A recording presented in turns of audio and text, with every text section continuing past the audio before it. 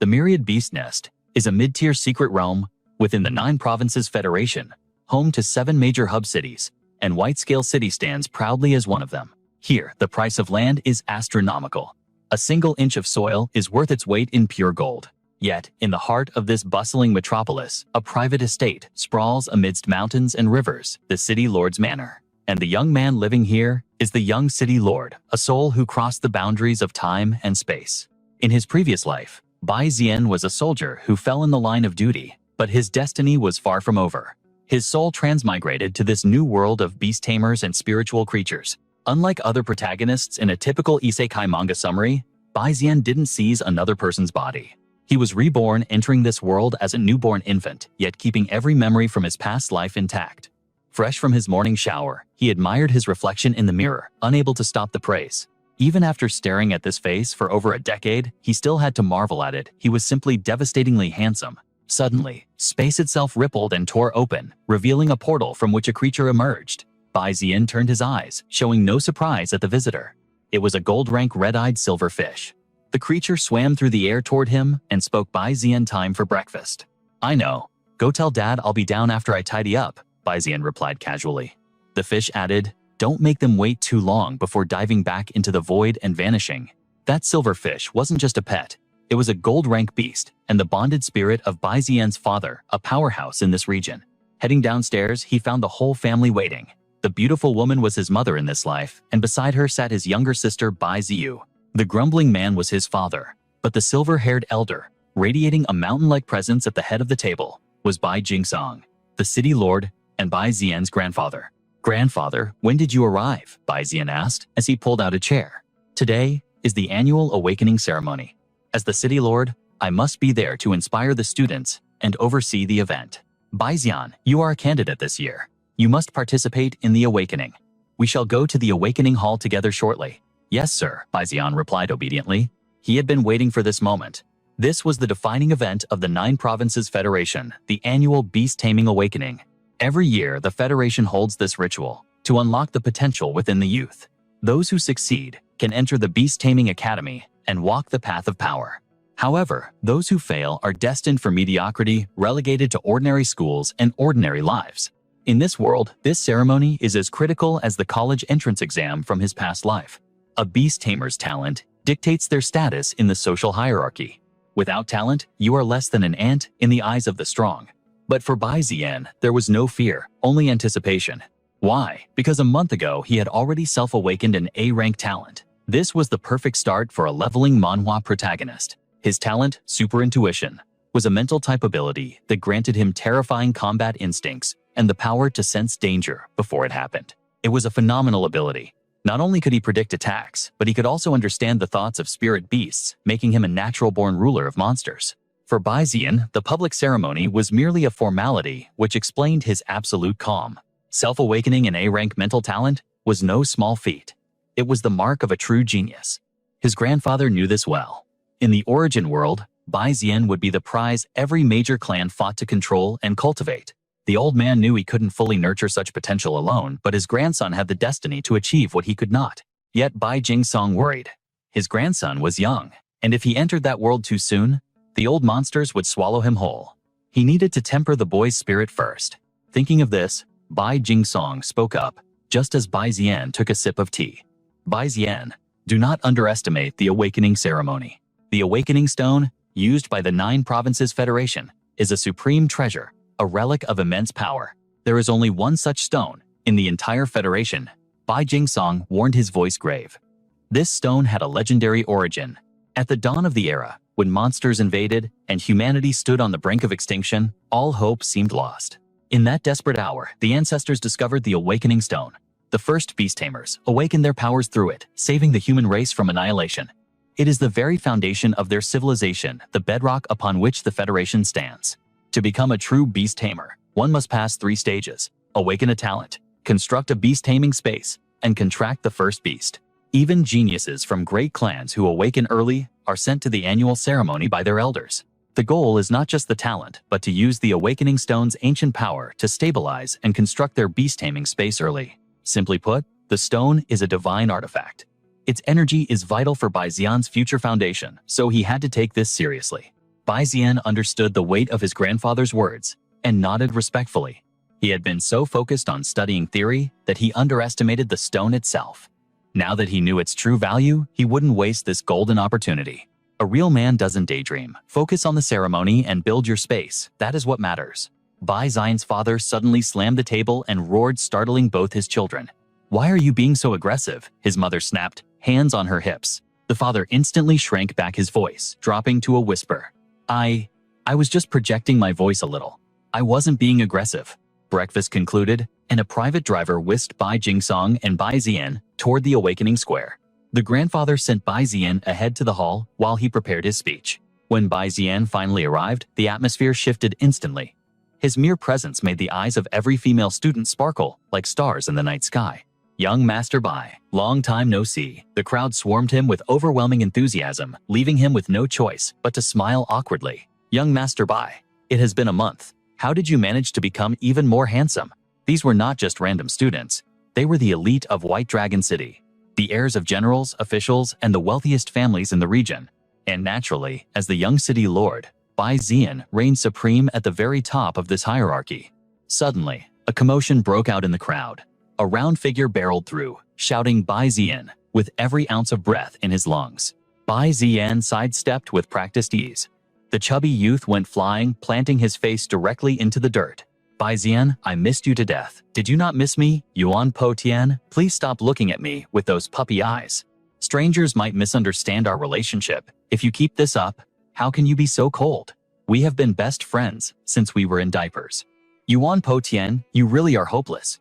It is a tragedy that a domineering name like Yuan Po Tian was wasted on someone like you." With a name like Heavenbreaker Bai, Zian once believed this guy was the main character of this story. But as Fatty's waistline expanded, that theory was thoroughly debunked. Just as Bai Zian was mourning his friend's lost physique, an arrogant voice pierced the air. "Bai Zian, you vanished for a month. I assumed you were too terrified to show your face. Admit defeat now, and I might just let you off easy." This was Feng Tianyu, the Vice City Lord's daughter, beautiful, talented, and insufferably proud. She had forced this bet on who would awaken the stronger talent. Her confidence was blinding, but Bai Zian just felt second-hand embarrassment for her. "What is with that look? Are you planning to run away from our wager?" "Feng Tianyu, the bet stands. I am actually looking forward to seeing your face when you lose. The loser would have to grant the winner one request." Of course, in her mind, defeat was not even a possibility. However, Bai Zian was 90% certain of his victory. After all, his A-rank talent was second only to the legendary S-rank. And in the entire 9 Provinces Federation, S-rank geniuses were practically non-existent. As Bai Zian walked away, Fatty scrambled to catch up. He whispered a frantic warning about Feng Tianyu's secret preparations. According to his father, the Feng family had secured a mysterious treasure. It was an artifact designed to boost awakening potential that explained her sky-high arrogance today. It does not matter. The Feng family has deep roots, so using secret methods is to be expected. His intuition whispered that she posed no real threat. She was just a competitive spirit trying to prove she was better than him. Moments later, the entire student body gathered in the central plaza. City Lord Bai Jingsong took the stage, delivering a rousing speech to the hopefuls. Once the formalities ended, the students marched into the Great Awakening Hall. Inside, mystical awakening stones floated in mid-air. The students took their positions, sitting cross-legged to begin the ritual. Bai Zian knew the procedure well. The Federation would project the divine power of the stones to cover the entire hall. It was a technological miracle of this awakening manhwa world. Confidence radiated from him as he closed his eyes. He could feel the dormant talent energy igniting within his soul. But then a chaotic variable struck. The energy surged out of control, dragging him into an abyss of agony. Power flooded his veins and rushed straight to his brain. He had to seize control. If this wild energy damaged his mind, he would be reduced to a vegetable. He prepared to sever the connection immediately. But in that split second, his intuition talent sent a sharp signal. This was not a disaster. It was a legendary opportunity. His A-rank intuition had never led him astray. Gritting his teeth, Bai Zian chose to trust his guide. He embraced the pain and fought to tame the rampaging power. Suddenly, violent energy ripples exploded from his body. The supervisors watched in shock as the air warped around him. That is the City Lord's grandson. Panic set in. If anything happened to him, heads would roll. They scrambled to alert the City Lord and Elder Wu immediately. Reports flew to the high platform instantly. A massive spectral eye had materialized above Bai Zian's head. No one had ever seen such a had become eternal legends, their names carved into the bedrock of history. Yet, the thought brought Bai Jingsong more anxiety than joy. If Bai Xian's talent had mutated, the awakening would be perilous. Panic surged, and he nearly stormed the awakening hall to save his grandson. But Elder Wu, the right's guardian, blocked his path. Bai Jingsong ceased this madness. This hall belongs to the 9 Provinces Federation. You are merely the lord of White Scale City. Entry is strictly forbidden. He softened his tone, assuring him the Federation's barrier was absolute. Bai Xian will be safe. A prodigy like him, your family is blessed by the heavens. Elder Wu offered praise, but Bai Jingsong's heart remained in a vice. Inside, Bai Xian was fighting a silent war with his own awakening. A mystic script materialized before him, the 3 branches, heaven, earth, and man. Time seemed to dissolve into nothingness. As the text vanished, a primal scream tore from his throat. His eyes snapped open to the vast hall, the awakening stone hovering ominously above. Gasping for air, his mind raced. Heaven, earth, man. What kind of insanity was that? But the true madness had just begun.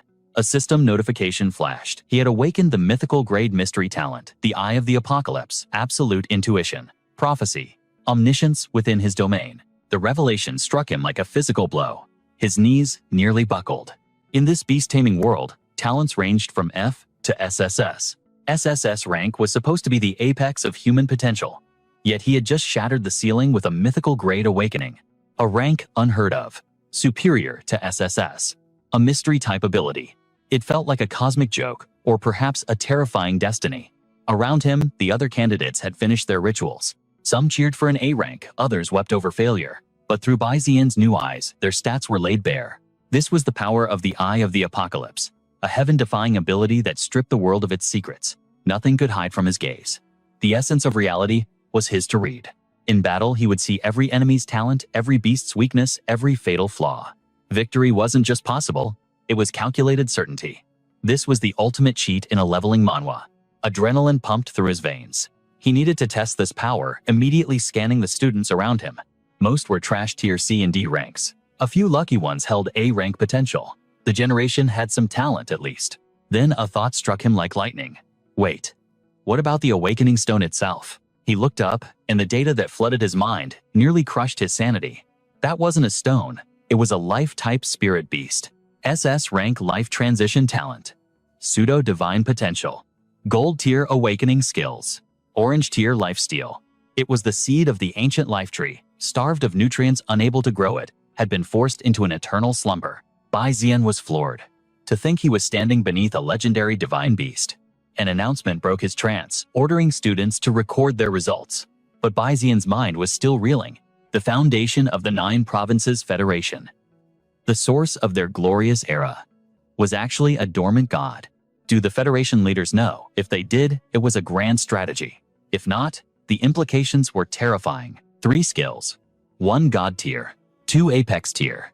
If this thing ever woke up, the entire Federation would tremble. This world was far darker and deeper than he had ever imagined. Finally, it was his turn. He stepped up to the assessment machine, placing his hand on the sensor. The machine hummed. Result: A rank spirit talent. Intuition type: A rank. Bai Xian frowned. He knew his talent had mutated far beyond that. Suddenly, the machine shrieked. Error. Error. Cannot identify. Exceeds A rank parameters. Analysis failed. The alarms blared, sending the staff into a panic. Elder Wu stepped forward, a knowing gleam in his eyes. Relax.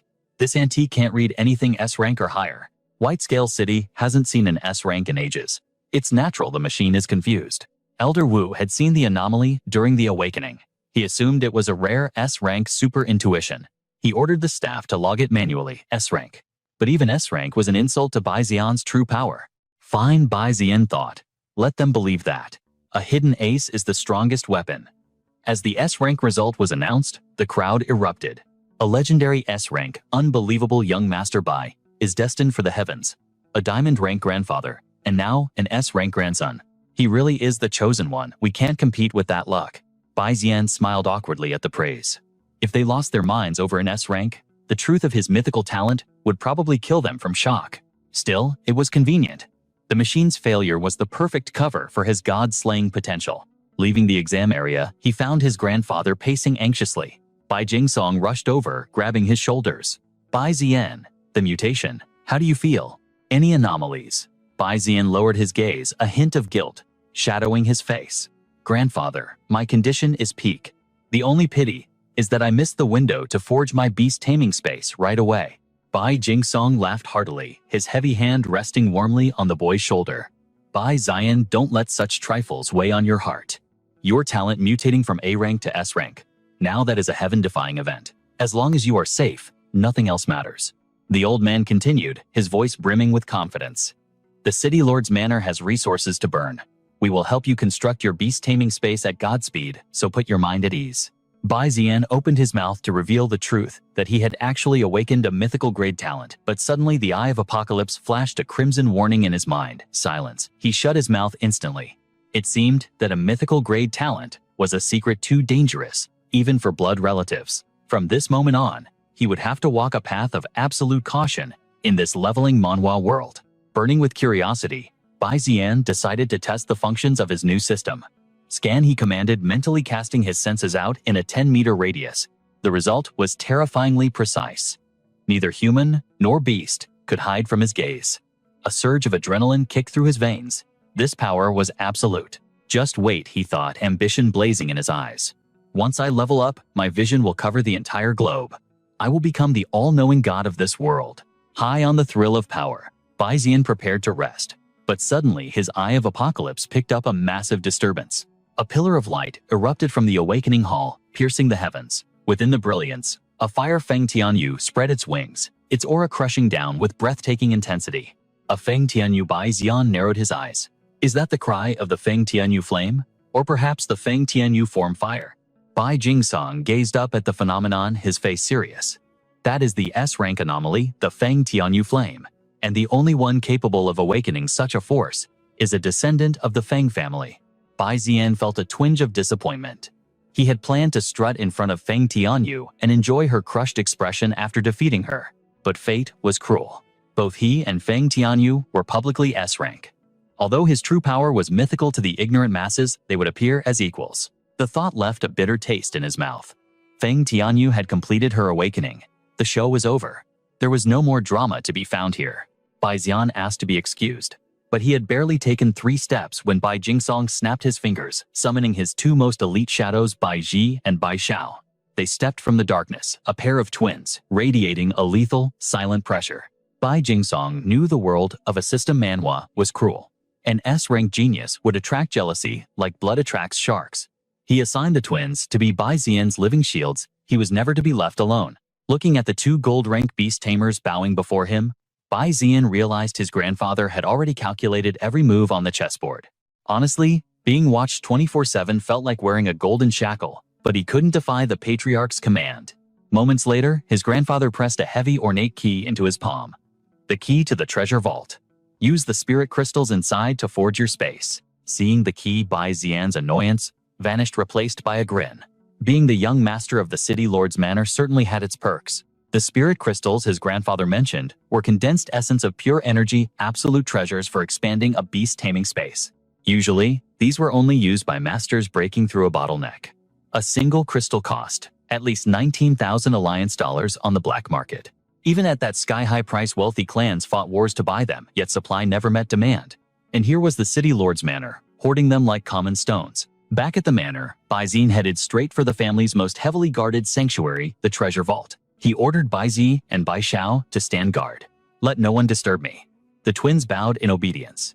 Bai Zian inserted the key, followed by a retinal scan and a blood sample verification. Click.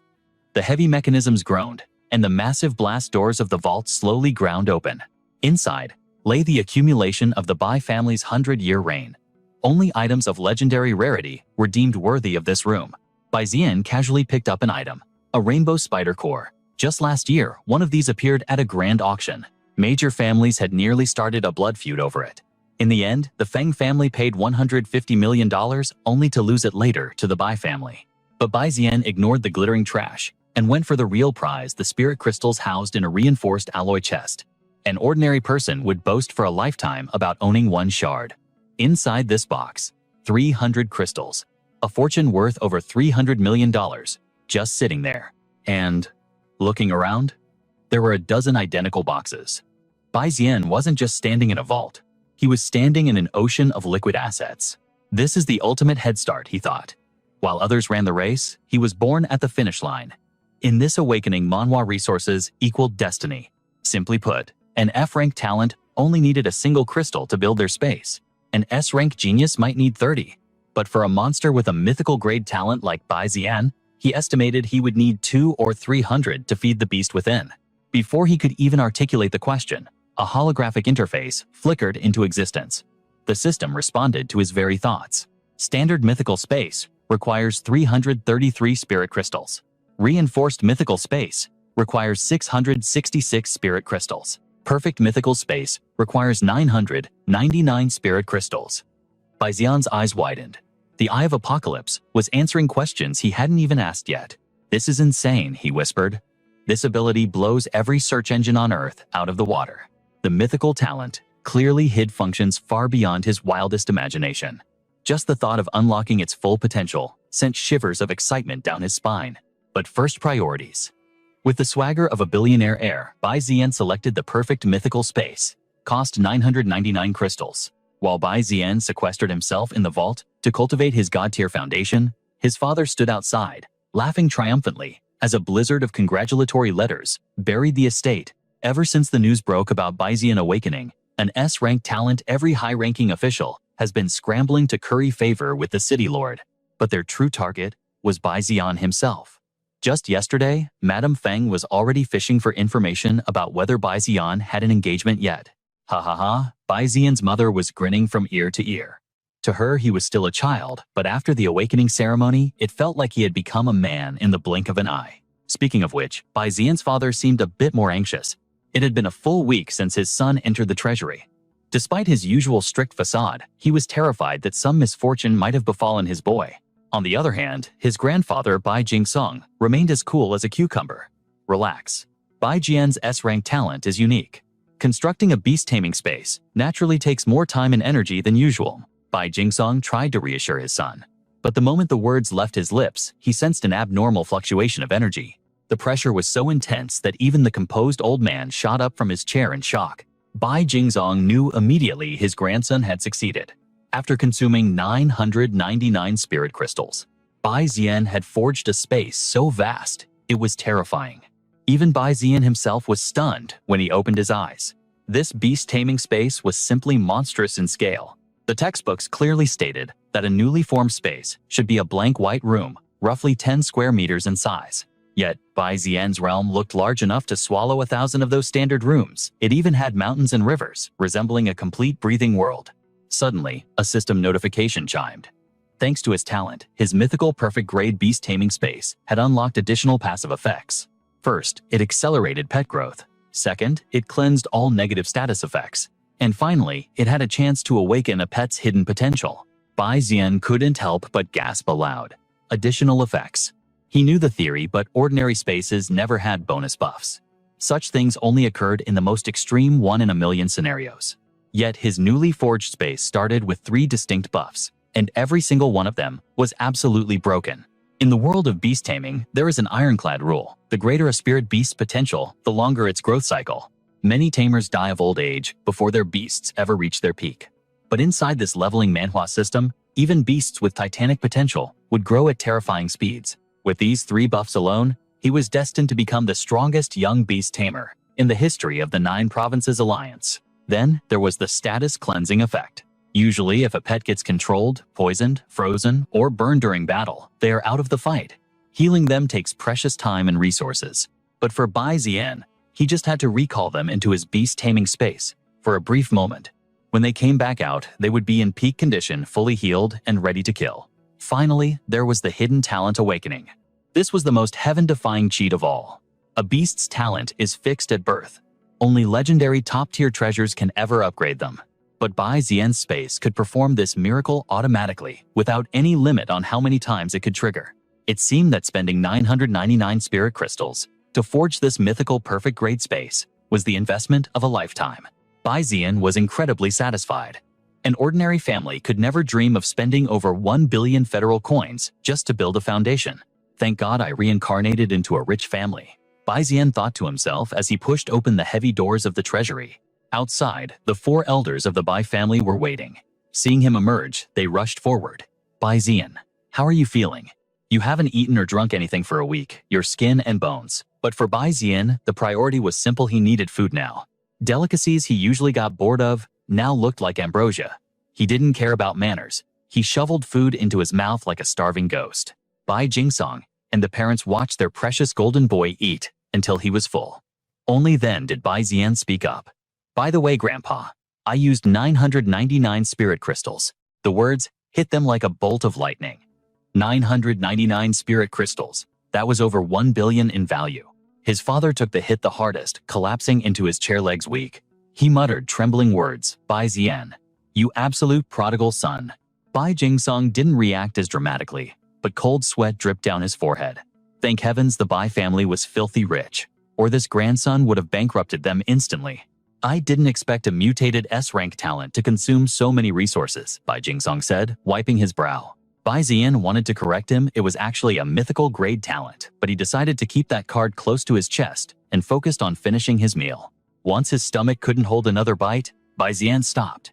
That was when Bai Jingsong remembered something important. Not long ago, my bonded beast, the red-eyed goldfish, laid a clutch of eggs. You should go take a look. If one catches your eye, you can form a contract immediately. Hearing about the red-eyed goldfish, Bai Zian shot up in excitement, but the sudden movement churned his full stomach, and he nearly threw up his entire dinner. After letting the food settle, Bai Jingsong led him to the spirit beast egg warehouse. The staff here worked with surgical precision.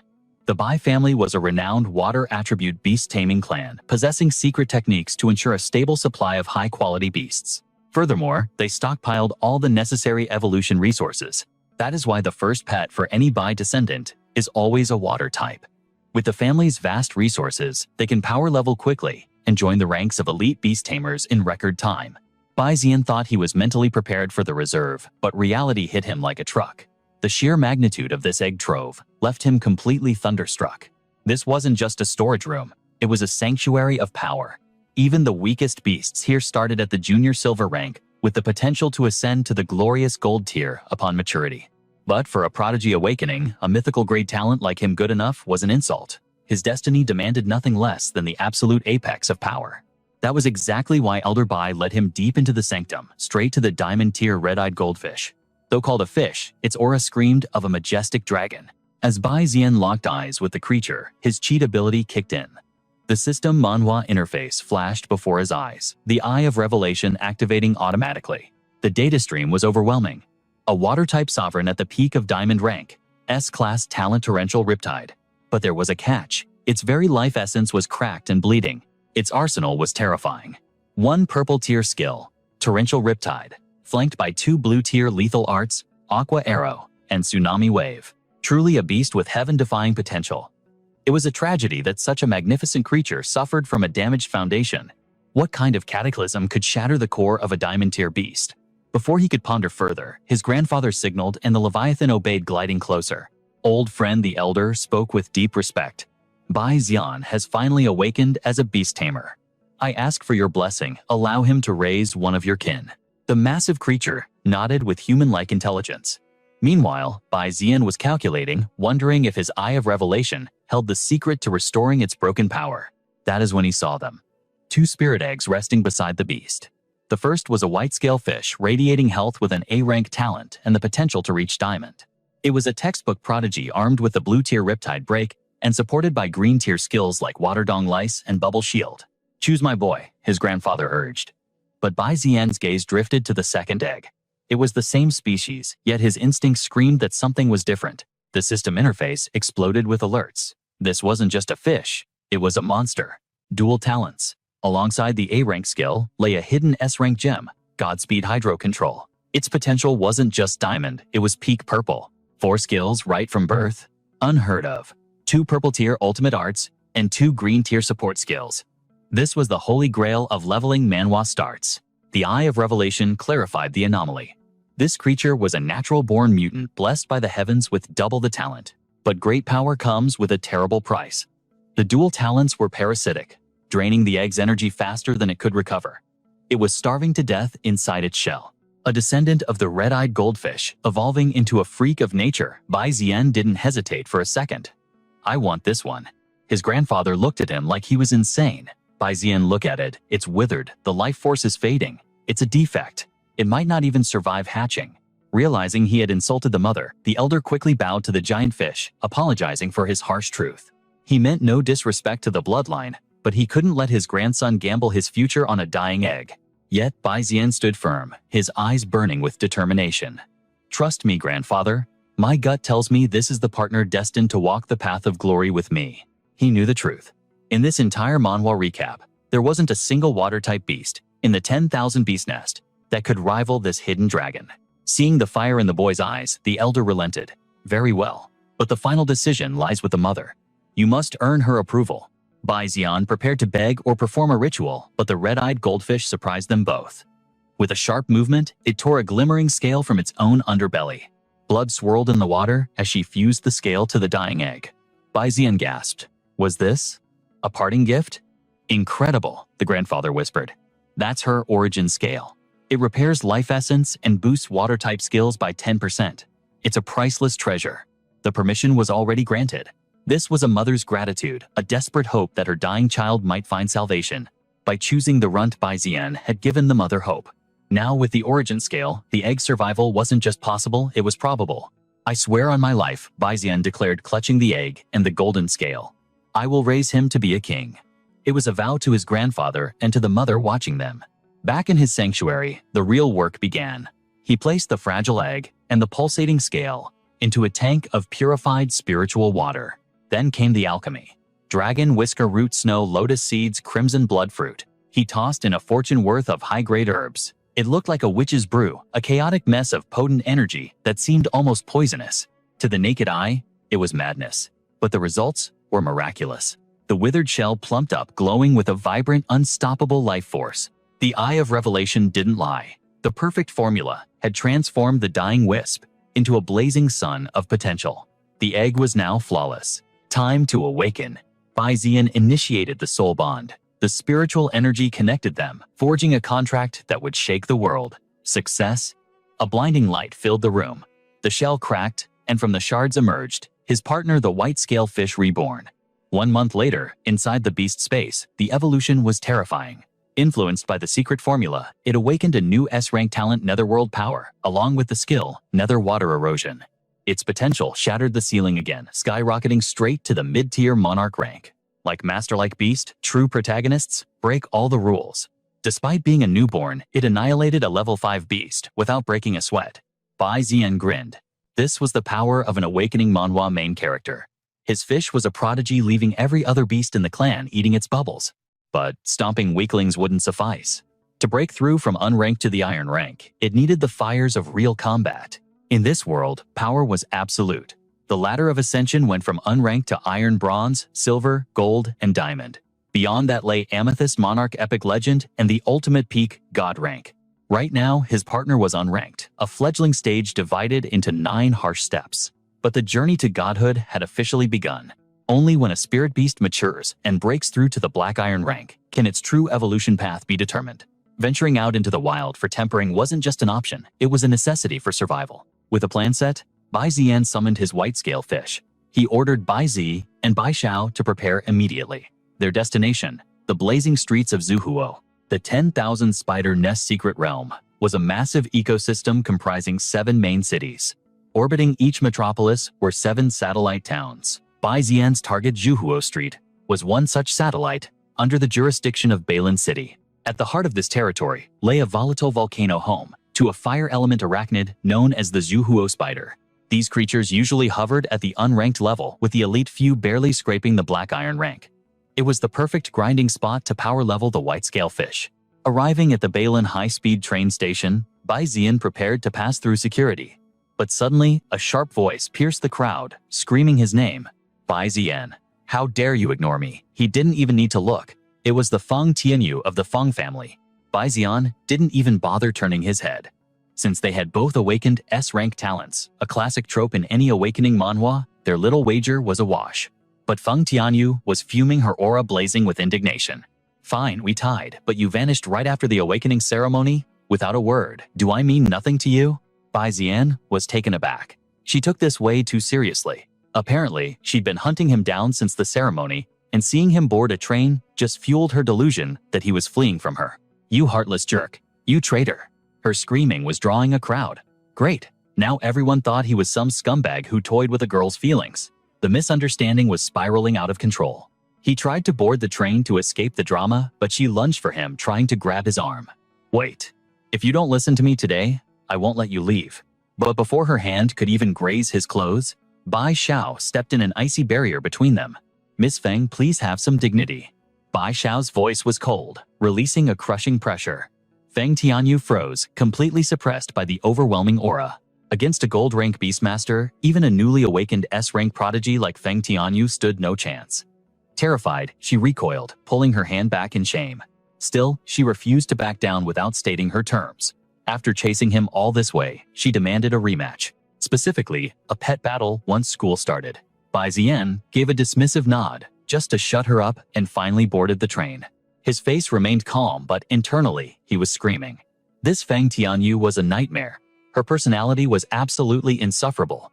If their families weren't old friends, he would have taught her a lesson right there. Thankfully, the announcement saved him. The train to Zuhuo was departing. Bai Zian pushed the drama aside to focus on the mission. The wilderness between the main city and the satellite towns was a death zone. Monsters roamed freely in those lands. Unless you were part of a hardened hunting squad, solo travel in the wild was pure suicide. Yet, humanity needed to travel. So they engineered a special transport, capable of tearing through the danger zone. This wasn't a machine. It was a 1,000-blade centipede. A living fortress with steel-hard armor modified into a 100-meter transport.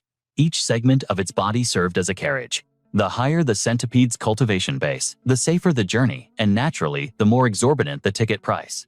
For a young master like Bai Zian, buying the entire train would be pocket change. Money was never an issue. However, retaining the humble habits from his past life, he didn't feel the need for such pomp and circumstance. Or so he thought. When he swiped for first class, the system denied him. The notification flashed red, economy class only. Humiliated, the staff ushered him to the back carriages. Bai Zian sighed. This had his grandfather's fingerprints all over it. Before he left, Bai Jingsong had lectured him about experiencing the real world, struggling, getting scammed, building character. But tossing him into economy without his bodyguards, that was low. The noise in the carriage was deafening, filled with the chatter of commoners. Annoyed, Bai Zian activated the Eye of Apocalypse. He realized the rowdy group were students from the Mining Rock Academy, a school under Bailin City's jurisdiction. A quick scan of their stats was pathetic. They had been students for a year, yet their pets hadn't even reached Black Iron rank trash. A smirk played on his lips. This was the massive gap between a system manhwa protagonist like himself and the NPCs of the world. They were just too green. But his arrogance vanished the moment his gaze landed on a girl in the corner, Xiao Gubai. His eyes widened. She possessed an S-rank mystery talent luck plunder. Yet she sat there in total isolation like a ghost. Just then, fate intervened. Another female student walked past Xiao Gubai's seat. Suddenly, the girl tripped over absolutely nothing, sprawling onto the floor. Instead of embarrassment, her reaction was immediate rage. "You jinx, why did you touch me? It's always bad luck around you. If I'm hurt, you're paying for it." Xiao Gubai, clearly used to this abuse, whispered a meek apology. But her weakness only fueled the bully's anger. "Shut up, don't even speak to me," Bai Zian watched silently. Like him, she was an S-ranker with a rare mystery-type ability. Such terrifying potential should have shaken the world. Why was she rotting in a backwater academy instead of being reported to the main city? A genius left to decay in a small town surrounded by uncultured idiots. Something didn't add up. A conspiracy was brewing, and Bai Zian intended to uncover it. The centipede train tore through the wasteland, arriving at Zuhuo City in record time. As the train halted, Xiao Gubai disembarked looking lonely. Bai Zian shadowed her, his eyes narrowing. "Bai Xiao," he whispered. "I have a job for you." Bai Xiao materialized behind Bai Zian, like a phantom emerging from the void. It seemed his grandfather had positioned her as a hidden shadow, ready to strike if danger loomed. Bai Zian gestured toward the girl, walking ahead, his eyes sharp.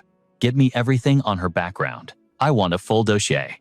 The usually ice-cold maid broke character, a teasing smile playing on her lips. She whispered, "Young master, has that girl stolen your heart at first sight?" Bai Zian shut that thought down immediately. "Hardly. She is simply a unique variable. If we secure her loyalty before she awakens her true potential, the Bai family's power will skyrocket." With that strategic calculation made, he returned to his original mission. This city was a nest for the fire bamboo spiders. Bai Zian summoned his white silver fish, commanding it to face 7 of the beasts at once. Though low-ranked, the spiders were a horde of berserkers.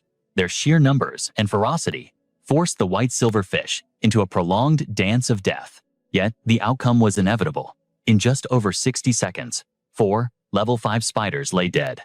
The fish's combat prowess was leagues above its arena performance. Bai Zian analyzed the damage. Under normal laws, a standard water spear should only pierce the target's shell. But the spiders had been obliterated. The passive skill, Water Flow Breaking Force, was amplifying every water-based attack with devastating ruin. His Eye of Truth confirmed it. Oh, he hadn't expected the white-scale fish to possess such hidden lethality. Time to find bigger prey. Only by clashing with superior spirit beasts could it face the pressure needed to evolve. That is the iron rule of the strong. In this world, skill mastery is the divide between mortals and gods. Introductory proficient minor achievement, major achievement, and the legendary perfection. The white-scale fish held 5 skills. Without grinding, those abilities would stagnate at the bottom tier, useless in a real crisis. Take a swordsman's slash. At introductory level, he cuts a bamboo stalk. But at perfection, that same slash splits a mountain in half. That is the terrifying gap of mastery. In the hands of a true expert, a basic skill becomes a divine calamity. Snapping back to reality, the spiders swarmed again. And so began the grind. For an entire week, man and beast bathed in the fires of battle. 7 days of slaughter later, the white-scale fish's aura had intensified dramatically. Even when the spider silk struck home, the fish didn't falter. Pain only fueled its rage, making its counterattacks more savage and precise. Bai Zian calculated the XP curve. At this pace, 1 more week will push it to level 9. A perfect system manhwa progression. Suddenly, Bai Ji materialized from the shadows, bowing low. Young Master Bai Xiao and I have completed the investigation on Xiao Gubai. It is a tragedy. Her parents died in a crash when she was young. They say she is cursed by the heavens to bring misfortune, so no kin dared to take her in. Her parents left only massive debt. If she hadn't awakened a talent and gained the temple sanctuary, the loan sharks would have sold her into slavery long ago. She tried to make friends at the academy, but calamity befell anyone who got close. She became a pariah, isolated by fear. Yet her spirit remains unbroken. She fights on. She works herself to the bone to pay the debt. Ironically, every business she works for either declines or goes bankrupt. The curse is real. Bai Zian mused. A talent that weaponizes misfortune. Interesting. Her background was clean, and her will was steel. She was a diamond in the rough. He looked at Bai Zi. Dig deeper. Did anything strange happen on the day of her awakening? Bai Ji nodded gravely. Affirmative. She was the final candidate. The moment she awakened, the assessment machine suffered a critical failure. The staff suffered freak accidents. To save time, they rushed a replacement machine, which graded her as F rank. But Bai Zian knew the truth. His eyes had seen an S-rank catastrophe waiting to be unleashed. A grin spread across his face. Her talent is so potent, it distorts reality and machinery. This was getting better by the second. He issued his command like a king. Go to Nam City. Erase her debt. Then transfer her immediately to the Beast Taming Academy in White Scale City. Bai Ji's professional mask cracked, revealing that same knowing smirk Bai Xiao had worn earlier. Her inner thoughts ran wild. The young master is finally in bloom. Such a domineering move, buying her freedom just to move her schools. Is this the romance of the ultra-rich? Bai Zian could practically hear her delusional fanfiction. He was about to scold her when a piercing scream tore through the air. It was Xiao Gubai. A fire bamboo spider was hunting her down. Go Bai Zan commanded, and the white-scale fish surged forward to intercept the beast. Witnessing the classic hero saves beauty moment, Bai Ji vanished instantly to give them privacy. Bai Zian sighed. She didn't even let me explain. Xiao Gubai was sprawled on the ground. Leaving a lady in the dirt would be a stain on his honor. He reached out, but she scrambled to stand on her own, terrified her bad luck would infect him. Then recognition flashed in her eyes. You're the one from the train car. They exchanged names. Xiao Gubai's gaze lingered, assessing this mysterious savior. He one-shot a black iron spider. He's a monster. Seeing her stunned silence, Bai Zian broke the ice. What is a student doing out here in the danger zone? Where is your team? Her expression darkened. We got separated. We ran into a mutated fire bamboo spider. To anyone else, that sounded like a death sentence. But to Bai Zian, it sounded like a jackpot. His eyes lit up and he grabbed her hand. "Take me to it, now." His sudden touch turned her face crimson. She pulled back trembling. "No, it's too dangerous, and being near me brings disaster." Her voice was barely a whisper. But Bai Zian, he didn't give a damn about luck. He only cared about power. He seized Xiao Gubai's hand again, dragging her toward the mutant spider's lair, swearing his white-scaled fish would blow her mind to the excitement of a classic manhwa recap protagonist radiating from him. This was the perfect scheme, killing two birds with one stone. His pet would gain experience, and by witnessing his overwhelming power, Xiao Gubai would be far more inclined to submit to the Bai family.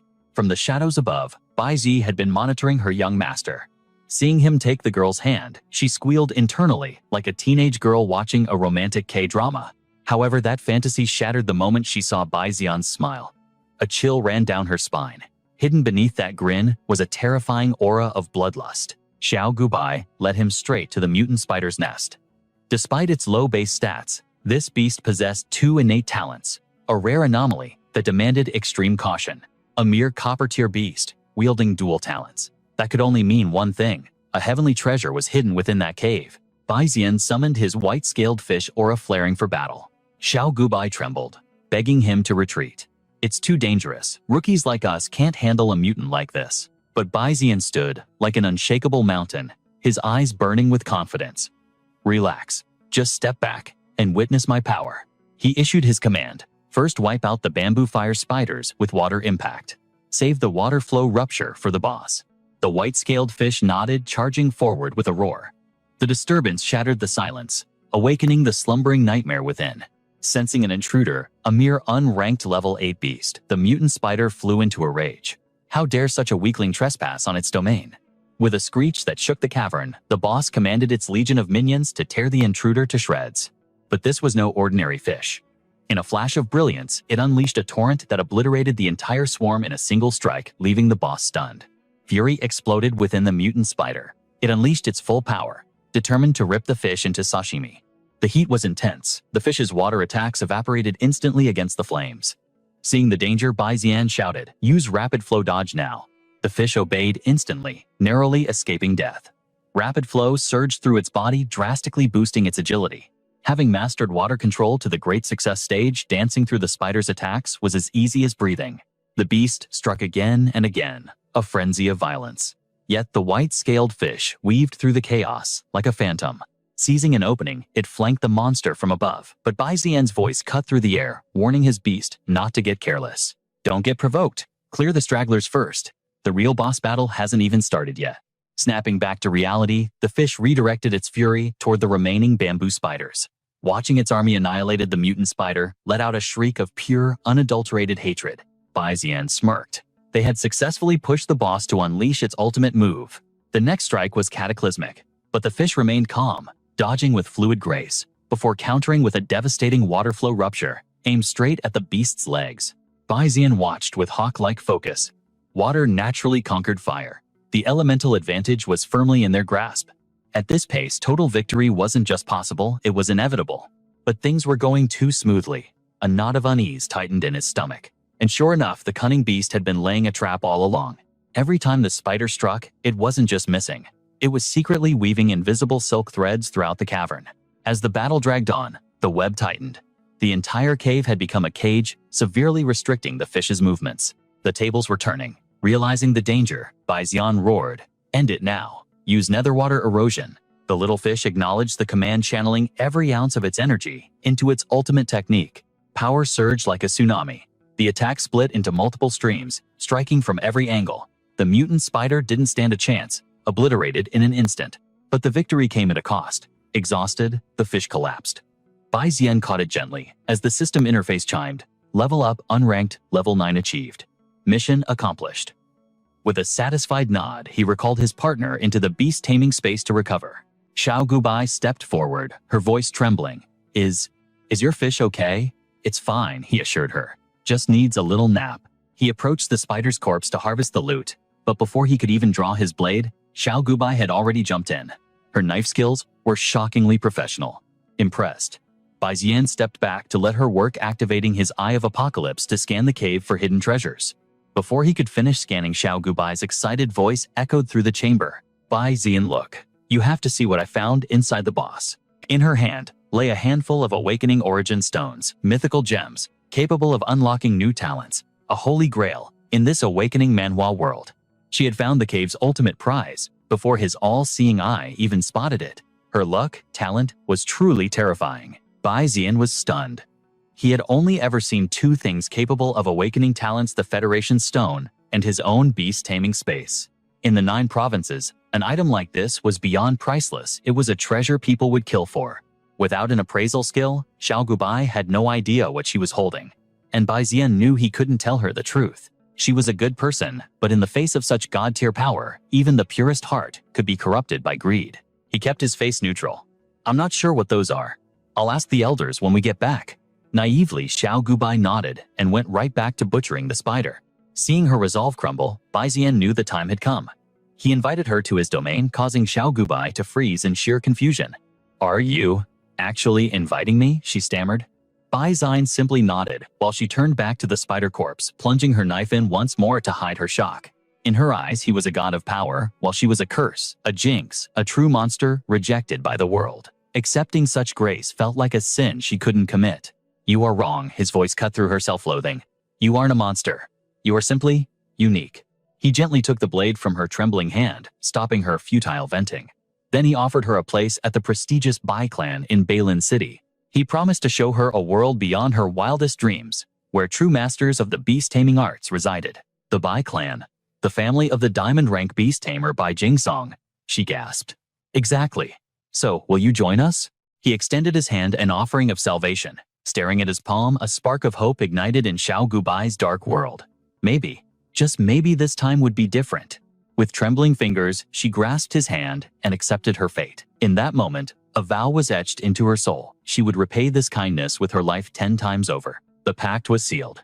Bai Zian smiled, announcing he had a welcoming gift for his newest ally. He pushed aside the webs, revealing a clutch of mutated fire bamboo spider eggs. Born from a variant, these eggs held the potential for a completely new evolution line. This was the genesis of a new spider race. If cultivated correctly, this new species would bring unimaginable power and wealth to the Bai clan. Choose one, he commanded. Consider this, your initiation test for the Bai clan. A test. You want me to sign a new contract? She asked timidly. Bai Zian nodded. The bond between tamer and beast is not eternal. It can be broken. As a tamer rises, low-level beasts become burdens in battle. It is the law of this world to discard the weak for the strong. There are 2 ways to forge a new pact. First, sever the soul link forcibly. Second, kill your current companion. Xiao Gubai stepped forward, her instincts screaming. She reached out and instantly selected the egg with the highest potential. Bai Zian smirked. Her treasure-hunting talent was the real deal. Now came the cruel choice. The first method would inflict backlash, risking her life. The second was heartless. Which path would she choose? Without a second of hesitation, she chose to sever the contract. She refused to kill the beetle that had been her only friend. As the bond shattered, blood sprayed from her lips. Bai Zian rushed to her side, panic flaring. Are you all right? I'm fine. Despite the agonizing pain, she sat down to bid a proper farewell. They had survived hell together, and saying goodbye tore at her heartstrings. She watched until the beetle disappeared into the horizon. Seeing her loyalty and kindness, Bai Zian knew with absolute certainty he had recruited a gem. With the deed done, the duo headed to the black market of Fire Bamboo City. It was time to hunt for resources. The merchant feigned outrage, pointing at a pile of stones. You opened with 9,000. You missed a 0, kid. I can't go that low. But Bai Zian wasn't some naive rookie. He smirked, his eyes sharp. Boss, do you think I'm an easy mark just because I'm young? His aura flared with mock anger. Don't try to scam me. This core is trash. It doesn't even have a faint energy pulse. Caught in the lie, the merchant dropped the act. Okay. It's damaged, sure, but it might contain a primal imprint. A beast of the same element could learn a skill from it. Bai Zian pretended to ponder. You have a point, but the odds of a shattered core having a skill are 1 in a billion. If it wasn't pretty, I wouldn't even look at it. But in reality, his cheat ability was active. The system voice echoed in his mind. Crimson Light Sparrow Core. Super Monarch rank. Damaged. Skill Heavenly Meteor Fire. This is the thrill of a system manhwa. A devilish grin tugged at his lips, startling Xiao Gubai. To find a Monarch-tier treasure in a backwater town, her luck stat was already paying off. The merchant sighed, defeated. Fine, let's meet in the middle. 90,000. Bai Zian looked ready to walk away. Forget it. The ultimate negotiation tactic works on grandmas and black marketeers alike. The merchant panicked. Wait 10,000, that's my floor. Take it or leave it. Deal by, Xian replied instantly. But suddenly, a voice interrupted from the shadows. Hold it. A purple-haired dandy walked in. He looked at the core with greedy eyes. I'm also interested in that trash. His arrogance was palpable, practically begging for a face slapping. He flipped his hair. I'll pay 20,000. Bai Xian slapped his hand away. The audacity of this guy. Hey buddy. Bai Xian's voice dropped an octave. Stealing a deal like this is against the rules. The purple-haired punk sneered. The boss hasn't sold it yet. Anyone can bid. He pointed a mocking finger at Bai Xian. Besides looking at you, do you even have 20,000 beast tamer? He puffed out his chest. I am the nephew of the Fire Bamboo City mayor. Step aside, and I might toss you a job to feed yourself. Another second-generation young master, flexing his daddy's influence. But then his lecherous gaze landed on the girl. The purple-haired creep locked onto Xiao Gubai. Bai Xian clicked his tongue in disgust. He noticed her. Soft skin, cute face. A rare beauty, the creep muttered. That was the last straw. Bai Xian's patience evaporated. If we both want it, there's only one way to settle this. A duel to the death. He stepped in front of Xiao Gubai, shielding her. This guy was a classic weak villain with a death wish. Your face practically screams cannon fodder. I'll use you as a warm-up. The Eye of Apocalypse opened. The purple-haired brat flared his aura. Playing hero. You're courting death. His beast unleashed flames, and the system chimed. The real battle was about to begin. Species Crimson Flame Hound Fire Element. Peak Silver Rank. Talent Magma Physique. Quality Mid-Tier Black Iron. Skills Blue Flame Flow. Azure Blaze Tier. The master barked his cruel order. Go, my loyal dog. Tear him apart for me. The hound lunged at Bai Xian with jaws snapping, eager to shred him to pieces. But Bai Xian didn't flinch. He calmly held Xiao Gubai, sidestepping the attack with ghostly grace. A spark of amusement danced in Bai Xian's eyes. For a young master usually sheltered by his clan, a life-or-death duel with a real beast tamer was a rare and thrilling opportunity. The purple-haired punk's beast struck again with savage fury. Bai Xian merely smirked. He had just crushed a bronze spirit beast. How tough could a black iron tamer really be? He dodged the assault, as if he were taking a stroll. The antagonist spat venom, frustrated by his target's elusiveness. If you have any skill, stop running, you piece of trash. By now, the crowd had swelled, whispers spreading like wildfire. Wait, isn't that Zhou, the mayor's nephew? We're done for. Zhou is a notorious bully around these parts. I heard he loves using dirty tricks in duels. The spirit beast went berserk, its attacks becoming more frantic. Xiao Gubai screamed in terror. Watch out, Bai Xian. Even the old merchant shook his head in pity. That kid is dead meat. But Bai Xian stood there, an island of calm in the storm. Still looking as relaxed as ever, Bai Xian taunted. Fine. If you don't want me to dodge, I'll face you head on. Borrowing the hound's own momentum, his hands traced a perfect circle in the air. Bai Xian spun the massive beast around like a toy in a washing machine. Then he delivered the finishing blow, a palm strike that sent the creature flying across the street. The ferocious monster whimpered on the ground like a kicked puppy, looking utterly pathetic. The mayor's nephew felt his face burning with humiliation. You dare hit my dog, you're slapping my face. I'll make you regret being born. Ignoring his pet's injuries, he barked a ruthless command. Hound used liquid fire. The loyal beast forced itself up to obey. It charged a spiraling fireball and blasted it toward Bai Xian. Bai Xian evaded just in time. Seeing the scorched earth where he just stood, he decided it was time to get serious. Come forth, scalefish. Water extinguishes fire. It's the law of nature. Bai Xian summoned his aquatic partner. Show them your power, scalefish. But as the scalefish materialized, Bai Xian sensed a disturbance. A massive serpent suddenly lunged from the shadows behind him, jaws wide enough to swallow him whole, but his reflexes were god tier and he dodged instantly. It was a dirty sneak attack from the purple-haired coward. Yet the scum remained arrogant. Humph. I'm surprised you managed to dodge that trash. The interface of this system manhwa flashed with data. Species Blazing Serpent Fire Element. Rank Mid-Tier Silver. Talent Godspeed B. Quality Mid-Tier Black Iron. Skill Sky Fire Sparks Primary Toxin. Even the scalefish looked disgusted by such dishonor. Bai Xian narrowed his eyes. This was going to be a tougher fight than expected. He gave a sharp command. Scalefish, let's end this quickly. The fish signaled its readiness. The enemy laughed maniacally. Perfect. Hound blazed here. Fighting 2 against 1 is a death sentence. The scalefish found itself trapped in a ring of fire. It chirped in alarm. This looks bad. Explosions rocked the arena, swallowing the fish in crimson flames. The dust settled, obscuring everything. The punk gloated, a rookie with a tiny pet, challenging a black iron master, like me. Know your place. A waste of a good spirit beast. He sneered with victory. Game over, kid. But Bai Zian stood unwavering. He could feel his partner's spirit burning bright. Aren't you celebrating a little too early? From the smoke, a silhouette shot out like a bullet. The scalefish emerged without a single scratch. With a furious roar, its tail smashed into the enemy hound. It was a tyrannical strike that launched the hound halfway down the block. The dog was instantly KO'd. Only the blazing serpent remained. It coiled its long body, attempting to crush the scalefish in a deadly embrace. Too slow. The scalefish slipped away with agility. Charging a compressed water cannon, it blasted the snake point blank in the head. The serpent was officially out of the game. The bully stammered in disbelief, his world shattering. Impossible. You're just an unranked nobody. The scalefish puffed up its chest, justice served. Bai Zian recalled his pet. Honestly, your spirit beasts are strong. He smirked, delivering the final emotional blow.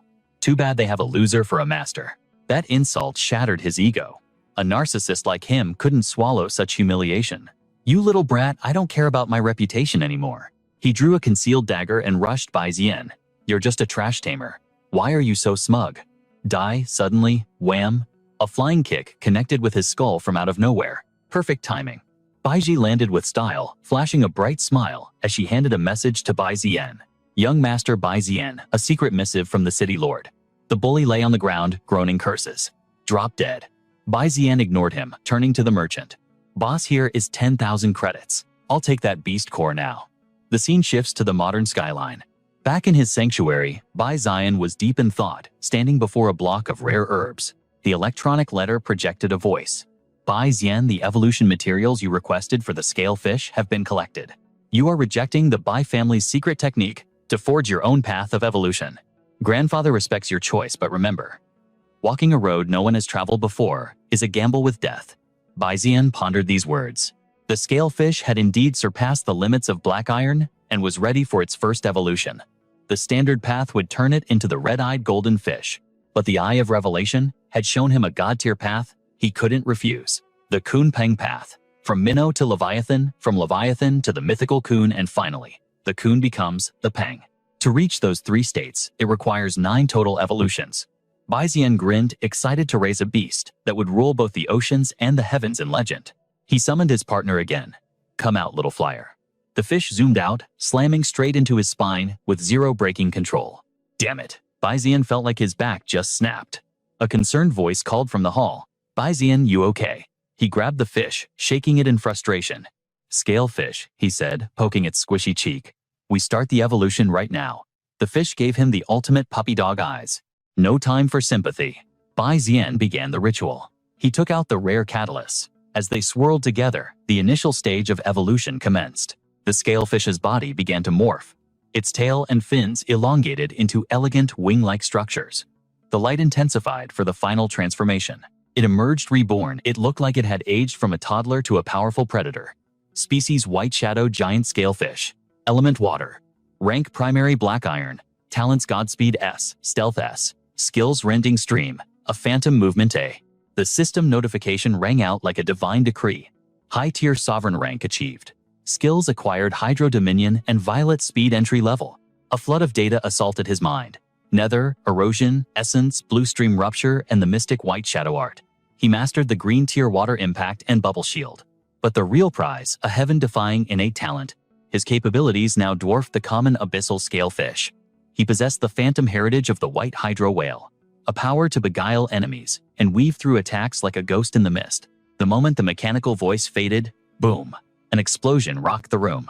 The beast's body expanded uncontrollably, pinning Bai Zian against the wall with crushing force. Damn it. Since when did you get this massive? If he didn't command it down now, he'd be flattened into a human pancake. Buddy, return to the void, he shouted. The massive creature obeyed instantly, vanishing into the beast-taming dimension. Bai Zian gasped for air, his heart pounding. To think he was almost crushed by his own pet. In this manhwa recap, he looked around the wreckage of his room, just as a sharp knock echoed from the door. Bai Ji's worried voice drifted through the wood. Young master, are you all right? Looking at the disaster zone, he forced a calm tone. I'm fine, just practicing some high-level taming arts. Be a dear and prep a new room for me, would you? Because this one is officially condemned. He needed a fix and fast. Suddenly, his eyes landed on a forgotten letter amidst the debris. A single line of text burned into his retinas. The Azure Origin Dew has appeared in Blazing City. Grandfather works fast, he smirked, his determination igniting. That dew is as good as mine. Spirits lifted, he decided to hunt for treasures while he was at it. The scene shifts to the bustling streets of Blazing City, alive with the roar of commerce. Fresh beast cores and eggs. Get them while they're hot. Detailed maps of the beast territories. Don't die out there. Buy a map. Black Raven mercenaries recruiting. Full benefits included. The noise was deafening. Zion frowned, the cacophony, grating on his nerves. So loud. He scoured the market, but nothing caught his eye. Just junk, he thought. But in a classic leveling manhwa twist, fate was about to slap him in the face. The system pinged wildly. Detected black iron rank poison flame core. Ancient bronze fossil. Nether eagle feather. A treasure trove right under his nose. As they strolled, hushed whispers caught his attention. The upcoming auction was the talk of the town. 2 cultivators were gossiping nearby. Word is, there are diamond tier resources up for grabs this time. Yeah, and that Iron Lady from Azure City is sweeping up every diamond artifact she can find. The competition was going to be brutal. Xian's heart sank. Trouble, he thought. I need that Azure Origin Dew. But if the Azure City Lord steps in, this auction just turned into a war zone. A harsh shout snapped him back to reality. Hey, you buying that, or just polishing it with your fingerprints? Move along.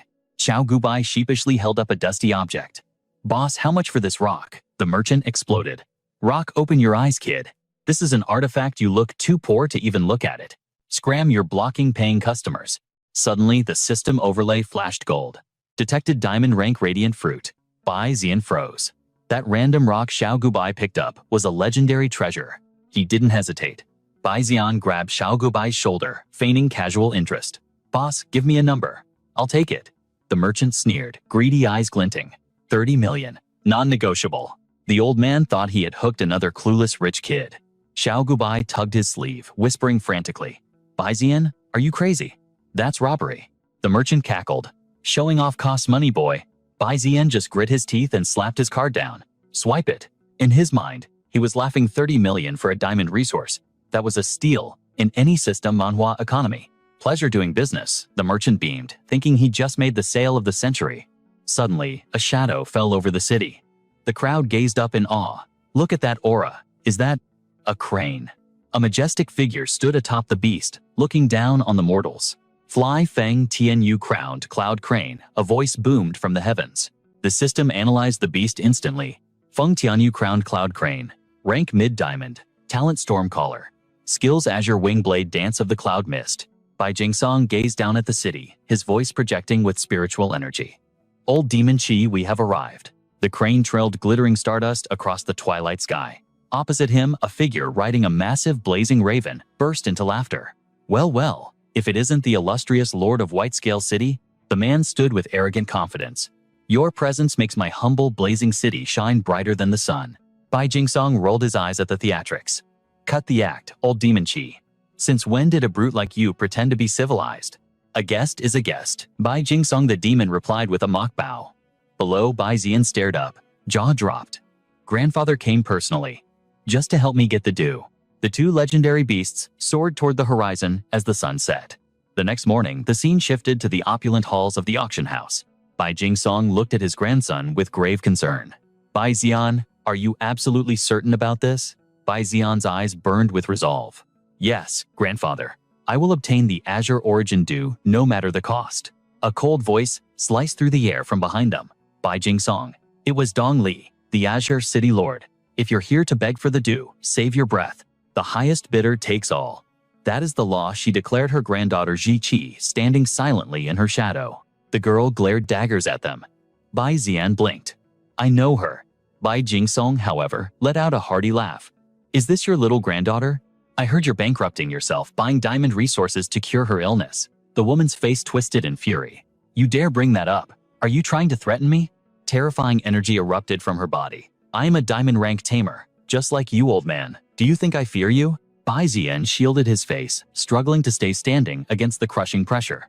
So, this is the aura of a diamond rank. It's suffocating. This isn't just a regular awakening manhwa scenario, this is real power.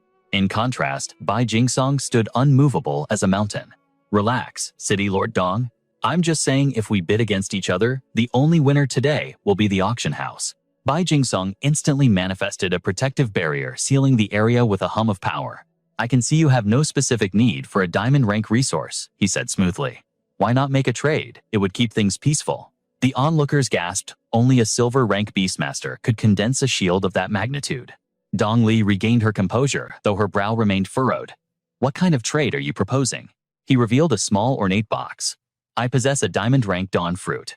If I can secure the blue cloud dew, I will sell this to you for the exact same price. Suddenly, Bai Ziyan stepped forward and whispered, Grandpa, wait a second. He turned to Ji Qi, flashing a warm, gentle smile. This little sister looks so sick and pitiful. Why don't we just give her the dawn fruit? On the outside, the old man froze, but internally, his jaw hit the floor.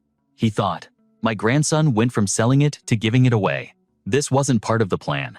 Dong Li couldn't believe her ears. She asked skeptically, young man, diamond rank resources are incredibly rare. Why on earth would you gift it to us? She eyed them with deep suspicion, but Bai Ziyan just kept smiling like an angel. Didn't you say she needs a diamond rank item to cure her illness? Ji Qi's face turned beet red at his words. I like her, so I'm giving her the dawn fruit. Bai Jingsong looked at his grandson with narrowed eyes, sensing a scheme. Bai Ziyan isn't the type to be blinded by beauty, the old man mused. And even if he was, this child, from the Dong Li family, is too frail. She's hardly suitable to be a granddaughter-in-law of our house. The old man let out an awkward laugh, handing over the box. Don't laugh at us. My grandson is just too straightforward. If he says he wants to gift it, then gift it we shall. But in his heart, he realized something else. His straightforwardness is usually a disguise. His intuition must have picked up on something huge to make him change the plan so abruptly. Dong Li looked down at the box in her hands. She signaled the child to follow and turned back one last time. City Lord Bai, since I've accepted this gift, I will not fight you for the other item. Thank you, City Lord Dong Li, Bai Jingsong replied, watching them leave. Ji Qi paused, glancing back shyly. Big brother, what is your name? Bai Ziyan beamed at her, the picture of innocence. My name is Bai Ziyan from White Scale City. When you get better, come find me so we can play okay. She etched his name into her memory, turning away reluctantly while murmuring Brother Bai Ziyan. But the moment she was gone, Bai Ziyan stared blankly ahead, giving away a diamond rank resource for free. His expression instantly darkened a terrifying coldness, replacing the smile. I'm not someone who burns money for no reason. A holographic screen flickered to life. The system displayed her stats. Spatial race, Void Insect Host. Realm 9th stage of no rank. Talent SS rank Void Insect. Potential epic. This was the hidden data of an awakening manhwa protagonist. High potential upon maturity, the system read. However, the larval stage requires massive energy. Without it, the parasite drains the beastmaster, becoming a heavy burden. He watched her retreating figure, calculating the odds. An SS rank, epic spatial spirit beast. If it strengthens into a talent and she survives, she will become a legendary powerhouse. The system notification continued to scroll. Talent enhancement effect. SS rank support talent. Can increase the capabilities of all selected pets by 100%. Bai Ziyan smirked, his eyes gleaming with ambition. That 30 million dawn fruit just bought her eternal gratitude. Totally worth it. Meanwhile, the auction hall was packed to the brim. The hostess stepped onto the stage, announcing that the main event was about to begin. She radiated excitement as the event kicked off. Dearest guests, welcome to today's grand auction. The spotlight swiveled, focusing on the first item of the night. The auction officially starts now. No more wasting time. Let's bring out the first treasure. The crowd below buzzed with anticipation. A gold-eating beast egg, the purple rock eagle. Starting bid 1 million murmurs filled the room. Purple rock eagles were notorious for being hard to tame. High above Bai Ziyan and his grandfather watched from their private suite. Bai Ziyan's eyes widened in shock as he analyzed the item. The girl on stage raised her hammer. A genuine gold-eating beast egg. Do I hear a bid? A voice rang out from the VIP box. 1 million. The audience below gasped in surprise. Just a rich kid throwing money around to raise a pet for fun, they sneered. I'll never understand the world of the wealthy, someone muttered. On stage, the hostess exhaled in relief.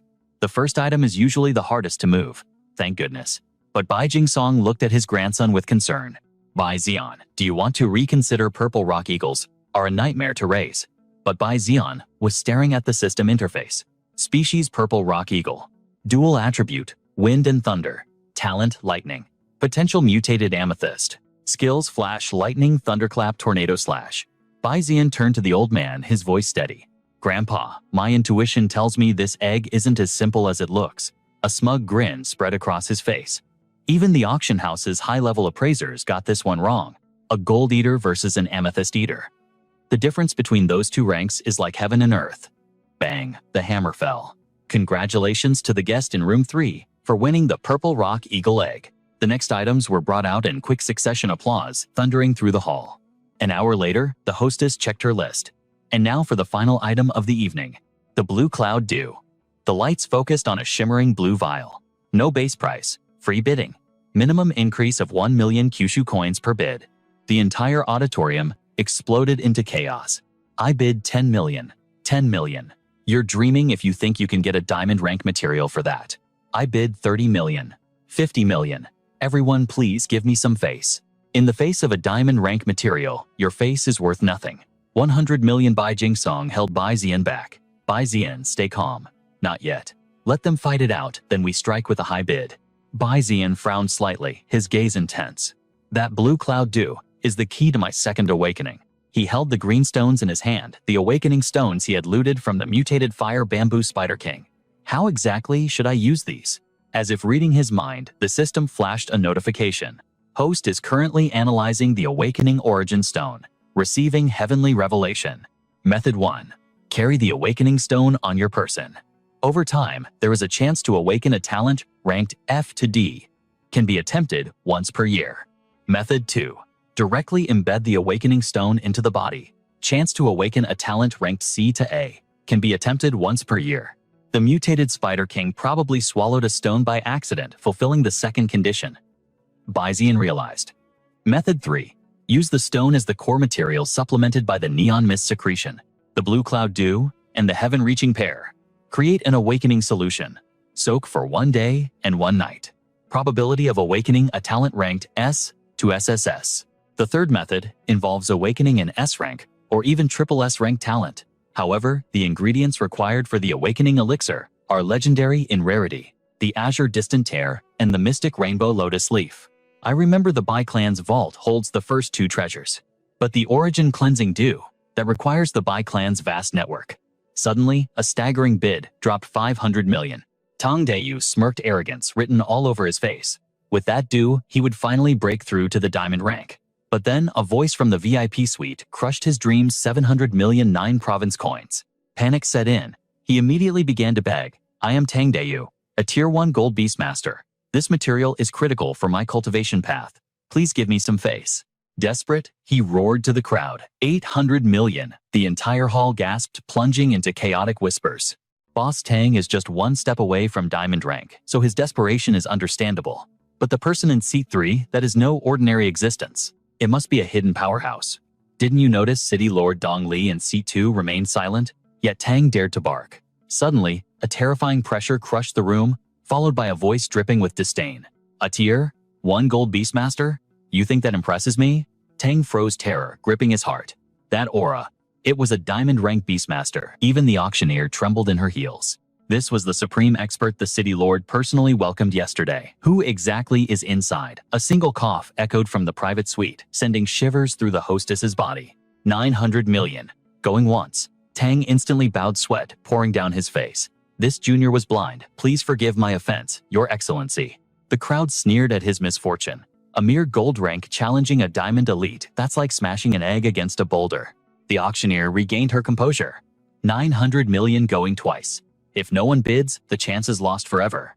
She beamed with excitement. 900 million sold. But the crowd murmured. City Lord Dong Li usually covets diamond tier items. Why the silence today? All eyes turned to the VIP box. The lady in red pointed dramatically. Congratulations to the guest in Suite 3. You have won the Origin Cleansing Dew. Suddenly, the door exploded inward. Old Demon Chi stormed in. Old man Bai, what kind of dark magic did you use to make that witch Dong Li back off? Bai Jingsong looked annoyed. My grandson has his ways. The old master scoffed, eyeing the boy. This twig is your grandson, pale as a corpse and skinny as a rail. How can he be a beastmaster? But Bai Zian ignored the insult, eyes locked on the prize. Finally, the second talent is secured. Smack! The old man slapped Bai Jingsong hard. Good. It's decided. Then Bai Zian blinked, snapping out of his trance. Decided what? The old master turned with a grin. Bai Zian, in 3 days, you will duel old Demon Chi's granddaughter. Bai Zian stood there stunned, as the sun set over the blazing red city manor. Crash. A girl kicked the door open, radiating chaotic energy. It was Ren Ni. Hey, old geezer, I'm back. She grabbed his beard menacingly. Old man, why did you summon me? If this isn't life or death, I'm shaving this beard off right now. He winced in pain. Ah, let go my precious granddaughter. My beard is ripping. Old Demon Chi laughed nervously. You're about to advance to bronze rank, right? I found a golden opportunity for you to acquire a diamond potential spirit beast. Her eyes went wide with shock. Really? What opportunity? He pointed a finger at the boy. Just crush him in a fight. Bai Jingsong whispered to Bai Zian. Don't you dare lose. Bai Zian seized this chance. Win and we enter the Crimson Tooth Valley to find you a flying mount. The rivalry was palpable. Old man Bai, you're here early. Let's get this over with. We have a beast to catch. Old Demon Chi sneered before he could finish. I hope your grandson enjoys the taste of dirt. Ren Ni eyed him with a predatory spark. Well, aren't you a handsome little brother? I'm Ren Ni. And you. Her intensity made him flinch. Bai Zian. Old Chi shoved them apart. Enough chatter. Fight. Ren Ni shifted into a combat stance. Get serious, handsome, or you'll get hurt. The interface flashed open. Target Ren Ni. Talent A rank Spirit Link. Cultivation High Black Iron. Beast Dark Wing Fang and Level 9 Golden Needle Eagle. It was like reading the stats in a standard leveling manhwa. Ignite. A beast materialized in a burst of flames. Dark Wing Fang. Fire and Wind Attribute. High Black Iron rank. Special skill. Azure Flame Storm. She commanded the skies. Darkwing, take the high ground. Ren Ni pointed a finger at him. Summon your pet, or don't blame this big sister for bullying you. Bai Zian didn't hesitate. He raised his hand to the heavens. Come forth, white shadow giant scale fish. A massive shadow loomed over the arena. Thud. The fish flopped onto its face immediately. Eh? It looked at him sheepishly. I swear I went on a diet. Why am I still this round? Ren Ni burst out laughing. That blob is your weapon. It's adorable. Bai Zian felt his soul crack. Even he had a headache dealing with this glutton. He had used the elastic core from the auction to adjust its size, but who knew it would turn out like this? Suddenly, the dark wing fanged of. She smirked triumphantly. Dark wing end this wing slash. The bird became a blur of blades. Bai Zian and his fish barely dodged a razor wind, slicing a lock of his hair.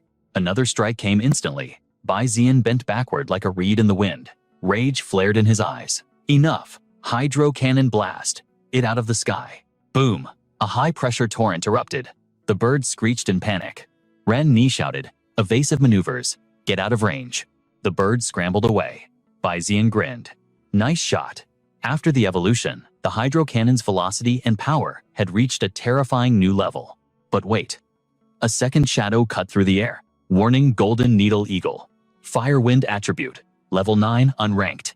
Talent A rank. Fire Vortex. Potential Mid Diamond. Speed Extreme. Fire Rain Down. Bai Zian cursed himself.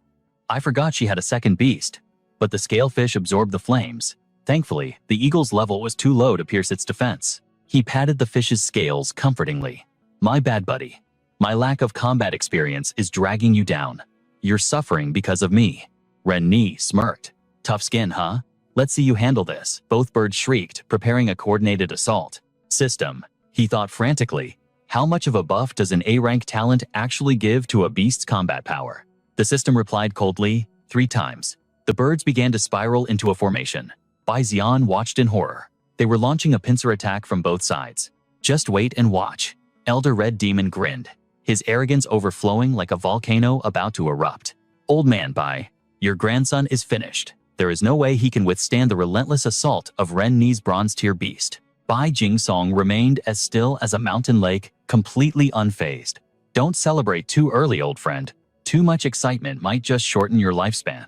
The winged fang dove like a falling star, while the golden eagle unleashed a torrent of fire. Boom! A thick cloud of dust swallowed the arena. Bai Jingsong frowned, tension spiking. Bai Zian, why aren't you attacking? The Red Elder scoffed, his voice dripping with sarcasm. Relax, Bai. I won't let my granddaughter cripple him. But suddenly the smoke cleared. Bai Zian stood untouched behind a shimmering barrier. The crowd gasped in unison. Impossible. The shock was palpable. He is only at the Black Iron rank. yet currents of water swirled around him like a protective dragon. This defensive power was exactly what you would expect from an elite awakening manhwa. I see now, Bai Zian thought, his eyes gleaming with realization. The protective membrane isn't limited to the silver rank. As long as the spiritual energy in my inventory is vast enough, I can manifest it. His gaze sharpened instantly. White Shadow Giant Scalefish, end this according to the plan. The beast responded, Ocean's Will Hydro Cannon. In a flash, it expanded, transforming into a colossal whale-like entity. Elder Red's eyes nearly popped out of his skull. Bai, what kind of monster is your grandson raising? Even Bai Jing Song shivered awestruck. I have no idea. The Leviathan unleashed a cataclysmic surge of water. The winged fang was instantly submerged, and the golden eagle stood no chance. The torrent swept them away, crashing down right at Ren Ni's feet. Ren Ni snapped. Her composure shattered into 1,000 pieces. Winged fang blazing charge, crush him. The bird screeched, launching a suicidal strike straight at Bai Zian. The beast dove, its eyes burning like hellfire, its beak a razor-sharp spear, destined to pierce the heavens. Flames erupted around it, turning the very air into a scorching inferno. Even the Red Elder was horrified by the scene. That girl has lost her mind, he roared. She refuses to accept defeat. Such a reckless attack will only destroy her own beast. Above the whale, descended with blue energy crackling around it. Below the winged fang, rocketed upward, a meteor of pure rage. Bai Zian's eyes widened as he calculated the trajectory. Cold sweat drenched his back. Stop, he screamed, his voice cracking with desperation. Don't kill it. It was too late. Boom. The two spiritual beasts collided in a catastrophic explosion. A massive shockwave of azure energy blasted outward. Opposing the blue energy was a raging firestorm, scorching the atmosphere. But through the chaos, the whale lunged straight for Ren. Ni terror finally gripped her heart. Bai Jingsong placed a calming hand on the trembling Red Elder. Relax. Bai Zian knows what he is doing. He won't harm your bloodline. Ren Ni found herself suspended helplessly in the air, held by the water's gentle grip. She gritted her teeth, humiliation burning her cheeks. Fine, I yield. Put me down. Bai Zian beamed, forming a traditional hand seal. Thank you for the match. As the dust settled, the group turned toward the inner sanctum. The Red Elder broke the silence. I honor my bets, the old man grunted. Your grandson may enter and choose one item, but you Bai stay here. He sneered, internally thinking. This brat wouldn't know a legendary artifact if it hit him in the face. Meanwhile, Bai Jingsong chuckled to himself. Bai Zian's intuition far surpasses my own. You have no idea who you are dealing with. Elder Red raised his hand, crimson energy swirling around his palm.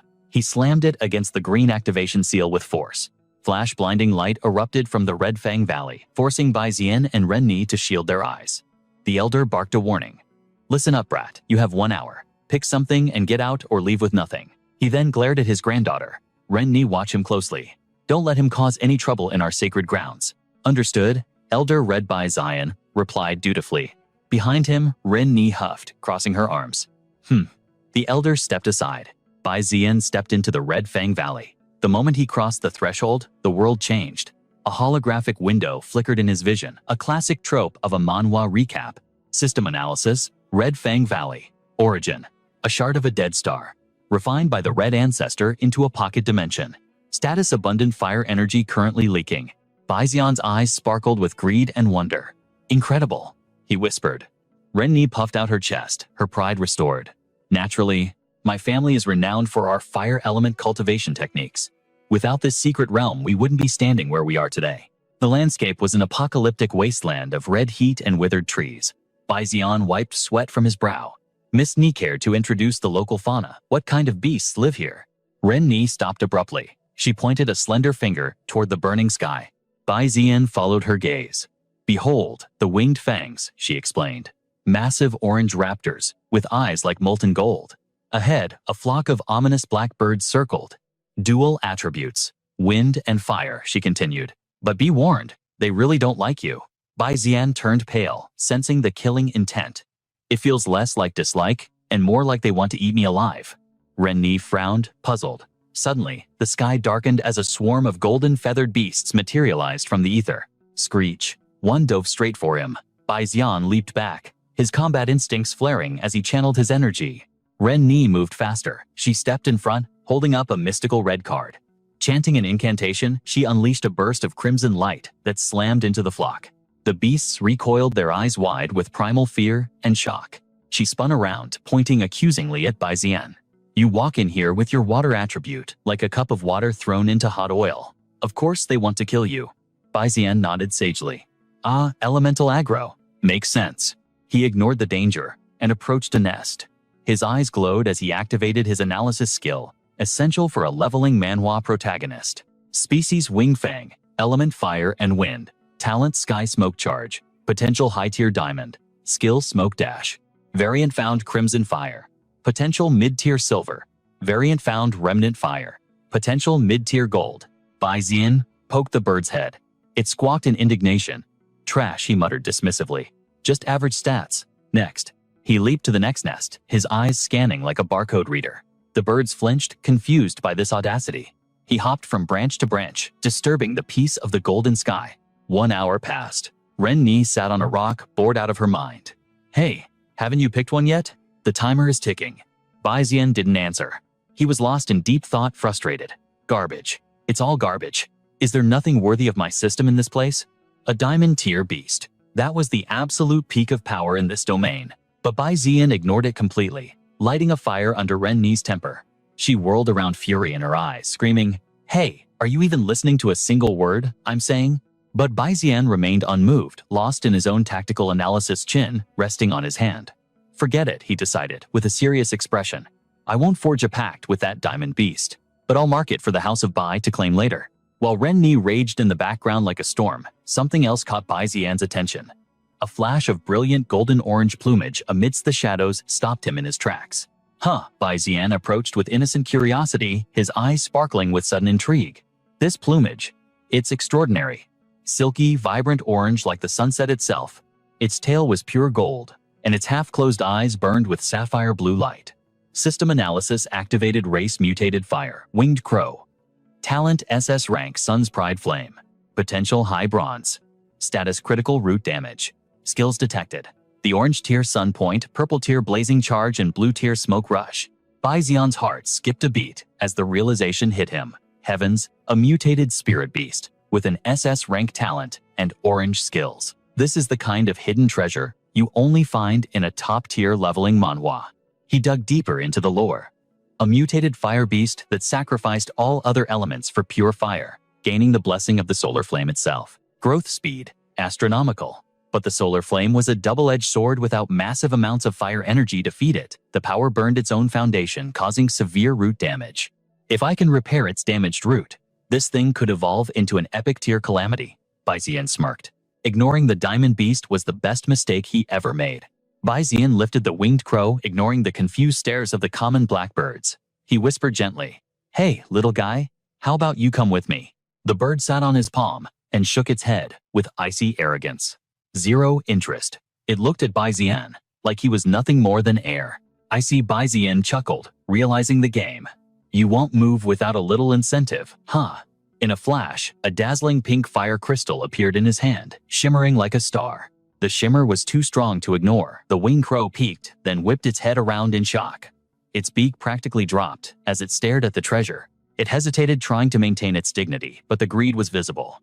I am the avatar of the sun. Do you really think a measly crystal can buy my loyalty? Bai Xian's smile turned devious. Follow me, and I guarantee an all-you-can-eat buffet of fire crystals. Cold sweat dripped down the bird's beak. The resolve was crumbling. The temptation was overwhelming. Its eyes were glued to the gem. Bai Xian held the bird in one hand and waved the crystal with the other, a pendulum of pure desire. The winged crow struggled internally. Riches cannot sway me, poverty cannot move me, I will never be a slave to a shiny rock. It bowed its head, chanting a mantra of self-control against the clear blue sky. I am strong. I am unshakable. But willpower has its limits. In seconds, the bird was hugging the crystal like a long-lost lover, eyes swirling with hearts. It's not that I'm weak. It's just that his offer is too good to refuse. Ren Ni's jaw dropped at the spectacle. She looked like she'd seen a ghost. Bai Xian, clutching his new pet, glanced back at her with a look of frantic determination. His mind raced. City Lord Qi is an expert on these creatures. If he sees this mutated variant, he might block me from taking it. There was only one choice. He had to seal the deal right now. I have to sign the contract right here, he muttered. Ren Ni realized what he was doing and screamed in panic. Are you insane? You're starting a soul contract right here in the wild. Spirit energy surged. A blinding collision of crimson and azure light erupted around the contract paper, and the bird forcing Ren Ni to shield her eyes from the glare. Bai Xian's expression shifted from focus to madness. The blue energy spiked uncontrollably. Crap, he realized too late. The intensity was far beyond what he expected. The winged crow folded its wings, radiating an overwhelming crimson aura. Bai Xian's eyes bulged in agony, a silent scream forming as the pressure crushed down on him. It's devouring my water attribute mana, he realized. Ren Ni saw him collapsing and couldn't stand idly by. She rushed forward, shouting, "You death-seeking idiot! You really are crazy." She unleashed a stream of flame, aiming not to hurt but to stabilize the chaotic energy swirling around him. The fire hit Bai Xian just as he fell to his knees. Bai Xian gasped for air, drenched in cold sweat, his heart hammering against his ribs. Force signing a mutated beast. I nearly got drained dry. That was too close. The winged crow let out a sigh of satisfaction. With a wave of his hand, Bai Xian opened the dimensional rift, and the bird, still clutching its bribe, vanished into the storage space.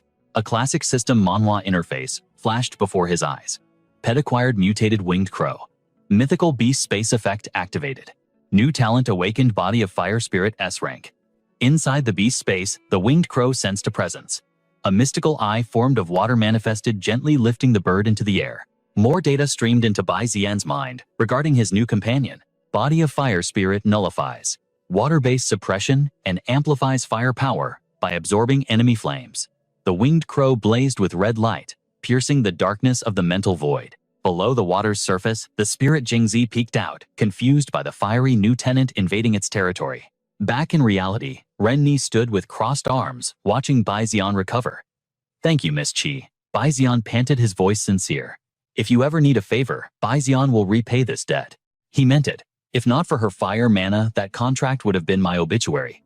I owe her big time. Ren Ni turned away, a flush of embarrassment coloring her cheeks. "Don't get the wrong idea. I didn't do it for you," she stammered. "If you died here, the House of Qi would have a nightmare, explaining it to the House of Bai." She paused, her voice softening. "We don't fear the Bai family, but I despise unnecessary war." "Understood. Thank you regardless for your concern," Bai Xian replied with a knowing smile. "I told you it wasn't concern," she huffed, flustered. As they exited the Crimson Crow Valley, Grandpa Jing and Lord Qi were waiting. They spun around the moment the duo emerged. Grandpa Jing caught his stumbling grandson immediately. "Bai Xian, what happened? You look exhausted. Are you injured?" Bai Xian waved a hand, forcing a confident grin to reassure the old man. "I'm fine, Grandpa. Just a bit drained. I may have signed a second beast inside." The old man's eyes widened in horror. "What? Signing a pact without preparation? You could have shattered your soul. That is suicide. Didn't you know the risks?" Bai Xian didn't argue. Instead, he raised two fingers. A rift opened, and the winged crow dropped down from the sky, still hugging its precious gem. Bai Jingsong followed the direction of his grandson's pointing finger. Bai Xian glanced up at the winged fang, perched on his head, and spoke calmly. "You see, Grandpa, I am perfectly fine. I found it relatively unique within the Red Fang Valley, so I established a spirit contract with it." Instantly, not only was Bai Jingsong stunned, but Old Man Qi was also left completely dumbfounded. A realization flashed through Bai Jingsong's mind. No wonder Bai Xian took such a risk. One look confirmed, this spirit beast possessed extraordinary potential. That old ghost Qi had suffered a massive loss. Old Man Qi naturally recognized the truth as well. He panicked internally, thinking, this is actually a mutated, winged fang. Bai Jingsong held his grandson's hand, turning to bid farewell to the rival elder. "Old Man Qi, now that matters are concluded, we will not disturb you any longer. Farewell." Ren Ni narrowed his eyes from behind, watching them closely. Old Man Qi forced a stiff smile and replied, "Travel safely." Ren Ni could no longer endure it. He pointed a finger and shouted, "Bai Xian, having good natural talent proves absolutely nothing. True powerhouses are forged through countless life and death battles. You just wait. The road ahead is long, and I will inevitably surpass you." Bai Xian fell silent for a moment, then responded with a confident smile. "I will not wait for you," Bai Xian replied. "If you have the skill, then try to catch up." As they departed, he whispered a promise to himself. "We shall meet again at the absolute peak." They then returned to Whitescale City. The spirit beast descended gracefully to the ground, stirring a gentle breeze across the grass. Bai Jingsong did not forget to instruct his grandson Bai Xian go back and absorb the fire essence crystals immediately. Replenish the energy you have lost. Bai Zian obediently replied, "I understand, Grandpa." As Bai Zian's figure faded into the distance, a voice suddenly called out to Bai Jingsong from behind. It was Kui Cheng, the old city lord. Hearing his name, Bai Jingsong turned around to see Kui Cheng panting heavily as he spoke, "My lord, you have finally returned." Seeing him in such a state, Bai Jingsong frowned and sternly admonished him, "Kui Cheng, you are no longer a child. Compose yourself." Kui Cheng then leaned in to whisper a report into his ear. Upon hearing the news, Bai Jingsong exclaimed in fury, "Those little brats." Meanwhile, outside the room, Bai Shi and Bai Ji stood guard. Bai Shi raised a finger, speaking first. "The young master is truly diligent. He just returned to Whitescale City and immediately went into seclusion." Bai Shi heard this, but remained silent. Bai Ji continued, "Why did the young master specifically order that Xiao Gubai be forbidden from contacting the Bai family descendants? It is clear. The young miss has already passed the marquee assessment." Inside the room, Bai Zian heard everything, and a strange expression crossed his face. Bai Zi added, "Would you count this as one of those tyrannical CEO imprisonment tropes?" Bai Shi finally spoke up. "Stop gossiping about the young master." Inside, Bai Zian poured 5 vials of liquid medicine into a mixture and stirred. He then solemnly crushed a green essence crystal into fine powder. Wiping sweat from his brow, he declared, "Processing of the raw materials for the awakening solution is complete. Next is the refinement of the main ingredient." Bai Zian picked up the bowl of powder and cautiously approached the dark liquid, pinching his nose. "This smell is even more putrid than sewage water after a storm. Surely the eye of revelation would not deceive me." He poured the bowl of powder into the black water, and they slowly merged into one. Upon completion, the liquid turned a vibrant green and bubbled slightly.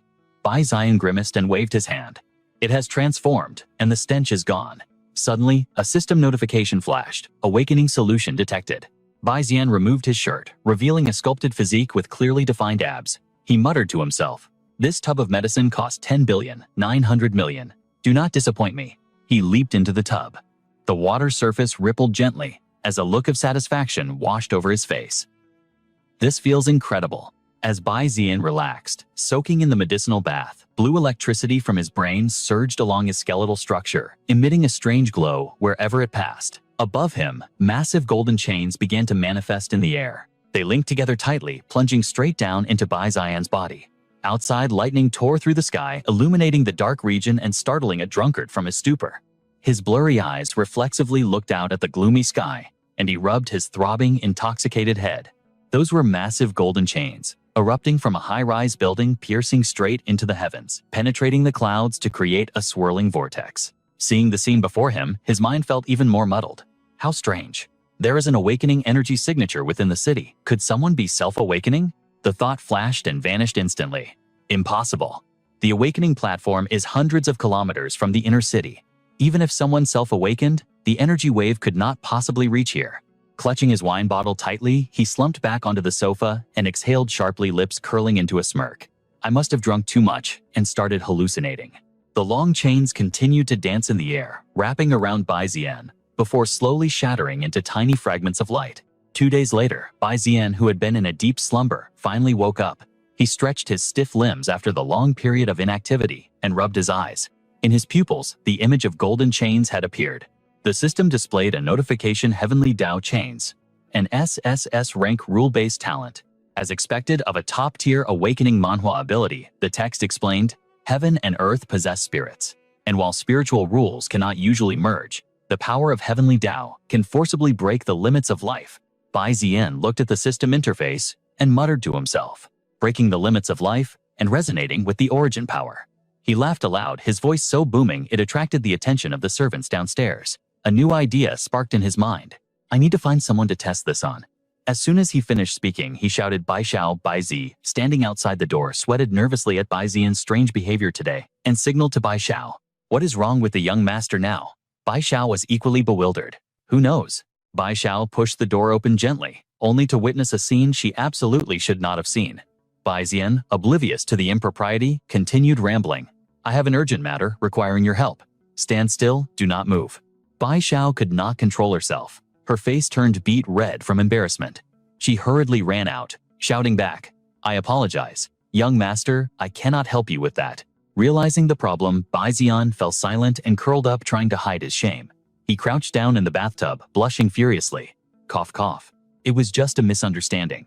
After calming down and dressing properly, Bai Zian ran to ask Bai Xiao for her assistance with the actual task. Bai Xiao, stand still, relax, and do not resist. The golden chains reappeared in Bai Zian's eyes. Heavenly Dao chains. The chains materialized, wrapping around Bai Zian's arm, before obeying his command to bind Bai Xiao tightly. The sudden action left Bai Xiao completely confused. Before she could comprehend what was happening, the tail of the chain tipped with a sharp cone swung high into the air and plunged straight down into her sternum, phasing into her body. Golden energy radiated outward, transmitting through the chain that connected Bai Xiao to Bai Zian. Bai Zian concentrated, creating a blue light like an electric current connecting the polarities within his body. Success.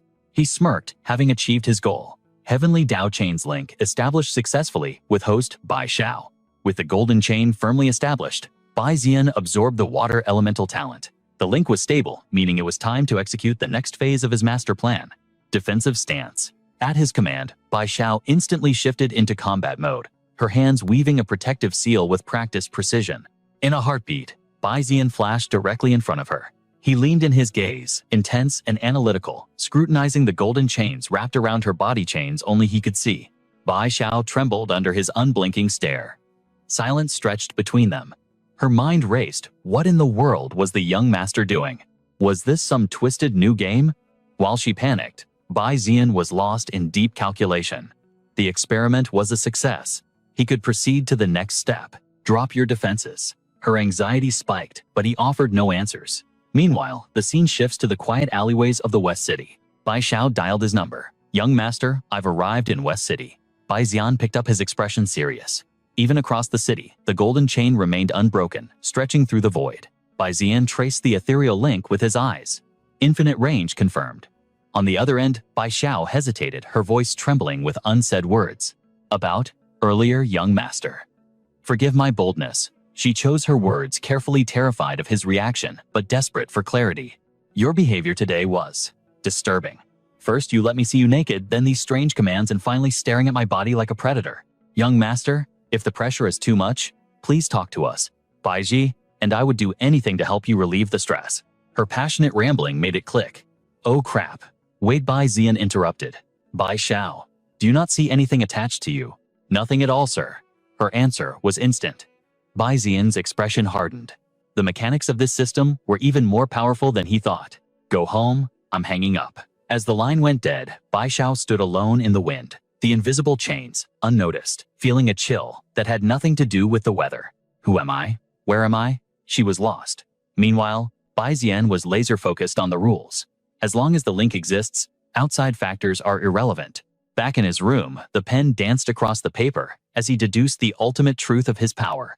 The Heavenly Dao Chain has 3 absolute laws. First, stealth. No matter what he did, the target remained oblivious. Though it did make him look like a bully. Second, domination. Once the chain connects, he can forcibly resonate with the target, copying and sharing their talents at will. A wicked grin spread across his face as he realized the potential. Third, absolute authority. Normal resonance requires mutual consent. But with this cheat, he holds the keys. He controls the flow of power unilaterally. 3 chains meant links to 3 different beastmasters. Combine that with his eye of revelation, and the math was terrifying. I can wield 4 beast taming talents simultaneously. He shifted his consciousness into the beast space, standing amidst the strange claw-like rock formations. Starlight bathed the realm, but something had changed. The atmosphere was clearer, the boundaries pushed further back. The realm had evolved. To his left, a vast coastal biome had materialized, complete with jagged reefs and endless waves. To his right, a volcanic zone spewed magma. Bai Zian fell into deep thought.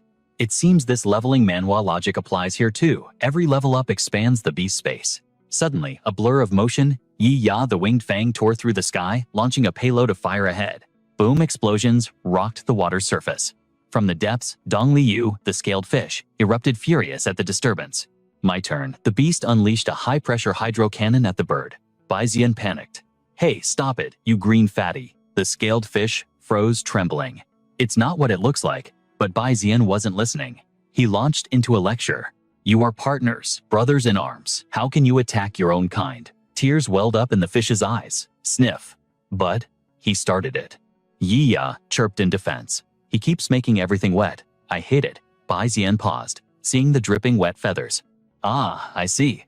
The fish was just training, but the aquatic environment was torture for a fire attribute beast. Perfect timing then. Bai Zian wrapped Dong Liu in a bubble of energy. Let's get you out of this puddle and into the ocean where you belong. In a blink, they teleported to the coastal biome. Inside this space, Bai Zian was essentially a god moving instantaneously at will. So convenient. Dong Liu's eyes sparkled with pure joy. Without hesitation, it dove into the deep saltwater embrace. No longer constrained, it expanded to its true colossal size, breaching the surface in a majestic explosion of spray. Bai Zian smiled. Keeping a beast of that magnitude compressed in a small pond must have been suffocating. He turned his gaze to the troublemaker, perched on his arm. Now as for you, you restless little spark. Zap! They materialized in the volcanic zone. Before them stood the Feng Tianyu blood sycamore, a divine tree that boosted fire talents. This is your new home. Bai Zian inspected a glowing ember stone. The fire energy here was dense, perfect for replenishing Yi Ya's foundation. Yi Ya wasted no time finding a warm rock and kicking its feet up like a king on vacation. Bai Zian's eye twitched. Murderous intent radiated from him. I brought you here to train, not to nap. Are you practicing or not? Sensing the impending doom, Yi Ya stiffened.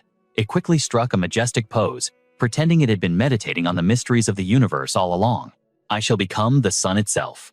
Witness my glory. Mortal Bai Zian ignored the attitude. Less talk, more fire. Destroy that magma boulder. Now, Yi Ya soared into the ashen sky. Gathering its energy, it unleashed a torrent of scorching flames, propelling the blast with a powerful beat of its wings. The impact unleashed a cataclysmic blast, creating a spectacle of smoke and destruction that set the perfect tone for this manhwa recap. Faced with that terrifying power, the magma rock shattered into pebbles. Yi Ya, ignoring the debris, puffed out his chest and flapped his wings in arrogance. Human, did you witness my magnificence? Bai Zian felt a vein pop on his forehead, but he forced a stiff smile onto his face. Yi Ya, my dear companion, do you need a little tutoring? I guarantee under my guidance, your power will skyrocket. But the creature just squinted nose in the air. No need. I am destined to become an existence as bright as the sun itself. Despite the refusal, his tail betrayed him, wagging back and forth with joy. Bai Zian looked at the crystal in his hand. I knew this greedy little guy would react like this. As if I can't handle a simple pet. He brought the crystal closer. Yi Ya, take a look. Do you know what this is? Yi Ya couldn't hide his excitement. A monarch-tier beast core. His legs twitched, wings flapping wildly, ready to pounce on the treasure. But he grabbed only ere Bai Zian had anticipated the move. With an expression like a scheming devil, he teased. Not so fast. You want this. Yi Ya trembled, looking at him with suspicion. Yi Ya, how about a bet? The creature flew up, nodding furiously. Good. Bai Zian smiled, laying out the trap. Follow my training method to release a skill. If you feel it's effective, I win. If not, you win. Yi Ya was celebrating inside. With terms like that, wasn't victory already in the bag? This human is an idiot. No matter the result, I just have to say it failed, and the core is mine. Facing Bai Zian's dangerous smile, Yi Ya didn't think twice. Deal agreement sealed. Bai Zian began gathering energy in his palm, while patiently explaining to the beast perched on his shoulder. Watch closely. When releasing a skill, you must condense the energy. But Yi Ya rested his chin on his paw, looking utterly bored. Ignoring the bratty attitude, Bai Zian continued his lecture while forming the technique. If you compress the energy, you increase the quality of the skill, and the destructive force multiplies. He focused all his power into a water sphere, applying as much pressure as possible. Yi Ya frowned, confused by this bizarre training technique common in a leveling manhwa. It was the first time he'd seen anyone do this. Before the confusion could settle, Bai Zian leaned back and hurled the energy sphere forward with all his might. The beam of energy shot out like a sniper's bullet, striking a massive boulder nearby. The impact was instant. The rock shattered into dust. Yi Ya trembled at the terrifying sight. A tiny water ball is stronger than my fireball. How is that possible? He had underestimated this beast tamer. Seeing his spirit beast jaw dropped and sweating cold bullets, Bai Zian smirked with arrogant satisfaction. The poor creature would never know the demonstration was rigged from the start. Behind him, Bai Zian flashed a sinister grin, worthy of a villain. That rock had been superheated by Yi Ya's fire earlier. Hitting it with cold water guaranteed an explosion. But Yi Ya wasn't about to lose face. Mimicking the technique, he soared high, condensing a gigantic fireball in his maw. He launched the terrifying energy, kicking it with his legs to add even more momentum. The colossal pillar of fire carried apocalyptic destructive power, screaming down toward the earth like a meteor. In a split second, that formidable power pierced straight through the mountain range. Debris flew everywhere. The majestic peaks standing tall a moment ago were obliterated, replaced by a perfectly spherical gouge in the earth carved by the energy sphere. The shockwave generated winds so fierce Bai Xian's hair stood on end. His jaw hit the floor as he watched the catastrophe unfold. When the energy finally detonated, it triggered a massive explosion, sending a mushroom cloud rising into the sky like a tactical nuke. The energy output was enough to illuminate the entire region. Witnessing this horrifying power, Bai Xian stood frozen, his face a mask of pure shock. Yi Ya's talent is insane. One lesson, and he's already reached the small success stage. Despite the shock, he instinctively held out his arm for Yi Ya to land. Recovering his composure in seconds, he flashed a smug smile at the beast on his arm. See the results of today's training. He continued his sales pitch with confidence. Stick to my training method, and I guarantee your growth will be legendary. The results were undeniable. How could the beast refuse such a bargain? As predicted, Yi Ya didn't hesitate, chirping in submission and agreement. The little guy had no idea he'd been played. He happily cuddled his new core, completely missing the devious triumphant smirk on his beast tamer's face. Hook, line, and sinker. As soon as Bai Xian stepped through the door, the gloomy atmosphere vanished, replaced by the lively laughter of Bai Xiu and Po Tian echoing from the dining room. Seeing her brother return, Bai Xiu's eyes sparkled like stars. She pointed innocently and shouted, "Ah, big brother is back." Po Tian jumped instinctively, blurting out Bai Xian. Bai Xian walked over gently, patting his little sister's head while checking the room. "Bai Xiu, be a good girl. Where are mom, dad, and grandpa?" In the background, butler Ah Fu silently served dinner with his usual professional grace. At the question, steam practically shot out of Bai Xiu's ears. She puffed out, her cheeks aggrieved. They still haven't come back. Tears welled up in her eyes as she tugged his shirt to complain. Seeing her distress triggered his own worries. Po Tian, in the same boat, sighed heavily. "My dad hasn't been home for days either." Bai Xian felt a cold knot of anxiety. Uncle Yuan is missing too. Has something happened to Whitescale City? While analyzing the situation, he glanced at his system interface, a staple of any awakening manhwa. The words Demon Curse Cult floated there, but with zero details. Seeing Bai Xian zoned out, Po Tian waved his hand frantically. Bai Xian, dinner was served, and Bai Xian finally asked his best friend, bluntly, Yuan Po Tian, "What are you doing here?" "Bai Xian, today's the opening ceremony. I came to get you so we can go to the Beast Taming Academy together." Bai Xian scratched his head, muttering, "Opening ceremony. Right, I'm still a student." Po Tian looked at him in disbelief. "Bai Xian, don't tell me you forgot about school starting." He was honestly running out of words for this guy. Bai Xian's mind raced as he formulated a plan. He signaled Ah Fu with a casual wave. "Ah Fu, bring the car around." The servant bowed, low voice dripping with respect. At once, "Young master." Behind them, the bustling metropolis sprawled beneath an azure sky, a monument to civilization's grandeur. Waiting beside the luxury vehicle stood a young maiden, her presence as refreshing as spring. Seeing him approach, Xiao Gubai bowed gracefully. "It has been too long, Lord Bai Xian." Her emerald hair cascaded over her shoulders, framing amethyst eyes that shimmered like stars. For a second, his heart skipped a beat. The world seemed to filter through a rose-tinted lens. Her beauty was breathtaking enough to make time itself stand still. He scratched his head, masking his awkwardness. "Xiao Gubai, how have you been faring in Whitescale City?" Crimson bloomed on her cheeks. She tucked a stray lock of hair behind her ear, shyness radiating from her. "Thanks to your kindness, my life there has been wonderful." The azure Rolls-Royce roared to life, tearing through the streets. In moments, they arrived at the prestigious Beast Taming Academy.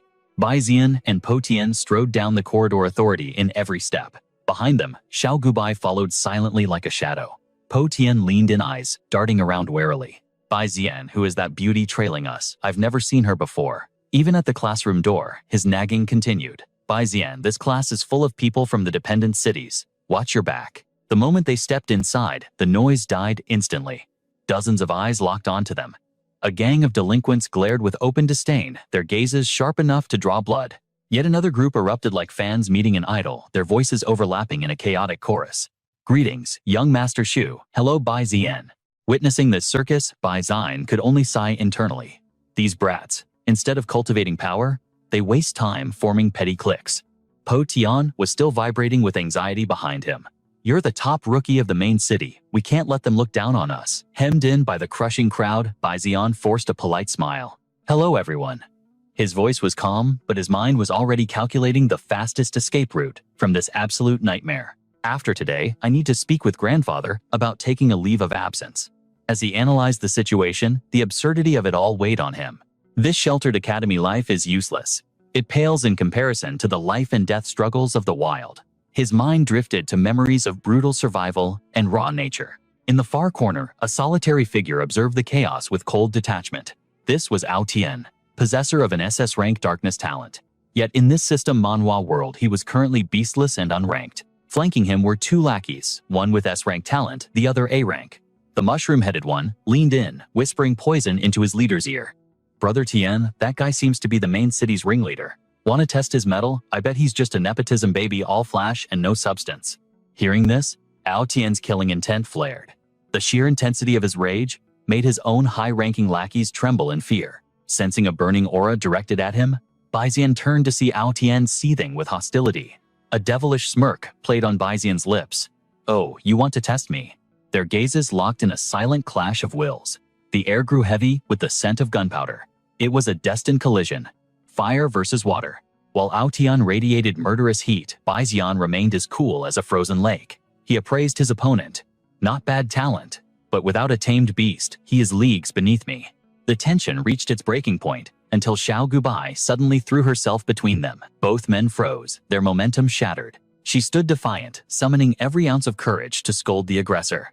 "Cease this rude provocation immediately, or I won't be polite." Her fierce beauty in that moment instantly captured the young man's heart. Ao Tien's arrogance evaporated. His heart pounded, legs turned to jelly, and his face flushed crimson. He scratched his head frantically. I apologize." His lackeys gaped in disbelief. "Boss, why did you surrender?" Suddenly a loud, confident female voice boomed from the doorway. "Bai Zian, you haven't forgotten our agreement, have you?" Feng Tianyu stood there, radiating pride. "Fight me right now." Baizian's eyes lit up, as if he'd found a treasure chest. Perfect timing. "Feng Tianyu, you're a lifesaver. A duel with you will show these rookies the gap in our power and stop their petty infighting." Glancing at the chaotic classroom, he shoved his hands into his pockets with effortless swagger. "I accept your challenge, Feng Tianyu. Shall we use the school arena? You have no objections." Feng Tianyu burned with fighting spirit. "That is exactly what I wanted." She crossed her arms, inner thoughts blazing. "I spent 2 hellish months training just for this moment." She stared straight into Bai Zian's soul. "Let's move." He maintained his enigmatic smile. Behind them, the crowd of onlookers exploded with excitement, hungry for the drama. The White Family heir versus the Feng Tianyu mistress. And a spirit beast battle at that. Students jostled each other. "Hurry, we need to get good seats. This is a once-in-a-lifetime showdown." Even Ao Tian's trio was swept up. The black-haired lackey spoke up. "It looks like those two have a history." The blonde added. "And they're going all out with a spirit beast duel. This is the perfect chance to gauge the true power of the main city students." Ao Tien nodded solemnly. "Agreed. Let us witness this." The scorching sun beat down on the arena, setting the stage for a classic manhwa recap showdown. Bai Zian beckoned with a finger. "Let's not waste time. Feng Tianyu, come at me." She placed hands on her hips, her confidence sky-high. "Fine by me, I will crush you publicly and prove my superiority to the world." Mana began to coalesce around her, forming a blazing sphere of crimson flame. She invoked her spirit beast wings. Of pure fire erupted from her back, a magnificent display that left the audience breathless. A majestic purple Feng Tianyu materialized. Its eyes flashed with a terrifying radiance that demanded submission. The system interface instantly popped up. Race Red Luan. Fire attribute rank Black Iron. Beginner talent voice of the Feng Tianyu potential 4 spirits. Beginner skill world-shocking Feng Tianyu cry. Entry-level smoke charge. Blue mastery. Sparrow fire. Blue mastery. This was a creature from the primordial era, bearing the legendary bloodline of the Feng Tianyu clan. Its mere presence radiated a pressure that instilled primal fear in its enemies. The combination of the blazing beast and the midday sun was intense. Bai Zian shielded his eyes, beads of sweat forming on his brow. "A bird," he marveled inwardly. "I didn't expect a spirit beast from the primordial world. This creature has the potential to evolve all the way to the purple star rank." High in the sky, Feng Tianyu spread her blazing wings wide, intensifying the flames. Zian smirked, finding her display amusing. "Interesting. It seems the Feng Tianyu clan has quite a few secrets to fuel such confidence." Her voice dripped with acid as she taunted him. "What's the matter, Zian? Does my spirit beast look unfamiliar to you?" She looked down on him like he was nothing but an insect, her arrogance swelling. "I bet a commoner like you has never seen such majesty." Do you need me to spell out its name for you? Xian remained unmoved, analyzing the situation with the calm precision of a master detective. The Feng family's power is impressive. To think you formed a pact with the Red Feng Tianyu, a creature not even found in a myriad beast nest instance.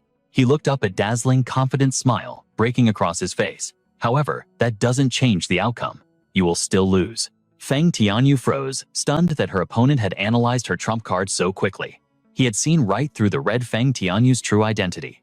Xian poured oil on the fire, provoking the raging girl further. Come on, Feng Tianyu, make your move. If I summon my beast first, you won't even get a turn. Fury exploded in Feng Tianyu's eyes. You arrogant trash, she screamed, commanding her Feng Tianyu to dive and unleash a torrent of hellfire. Same old trick. Xian sighed, shaking his head. With a casual whistle, he sidestepped the massive scorching blast, as if taking a stroll in the park. The Feng Tianyu screeched, gathering energy, before launching a sneak attack from his blind spot. Xian didn't even turn around. I knew you'd try to backstab me. Boom. A colossal sphere of flames crashed down, swallowing Xian whole in an inferno of destruction. The crowd gasped at the fiery spectacle. Only Ao Tian remained impassive amidst the chaos. Is the match over already? How disappointing. Feng Tianyu grinned triumphantly at the ball of fire until a hand casually reached out. Xian brushed the flames off his shoulder like dust. Is that it? Show me your strongest technique. Cold sweat trickled down her spine. Impossible. She stared in disbelief, unable to accept the reality before her eyes. The stadium erupted into chaos. She's a top rookie, but he blocked it like it was nothing. Did you see that? That kid is a monster. He blocked a spirit skill with his bare hands. Xiao Guobai cheered, bursting with pride. Young Master Xian is a god. Feng Tianyu grit her teeth, cursing internally. Damn it. Desperate, she decided to play her ultimate card. Red Feng Tianyu Violet Rain Sonic Blast. She soared up, transferring her energy to the beast to charge a massive sonic cannon. Kaboom! The entire arena quaked violently. A hurricane of sound waves blasted out, forcing the audience to cover their ears to keep their eardrums from bursting. Xian summoned a defensive barrier, gritting his teeth, as he braced himself against the crushing pressure of the sonic boom. He seemed to buckle under the force, making the crowd gasp in worry. Feng Tianyu's eyes lit up with bloodlust. He's at his limit. Finish him now. Xian stepped out of the dust, trembling slightly. Not bad, he sneered. You actually managed to crack my defense. The Feng Tianyu dove at him like a predator closing in on its prey. Xian's eyes flashed cold. Come forth, White Shadow Leviathan. Space tore open as a colossal whale emerged, blocking out the sun. Its mouth alone was larger than an army. Facing this titan, the mighty Red Feng Tianyu began to tremble in terror. The Leviathan didn't even attack, it just flicked its tail. The Feng Tianyu was swatted away like a fly, crashing violently next to Feng Tianyu. The symbol of her pride lay broken in the dirt. High above Xian, and his beast looked down on the wreckage with godlike indifference. Amidst the swirling dust, she fell to her knees, choking back tears of humiliation.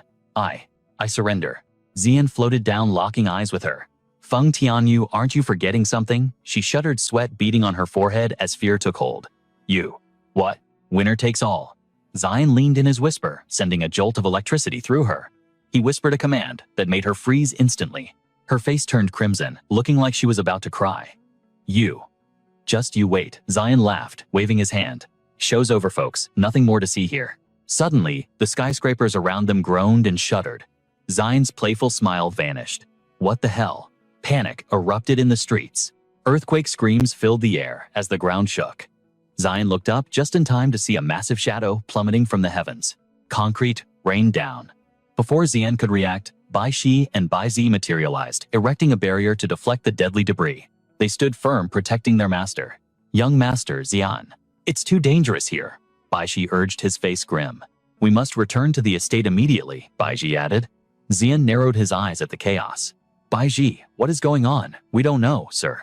As the city crumbled around them, a cold dread settled in Xian's gut. This wasn't a natural disaster. Something ominous was coming. Through the rising smoke, a fleet of alien warships pierced the clouds over White Scale City. A massive purple flagship emblazoned with a spider insignia led the invasion. Inside the bridge, red and yellow-haired commanders stood amidst monstrous creatures piloting the death machines. The female commander barked, "Why aren't the planetary defenses down yet?" The yellow-haired subordinate bowed. Number 2 reports the earthquake caused a delay. She smirked at the tactical map. Perfect timing. The chaos suits us. Prepare the Hellfire Cannon. At once, while the city burned and skyscrapers collapsed, Xian sped through the ruins in his armored transport. Xian looked out the window, his expression grave. He activated the Eye of Heaven. This felt just like the start of a catastrophic awakening manhwa. A blue interface shimmered before his eyes. System alert. Analyzing seismic source in Whitescale City. Result planar collision detected. The system showed two worlds crashing into each other.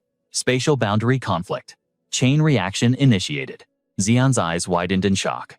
What? A collision between two dimensions? This changed everything.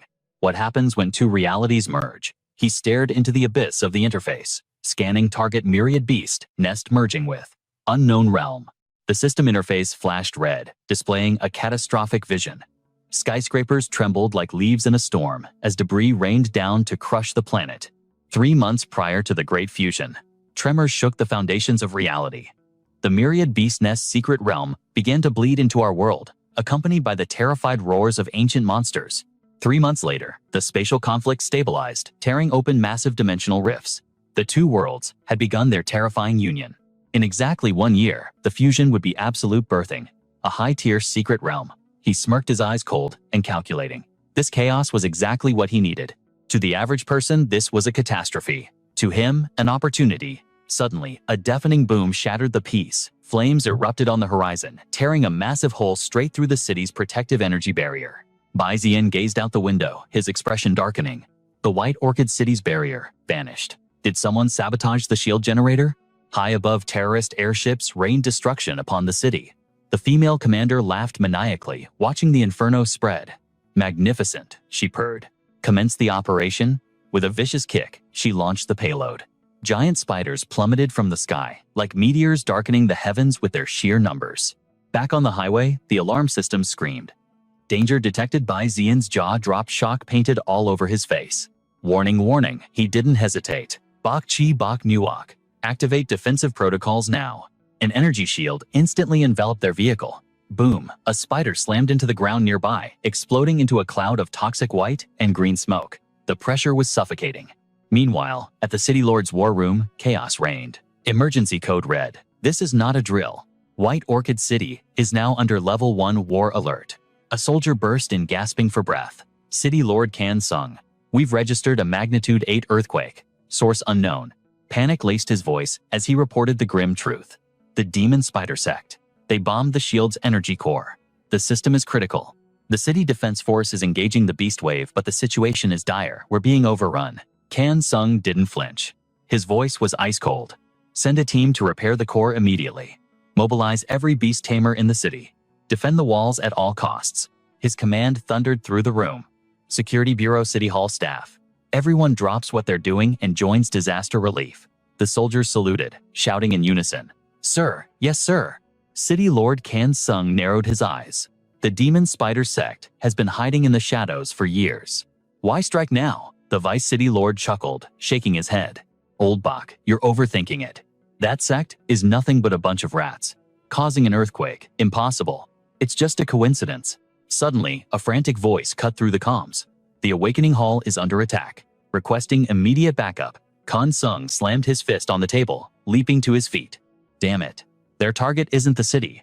It's the Awakening Hall. They want to destroy the very foundation of our power. He barked his orders. Move. Reinforce the Awakening Hall. Old Wu. Can't hold them off forever. Outside explosions rocked the streets as Bai Xian stepped out of the wreckage. He stood silently by his vehicle. Bok Chi inspected the damage and shook her head. Young master, the car is totaled. It's scrap metal. No fixing this, she sighed. We'll have to go on foot.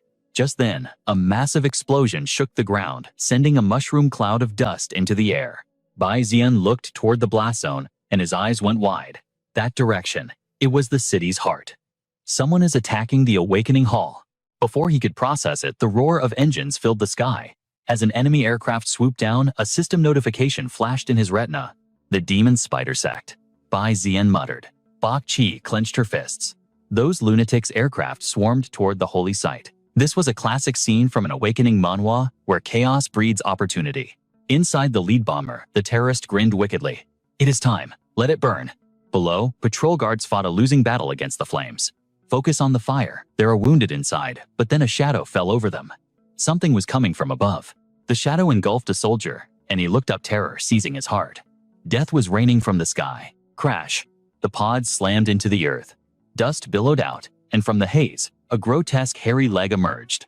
The smoke cleared to reveal a nightmare. The soldiers froze in horror. "We're done for. It's the cat shadow ghost-faced spiders." The beasts shrieked and lunged, tearing through the formation. "Fall back, cover fire, fall back." Deep inside the hall, Tin Han frowned.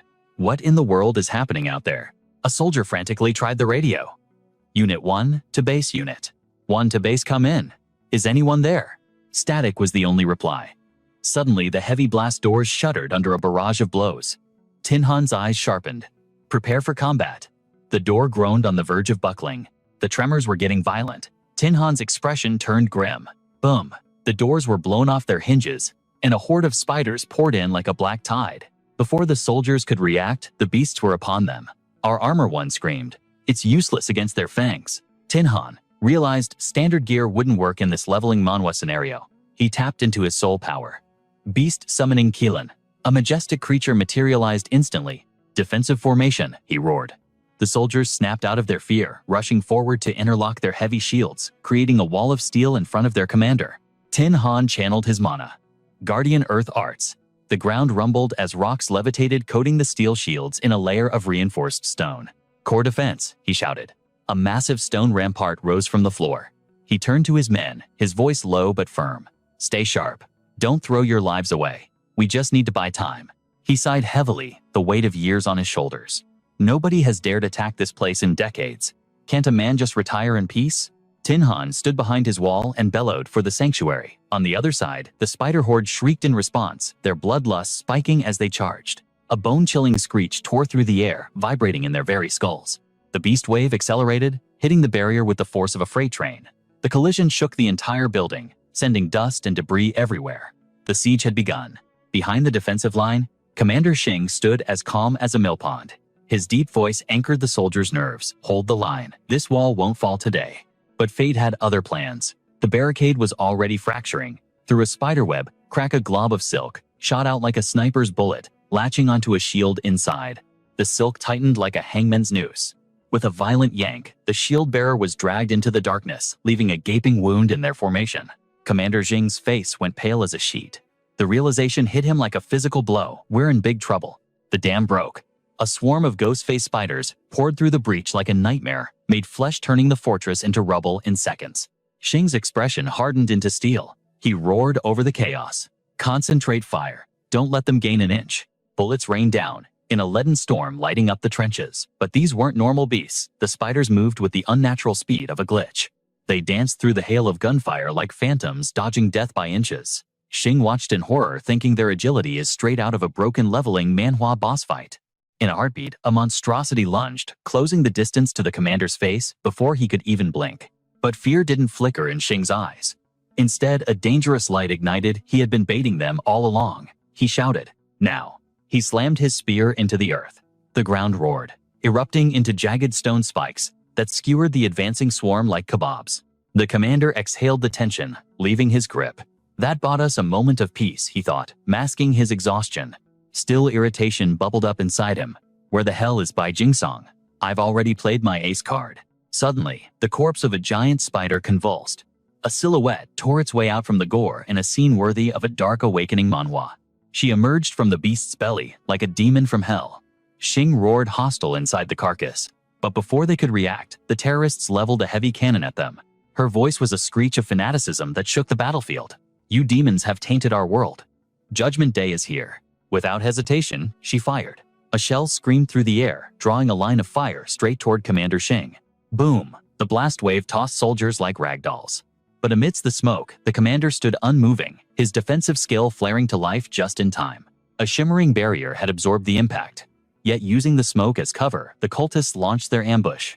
They struck while the soldiers were dazed, moving like vipers. But the defense line had grit. The survivors clenched their teeth and unleashed a counter-barrage. Bullets chewed up the ground. Suddenly, the crazy woman materialized right in front of the squad, screaming, "Do you have a death wish?" Clang, a spear intercepted her charge. Shing appeared from nowhere, his weapon morphing instantly into a heavy tower shield. He blocked the lethal blow with immovable force. Seeing her attack fail, she leaped back. Shing didn't chase. He barked, Get the wounded out of here. Fall back now. Grim-faced, he whispered to his spirit beast, it's just you and me now, partner. His aura flared, shaking the very air. Astral geokinesis giant boulders materialized from the void, swirling around him before rocketing toward the enemy. The stones didn't just attack. They wove together with divine precision, forming a massive interlocking ring. The cultists watched in stunned silence as the stone walls rose high, sealing them in a cage with the commander. The Colosseum of stone was complete. For a second, the battlefield fell into a suffocating silence. Outside the walls, the soldiers didn't waste the sacrifice. They grabbed their fallen comrades and scrambled for safety. Inside the dome, the terrorist scoffed, twirling her weapon. You sad old man. You're just a government dog on minimum wage. Why throw your life away for pennies? Xing smirked, his eyes locked on the prey. That's why you'll never understand. Annoyed, she signaled her blonde assassin. Kill him. The blonde blur charged dual blades, flashing. Xing and his beast met the assault head-on in a clash of titans. Steel sang against steel. Sparks flew as they traded blows in a deadly dance. Xing thrust his spear, but the assassin weaved through the attacks with terrifying grace. While the melee raged, the leader pulled a glowing purple crossbow from thin air. She aimed the artifact at the distracted commander. She pulled the trigger. The bolt screamed through the air. Xing's instincts screamed, death is coming. He turned time, seeming to slow. It's over, he thought.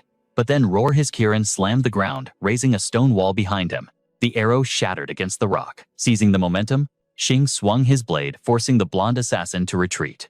The beast wasn't done. It teleported behind the leader. She spun around, eyes wide, but too late. The Kirin bucked her high into the air, smashing her against the stone barrier.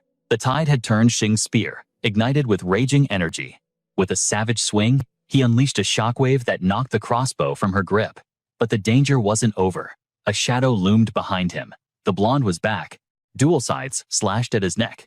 Xing remained ice-cold, summoning a radiant shield to catch the lethal blow. The impact shuddered through him, but he grinned. That's it, he thought, absorbing the kinetic energy. Keep hitting me. Now, the stored energy exploded outward. Stellar shockwave.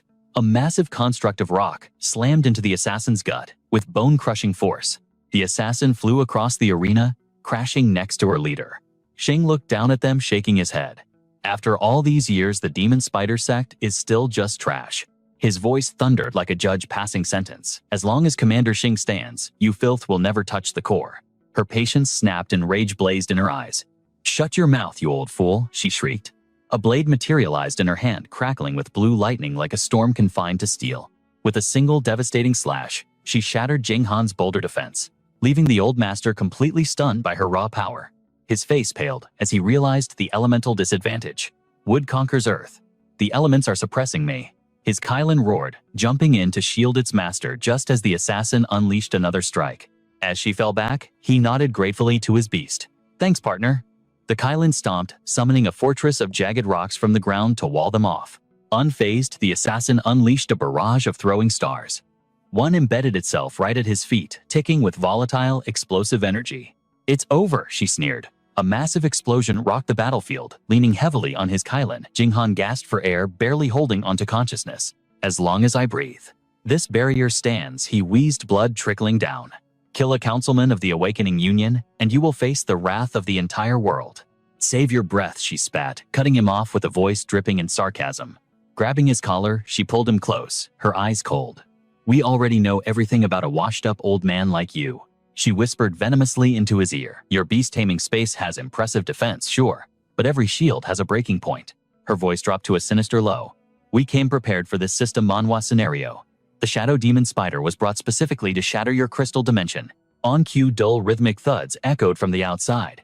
She smirked, eyes gleaming with malice. Hear that? The feast has begun. Outside, the colossal spider rammed the barrier, its legs shredding the earth and corroding the stone walls.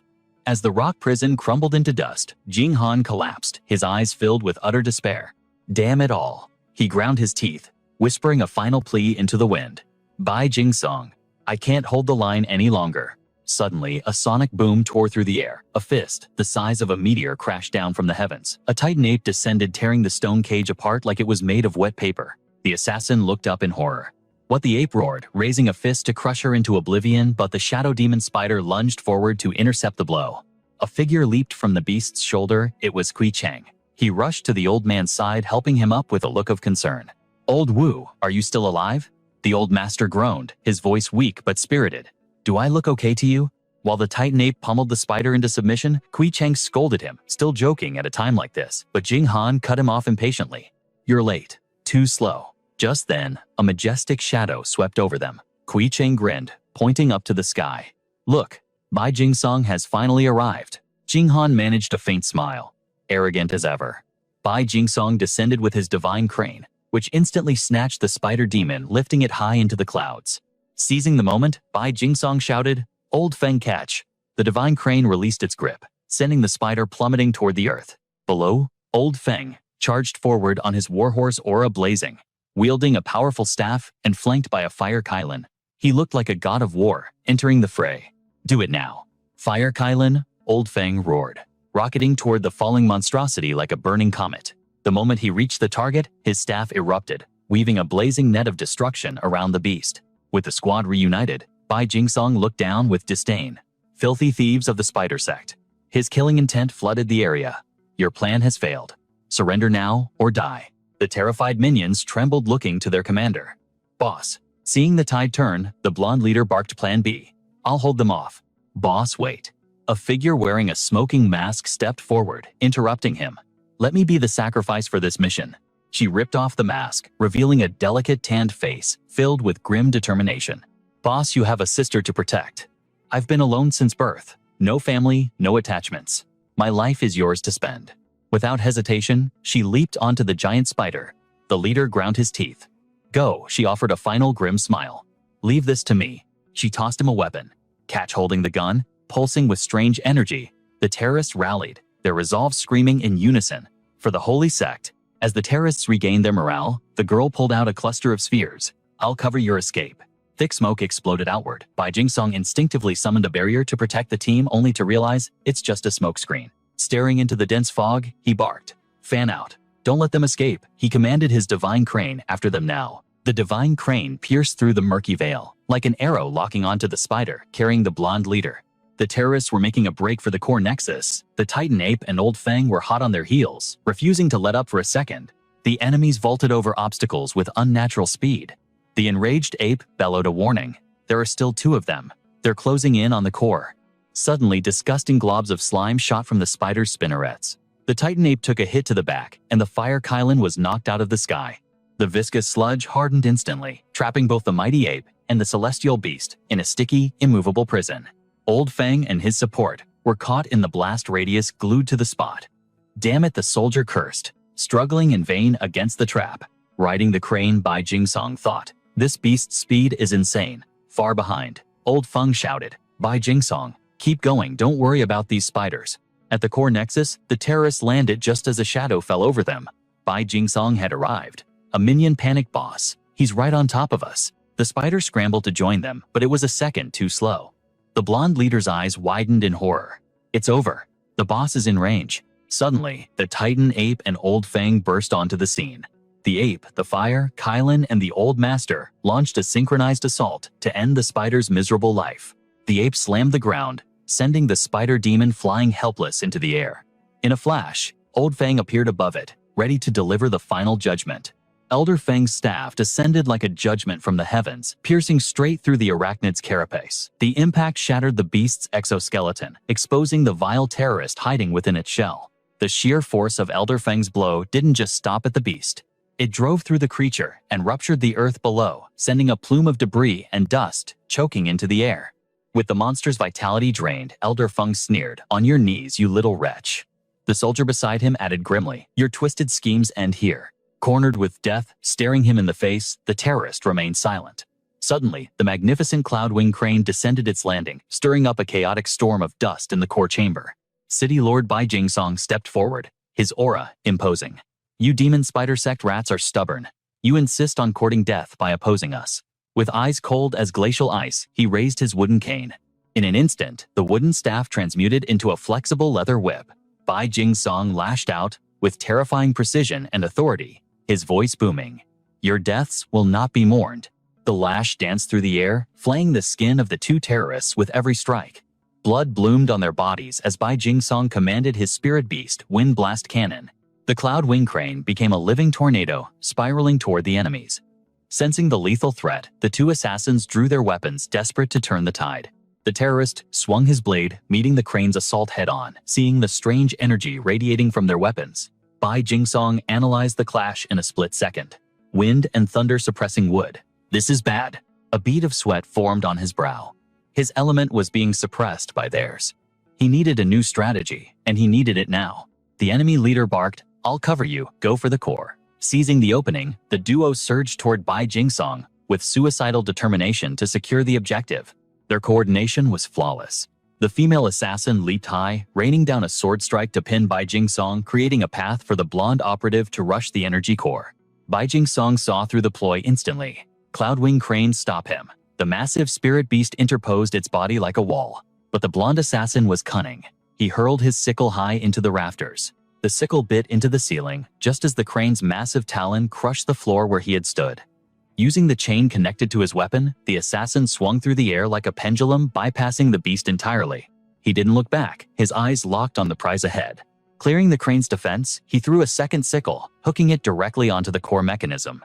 Using the momentum, he slithered through the defenses like a snake, closing the distance in a heartbeat.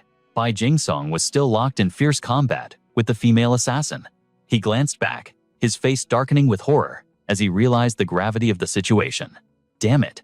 Reaching the control console, the blonde terrorist worked with practice speed hacking the system. The core began to pulse with an ominous, otherworldly green light. Bathed in that eerie glow, a twisted smile distorted his face. Finally, he thought, his heart racing. The moment we've waited for is here. His finger hovered over the final sequence. Almost there, he thought. He raised his hand to strike the activation rune, screaming fanatically for the holy sect. But his hand froze, trembling helplessly in midair. He looked down to see a spiritual chain wrapped tight around his neck, choking his power. Even while fighting one opponent, Bai Jingsong had extended his whip to ensnare the second. The blonde terrorist gagged, cursing through gritted teeth. "You persistent old fossil." Bai Jingsong glared at them, his eyes sharp as daggers. With a voice like grinding gravel, he declared, "It is over." Meanwhile, Elder Feng had cornered the white-haired female assassin. Yet she remained defiant. "You call us villains. You people are the real invaders." Her hand crept toward a concealed firearm as she screamed, "What gives you the right to play the victim?" Before anyone could react, she whipped out the gun and fired. The shot was point blank, but Elder Feng's reflexes were god tier. He twisted his body, barely letting the bullet graze past him. But the bullet wasn't meant for him. It tore through the air, screaming straight toward Bai Jingsong, who was currently immobilized by his own technique, binding the other enemy. Too fast, Bai Jingsong's mind raced. He couldn't dodge. Suddenly, a shadow cast over him. The Cloudwing Crane had thrown itself into the line of fire. The projectile slammed into the spirit beast with devastating force. It wasn't just a bullet, it was a disruptor. Lightning crackled across the crane's limbs, shattering its spiritual form from the inside out. Bai Jingsong's scream tore from his throat. Cloudwing. But it was too late. In a flash of dissipating light, his loyal companion shattered into nothingness. With the spirit beast gone, Bai Jingsong's connection wavered, and the whip binding the terrorist dissolved into motes of light. His heart sank. No. Free at last, the blonde terrorist didn't hesitate. His partner joined him, and they slammed the final command into the console. "It's done. Retreat now." They vanished into the shadows, just as Bai Jingsong lunged. But they left a parting gift, a countdown timer reaching 0. A cataclysmic explosion engulfed the sector before the city lord's helpless eyes. Cut to the aftermath. The news anchor's voice trembled. Yesterday, a magnitude 7.8 earthquake devastated Whitescale City. Confirmed casualties have surpassed 18,000. This manhwa recap takes a dark turn here. Over 50,000 remain missing. The shield generator was sabotaged by terrorists, allowing a level 3 monster tide to breach the city walls. Our brave soldiers are currently holding the line in a desperate defense against the abyss. Reports indicate coordinate attacks across the province. City Lord Bai Jingsong is personally leading the counteroffensive, rallying all remaining forces to purge the terrorist threat. One terrorist has reportedly been captured, and the situation is stabilizing. Watching the broadcast, Bai Xian's heart clenched as he thought of his grandfather. The broadcast shifted. Following the disaster, Bai Chengzi, the vice city lord and son of Bai Jingsong, appeared on screen to address the terrified populace. The scene in the hospital was pure chaos. Casualty numbers were skyrocketing. Doctors screamed, "Make way," as they wheeled in the maimed and dying, drowning out the politician's speech. "We will survive this calamity together," the screen promised. But down in the blood-soaked halls, nobody had time for empty words. Medics rushed past, offering the only comfort they could. "Hang in there," a nurse cried. Meanwhile, the TV blared on, "Citizens of Whitescale City, take heart. Our elite military is fighting for you on the front lines." But the reality was a soldier lying on a gurney, eyes bandaged and bloodied, likely blinded forever. The doctor squeezed his hand, voice cracking. "Stay with us, soldier. Just hold on." Witnessing this living hell, a wave of indescribable sorrow crashed over Bai Zian. As he walked past another ward, the same desperate mantra echoed out. "Hold on," beside the bed. Ah Wei grabbed his friend's hand, pleading, "The doctor is coming. Don't you dare die on me." A broken body lay upon the hospital bed, legs severed completely, leaving only phantom pains behind. He gazed helplessly up at his comrade. The man beside him gripped his hand tight, a lifeline in the darkness, and whispered a single desperate command: "Survive." That grip, that warmth, it triggered a flash of agony from Bai Zian's past life. A memory etched in blood, and fire returned to haunt him. Amidst the symphony of exploding shells, his captain had grabbed his hand, just like this life, fading fast. "Bai Zian," he wheezed. Leaning against a blood-stained wall, the captain smiled weakly and said, "I never thought you would be the one to save a wretch like me." Panic surged through Bai Zian's veins as he cried out, "Captain." Yet even at death's door, the captain maintained his invincible image. He flashed that signature confident grin and laughed.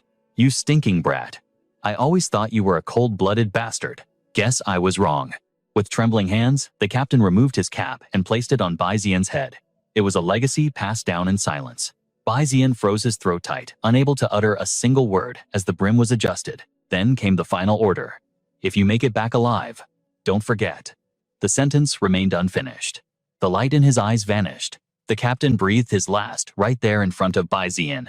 Back in reality, Bai Zian's fists clenched until his knuckles turned white.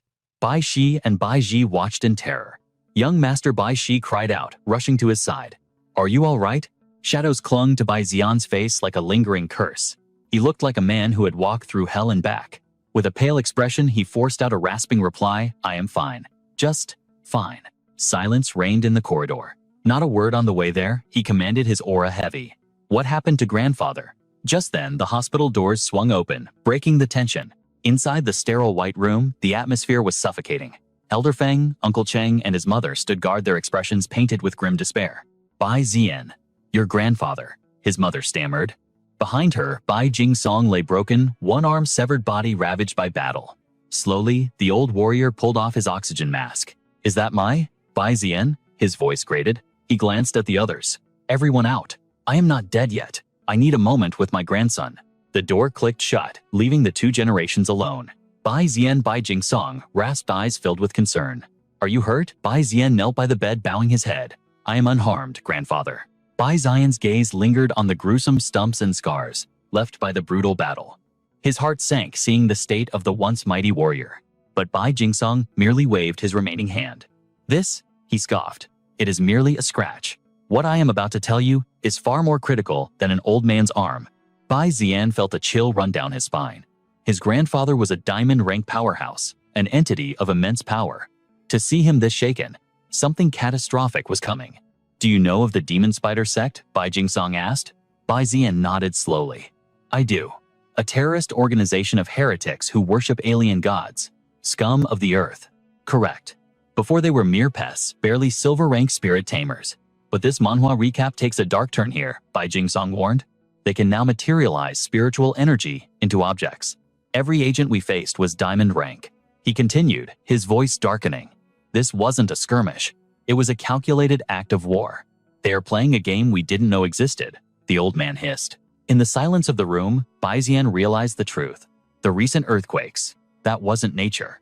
That was their opening move. Gasping for air, Bai Jingsong reapplied his mask. "It is worse than we thought," he wheezed. "The situation has escalated beyond control." A holographic notification flashed in the air. "A secret realm is colliding with our 10,000 spider nest world. We are facing total annihilation." Bai Zian placed his hand on his grandfather's withered skin. His super intuition flared to life, a cheat code in this system manhwa. "No," Bai Zian declared, his eyes glowing. "The world won't end. The realms aren't crashing. They are merging." Bai Jingsong's eyes widened in shock. "Merging? Are you certain of this, boy?" "Absolute certainty," Bai Zian replied with the confidence of a prophet. "I have seen the future. The tremors are just the growing pains of two worlds becoming one. Relief washed over the old man. Then, there is hope. Bai Jingsong looked deep into Bai Ziyan's eyes. The truth is, I come from the origin planet. I was once a scion of the great Bai family. Bai Ziyan froze. The origin planet. The revelation struck like lightning. The origin planet. Bai Jingsong reminisced bitterly. I was the chosen one, the genius selected by the clan head himself. But I was arrogant. Pride comes before the fall. I committed a grave error and was cast out, stripped of my honor, exiled to this backwater world. Yet they gave me a sliver of mercy, a second chance. Kill the purple star rank spirit queen and I could return home. I was a fool, he whispered. I underestimated a purple star beast. I was too impatient. My golden scaled fish was slaughtered. My cultivation base shattered. And now, even my cloud-winged crane has fallen. My path to the purple star rank is severed forever. Seeing the despair, Bai Ziyan gripped his hand. No, there is always a way, grandfather. You still have a chance. You don't understand, child. Bai Jingsong's grip tightened on Bai Ziyan's shoulder. You are the future of the Bai family now. Didn't you vow to become the supreme spirit tamer in this awakening manhwa? Then go to the origin planet. The old man's eyes blazed with renewed fire, shocking Bai Ziyan. Participate in the great selection 1 year from now. Reach the top 10. Only on the origin planet can you transcend limits and become a god amongst men. He shook Bai Ziyan violently, pouring every ounce of his dying ambition into the boy. Bai Ziyan steadied him, feeling the weight of destiny settle on his shoulders. Grandfather, Bai Jingsong unclasped the necklace and handed it over. I know you have the talent. You have the heart. The Bai family's resources are yours. He pressed a black card into Bai Ziyan's hand. Take this. The resources within are enough to power level you straight to the diamond rank if used wisely. But listen to me, Bai Ziyan. Don't repeat my mistakes. Remember this. The ghost of the captain's smile superimposed over the old man's face. He smiled, a mask of strength, hiding his pain. The most powerful force in this world is the connection between people. Bai Ziyan's heart skipped a beat. The captain. Grandfather. The words echoed across lifetimes. He accepted the necklace with solemn resolve. I understand, grandfather. Meanwhile, at the Bai estate, little Bai Ziyu sat on the porch. Is big brother sick like grandpa? Why isn't he back yet? The maid smiled gently to comfort her. Don't worry, little miss. Young Master Bai Ziyan is strong. He will be home soon. The door creaked open. Bai Ziyan stepped in, the heavy pendant weighing in his hand, his mind still swirling with the philosophy of human connection. Big brother. A blur of motion shot across the room. Before Bai Ziyan could react, Bai Ziyu launched herself like a cannonball, clinging to his head and nearly toppling the future's strongest spirit tamer.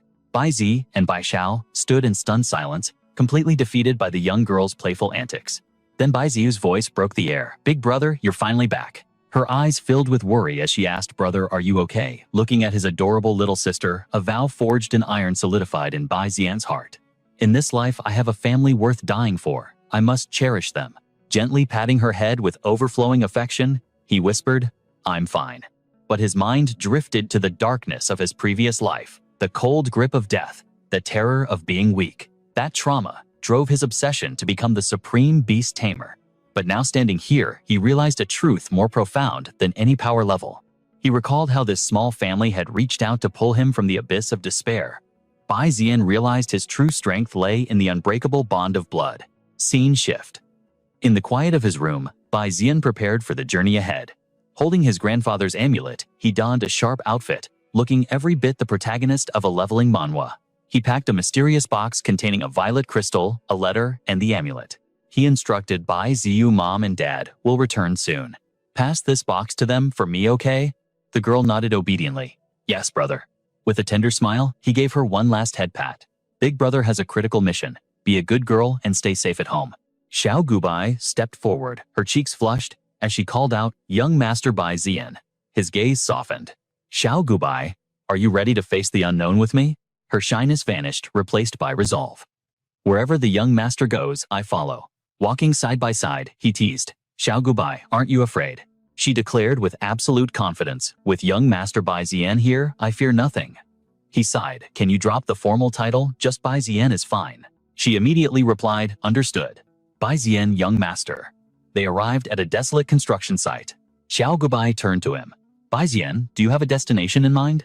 Staring into the void, he admitted, I haven't pinpointed the exact coordinates yet. But his internal goal was clear: grind levels to boost his power and farm materials. Activating the interface, he commanded System, analyze data. I need to investigate. He queried the Eye of Revelation with intense focus. Solution for grandfather's severed arm. The system chimed instantly, displaying a vial of life water. His thoughts shifted to the beast. How do I cure grandfather's red-eyed gold pattern fish? The interface flashed a new item: Spirit Nurturing Heavenly Water. Grandfather Bai Jingsong's beast has a damaged core. It requires the Spirit Nurturing Heavenly Water. This legendary resource contained 4 elemental essences, a miracle cure for aquatic beasts. He tapped the screen to search. But suddenly, the results made Bai Zion freeze. What the hell? The system delivered a crushing blow. Life water 55000 points. Spirit Nurturing Heavenly Water error. Item untraceable. He muttered to himself. The life water is expensive, but exists. But the spirit water has vanished from the world. He tried another angle. Eye of Revelation. How do I repair the Awakening Hall's core? A schematic appeared locked behind red encryption. Core damaged. Repair impossible. Memories of the war surfaced. Grandfather had lost hope after the battle. I left the Purple Thunder Eagle egg and the evolution guide to give him a reason to fight. It was to give him hope. Hope that Whitescale City could still be saved. Panic began to set in. What do I do now? The clue for the spirit water is dead. Where do I go? Suddenly, a tremor ran through his body. What eye? I can't move. Bai Zian watched helplessly as his hand moved on its own.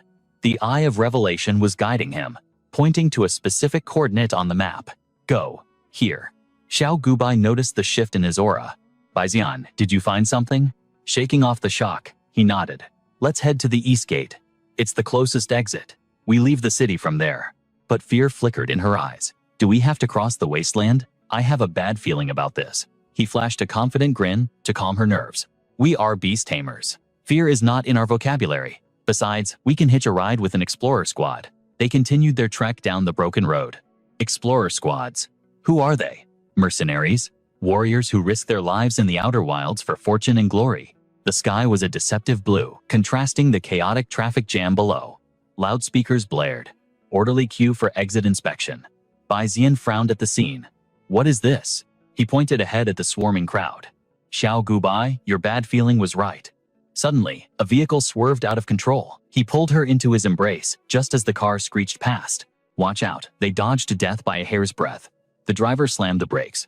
Dust settled, and they stood there awkwardly aware of their tightly interlocked hands. Bai Zian turned away, face burning. You okay? Xiao Gubai couldn't meet his eyes either. I'm fine. She looked at the crowd in confusion. The monster tide just retreated. Why is everyone fleeing the city? Bai Zian's eyes narrowed, analyzing the situation like a true strategist. The rich think Whitescale City is doomed. Rats fleeing a sinking ship. Too weak to survive the wild alone, they hire explorer squads for protection. That explains the convoy ahead. Money buys safety. The east gate loomed like a giant beast. A female officer barked orders. Beware of beast ambushes. Inspection required for exit. Clear the lane for military convoys. Bai Zian observed her strict demeanor. All personnel leaving the city disarm and present ID for scanning. The guard dog sniffed Bai Zian. A disaster just happened, yet they keep the gates open. Is this to create an illusion of safety for the outside world? His profile flashed on the scanner. Identity verified. They entered a long claustrophobic tunnel. Attention, gas masks mandatory beyond this point. Bai Zian complied, and Xiao Gubai followed suit, not daring to disobey. Emerging from the tunnel, the desolate wasteland stretched endlessly before them. They split up, sprinting across the barren earth. Bai Zian scanned the horizon constantly. He stared at the landscape. This defense line is a graveyard, where countless beasts were slaughtered.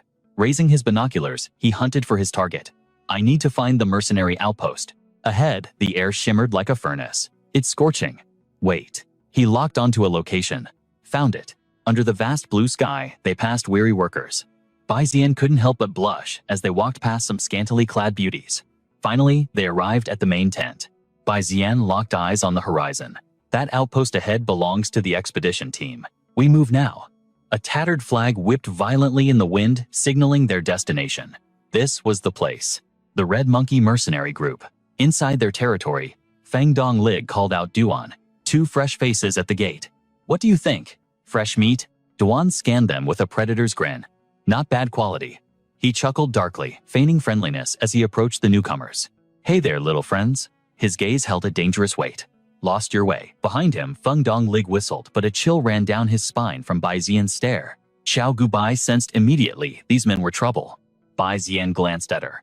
Ever since arriving at the Bai family, Xiao Gubai had triggered some kind of unseen switch. She trembled as they approached. Her very presence seemed to draw unwanted attention like a magnet.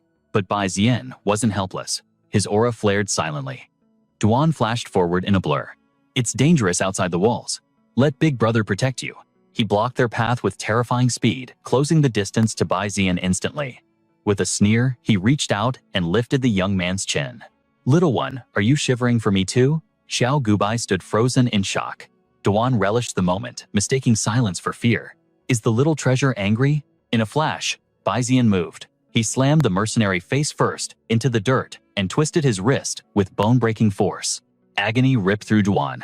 Feng Donglig, help me. This kid's crazy. But Bai Zian stood over him, azure flames, dancing ominously around his body. You can try. Feng Donglig froze, paralyzed by the sheer killing intent rolling off the boy. The sun beat down on the loudspeakers as the tension peaked. Suddenly, a voice cut through the air. Vice Captain, what's happening? It's too noisy. Vice Captain Qiming scratched his head lazily. What else? The beast wave is here. Xu Jing instantly accessed the tactical interface.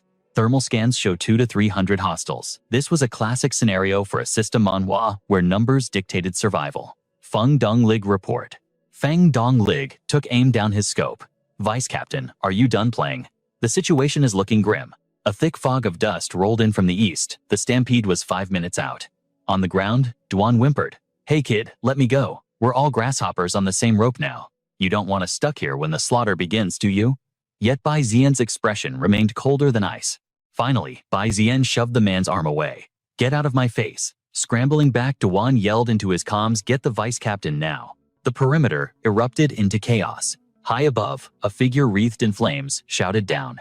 Don't panic. Qiming's voice boomed like thunder commanding order. Retreating to the city is impossible. We stand and fight. Hold until reinforcements arrive. If you want to live, the rookies below looked bewildered. Bai Zian watched the leader, a flicker of approval in his eyes. At least someone here had a brain. Qiming stood tall, rallying the troops. I am the vice captain of Red Monkey, a silver rank beastmaster. I'll take the front line, but I need a defensive beastmaster on the flank. Who will step up? Qiming glared at the crowd. The Black Iron Trash cowered. The so-called experts were too cowardly to risk their lives. A blonde girl stepped forward from the mob. I'm silver rank. Bai Zian raised his hand too, but paused. Huh, someone beat me to it. A wealthy young man strutted forward, basking in the crowd's awe. Give me firepower, and I'll hold the line. Whispers erupted. Isn't that the eldest young master of the Ming Corporation? Young Master Ming reached silver rank Qi. Ming grimaced. A rich kid. Could he actually fight? He barked orders. Duan Feng Donglig. Take a squad, and get the heavy artillery now. The two mercenaries snapped to attention. Sir, on it. As Qiming rallied morale, Bai Zian narrowed his eyes at the rich boy. He turned to Xiao Gubai, voice low. Stay behind me. Guard your life with everything you have. That guy is going to ruin everything. The air distorted with heat as a massive red fire monkey materialized. The young master stepped forward arrogantly. Come get some. Red fire monkey, no time to slack off. While the sky remained mockingly blue, the defenders scrambled. Alpha fell to his knees, praying desperately. O Lord, be with your servant. Grant me wisdom and the courage to survive this tribulation. He clutched his Bible, eyes shut tight. Let your spirit be with my brothers. We humbly accept your word. The rich kid flexed his muscles, believing divine power, or perhaps just ego, would save them from pride. Duan gripped his weapon, finding his own twisted form of courage. Xiao Gubai watched in terror, praying for deliverance from pain and weakness. Duan, heavy machine gun in hand, sidled up to Bai Zian. Hey kid, you're a beastmaster too, right? This felt like a classic setup for a leveling manhwa reveal. He stared intently at Bai Zian. You handle yourself like a pro. Your strength isn't just for show, is it? I'd bet you're stronger than that rich peacock.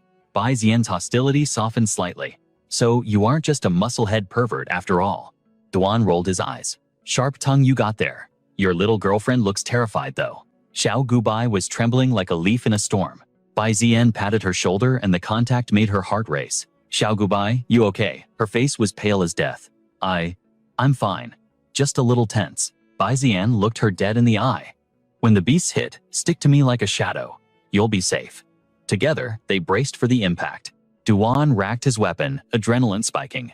He roared, "Here they come, combat positions." The horizon turned black with monsters. A voice crackled over the comms. "Hold fire, wait for the minefield." Boom. Explosions tore through the front lines, burying the beasts in smoke and fire. Even Duan was impressed. Shujing's fireworks are vicious, but through the smoke survivors charged. Feng Dong Lig tracked them. Tough bastards, aren't they? He squeezed the trigger.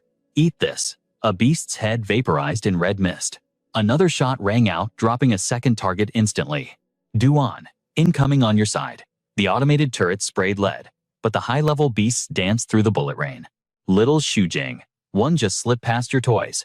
Shujing slammed her console in frustration. "You saw it. Why didn't you chase it?" "Damn it." Duan rushed toward the turret emplacement, laughing grimly. "I told you, your barrel is too small to satisfy these monsters." He aimed down the sights. Heavy firepower was the only truth that mattered. Duan unleashed a storm of bullets from his dual-wield stance. Heads exploded like watermelons. Yet the beast horde kept scaling the walls. Bai Xian's expression darkened. The bronze rank horde was breaching the perimeter. But the rich guy just smirked with arrogance. "Finally, it's showtime for me." Duan shouted over the gunfire. "Not yet. Drop the oil barrels now." The team scrambled to roll the heavy drums down the ramparts. The sheer weight of the steel barrels crushed the vanguard's advance. Feng Dong Lig didn't hesitate. His target wasn't the monsters, but the fuel. An inferno erupted, incinerating the beasts in a sea of flames. Even the MC couldn't help but admire the magnificent destruction. "Your adventure squad actually has some skills," someone noted. Duan grinned, his ego fully inflated. "Naturally, our Red Monkey squad is the top-ranked force in the entire wasteland." The flames forced the horde back, but one creature refused to bow. It stood tall, radiating an aura of absolute dominance. Duan narrowed his eyes. Here comes the main event. Bai Xian immediately activated the system interface. Eye of Revelation activate. The blue screen flickered to life, analyzing the threat. Target Alchemy Beast. Class Iron Steel. Rank High-Tier Silver Abilities. Killing Mist Verdant, Battle Roar Azure Shredding Fangs, and Emerald-Plated Armor. A Crimson High Silver variant emerged from the smoke, locking eyes with them. Feng Dong Lig spotted it through his scope, and roared, sweat beading on his forehead. The pressure was suffocating. "Duan, I count at least 7 or 8 silver ranks." Duan's face dropped. 7 or 8. "Are you kidding me?" He frantically pointed to the rear defensive line. "Rich kid, can you hold the rear line alone?" With unshakable confidence, the wealthy heir smirked. "Just leave it to me." He snapped his fingers to summon his beast. Descend Golden Horn Toad. A massive amphibian materialized. Species Metal-type Golden Toad. Rank Mid-Silver. Talent Elastic Durability. Potential High Gold. Skills Verdant Rapid Fire. Azure Titan Tongue. And Azure Metallic Skin. Qiming wasted no time summoning his own war beast. "The number of silver ranks is spiking. We need to thin their numbers now." He commanded the Crimson Fire Ape. Fire Fist Impact. The beast's fist ignited like a meteor. One strike and the monster's head was obliterated. Another beast lunged from the shadows. The two clashed instantly, entering a deadly dance of claws and flames. Qiming shouted from the backline, "Crimson Ape, use your ultimate." The monkey gracefully sidestepped an attack, its arm blazing with intensified heat. It unleashed a barrage of magma-infused strikes. Red Lotus Explosive Fist. The monster was reduced to nothing but ash and gore. After the pummeling, the Crimson Ape bared its teeth and reported, "Vice Captain reinforcements are en route ETA 8 minutes. Qiming's expression darkened, his eyes filled with worry. Behind the wall, the civilians were cheering prematurely. He turned back, his voice grave. "Brothers, hold the line just a little longer." But just as hope began to rise, a streak of crimson light flashed past a soldier's head. The soldier's rifle clattered to the ground. The man beside him went pale as a sheet, his voice trembling. Old Chang. As he stood there, shivering in shock, a towering shadow loomed behind him. He turned slowly, terror in his eyes. "What the hell is that?" Before he could scream, the shadow struck. The red flash returned, decapitating him instantly. Blood and flesh sprayed into the air like a macabre fountain. Bai Xian's expression hardened into pure focus. Mana began to swirl around his fist as he prepared to engage. Moving with lightning speed, Bai Xian unleashed a devastating strike. A beam of azure energy blasted a pouncing beast out of the air, but in the distance, a sea of eyes was still watching him. "Damn it, there's too many," he thought, panic rising.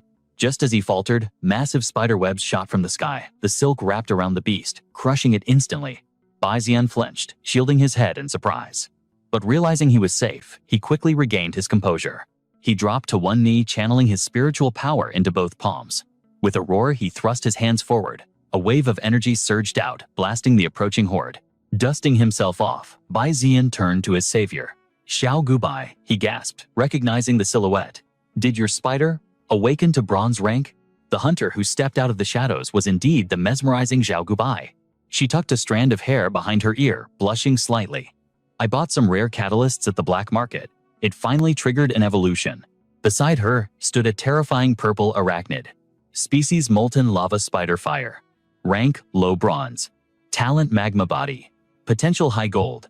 Skills azure scorching web. And verdant flame bomb. Bai Zian stared, cold sweat dripping down his neck. High gold potential, he thought. Eyes bulging. What kind of insane luck is that? Meanwhile, the defensive line was crumbling. Monsters pounded the walls until the concrete pulverized into dust. White smoke choked the battlefield. Duan shouted back to the rich guy, "We're out of ammo. Send in the war beasts." Without hesitation, the wealthy heir pointed forward. "Golden horned toad, clear the path." The massive toad activated its skill, Titan Tongue. Its mouth snapped open, unleashing a pink blur. The tongue swept across the battlefield like a whip, knocking the beasts down like bowling pins. Bai Zian clenched his fist over his heart, determination burning in his eyes. Everyone is fighting their hardest. I won't be the dead weight in this manhwa recap. He raised his hand to the sky. "Heed my call, Yi Ya." The winged beast descended from the heavens instantly. Yi Ya unleashed 3 streaks of flame that struck with the speed of lightning. Bai Zian panicked, screaming, "Yi Ya, don't be reckless." But the flames pierced the monster with surgical precision. Bai Zian shook his fist in fury. "I didn't even give the attack order yet, you stupid bird." The beast landed and glared at him with utter disdain. "I am the incarnation of the Sunday. Do you really think I need orders from a human?" Bai Zian didn't argue. He just bonked the bird on the head. A comically large bump appeared as the bird sulked. Xiao Gubai and her spider watched, jaws dropping in disbelief. Back at the supply crates, Qiming and his ape were pinning themselves against cover. The towering monster prowled just inches away, hunting them. Qiming flashed back to the soldier who had been decapitated. His face twisted with a mix of fear and resolve. He gritted his teeth, analyzing the situation. That monster's speed is god tier. I can't beat it in a head-on clash. In this awakening manhwa scenario, panic means death. I have to stay calm. Lost in deep thought, Qiming snapped back to reality when the rookie beside him raised his rifle. Rage flared as he shouted, "Hey, what the hell do you think you're doing, damn it?" Seeing the fool about to charge, Qiming reached out to stop him, his voice frantic. "Hey, stay back." But the soldier, gripping his gun tight, squeezed the trigger wildly and screamed, "I'm taking you down with me." The outcome was grimly predictable. The monstrosity swung its arm, cleaving the man's head from his shoulders in a single stroke. This was the Hammerhead Queen. She was a towering nightmare in sleek black armor, pulsating with violet energy veins. Her claws were razor-sharp death, and in her hand, she casually gripped the severed head of the soldier. Qiming ducked behind a crate, cold sweat drenching his back. His mind raced with terror. What kind of beast is this? Is it a gold rank boss from a leveling manhwa? Suddenly, a system notification flashed. "Vice Captain, the Eastern Defense Line has shattered. The beast horde is breaching the camp." He clicked his tongue in frustration. Misfortune never comes alone. Qiming barked orders. "Feng Donglig, provide support." 6 o'clock direction. Feng Donglig's voice crackled back instantly. "Copy that." Feng Donglig swung his sniper rifle to the 6 o'clock position. The monster was right there. Hiding behind the crates were the red flame monkey and Qiming. Feng Donglig smirked, whispering into the comms, "Vice Captain, you owe me a feast for this." He lined up the shot and pulled the trigger. Bang! The bullet slammed into the Hammerhead Queen's skull, knocking her head back. Qiming saw his opening and roared. Now beside him, the red flame monkey tore off its eye patch, its left eye blazing with infernal light.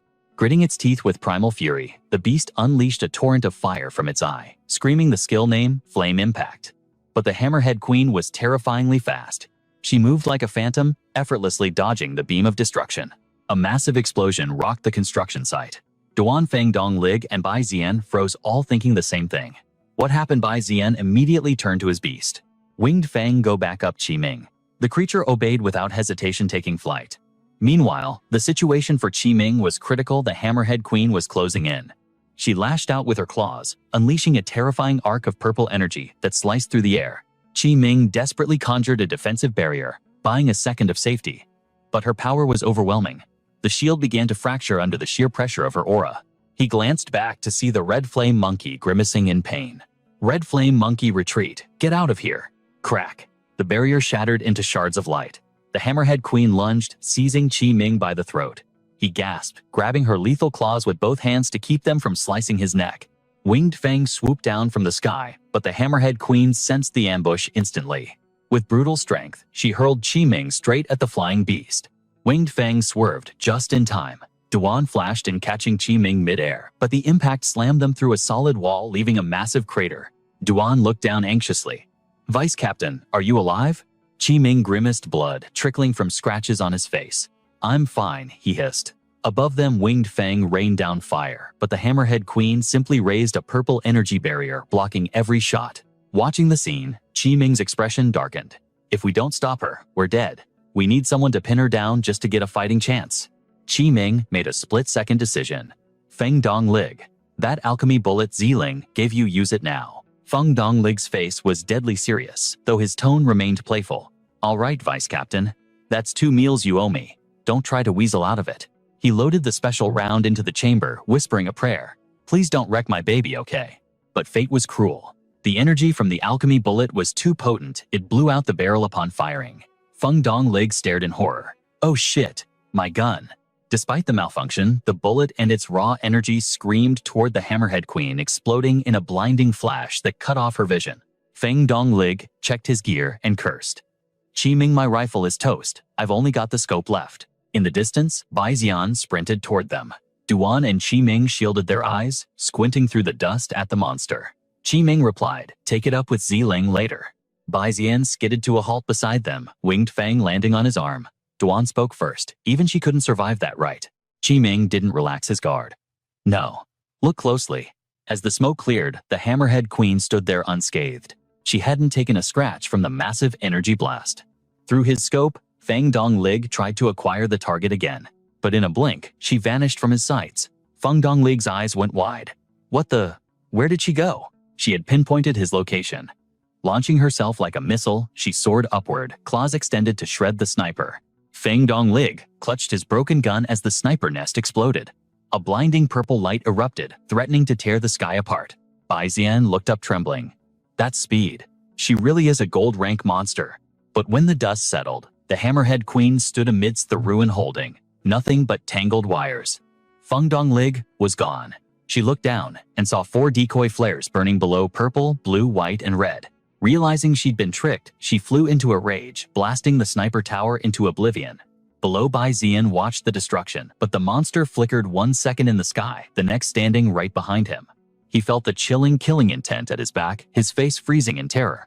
The Hammerhead Queen pounced. She slashed with both hands to rip him apart, but her claws raked against Bai Xian's emergency barrier. He cast a spell, desperately thinking, "My eyes can't even track her movements." She pressed her face and claws against the shield, the pressure immense. Bai Xian knew it was over. The shield won't hold. A second later, his fears were realized. The barrier shattered under her razor-sharp assault. The towering monster stood triumphant, before cowering Bai Xian. But suddenly, a slimy web-like mass shot out from the side. Splat. It stuck to Bai Xian's hip, leaving him bewildered amidst the falling shards of his defense. Just as the beast prepared to strike a lifeline of spider silk, yanked Bai Xian skyward, he crashed right into Xiao Gubai's chest. Time seemed to freeze, as both of them turned bright red. Xiao Gubai. Thanks. I mean, sorry, Bai, Xian stammered, flustered. Xiao Gubai couldn't even look him in the eye, her voice trembling. It's fine. Don't mention it." She held him tight with one arm and unleashed hell with the other. Fire, bamboo, spider, magma shot. Molten rock smashed into the earth, creating glowing fissures like spiderwebs. But the scene was pure chaos. The monster danced through the destruction, dodging every single strike. Cold sweat dripped down Bai Xian's face as he analyzed the battlefield. It dodged again, his mind raced back to the bullet. The beast's speed was absolutely godlike. "It took the gunshot, yet moves like lightning against the spider," Bai Xian muttered. Something doesn't add up in this manhwa recap logic. It evades spiritual energy easily. Wait, it senses aura fluctuations, Bai Xian realized. It's blind to the physical world, it only sees energy. Bai Xian shouted to the mercenaries across the field. "Hey, I've cracked its weakness, we need to strike now." But the cowards were already sprinting for their lives. "Hey, Where the hell are you going? Bai Zian roared in disbelief. Run for it, they cried, leaving them to die. Left with no choice, Bai Zian turned to the only ally left. Xiao Gubai, it's all on us now. Suddenly, a voice cut through the despair. Hold on, it was the rich heir. He pushed up his glasses with a smirk. Did you forget you're in the presence of an elite beast tamer? This is a leveling manhwa world after all. He summoned his guardian, Golden Frog Armor Mode. The Golden Frog obeyed instantly by opening its massive maw and swallowing its master whole, while the others watched in horror. Light exploded from within the beast's belly. Master and monster merged into one entity. The frog's face twisted, taking on the rich boy's features and even his glasses. It slammed its hands onto the ground. An A-rank talent spirit fusion. The ultimate state where tamer and beast become a single force of nature. Attributes skyrocketed across the board. Bai Zian analyzed the form. It's hideous, but in a system manhwa function beats fashion. It works. Xiao Gubai grimaced behind him. That is absolutely revolting. But the frogman charged up a massive green aura. Witness the power of young Master Ming, the creature bellowed, baring its teeth. He launched a reckless assault. Rocket tackle. The beast sidestepped instantly. The frog crashed into nothing but air, curling up in agony as it missed the target completely. I knew it, Bai Zian whispered, watching the failure. It tracks the spiritual signature. It's hunting by energy alone. Xiao Gubai, the plan will work, Bai Zian said, his voice steady. But fear clouded her eyes. I don't think I'm strong enough. Bai Zian gripped her hand firmly, locking eyes with her. Trust me. More importantly, trust yourself. You've already proven you have the strength. Her cheeks flushed with new resolve. Bai Zian's gaze turned icy sharp as Wing Fang appeared. Let's end this. My victory probability is 100%. Xiao Gubai reached out to stop him, but he was already moving. Hey, over here you ugly freak. Bai Zian's aura flared brighter than a sun. Come and get it, he taunted. Suddenly, a shadow loomed behind him. A sneak attack from the void. Fast. Bai Zian thought, his mind processing in bullet time. But it always hesitates for a split second before the kill. Just like now, Bai Zian crossed his arms. Blue spiritual fire erupted from his body, turning the night into day. The surge was blinding. The beast recoiled, shielding its face from the overwhelming spiritual storm enveloping Bai Zian. To you, I'm nothing but a blinding sun, Bai Zian roared triumphantly. Now Winged Fang. Winged Fang answered the call, blasting a column of flame. The impact slammed into the creature, sending it reeling backward. The explosion tore through the area, scattering debris and spider silk everywhere. Bai Zian pointed a finger of judgment. Lock it down, don't let it move. Winged Fang ascended, unleashing a hellish inferno. A vortex of fire spiraled down like a dragon from the heavens. Secret technique, vortex of calamity. In seconds, the heat warped the air itself, the flames towering over the massive beast. Even the Titan felt small inside the inferno, forced to look up at its doom. Xiao Gubai seized the moment. Fire Spider Go. Thick, sticky webs shot out, binding heavy crates together and slamming them down to create an inescapable prison. Finish it, Bai Zian screamed. Winged Fang Ultimate Art. The beast's eyes glowed with pure destruction. Skill-activated Core Meltdown Beam. With wings sharp as steel, it fired a crimson laser of absolute annihilation. Boom! The earth shattered, smoke and debris mushroomed into the sky. Meanwhile, a watcher observed from the shadows. At the Whitescale City border, a figure lowered their binoculars. Heavens, that was absolute perfection. A true awakening manhwa moment. A blue glow pulsed from the crater. Bai Zian peered into the abyss. Xiao Gubai, are you alive? I'm okay. Suddenly, slash. A razor-sharp claw gripped the edge. Xiao Gubai froze in terror. Bai Zian, it's still standing. Impossible. Bai Zian's eyes widened. The beast rose from hell, armor shattered, but its killing intent was stronger than ever. High above on a crag, Bai Zian didn't flinch. He snapped his fingers coolly. Then we do it the hard way. He summoned his scaled Leviathan Devour. The massive fish opened its jaws to swallow the enemy whole, but as it swallowed, the Leviathan's eyes rolled back. Agony seized it. Red spikes pierced through its scales from the inside out. Pain ravaged his entire body, freezing him in place. Bai Zian stared at the horrific scene unfolding before him, his mind reeling. Facing the white shadow giant scale, fish cold sweat drenched him as panic set in. He collapsed to his knees, blood-red vines coiling around him like a cage. He thought, what kind of hellish power is this? Something is invading my body. Xiao Gubai rushed, over anxiety written all over his face. Bai Zian swatted the vines away, mentally commanding his beast. Return to the void. Go now. Suddenly, Duan burst out from the underground bunker, dusting himself off. Is the chaos finally over? Qiming climbed up beside him, scanning the ruin. Check the perimeter. Make sure no monsters or survivors are left. White smoke choked the battlefield. Duan kicked the severed leg of a golden horned frog. With its mouth blown to pieces like this, nothing could have survived that explosion. Qiming narrowed his eyes. Look over there. From the shadows of the tunnel, Xu Jing emerged, followed closely by Xiao Gubai, supporting a battered Bai Zian. Just two bronze-rank trash. Bai Zian's eyelids grew heavy, his consciousness fading as the four mercenaries Duan Shui, Xu Jing, and Qiming stared him down with cold eyes. Duan tossed the monster leg aside, sneering. Looks like the pampered young master didn't make it. Bai Zian's vision plunged into absolute darkness. Qiming shuddered, snapping at his teammate. Duan, don't just stand there. Help them, he shouted at Bai Zian. Hey brat! But it was too late. The boy had passed out cold. Bai Zian drifted into the abyss, his body feeling like it was sinking into the crushing depths of the ocean. Yet a voice pierced the silence. Bai Zian. Bai Zian. It was a classic scene from an awakening manhwa. Who calls me from the void? A terrifying bloodshot blue eye manifested in the darkness. Bai Zian gasped, terror seizing him as his eyes snapped open in a hospital bed. Shui Shi and Xiao Gubai stood like sentinels by his side, watching him with concern. Xiao Gubai's face lit up. Doctor, come quick. He's finally awake. Bai Zian sat up slowly. Shui, she placed a hand on her hip, smirking. You're alive. Just spiritual exhaustion. Bai Zian clutched his head, confusion swirling. My spiritual limit shouldn't be this low. Xiao Gubai frowned at her words. I don't think it's that simple. Suddenly, the tent flap flew open, drawing their attention to the entrance. Duan grinned, though his eyes remained cold. Oh, the sleeping beauty awakens. The boss has business with you.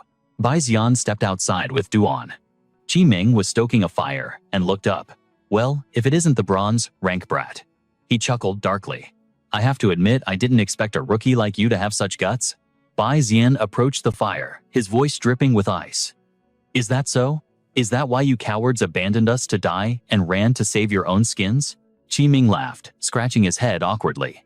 You've got a sharp tongue, kid. I can't blame you for holding a grudge. But as vice captain, I had to prioritize my team's survival. He looked up, his expression shifting. If I had known you possessed such hidden power, I wouldn't have played games. So how about it? Interested in joining our squad?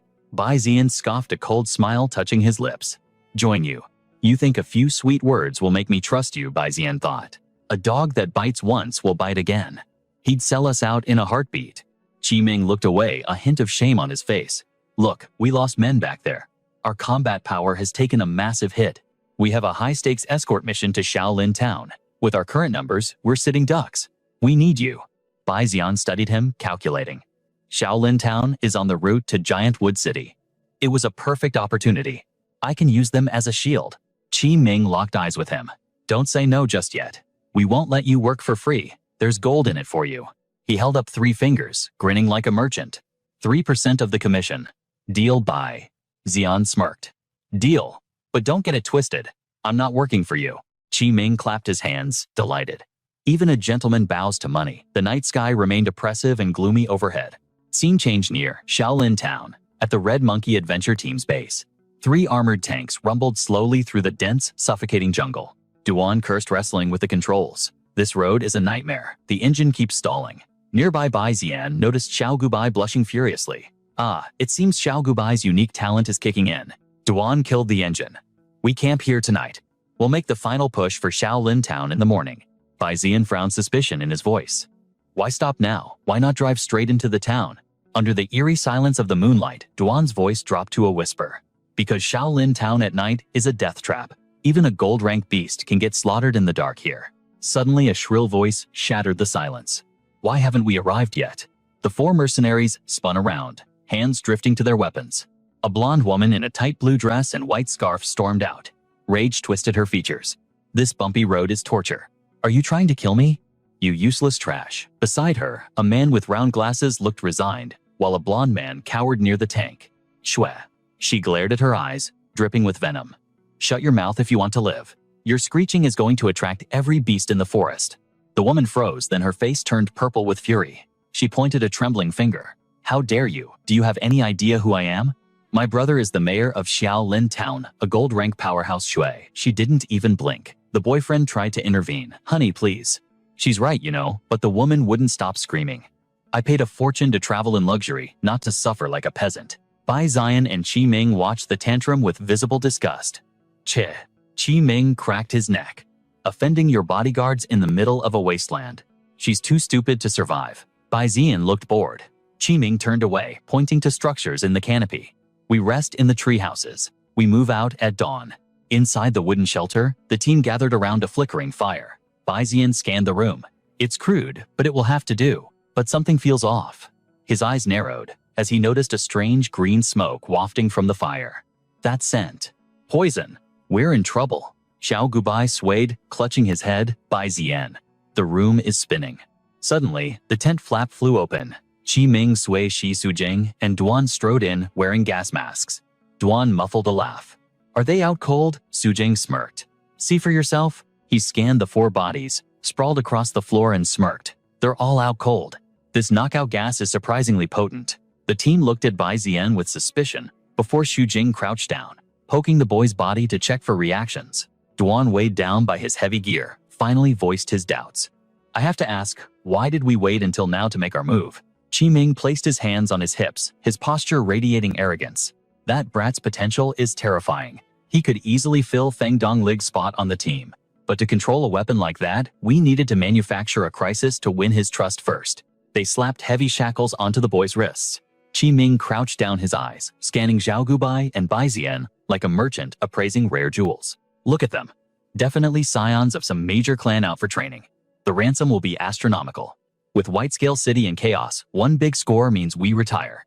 No more living on the blade's edge. Duan did a final head count of the unconscious victims, but the numbers didn't add up. 1, 2, 3. Wait, why is one missing? A slow mocking applause cut through the tension, freezing the 7 snake squad in place. From the shadows stepped Alpha, wearing a smile that didn't reach his eyes. God said, "Let there be light," and there was light. God commanded the earth to form, and it obeyed. His wisdom and grace protect me, his most loyal servant. Qi Ming stared at the newcomer, utterly baffled by the religious rambling. What is he babbling about? And how is he standing Qi? She frowned, his logic shattering. My dosage was enough to drop an elephant, let alone a fanatic. Duan raised his rifle, rage flaring in his eyes. Son of a... He leveled the barrel at Alpha, screaming, "Who the hell are you? Shut your trap about this god of yours." Alpha raised his hands in mock surrender, that eerie demonic grin, never leaving his face. Easy now. Let's be civilized and negotiate. But as he raised his hands, the 7 snake group froze. The symbol etched on his palm sent a chill down their spines. Qi Ming's voice dropped. The Demon Spider Sect. I didn't expect cultists here. In the corner, Bai Ziyan feigned unconsciousness, his mind racing. The Demon Spider Sect. This just got complicated. Hidden beneath a subtle gas mask, his eyes were wide open, observing every detail. His eye of revelation, a classic cheat in this awakening manhwa, had detected the toxin immediately, allowing him to counter with the mask just in time. I thought this was a standard kidnapping script, Bai Ziyan thought, but now a dark guild is involved. Best to stay low and watch the plot unfold. Qi Ming signaled Duan to lower the weapon. He turned his gaze to the cultist. Fine. What business does the Demon Spider Sect have with mercenaries like us? Alpha pushed up his glasses, the lenses glinting dangerously. I am a special operative for the Outer Sect, codename Alpha. My specialty, scouting geniuses for the organization. He pointed a gloved finger at the unconscious boys. Sorry to interrupt your operation, but those 2 beast tamers, I'm taking them. Talent capable of defeating a gold rank beast is rare. They are exactly what the sect needs. Qi Ming planted his hands on his hips, his grin turning predatory. That's unfortunate. Because these 2 are our merchandise. If you want them, you pay. Since we're all professionals, just name your price. Alpha waved his hand dismissively. Friends, you misunderstand. The Demon Spider Sect doesn't negotiate prices. As he spoke, 2 imposing blonde figures materialized from the shadows behind him like specters. Qi Ming bristled with anger. So, you intend to rob us? Suddenly, a blue system window popped up in Bai Ziyan's vision. A familiar sight in any system manhwa. Holographic projection detected. Where did they come from? Bai Ziyan thought, startled. Then he glanced at the notification. Wait, it's a projector. Those backups are completely fake. Meanwhile, deep in the foliage, a scope's crosshair settled perfectly on the cultist's frame. The hunter was about to become the hunted. Bang! A gunshot shattered the silence. A high-caliber round tore through the air, obliterating Alpha's arm in a spray of crimson. Qi Ming flinched. Who fired that? A familiar voice crackled over the comms. That would be me, Captain. Qiming's eyes widened in disbelief. Feng Dong Lig. You survived. Barely. You owe me a feast for this, came the reply from the brush. Alpha collapsed to his knees, clutching the bloody stump of his arm, tears streaming down his face in pathetic agony. Qiming barked into the radio, finish him. You missed the kill shot. Feng Dong Lig sighed. My rifle's damaged. Hitting him at all was a miracle. Duan scanned the area with a detector and reported, boss, the bodyguards are holograms. It's just this one wimp. The 4 mercenaries circled Alpha like wolves. Qiming sneered, his fear replaced by bloodlust. You punk. You tried to bluff us with cheap tricks. Trembling violently, Alpha choked out a threat through gritted teeth. The High Priest, he's coming. If you touch me, he'll slaughter you all. They didn't listen. The group descended on him, kicks and punches raining down. You won't even have a grave when we're done with you. I'm taking a kidney as compensation, you little brat. While the violence unfolded, a dark silhouette soared across the night sky atop a monstrous beast. A subordinate, clad in black, addressed the robed figure. High Priest, we have reached the Azure Wood Forest. The priest nodded. Prepare to descend. Alpha had better be right about this. A low rumble vibrated through the hideout. Duan paused mid-kick, scanning the ceiling. Qiming looked up. What is that sound? Alpha's face twisted into a maniacal grin. You're finished. He's here. The High Priest has arrived to judge you all. Boom. The roof exploded inward. Debris rained down, forcing Bai Zian to crack an eye open. Through the dust, Arthur and his beast descended like a nightmare. Alpha reached out with his remaining hand, desperate for salvation. High Priest, you came, save me. A status panel hovered over the creature, typical of a manhwa recap. Race skeleton beast. Rank gold peak. Talent aura of terror. Skills phantom fire shadow charge. A true boss monster. Arthur stepped off his mount, his scepter tapping against the floor with an ominous echo. Where are the targets? Another status window materialized. Name Arthur. Talent dark domain gate. Rank gold peak. Pets 4. Alpha bowed his head to the floor. The unconscious boys in the back. A suffocating purple-black aura erupted from Arthur's back. Bai Zian broke into a cold sweat. The pressure. It's overwhelming. This guy is on another level. Arthur's voice was ice-cold as he addressed the mercenaries. Insects. Move. Duan pointed his gun, trembling. What do you think you're? Qiming grit his teeth. You son of a... But the words died in his throat. An invisible force clamped down on them. Qiming's mind screamed. I can't move, my body. It won't obey. Suppressed by the sheer difference in power levels, the mercenaries stood frozen like statues. Arthur didn't even spare them a glance as he walked right past them to his prize. Shi stepped toward Bai Zian and Zhao Gubai, muttering a twisted prayer. Mother of 10,000 spiders, please save these lost lambs. Bai Zian cracked an eye open, spotting a purple vial filled with a suspicious liquid in the maniac's hand. The system window popped up, a classic trope in any awakening manhwa. Item Spirit Poison God Curse, crafted from Spirit Marrow, and the Illusion Spider Queen. Effect Absolute Mind Control and Force Cultivation Rank Ascension. Shi preached as he leveled the needle toward Bai Zian. May your soul find the path through the fog and enter the promised Dong Lid. Cold sweat broke out on Bai Zian's forehead. Crap. He actually wants to turn us into mind-controlled puppets with that stuff. No more playing dead. Bai Zian shattered the manicuffs on his wrists. He grabbed Shi's arm, stopping the needle inches from his skin. Sorry, pal. I'm not into the whole warming a man's bed service. With a smirk, he blasted a high-pressure water cannon point blank at the priest. Shi instantly erected a barrier to block the impact, his face twisting in disdain. Petty tricks. Taking the opening, Bai Zian hauled the unconscious Zhao Gubai to her feet, shaking her desperate. Zhao Gubai, hey, wake up. She was out cold. Bai Zian assessed the odds. Fighting now was suicide. Tactical retreat it is. He flung a smoke bomb, enveloping Shi in a thick cloud. With a wave of his hand, Shi unleashed a shockwave, dispersing the mist instantly. But Bai Zian had already smashed through the wooden wall and vanished. Shi barked at his minions. Hunt them down. The night forest was a jagged maw of darkness. Bai Zian dragged Xiao Gubai deeper into the brush, his breath coming in ragged gasps. He tried to rouse her again. Xiao Gubai, come on, stay with me. Still no response. Bai Zian grit his teeth. Damn it. That knockout drug is way too potent. He looked toward the depths of the forest and activated his cheat skill. System activate, Eye of Revelation. Scan the environment. The blue grid of the interface expanded, overlaying every tree and blade of grass. The system locked onto a massive tree, towering above the rest, laden with strange golden clusters. A notification chimed.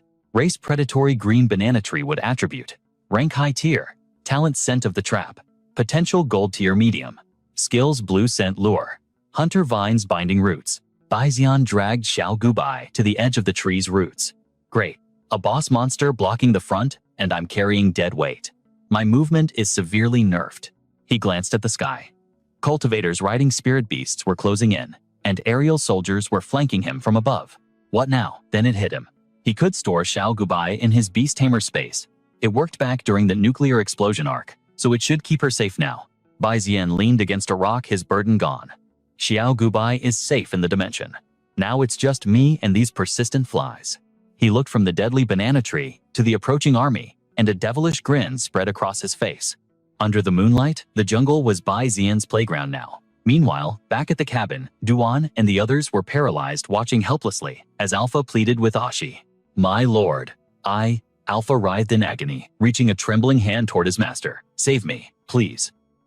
She stared down coldly. Instead of healing, he began to pray. May the mother of 10,000 spiders guide your soul to the promised dong lid. Alpha's eyes widened in sheer confusion. Ashi raised his scepter. A beam of purple energy shot out, incinerating Alpha where he lay. Duan watched in horror, his blood running cold. He killed his own subordinate. Nearby, Qiming frantically messaged Feng Donglig. Feng Donglig, what's your status? Feng Donglig looked at his gun, wrapped uselessly in bandages. The weapon is scrap metal. I can't provide sniper support. We're on our own. Qiming broke into a cold sweat. Mother of, are we seriously going to die here?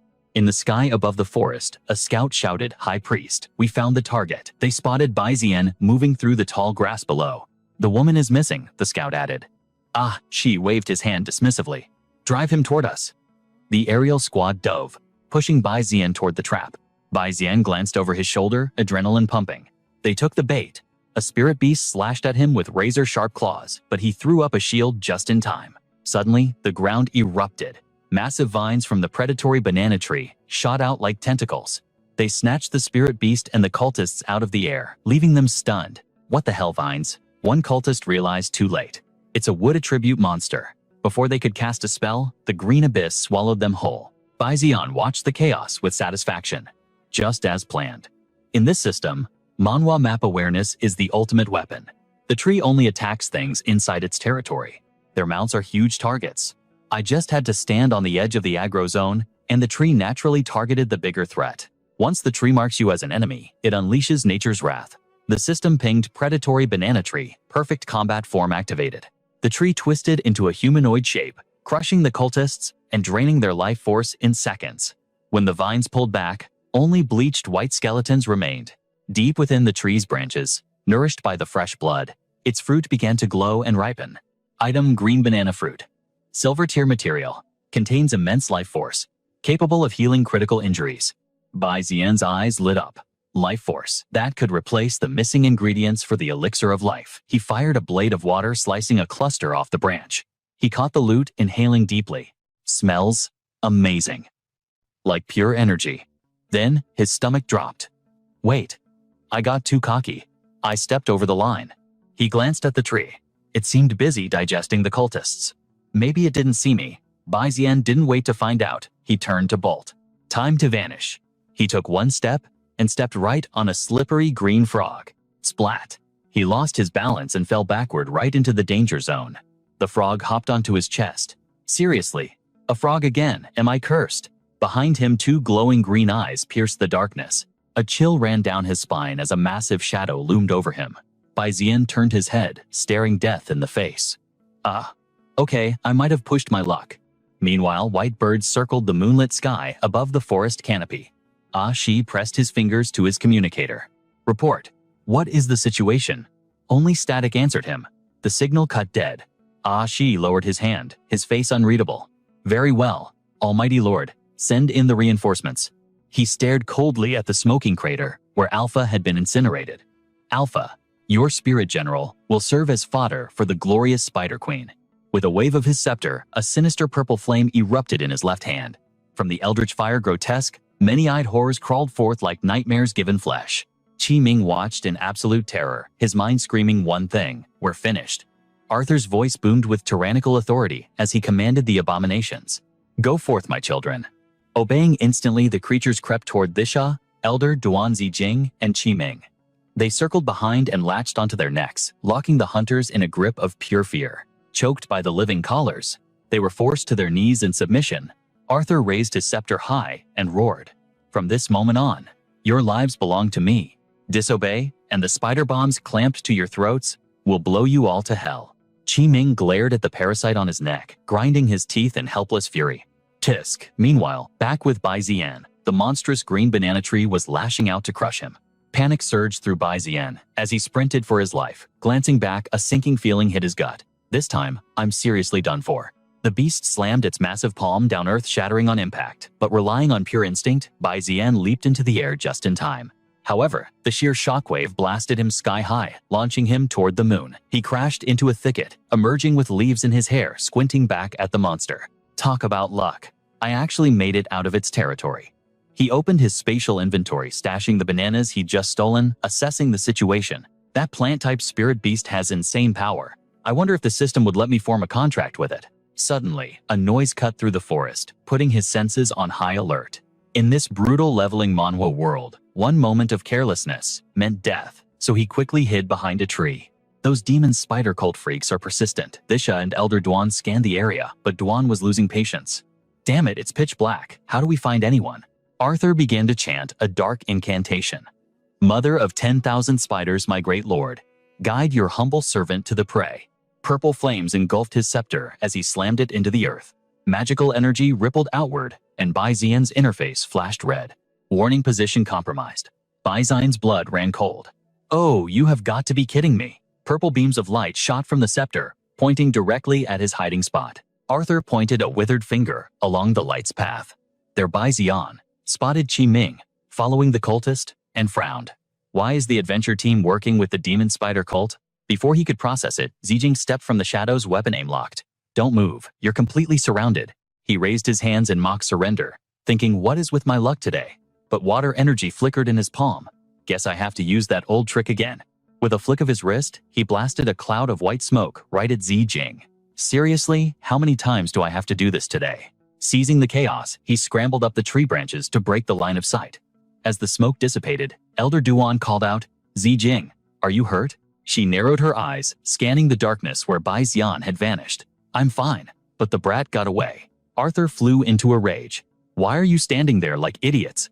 After him, now Qi Ming finally snapped, pointing an accusing finger at the cultist.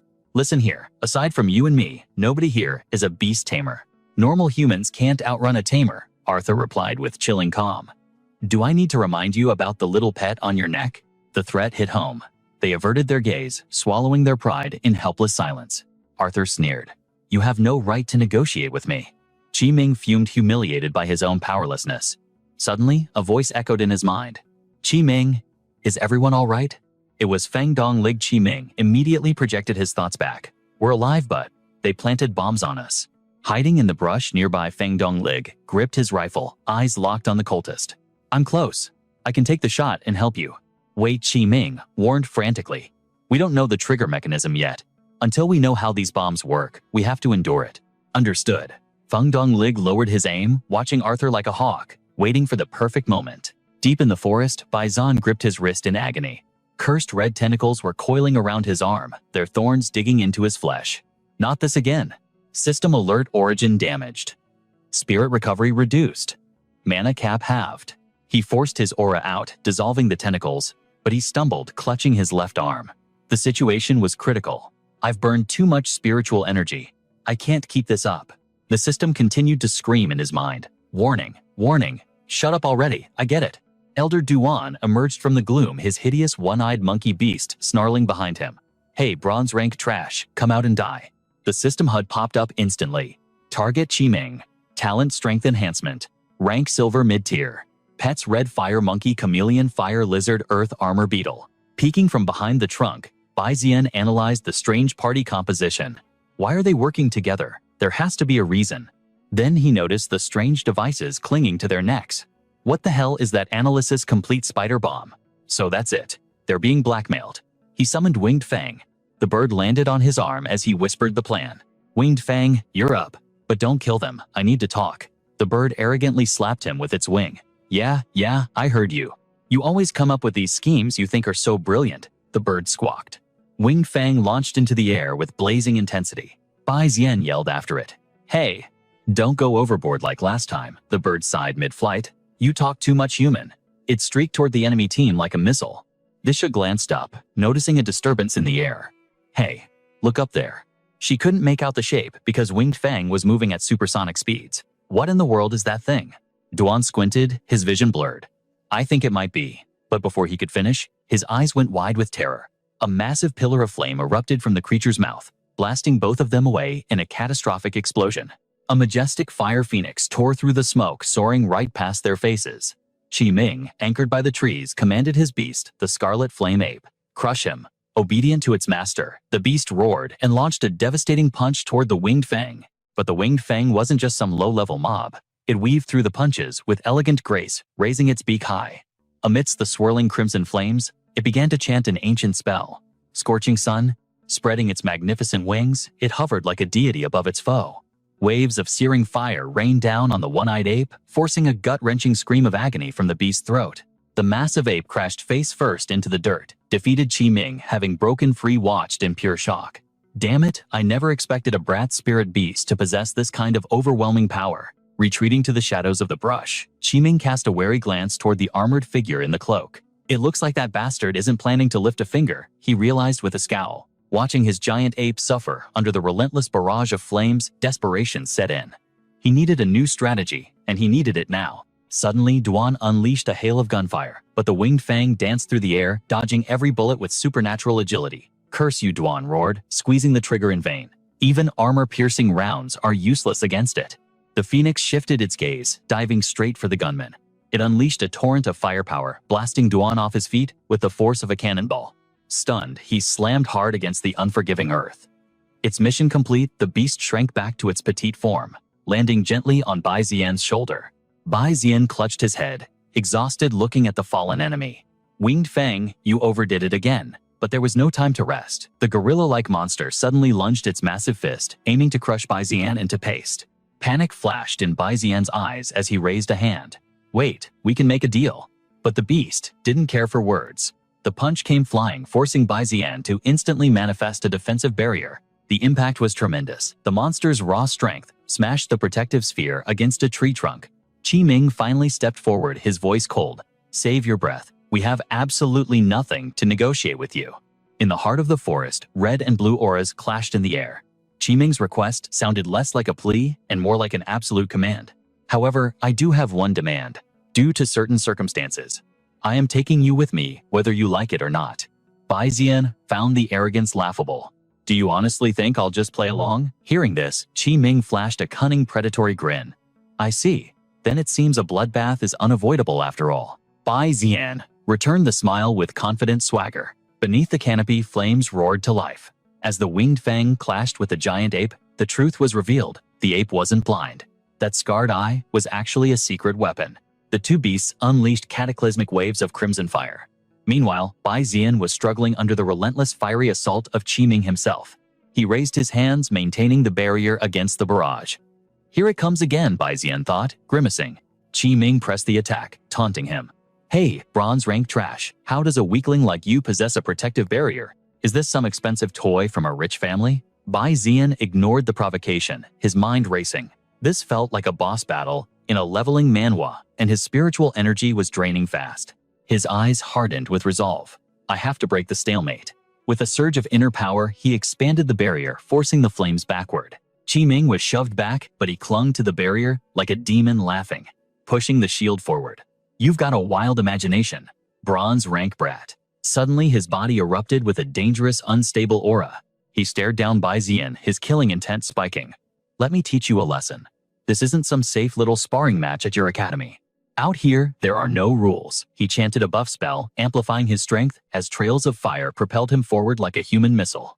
Bai Zian grit his teeth, panic setting in. Damn, he's charging right through the defense. There was no time to dodge. Bai Zian's face went pale as Qi Ming's knee drove into his gut. I've been fighting in the gutter since I was a child, Qi Ming roared. The impact slammed Bai Zian's spine against the hard ground. He gasped for air, fury and pain mixing in his eyes as he fought to stay conscious. Qi Ming wasn't finished. He rained down punches on Bai Zian's guard. The demon spider cult. is the public enemy of the Federation. Even if you help the authorities catch me, do you think those monsters will let you walk away alive? Blood trickled down Bai Zian's bruised face, but his eyes burned with an unyielding fire. He stared straight past the fist raised to crush him. Ha! A sheltered young master like you knows nothing of the real world. Suddenly, to Qiming's shock, Bai Zian reached up and locked his hands around Qiming's temples. He pulled him down, smashed forehead, collided with forehead in a brutal headbutt. I know exactly how this works, Bai Zian shouted, seizing the moment of disorientation to flip positions and pin Qiming to the dirt. As Qiming struggled, Bai Zian dropped the bomb. I also know you're being blackmailed. He stared intensely at the man beneath him. I'm talking about the mechanical spider attached to your neck. I can deactivate it for you. Qiming stopped struggling, grinding his teeth in suspicion. You don't make me laugh. Why the hell should I trust you?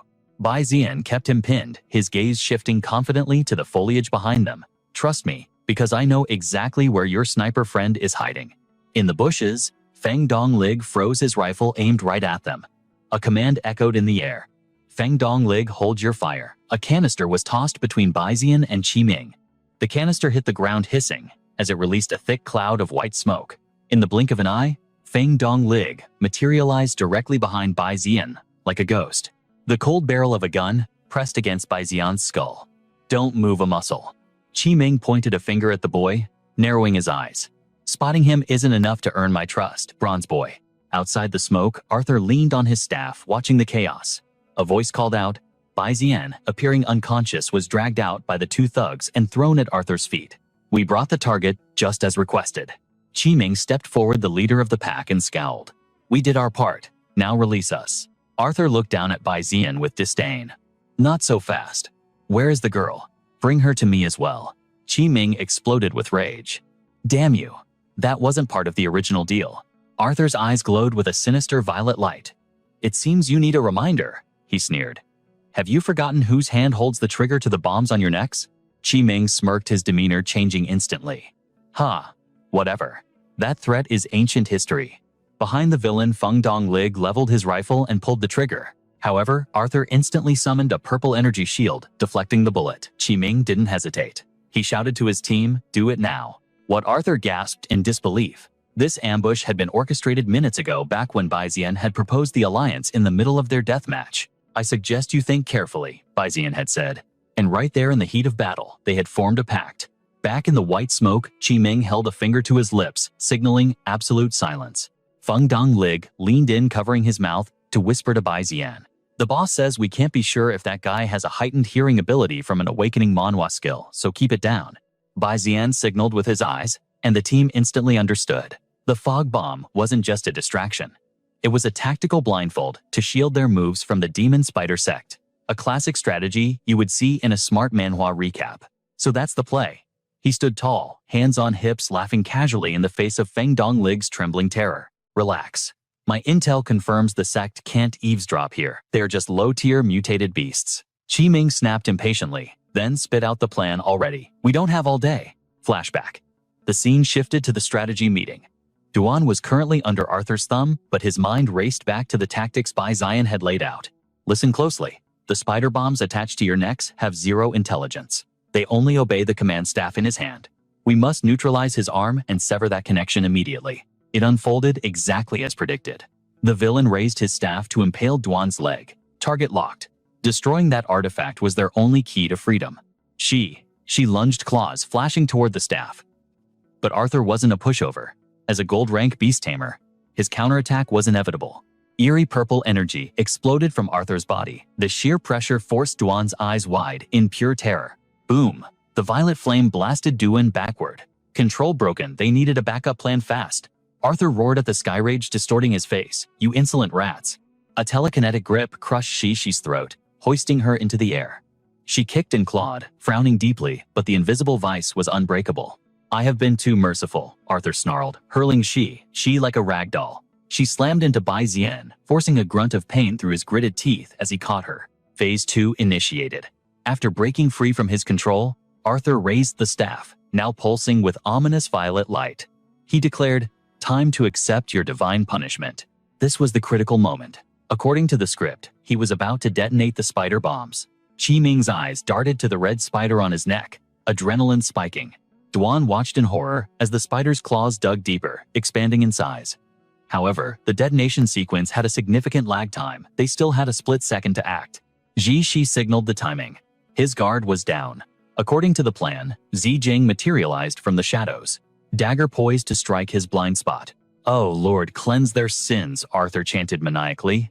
But it was as if the man had eyes in the back of his skull. Clash! Arthur's hand snapped back, crushing Zi Jing's throat mid-air. She gasped helpless. He shook his head. Useless.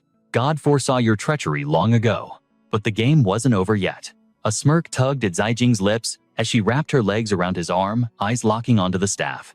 His energy shield was impenetrable to magic, but weak to physical steel. She dropped her dagger, catching it deftly with her free hand. With a master's precision, she spun the blade. Zi Jing's eyes gleamed with triumph. Now let's see whose sins get cleansed today. Swish. The blade flew true, piercing the purple core of the staff, right before Arthur's shocked face. Crack. Bai Zian pumped his fist, shouting bullseye instantly. The crimson glow of the death spiders on their necks faded into nothingness. Duan ripped the device off, gasping. Finally, free of this curse. Qi Ming hurled his to the ground, stomping it into dust with a curse. Go to hell. Celebration was premature. With a roar of fury, Arthur flung Zi Jing across the battlefield. Crash! She slammed into Qi Ming, knocking Duan down like bowling pins. Qi Ming staggered up, bluffing loudly. You better run while you still can. Bai Zian watched from the back, clicking his tongue. Here comes the boss phase. Arthur formed a triangle seal purple hellfire, erupting around him like a scene from an awakening manhwa.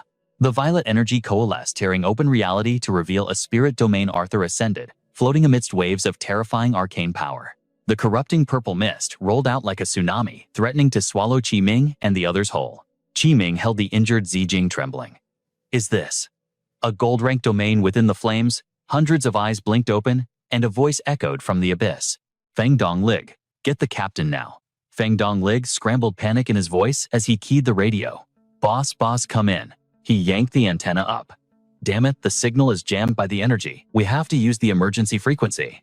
Captain, do you copy? Emergency. Meanwhile, at base, an officer reported to a red-haired woman lounging with her boots on the desk. Captain, urgent report from Feng Donglig. Across the room, a tactician paused over a map. Xiao, he groaned. Can't you see? I'm in a meeting. What is it now? Suddenly, a static-filled scream pierced the air. The demon spider sect has us trapped in the green banana forest. Qi Ming and the team are barely holding on. Xiao, he froze. The tactician turned pale, sweat forming on his brow. The atmosphere in the room instantly shifted to heavy murder intent. The demon spider sect. Her voice dropped an octave. They dared to touch my people. The tactician stammered. Wait, Captain, there must be a misunderstanding. Misunderstanding. She grabbed her metal bat, red lightning crackling around her aura. She rested the weapon on her shoulder, eyes glowing. The last idiot who touched the red monkey core is pushing up daisies.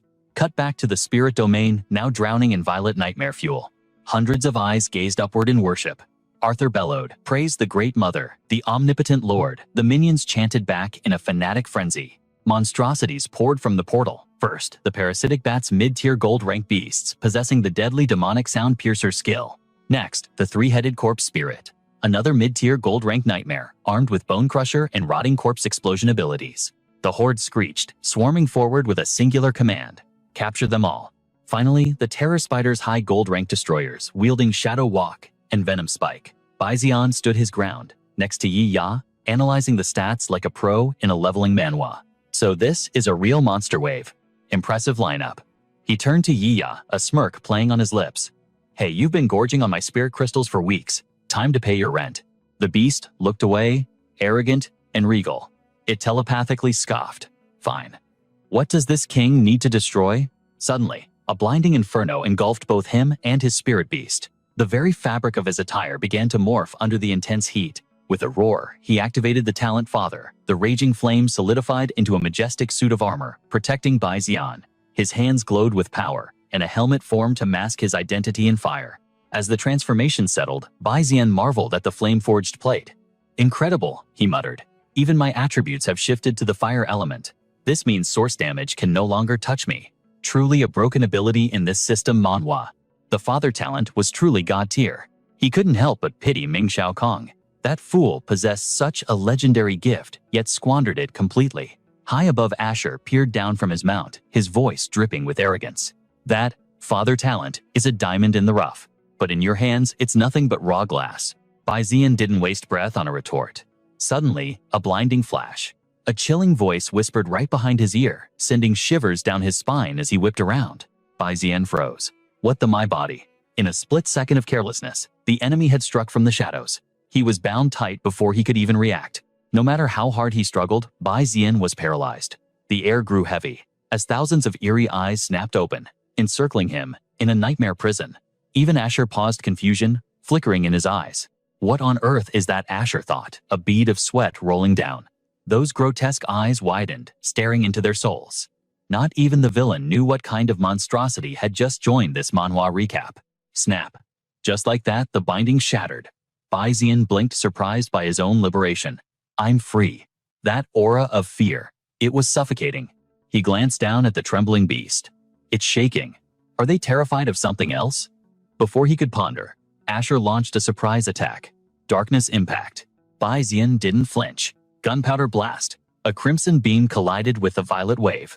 Boom. The two energies ground against each other, neither side giving an inch. A smirk tugged at Bai Zian's lips. I was just warming up to this new form. Now, class is in session, Asher snarled back. Don't get cocky, brat. The onlookers could only stare in awe. This was a clash of titans. When gods wage war, mortals tremble. Unable to flee, they became the audience to a battle far beyond their league. Suddenly, the hair on Duan's neck stood up. A sinister presence loomed behind them. The group turned slowly, terror gripping their hearts. What is that? The sight that greeted them drew a collective gasp. Good heavens! A horde of nightmarish abominations had emerged from the shadows, their forms twisted and vile. Duan screamed, "Boss, get your monkey to do something." Qi Ming, clutching Zijing, shouted back in panic. There's too many of them. The rock lizard looked at the two humans with utter exasperation. We're on death's door, and you're bickering. Run. While the ground team scrambled, the aerial duel between Bai Zian and Asher reached a fever pitch. Explosions rocked the sky, flames threatening to consume the heavens. Asher's spirit beast opened its maw, condensing dark energy into a massive, pulsating violet sphere. Bai Zian's eyes lit up. Finally, he's getting serious. This was the thrill of a leveling manhwa battle. A spiritual attack. Perfect. With my restrictions gone, I can finally go all out. He channeled every ounce of energy into his fist, his arm glowing like molten iron. Bai Zian rocketed towards Asher like a meteor. Eat this. The collision was cataclysmic. The sound of the impact shattered the clouds. Bai Zian roared, pouring more spiritual power into his strike, intensifying the pressure. Asher wasn't backing down. He fed more darkness into his sphere. The sky trembled as the opposing forces reached critical mass, and then K-boom. Bai Zian glanced at his arm, still radiating heat. Wing Fang's power is incredible, but the backlash on my body is severe. A shadow of worry crossed his face. Across the smoke, blood trickled down Asher's face. Shock replaced his arrogance. I'm losing. The humiliation burned hotter than the fire. Rage began to boil in his veins. Crack. Shards of his mask fell away. Not bad for a bronze rank brat, he spat. You're hiding quite a few secrets in this awakening manhwa world. Asher's true face was finally exposed to the light. My interest in you has peaked. Bai Zian narrowed his eyes, studying his opponent. Took enough effort, but I finally dragged the rat out of his hole. Yet, Asher's ego remained bruisingly intact. He smirked, a dangerous glint in his eyes. Congratulations. You've earned the right to witness my true horror. He began to chant a low guttural sound. Oh, great mother, almighty Lord, grant us unity. Let flesh and spirit become one. As the chant ended, the multi-eyed beast behind him cracked open like an egg. Tentacles erupted, lashing out and devouring the surrounding monsters in a gruesome feast of fusion. The battlefield fell silent in horror. What in the hell? Bai Zian gasped. The sheer grotesquerie of the scene defied all logic. A massive razor-sharp claw tore from the mass. Asher laughed, his voice now distorted, sounding like a demon crawling from the abyss. Behold, the birth of perfection. He had transformed into a towering titan. Now the behemoth growled, "Let round 2 begin." A massive hand swept down to snatch Bai Zian out of the air. Bai Zian tried to evade, but the speed was unnatural. Crap, he was crushed in the giant's grip. Asher cackled. As I said, you're 1,000 years too early to challenge me. Asher raised his fist high, intent on crushing the life out of him. With a sound that ruptured eardrums, he slammed Bai Zian straight into the unforgiving earth. Slowly, the titan lifted his hand to reveal Bai Zian's motionless body flattened in the crater. Ha, look at you now, Asher sneered. Where is that arrogance of a winner? This is the chasm between our power levels. But seeing the boy's potential greed overtook his bloodlust. He wanted this pawn. Join me and live. But Bai Zian only managed a cold scoff. Suddenly, boom. An explosion rocked Asher's side. The Titan turned furious. Who dares interrupt my moment? Down below, Qiming was trembling, but he shouted with all the bravado he could muster. Hey, ugly, that kid belongs to our squad. Beside him, the earth-armored beetle unleashed a stream of fire. Qiming pointed a shaking finger at the giant. Plus, we still have a score to settle. Light him up, Qiming ordered. The beetle fired a barrage of flame bullets. Bang bang. But against the Titan's hide, it was like throwing pebbles at a tank. The attacks bounced off harmlessly. Duan leaned in, sweating. Boss, your trump card isn't doing jack squat. Qiming sighed dramatically. It's my first spirit beast. I can't just abandon it. Then a wicked, cunning grin stretched across his face. But who said that was my only trump card? While the Titan was distracted by the ants below, Bai Zian seized the split second. He whispered the incantation, Hidden Form Earth Fire Art. Instantly, a spirit avatar materialized behind him. Asher blinked, confused. Where did he go? Bai Zian vanished and reappeared in a flicker of stealth, turning the battlefield into a deadly game of hide-and-seek. The beast lashed out in a blind rage, but Bai Zian was already a ghost in the wind, retreating safely behind Shi to regroup with Qiming's squad. Qiming didn't waste a second barking orders at Qi Shi. Get that bronze rank brat out of the firing line now. Radiating the arrogance of a true ace, Qiming declared, I'll handle this trash myself. Meanwhile, Qi Shi turned to their support. Zijing run a scan on him quickly. Bai Zian was baffled.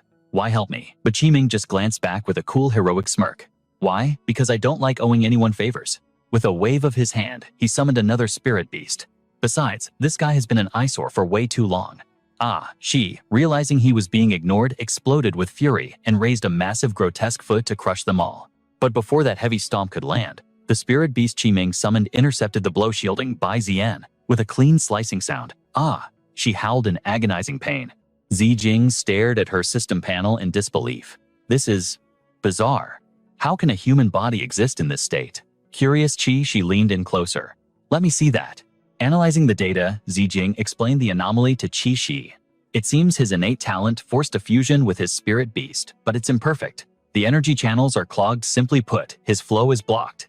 Meanwhile, the once arrogant she was struggling desperately to keep up with the blinding speed of Qiming's spirit beast. Zijing concluded, he's only injured because his spiritual energy can't circulate. Qi Shi's eyes lit up with understanding. So we just need to unclog the drain, and he'll be fine. Once the flow is restored, he just needs to figure out how to perfect the fusion form later.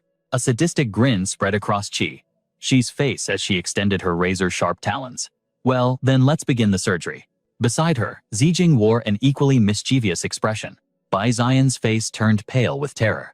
Wait, surgery, Qi. She leaned in, her voice dripping with false comfort. Relax, darling. It won't hurt a bit. Why did that make him feel infinitely worse? Suddenly, she plunged her claws into Bai Zian's back. But instead of pain, a surge of pure energy flooded into his system. So this was the painless surgery she mentioned. Never trust a woman with claws. Yet Bai Zian felt his body-changing chaos was being rewritten into perfect order. His power level skyrocketed, and his physique evolved in real time. When he regained his senses, his spirit armor had been reinforced to a whole new tier. Bai Zian clenched his fist, unfamiliar with this overwhelming surge. This wasn't just a power-up. This was true assimilation. Total control. This sensation. It's incredible. Suddenly, a system notification rang out, audible only to him. Ding, reminder, Feng Tian Yu Flame is now available. Feng Tian Yu Flame. Bai Zian racked his brain. That's the Feng Tian Yu's innate talent. He didn't expect the divine eye to flag it. Then a voice echoed in his mind. You are welcome. Bai Zian froze. What the hell? Wasn't the divine eye just a passive system interface? Since when did it possess sentience and talk back like an AI? Across the battlefield. She had snapped. He gathered chaotic energy into a massive sphere in his mouth, ready to unleash the same devastating blast he used on Bai Zian before. The monster showed no mercy. The earth armor beetle braced itself, using every ounce of strength to tank the hit. Qiming shouted, sweat beading on his forehead. Hold the line, don't give up. Seeing Qiming prepare for a suicide charge, Bai Zian stepped in, blocking his path. With eyes burning with new confidence, he declared, let me handle this. Without waiting for an answer, Bai Zian walked past the stunned Qiming, marching straight toward the enemy, like a boss entering his final phase. He glanced back, his voice rocksteady. Find a place to hide.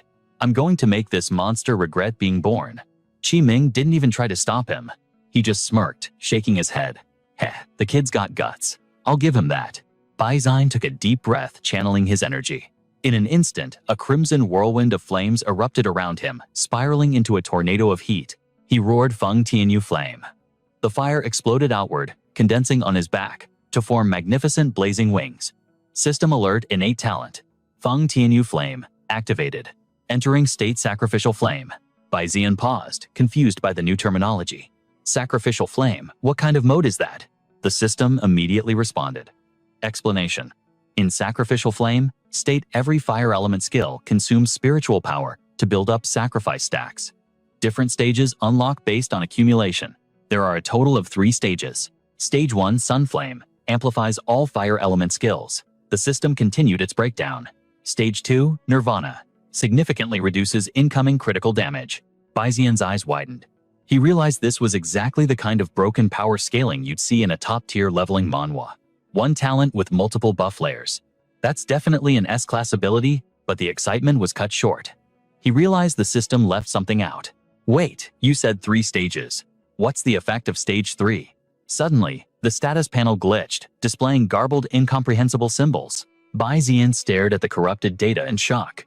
What is that? The abomination seeing the flames scoffed. Flashy light show. Do you think pretty colors will save you? Not giving Bai Zian a second to breathe, the monster launched its attack. Skill Void Shadow, Raging Flame Charge. Translucent arrows, sharp as ice crystals, materialized from the void. Dozens of them locked onto Bai Zian, sealing off every possible escape route. Bai Zian didn't speak. He moved. Like a streak of lightning, he weaved through the microscopic gaps in the arrow barrage, closing the distance in a heartbeat. At that moment, Bai Zian was the Feng Tianyu incarnate. He soared above the enemy, locking onto his target for a devastating counterattack. Zero hesitation. He dived like a falling meteor, channeling every ounce of his new strength into a single catastrophic punch, aimed right at the monster's skull. As he struck, he activated Smoke Rush Impact. The system chimed, Sacrifice Charge 73%. The punch connected with the force of a freight train, snapping the monster's head back and sending blood spraying into the air. Bai Zian gave him no room to recover. He dashed forward again, locking on. It was time to unleash the heavy artillery. He screamed, Activate Rising Sun, Karmic Fire.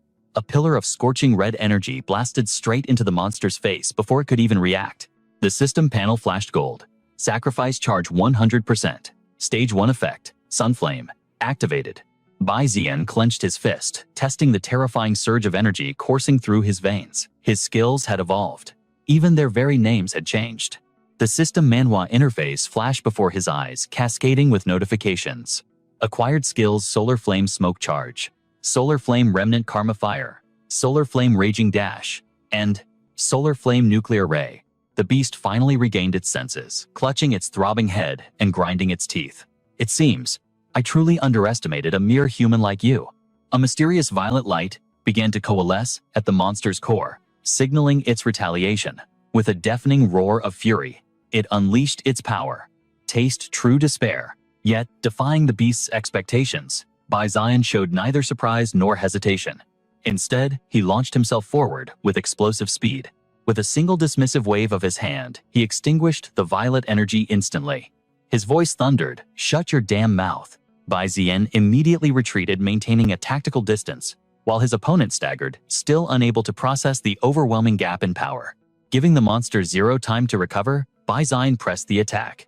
In a heartbeat, he focused all his energy into his right hand. Flames erupted around him, condensing into a blindingly bright fireball. He gritted his teeth, his eyes burning with justice. Your atrocities end right here. As the fireball launched, it unleashed a crimson radiance that swallowed the entire battlefield. The sphere of destruction slammed into the monster's colossal frame, instantly engulfing it in a hellscape of ferocious flames. Bai Zian christened this ultimate move the Solar Flame Nuclear Ray. The impact didn't just burn the giant beast.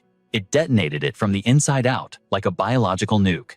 Its entire body was incinerated, flesh melting away into a grotesque, viscous sludge. The explosion didn't just echo. It triggered a seismic shockwave that shook the forest to its core. Even the combat helicopter dared not approach. From the open bay door, Xiao He watched the spectacle, analyzing the battle. A new powerhouse in Qingxiao Town. That destructive force. It's like the climax of a high-tier leveling manhwa. How did that brat Qi Ming get mixed up in a battle between high-tier monsters? Only after the chaotic energy subsided did the chopper slowly descend to the ravaged earth. Xiao He stepped out with an air of absolute command, followed by an aide. A subordinate immediately saluted, shouting, "Captain." She wasted no time. "Report immediately. What exactly happened here? And where is Qi Ming?" The subordinate hurriedly explained. "It's been chaos, ma'am. We encountered a lunatic from the demon spider sect. Qi Ming and the others are trapped in the forest beyond." She glanced toward the scorched battlefield, her instincts sharp. With a commotion this massive, the Lord of the Rainforest has undoubtedly been awakened. At the epicenter of the blast, a vast area had been reduced to a wasteland. Smoke choked the air and the ground was torn asunder, scarred by deep, jagged fissures. Qi Ming and his squad cautiously advanced to scout the aftermath. He sighed, shaking his head. "I never thought I'd witness a scene of this magnitude twice in one day." Suddenly emerging from the dissipating smoke, Bai Xian slowly walked into view. Qi Ming and Duan shouted in unison, "It's the bronze rank kid." They rushed over, checking his condition with urgent concern. "Are you all right?" Bai Xian had reverted to his normal state, looking completely bewildered, as if the battle hadn't happened. What's going on?" Simultaneously, the system flashed a critical warning. Overdose detected. Side effects: imminent hypertension, leading to hemorrhage, severe vertigo, and total muscle weakness. Bai Xian clutched his stomach, his face twisting in agony. He looked up at Dr. Qixi with betrayal in his eyes. "Doc, why didn't you mention the side effects sooner?" She looked away nervously, eyes darting around as she scrambled for an excuse. "Well, I didn't exactly have time to go over the fine print, did I? Given the life-or-death situation, who has time for medical disclaimers?" While the dust settled and the earth still radiated heat from the awakening manhwa battle, black roots suddenly erupted from the fissures. They slithered like vipers, encircling the group to crush them. Someone screamed, "Damn it, not again!" Adrenaline spiked as they scanned their surroundings. Qi Ming instantly shifted into a defensive stance, barking orders to the team. "We're in trouble. It's the Lord of the Rainforest." Duan grabbed the bronze kid. "We need to retreat now." He unleashed a torrent of flames from his hands, incinerating the encroaching roots to carve a path. One disaster after another, he grumbled, turning his frustration toward Bai Xian. "I'm telling you, bronze kid, are you cursed or something?" Just then, massive roots surged up, trapping Bai Xian and Duan in a wooden cage. The roots constricted, squeezing the air from their lungs. Bai Xian gasped, shouting back, "How is this my fault? Technically, I just saved your lives." Meanwhile, Xu Jing and Dr. Qi, she weren't faring any better. The roots multiplied endlessly, impossible to eradicate. Xu Jing drew her firearm, blasting away at the vegetation. She screamed in frustration, "If he's the problem, just leave the brat behind." Eventually, they were herded together. But the sentient roots weren't satisfied. Hungering for more, they sprouted in overwhelming numbers. As the vines writhed closer, someone whispered in despair, "Save your breath. We're going to be buried here." The black roots began to fuse, weaving together. They intertwined to form a colossal hollow tree, imprisoning Bai Xian and the entire squad within its living walls. From the main trunk, wood fibers twisted and snapped, contorting into the shape of limbs. A humanoid form emerged, creating a grotesque, distorted face. Its eyes glowed with an eldritch light, and a jagged maw opened to reveal razor-sharp teeth in a mockery of a smile. The system interface pinged with the monster's data. "Boss. The verdant hunter, Lord of the Rainforest." It was the kind of unstoppable beast you'd see in a manhwa recap nightmare. Trapped inside, the team lost all will to resist. Qi Ming analyzed the situation grimly. "It seems we're trapped directly on the Lord's main body." He turned to Xu Jing. "What's the status on the signal?" Xu Jing checked her tactical display, her expression darkening. "Negative. I still can't reach the Wind Wolf unit." She stood, scanning the atmospheric readings. "This space is hermetically sealed. Based on current levels, we have 30 minutes of oxygen left before we suffocate." Hearing the death sentence, Qi Ming roared in frustration and slammed his fist against the wooden wall, desperately looking for a way out. Qi Ming ground his teeth, his face twisted in a mask of agonizing guilt. His voice trembled with despair. "I am useless. Mere trash. Every single time I lead my comrades straight into the jaws of death." Seeing Qi Ming spiral into hysteria, Bai Xian offered no sweet words of comfort. This was no time for gentleness. "Save your breath. The more you panic, the faster our oxygen runs out." Qi Ming snapped, glaring at him with bloodshot eyes. "What would a wealthy young master like you understand?" Unfazed by the outburst, Bai Xian replied with ice-cold calm, "Because you are their leader." Bai Zian pressed on his voice, cutting through the tension. Look at you wallowing in despair. Have you stopped to consider the feelings of those who place their lives in your hands? The words struck hard, silencing Qi Ming as he glanced behind him. Bai Zian didn't let up, throwing the man's own philosophy back at him. You once said it yourself. We are survivors of hellish landscapes and brutal dangers. In moments like this, calm is not a choice. It is a necessity. Wiping the grime from his face, Bai Zian locked eyes with him, his gaze burning with unwavering resolve. Most importantly, you must trust in the people who have put their faith in you. Meanwhile, high above the chaos, a helicopter carrying Xiao He hovered in the sky, maintaining a precarious distance from the monstrous entity below. Feng Donglig noticed her calculating gaze and asked Captain, "Do you really intend to challenge the Rainforest Lord Xiao?" He scoffed. "Listen to you. It sounds like you have zero faith in my strength." Xiao He narrowed her eyes, analyzing the battlefield like a pro player. Qi Ming and his squad are missing in action. All recent clues point directly to this hellhole.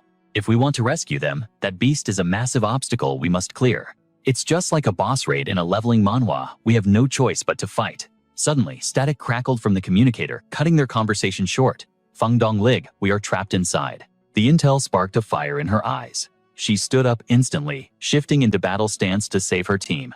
Perfect timing. All I have to do is slice that thing open like a melon. Without wasting a breath, Xiao He initiated her summoning skill. Come forth, red demon ape. She commanded the spirit to merge with her weapon. The spirit beast condensed, wrapping around her steel staff, until the metal ignited with a roaring crimson flame. She leaped from the helicopter without hesitation, plummeting toward the berserk plant monster. The beast sensed the incoming threat, its massive form, bristling with heightened vigilance. She moved like a phantom along the monster's sprawling roots, a blur of speed and lethal intent. In a heartbeat, Xiao. He was face to face with a nightmare. Her expression was pure battle lust. She swung the flaming staff, her voice thunderous. Crimson Tyrant Art. Furnace Breaker, taste this. She raised the weapon high and brought it down with apocalyptic force. The impact was absolute, splitting the monster's head cleanly in two. She didn't stop there. The blade of force continued downward, cleaving the wooden torso asunder. Inside, Qi Ming witnessed a streak of red lightning tearing through the darkness and gasped, "Holy crap." Recognizing the signature energy, Qi Ming stammered, "Red lightning. Could it be?" Suddenly Xiao He burst into view and he howled with overwhelming joy. In stark contrast to his euphoria, she looked down with cool indifference. "Oh, look! I found my stinking little brother." Ignoring her cold attitude, Qi Ming rushed forward, tears streaming down his face like a waterfall. "Big sister." Seeing his exaggerated reaction, veins popped on her forehead. She clicked her tongue in annoyance, but Qi Ming opened his arms wide, aiming for a desperate hug. She waited for him to get close, then delivered a ruthless fist of love straight to his skull. A comical, steaming lump instantly rose on Qi Ming's head. Xiao He blew off some steam, but continued her barrage of verbal abuse. "How old are you crying for your sister like a baby? Have you no shame? Is this the limit of a brat like you?" The surrounding team members stood frozen, unsure how to process the scene. Bai Zian whispered to Duan beside him, "Is your boss always like this?" Duan sighed with the weight of experience. "Unfortunately, yes. We're used to it." Xiao He cut the comedy short. "Enough playing around, everyone climb. The Rainforest Lord has terrifying regeneration speed. We need to move now." She barked an order to the sky. "Feng Donglig, hoist us up." He responded with military precision. "Roger that," and activated the winch system. Seeing the group ascending, Feng Donglig radioed, "Is that everyone?" Duan looked down and yelled, "The captain is still down there covering the rear." Xiao He grabbed the line, bringing up the rear. "Don't stop, get the hell out of here." She watched the wooden flesh knitting itself back together below. Her eyes widened as she shouted a warning. "The Rainforest Lord is almost fully regenerated."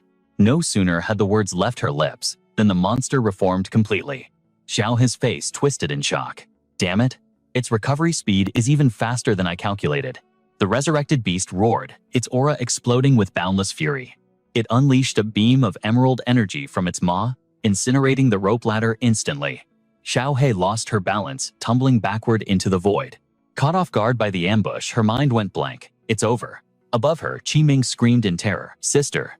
But a warrior's instinct never dies. She twisted her body in midair, righting herself for combat. She smirked at her brother's panic. "Shut your trap, I'm not dead yet."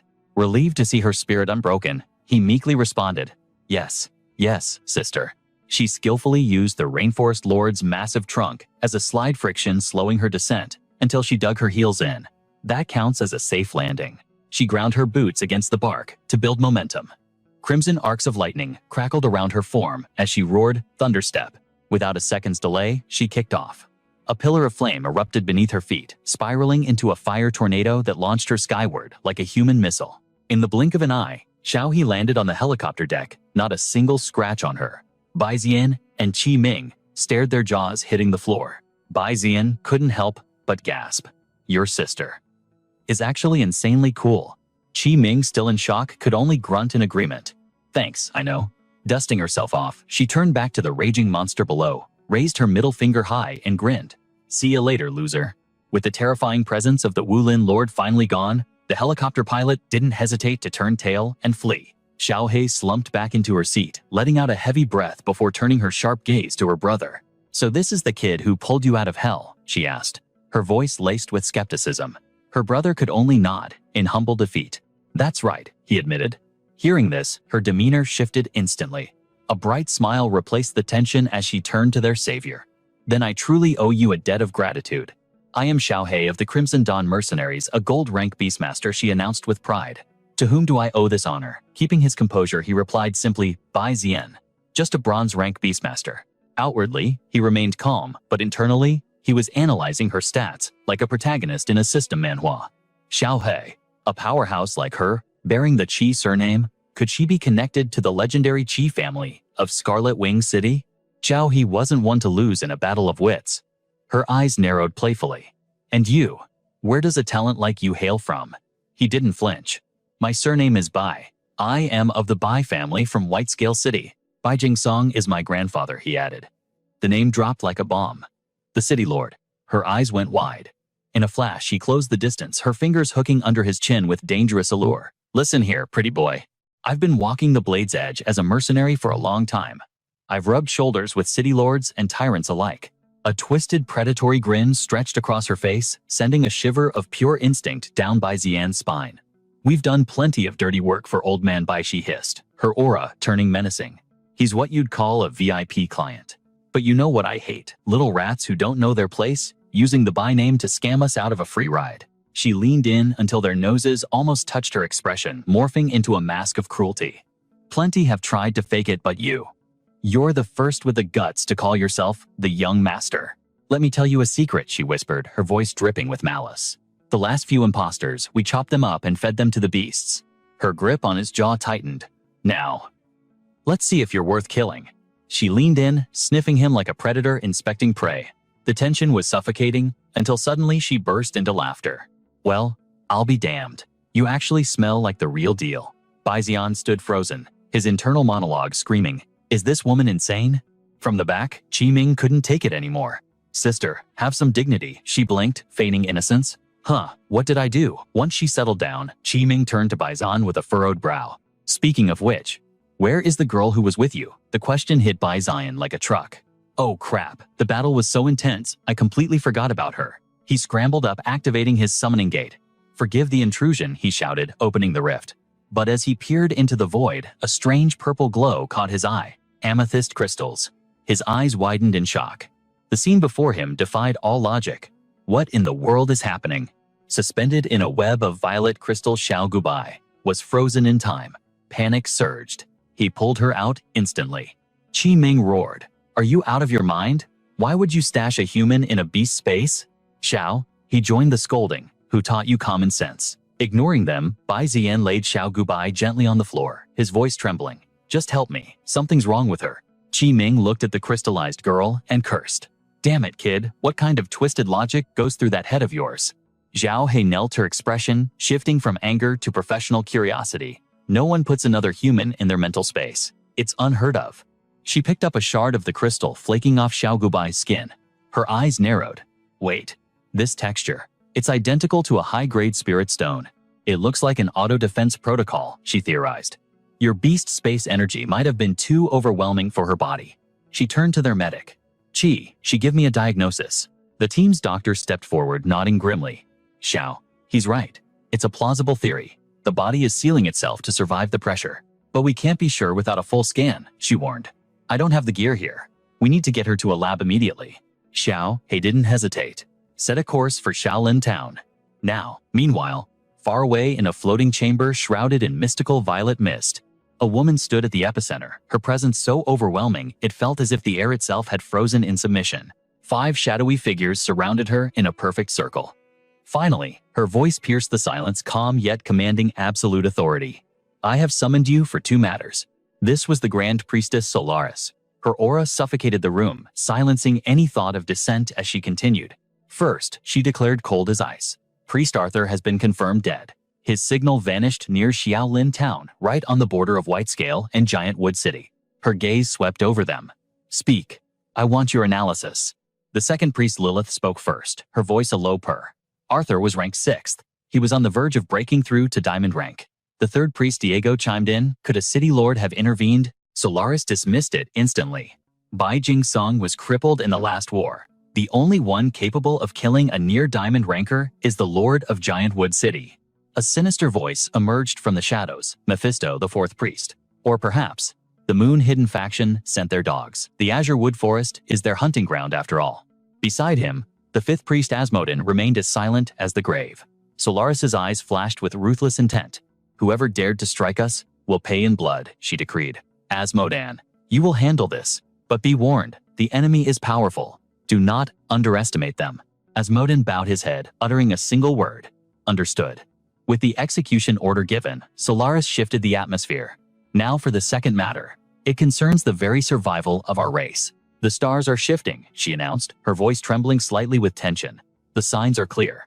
The queen is entering hibernation. Her holy body is transitioning into the moon-hidden state. Lilith nodded gravely.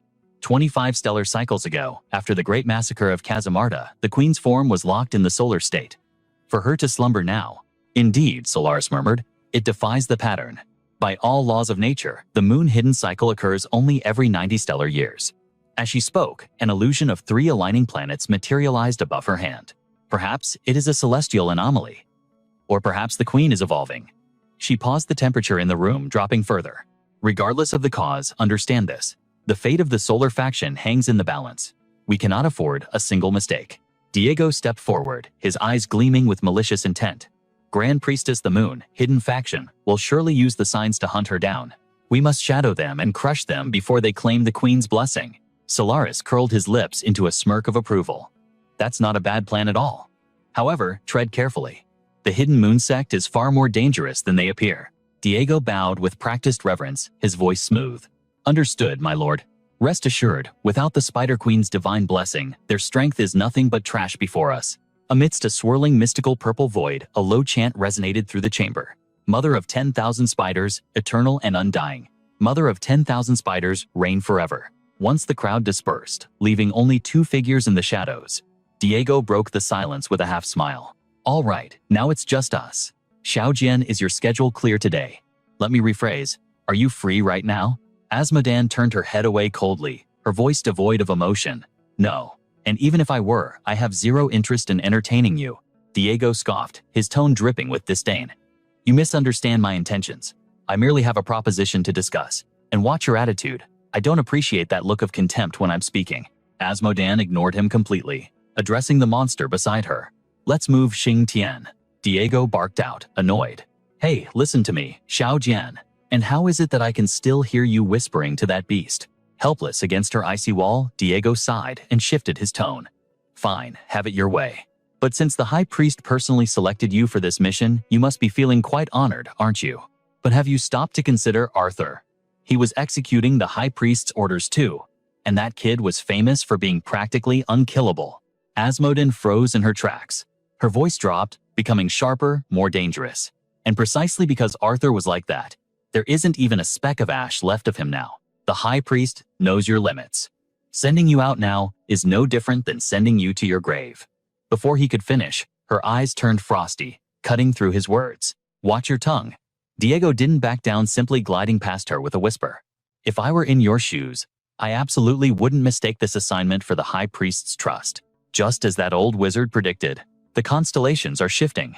The world is descending into chaos. The kind of catastrophic era you'd see in an awakening manhwa, where only the strong survive. Watching his retreating back, Asmodin called out, Aren't you afraid? I'll report your treasonous words to the High Priest. He didn't flinch, throwing back a warning wrapped in a compliment. I trust that you're an intelligent woman, not just a mindless tool born to obey. Asmodan stared silently at the blade embedded at her feet. As dawn broke before the morning sun could burn away the mist, a desperate shout shattered the silence. Hurry, get her to the emergency room now. Zhao Gubai lay motionless on the gurney, her face deadly pale. The stretcher was rushed forward, the wheels clattering violently against the hospital corridor floor. A staff member sprinted ahead, screaming, "Move, clear the way." As she was wheeled into the examination room, Baizian's voice rang out from the waiting area, trembling with anxiety. "What are the results, Qi?" She, standing beside him, spoke softly to calm him. "As of this moment, her vital signs have stabilized. There shouldn't be any immediate danger to her life. However, we have no idea when or if she will wake up." Hearing this, his anxiety spiked, his gaze glued to the doors, shielding Xiao Gubai from his reach. His voice choked with emotion. "But what am I supposed to do? How can I bring her back?" She stood helplessly to the side. "Honestly, I don't have an answer. Her spiritual veins are in total chaos right now. It's as if two thick ropes have been knotted together violently inside her. After all, no one has ever attempted to store a living human inside their beast-taming space before, let alone for that long." Xiao lowered her voice, trying to comfort him. "Hey kid, don't panic just yet. She is a top-tier doctor. If she says it's stable, then it's not critical. Besides, I just met a contact someone who might actually be able to fix this." Baizian snapped to attention immediately. "Who is it? Take me to them." As they rushed down the corridor to meet this savior, a question gnawed at his mind. "I've used that method before. Why did everything go so wrong this time? Was it simply because I kept her in there for too long?" Up ahead, Xiao, he warned him, "Listen kid, when we meet this guy, try to keep your cool." Suddenly, from his clenched fist, jagged vines spiked with thorns burst forth. He stared in shock. Damn it, why is this flaring up right now? The thorny vines began to drill into Baizan's psyche. "It hurts. The pain. Kill. Kill. Kill. Kill." Hearing no response, he glanced back. "Hey young man, are you listening? Why did you zone out?" He quickly hid his mutated arm behind his back. "Ah, right. I got it. I'm listening." Arriving at a nondescript room, Xiao He violently kicked the door open and roared, "Hey, this lady needs a favor." A male voice drifted from inside. "Sister Monkey, didn't I tell you I'm busy right now?" But the moment Bai Zian saw the emblem on the man's robe, his expression darkened instantly. Why is the demon spider cult here? The glowing red vines pulsed, tightening their grip on his sanity. Demon spider cult. Kill him. Tear him apart. Xiao He glared at Ara, who was casually slurping noodles. "You call this busy? You're just stuffing your face," he replied nonchalantly. "What, eating is a major life event. Never underestimate the power of a good meal." Still, he stood up, wiping his mouth. "So what's the emergency?" "Xiao He, didn't we already have a meeting anyway?" She motioned toward Bai Zian. "This kid's friend is in trouble. It involves spiritual beasts, so a local expert like you should understand the mechanics better." But at that very moment, Bai Zian was fighting a losing battle against his own mind, a dark impulse seizing control of his consciousness. Vengeance against the demon spider cult. He grit his teeth, sweat pouring down. "What is happening to me?" The screaming in his head grew louder. Looking at Aure, his vision was flooded with red. "Kill, kill, kill." Ari remained completely unfazed, observing him. "Oh ho. It looks like this little brother is the one who actually needs saving." The thirst for vengeance swallowed him whole. "Kill." Suddenly, Bai Zian roared. "Who needs help from the demon spider cult?" Crimson thorns erupted from his arm, accompanied by a deafening mental command. "Kill, kill, kill." The vines grew at a terrifying speed, shattering the structure of the room. Amidst the debris, Ara agilely dodged, leaping out of harm's way. He continued eating his noodles mid-air, landing gracefully. "Well, looks like our little brother here is in a pretty terrible state." Staring at the pet, undergoing a grotesque transformation, above the house he analyzed, the beast's origin core is corroding. Chaotic aura. It seems it ate something unclean. Is it evolving into a ferocious beast? Strange. That berserk energy is being restrained by the beast taming space. Noticing this anomaly, Ari made a decision. "Oh ho, it's jammed in the spatial gateway." It seems this brother hasn't lost his willpower completely. Not bad. Not bad at all. In that case, I'll lend a hand. He began to chant an incantation. "Mother of 10,000 spiders, in your mercy, forgive all sins." Gripping his blade, a brilliant emerald light enveloped Ari. "With the sharp edge in my hand, I sever the corrupted, destroy the demons, but I shall absolutely not take a living soul." Unsheathing his blade, the aura condensed into a blinding singularity. To purge evil, sever sin, and embrace mercy, until all returns to the void. Grant me the power to save all sentient beings with these hands.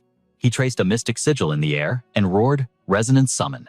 Answering the call, a chubby green familiar materialized. "Wood spirit, you're up." The creature landed on Ara's head with a soft bounce. "My boy, have you been gaining weight again? No more spirit stones before bed." But the behemoth Jingzi interrupted the scolding with a deafening roar. Ra didn't even flinch. Instead, his voice rose with authority. "Don't be impatient. Your turn is coming." Pointing his blade, he commanded Wood Spirit Windbind. But Jingzi wasn't going down without a fight and launched a counterattack. A torrent of destruction erupted from its maw. Nether water erosion ore leapt, dodging the blast and instantly countered. Wind Thunder Strike. The beast closed its eyes, accepting its doom. Ara unleashed his power, a vortex of green energy, but hesitated. "I'm here to save the world, not destroy it. Bad kids just need a little discipline." With a smirk, he delivered a finger flick, powered by immense aura, right onto the beast's horn. Skull-crushing flick. The impact was instant. Jingzi vanished into particles, leaving only Xian lying unconscious in the rubble. Surveying the aftermath, "Xiao," he sighed. "Didn't you hit him a little too hard?" Ari was already busy slurping his victory cup noodles. He replied nonchalantly, "He's fine, just a scratch. I'm more worried about the source corrosion." "Xiao," he snapped, "can you stop eating those damn noodles while discussing serious matters?" She poked Xian's bruised, unconscious face. "So what's the plan now? You knocked him out cold." Honestly, that was excessive. Ari glanced over, noodle cup in hand. "Why? Worried about him, Xiao?" he scoffed. "As if. My idiot brother is trouble enough. I don't have the energy to care about strangers."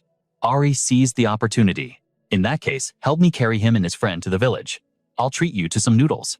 Hearing this ridiculous offer, her temper flared. "Shut your trap. You're paying cash. Transport fees, property damage, don't even think about running away." Meanwhile, in a hidden chamber, a stream of emerald water flowed into a pool. Xian was floating in that healing essence. As his eyes fluttered open, two strangers stood before him.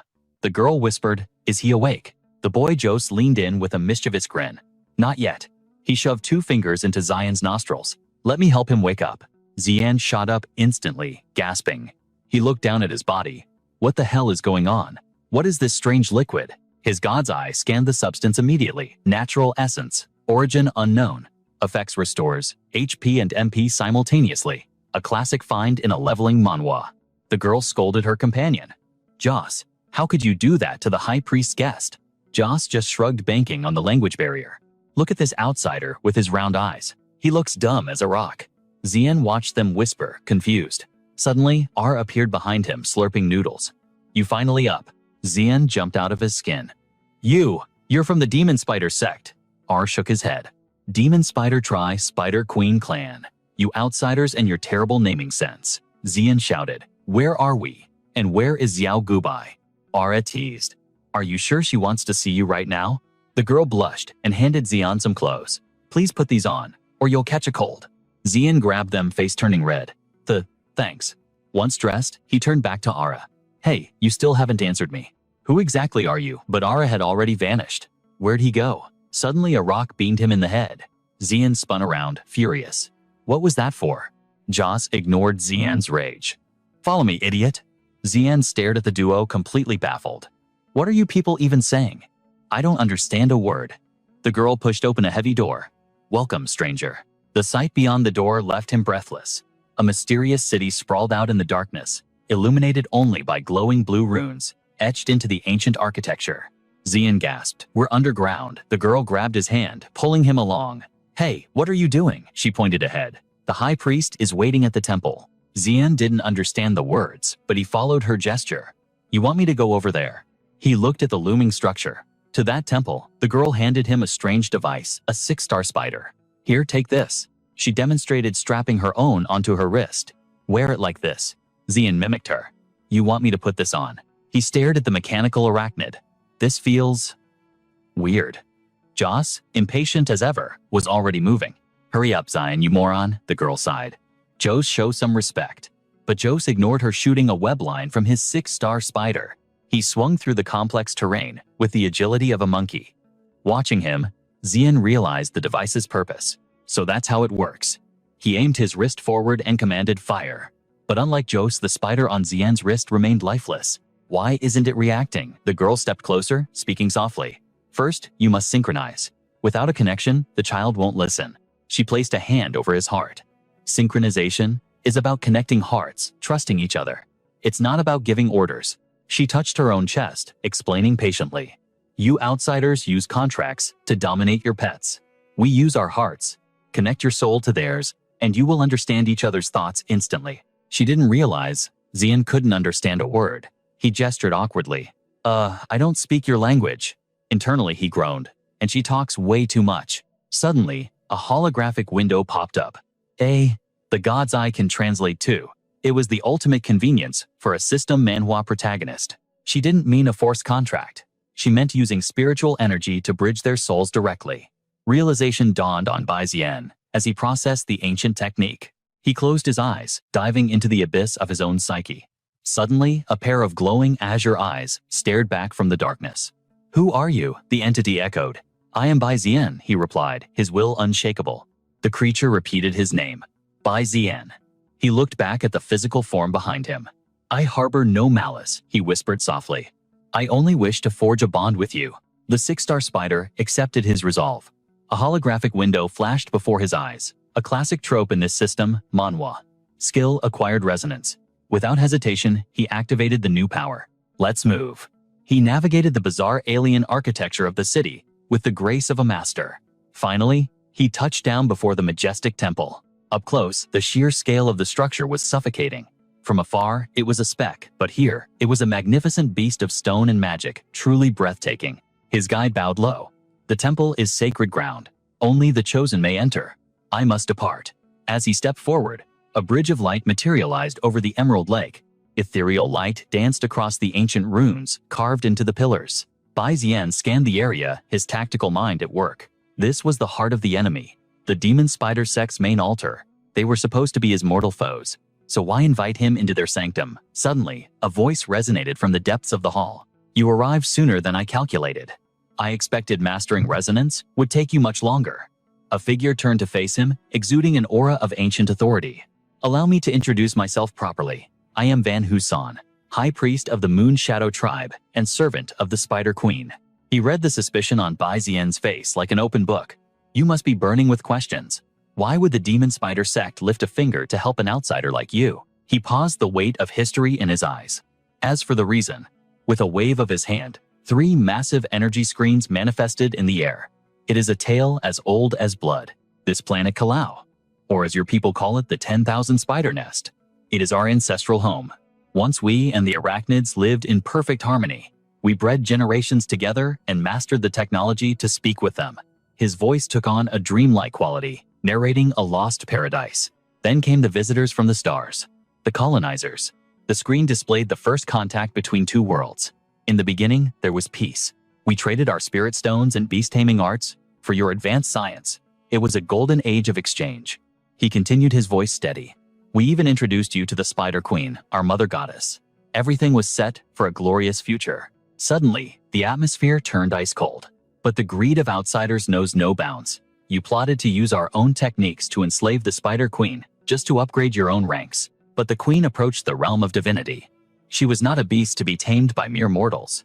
Her resistance was catastrophic. In the struggle, she was wounded and fell from the star rank. The spiritual ley lines of the entire planet were shattered. The chaotic energy capped the potential of every living thing. Now, no one can surpass the purple star rank. We are all trapped in this cage. Thus began the centuries of war between the natives and you invaders. The story flowed like a tragedy, but the ending was yet to be written. With your technology, you slaughtered us. Countless tribes were erased from history. In the face of extinction, the Spider Clan fractured into 2 factions. And from that despair, Ari declared the Demon Spider sect was born. The Sun Glory faction chose violence. They worship the Queen's wrath and seek total annihilation of the outsiders. They are the enemy you fight today. But the Moon Shadow faction seeks peace. We hope to end this senseless war through negotiation, not slaughter. Suddenly, Bai Xian's voice sliced through the monologue. He pointed a finger at the High Priest. Hold on, you've been rambling about history for half the day. You still haven't answered my question. Ari blinked. Am I not explaining it right now? Bai Xian wasn't buying it. Cut the chase. Why specifically help me? In a blur of motion, R vanished and reappeared behind him. A heavy hand landed on Bai Xian's shoulder. Child, do you believe in destiny? Bai Xian flinched, his aura flaring. What are you doing? Ari waved a hand dismissively. Easy now. I am warning you. The corruption in your core is still active. If you channel your energy now, you won't be a tamer anymore. You will become a mindless beast. As if to prove him right, crimson vines erupted from Bai Zian's arm. Terrified, Bai Zian suppressed his power instantly. Ar chuckled, satisfied. Now, let me finish the story. Before I ascended to High Priest, I had to complete the pilgrimage. A journey to the Queen's lair. The story turned a new page. This was the heart of the matter. The reason fate had brought them together? When I arrived, the Queen was gone. But near her sanctuary, I found something else. A dying boy and his spirit beast. They were broken, bleeding out, yet the boy ignored his own pain. He kept whispering, "I'm sorry," to his creature. Over and over again. R's voice softened. He was the first outsider I had ever seen who treated a beast as an equal, not a tool. He took a deep breath. I couldn't leave them. I saved their lives and brought them to my tribe. His voice warmed with nostalgia. He lived with us for a time. We saw his true heart. His kindness was genuine. He should have been my enemy. Instead, he became my brother. Ari looked Baizan dead in the eye. That boy told me his name. Bai Jingsung. The silence hung heavy in the air. Now, do you understand why I help you? Wait a second. Baizan's confusion broke the mood. My grandfather knew you when he was young. That was decades ago. You barely look 30. Are you messing with me? Ari smiled calmly. Did your grandfather never mention my people do not age like yours? Come. It is time you witness the state of your comrade. But as they stepped through the portal, a question lingered in the air. Speaking of which, I'm genuinely curious. Do you truly not know, young master? A beast taming space is a dimension forged from a tamer's very soul. If an outsider intrudes, the dimensional rejection is violent and catastrophic. As they ventured deeper into the void, Ao Rei explained, your teammate possesses a constitution that defines a leveling manhwa protagonist. Had it been a normal human, their body would have faced immediate physical obliteration. She suffered chaotic spirit vein backlash, but she survived. Arriving at Xiao Gubai's stasis pod, he confirmed, the external spirit crystallization has been purged. Her life signs and mana frequency have stabilized. Gazing down at Xiao Gubai lying motionless upon a bed of ethereal flora, he continued his grim prognosis. However, the beast taming space has corroded her mental sphere. The situation is bleak. There is a high probability she will remain in this eternal slumber forever. Baizian's brow furrowed in distress. She'll never wake up. Ao Rei's expression shifted. I did not say there was zero hope. He lowered his voice, offering a devil's bargain. There is a method. The question is, do you have the resolve to seize it? Baizian's eyes narrowed. Speak. When Lord Zhu Ho enters his moonshade form, he secretes a mystic nectar capable of curing all ailments. Ancestors use this fluid to craft a divine artifact with effects rivaling a high-tier potion in a system manhwa. To protect this treasure during the Great War, against the Skyfall invaders, extreme measures were taken. The artifact was sealed within the tomb of fallen warriors. If you wish to save her, you must descend into that abyss yourself. Ao Rei's tone turned grave. Be warned. The tomb is riddled with ancient mechanisms. Countless grave robbers have entered. Those who didn't die crawled out as cripples.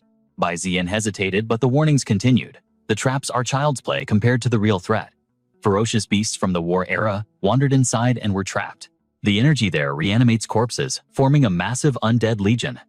Bai Zian's face went pale. The priest smirked, draping an arm around him. So, still feeling brave enough to try. Fear gripped him, but guilt held him tighter. Xiao Gubai lies there because of me. I must bear this burden.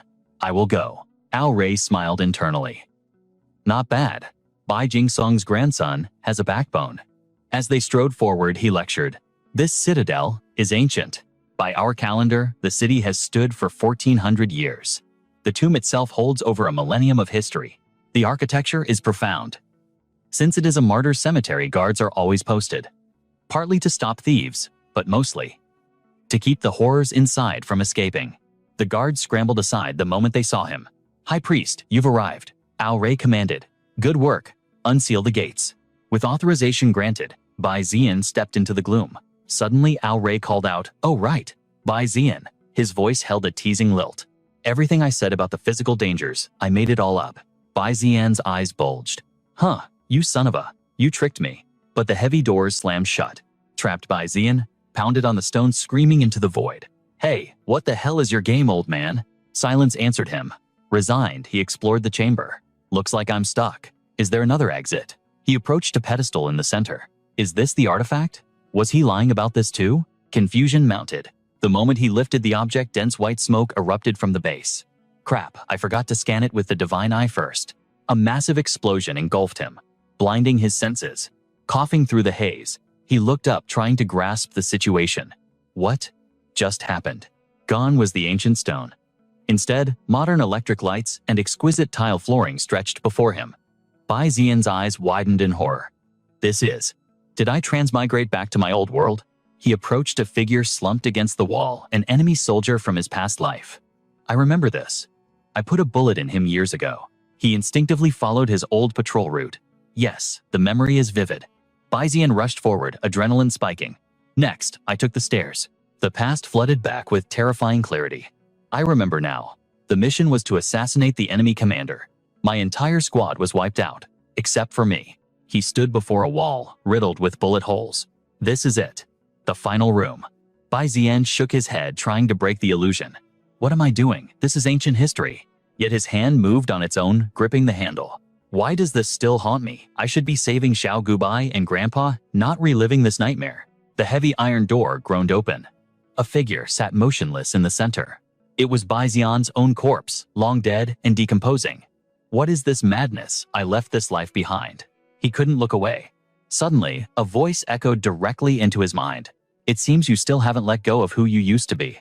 Bai Xian gasped. Who's there? The rotting corpse suddenly lunged at him. I am you. Bai Xian panicked, blocking the strike. Impossible. You should be dead. No, I am the one who died. Crimson tendrils erupted from the corpse's mouth, seeking to strangle him. I am you and you are me. The creature attacked with frenzied hate. Die? Just die already. Bai Xian lunged for a discarded pistol. Damn it, just out of reach. He rolled away as the red vines pulverized the concrete floor where his head had just been. You think you're me? No. You are nothing but a ghost of my past. His fingers finally closed around the cold steel of the gun. He checked the chamber loaded. Fate was on his side. Aiming down the sights directly into the monster's maw, he declared, the man I was has nothing to do with who I am now. I am Bai Xian, a beast tamer. I have comrades and family waiting for me. With a deafening bang, he pulled the trigger, shattering his past. I am no longer a prisoner of yesterday. The corpse dissolved into a mystic blue mist. A heavy weight lifted from Bai Xian's soul. Rest in peace, old me.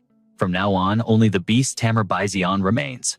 As he stood tall, the modern world melted away, revealing the stone walls of the tomb once more. Was it all an illusion? The artifact rested safely in his grip. Whatever.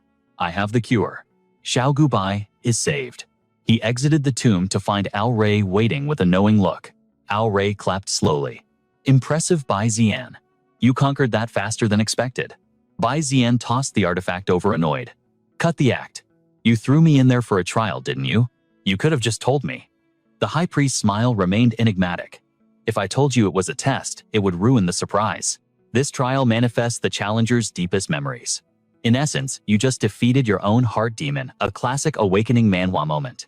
Ari's eyes gleamed with curiosity as he probed. So tell me, what exactly is your heart demon? Bai Xian's expression instantly darkened, a storm brewing on his face.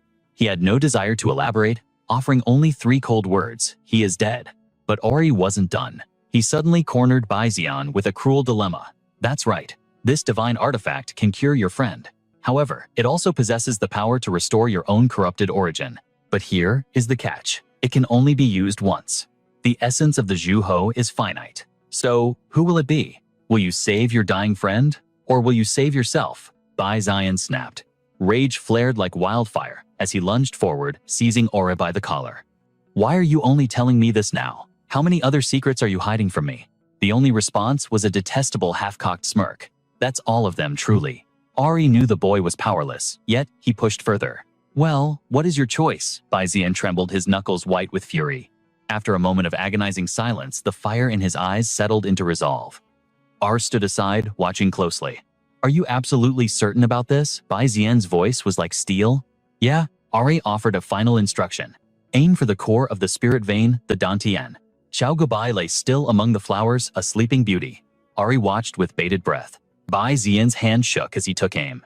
The Dantian. The Dantian. Bai Xian brought the artifact closer. It should be right below the navel. He whispered, Xiao Gubai, you're going to be okay. Suddenly, the girl erupted into giggles. "Hey, that tickles!" Bai Zian froze his eyes, widening in pure shock, jaw dropping to the floor. Ara was cackling in the background. Realizing he had been played like a fiddle, Bai Zian roared, "Ara, you bastard!" Calm down, Ara soothed, waving a hand. "It was just a little joke. Miss Xiao woke up ages ago. I just wanted to test you. You are Bai Jingsung's grandson after all. I couldn't resist teasing you a little bit." Ara winked. Besides, this whole charade was actually Miss Xiao's idea. Bai Zian stared in disbelief. "Huh, are you trying to shift the blame?" But Xiao Gubai shyly confessed, "Young master.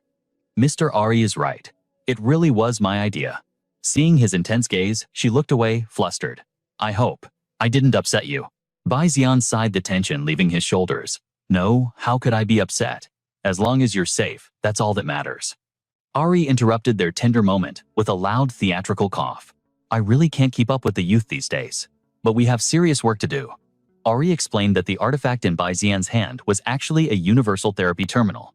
While the active healing ingredient is one-time use, once activated, the device itself will continuously repair your body over time. Moreover, as long as you possess the artifact, that effect is permanent.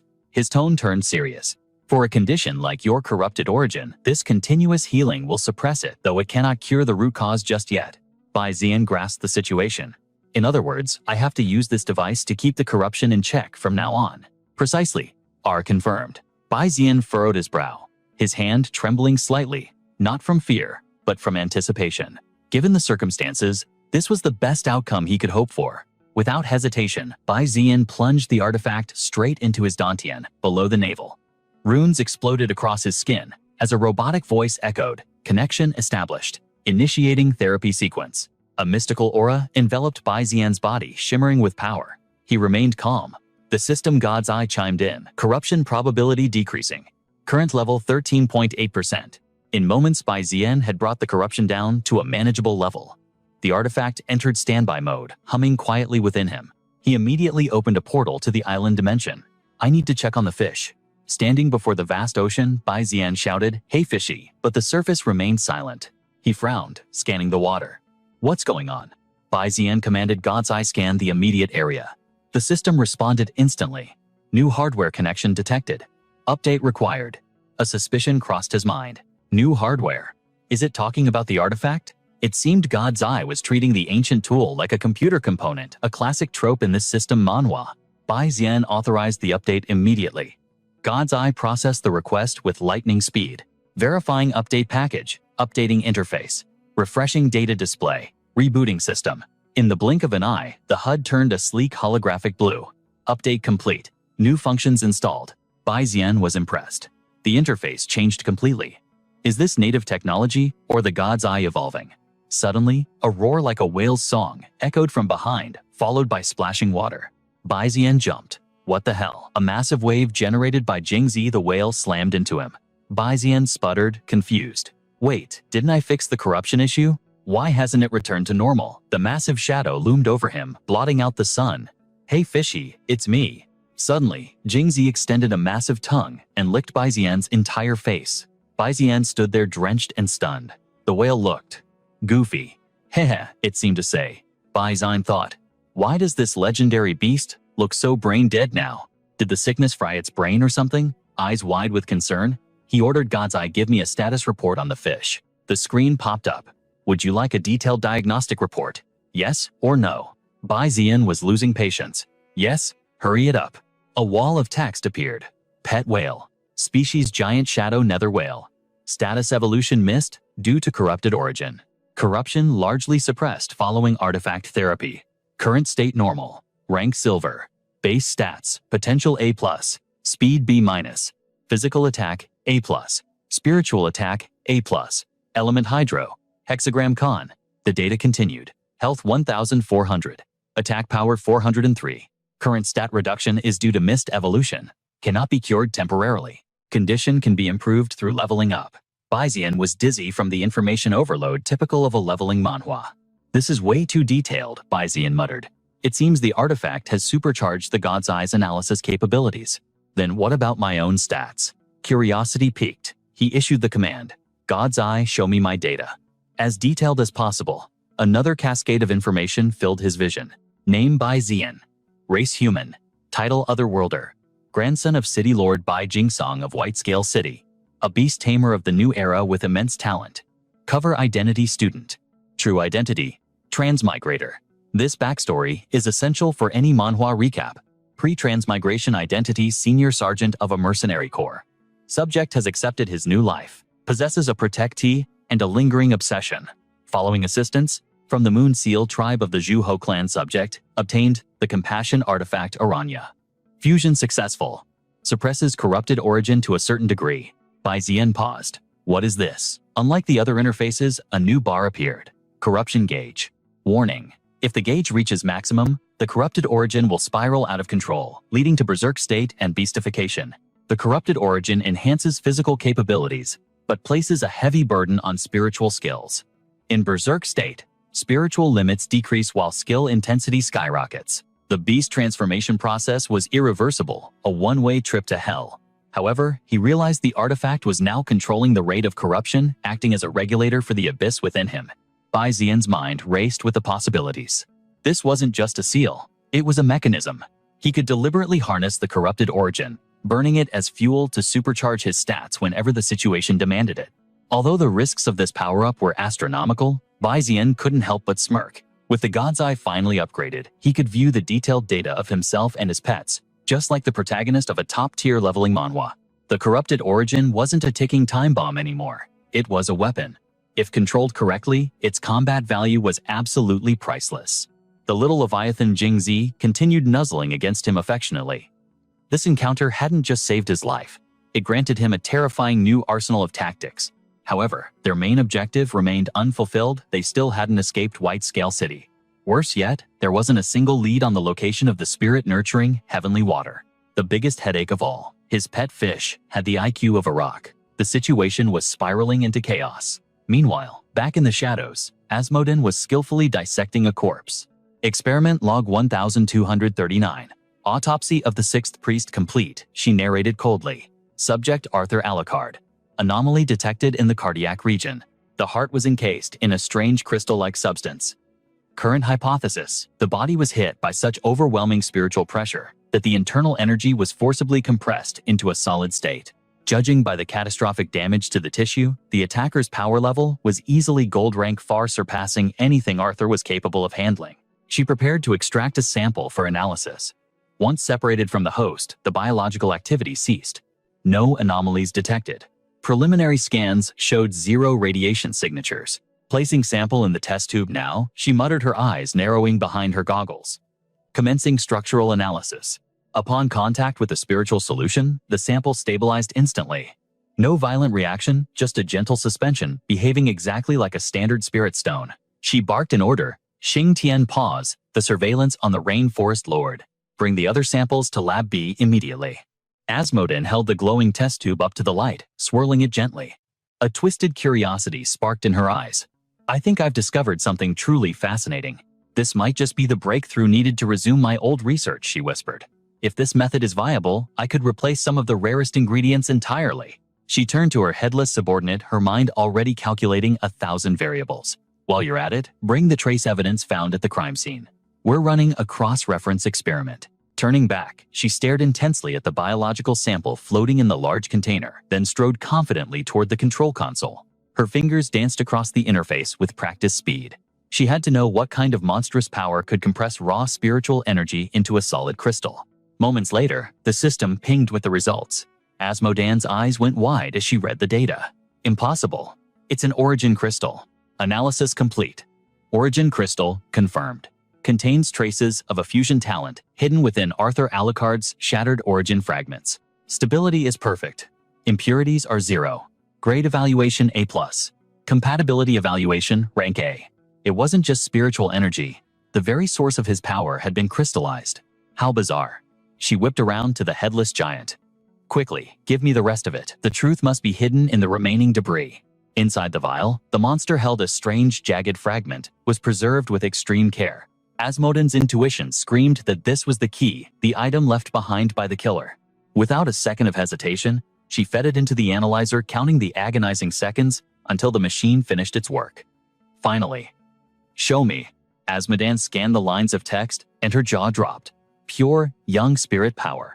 A wave of ecstasy crashed over her as she realized she had stumbled upon a legendary treasure. I only wanted to analyze Arthur's killer, but to think I'd find clues to a pure yang body, the one thing I've been searching for all these years. This is magnificent. Asmodan grinned, a grotesque expression that stretched from ear to ear. Truly magnificent. I never imagined the one who slaughtered you would possess a pure yang body. Arthur, you died at the hands of a one-in-a-century genius. Her face twisted into a mask of pure predatory hunger. She had to find this killer. The cost didn't matter. I must find him. I will find him. She turned, walking toward the large tank containing her child. Gazing at the figure floating inside, she whispered maniacally, "Just wait a little longer, my dear. Your awakening is at hand." She snapped her head back, barking orders to her minion. Xingtian hunt for clues immediately. It started as a simple investigation, but now every cell in her body burned with the desire to capture this prey. I have never been so interested in a murderer before. Meanwhile, miles away, the sun beat down mercilessly on a vast open landscape. High above, white clouds drifted lazily, painting a picture of peace that contrasted with the tension below. Zhao He leaned against the car, wiping sweat from her brow. "It is boiling out here. What is taking them so long?" Just as she complained, the sound of footsteps crunched against the gravel. She lowered her sunglasses, spotting two figures. Finally, there they are. In the distance, Bai Zian and Ra were locked in a heated debate as they walked. "So tell me again, why exactly are you following us, kid? Don't be so sensitive." "I'm just conveniently heading to Giantwood City, that's all." "Do you really think I'm that naive?" "Hey, I'm a friend of your two uncles. Why would I have any bad intentions?" Neither of them was willing to back down, their bickering acting as a soundtrack to the journey. Xiao Gubai walked beside them, letting out a long, exhausted sigh. "You haven't had a single good intention since we met," Bai Zian retorted. "Sure, you helped save Xiao Gubai and me, and I'm grateful, but you keep lying and using Xiao Gubai as a shield. Honestly, I don't trust a word you say." "Come on, don't be like that," R pleaded with a grin. "I even helped you find a ride. Isn't that enough to earn a little forgiveness?" Hearing that, Bai Zian exploded. "You have the nerve to say that. You just want me to pay for the gas so you can hitch a free ride with Xiao He." Caught red-handed, Ari could only laugh it off awkwardly. Hey, as expected of Bai Jingsong's nephew. Sharp kid. You guessed it. Xiao He, having watched this entire comedy routine, finally lost her patience. "Are you two done arguing yet? I could hear you screaming from a mile away." Suddenly, Xiao Gubai snapped. The pressure was too much. She screamed, "Will you two shut the FCK up already?" The silence was deafening. Bai Zian and Ari froze, eyes wide, slowly turning to look at her. Did she just drop an F-bomb? It seemed so. Even Xiao Gubai couldn't believe what just came out of her mouth. Her face turned beet red, and she quickly looked away, stammering, "I'm sorry." Xiao He walked over, patting her shoulders sympathetically, before glaring at the two troublemakers to get in the car. "Shut your traps and get in the car. You're making a scene." With the embarrassing duo finally silenced, Xiao He took a breath and introduced herself properly. "I'm Xiao He." "And you, Xiao Gubai," replied timidly Xiao Gubai. As they walked toward the vehicle, Xiao He couldn't help but praise the shy girl. "Don't let them get to you. Honestly, the way you cursed them out earlier," Xiao He smirked. "That was legendary." Xiao Gubai blinked, completely surprised. "Really?" Xiao He nodded with approval. "Ever seen Thelma and Louise? You were channeling some serious main character energy just now." Finally, everyone settled into the car. Hands on the wheel, Xiao He glanced back. "Before we roll out, I have to ask, why are you heading to Giantwood City right now?" Ri jumped in, stealing the spotlight. "Young Bai Zan here is on a quest." Bai Zan's face twisted in annoyance. "Stop stealing my lines, you jerk." The engine roared as they began the journey to Giantwood City. Along the way, Bai Zian decided to fill them in on the situation. "My spirit beast evolved to silver rank by accident, which was lucky. But my other beast hasn't broken through yet. I need specific materials from the city. It's basically a leveling manhwa quest to help my grandfather." Besides, Bai Zian added, his eyes narrowing, "I need to find a certain rare treasure hidden within the city walls." He fell into deep thought, his resolve hardening for his grandfather's sake. "Xiao," he interrupted his brooding. "A treasure hunt, is that so? Then your timing is terrible. Giantwood City isn't exactly a tourist spot right now. It's a chaotic mess of warring factions." As she spoke, the colossal silhouette of the city appeared on the horizon. Usually the factions maintain a fragile balance of power. It looks peaceful on the surface, but recently, Xiao He's voice dropped. "A mysterious killer has appeared, a psychopath who slaughters people with brutal efficiency. Victims are either dismembered or partially eaten. The rumors say it's a monster, maybe a zombie or even a vampire. Of course, the city factions don't believe in fairy tales like vampires. They think it's a rival gang making a play for territory. That's why every dark corner of Giantwood City is crawling with mercenaries right now. Hearing the gruesome details, Xiao Gubai began to tremble. Her voice shook as she whispered, "Zombies. Vampires." Bai Zian, noticing her state, tried to comfort her. "Xiao Gubai, don't worry. Those are just urban legends." But he was wrong. She wasn't shaking from fear. She looked up, her face flushed with dark delight. "No, I'm totally excited. Can we drive faster?" Bai Zian recoiled, stunned by her twisted enthusiasm. He thought to himself, did some weird switch just flip inside her brain? In a blink of an eye, they arrived. Xiao He pulled over and announced, "All right, end of the line. We're here." Bai Zian stepped out and scanned the area. His jaw dropped. A massive ancient tree towered over them, its canopy so vast it blotted out the sky. Giantwood City. While Bai Zian marveled at the view, Ri popped up, feigning excitement. "All right, let's go find those upgrade materials." Bai Zian glared at him unimpressed. "Hey, cut the fake enthusiasm, would you?" Xiao He, standing behind them with her hand out, cut through the noise. "You two can bicker later. Cough up the cash first." Her words froze them in place. Ri began whistling, looking everywhere except at his wallet. Bai Zian glared at him. "Why are you looking at me?" Defeated, Bai Zian pulled out his card. As the transaction went through, Bai Zian cursed under his breath. "Damn it. I'm paying for this freeloader again." Payment secured. Xiao. He gave them one last tip. "See that place, the Blood Shadow Tavern? It's the biggest intelligence hub in the city. I'm not going in. I have a commission to investigate these zombie rumors. If you finish your business, give me a call." Bai Zian turned to Xiao Gubai. "Well, I guess Xiao Gubai and I will." But seeing her longing gaze toward the zombie mission, he had a better idea. "Xiao Gubai, maybe I can help you out." He started flailing his arms, signaling frantically to Xiao He. Behind Xiao Gubai's back, Xiao He looked confused. What is this kid doing semaphores? Is he having a seizure? Finally, the realization hit her. She smirked. I get it." She played along perfectly. "You know, young man, I just remembered my little brother was supposed to help me, but he's lazy. It's a shame." Bai Zian jumped on the opportunity. "Oh, what a coincidence. I don't know anything about monsters, but Xiao Gubai here. She's a total expert. Why doesn't Xiao Gubai go with you?" "Hey, Xiao Gubai, you want in on this?" Xiao Gubai beamed, nodding vigorously. "Yes, please let me go." With Xiao He and Xiao Gubai gone, the two men were left alone. Ri grinned. "Just the two of us? From now on, it's boys' night out."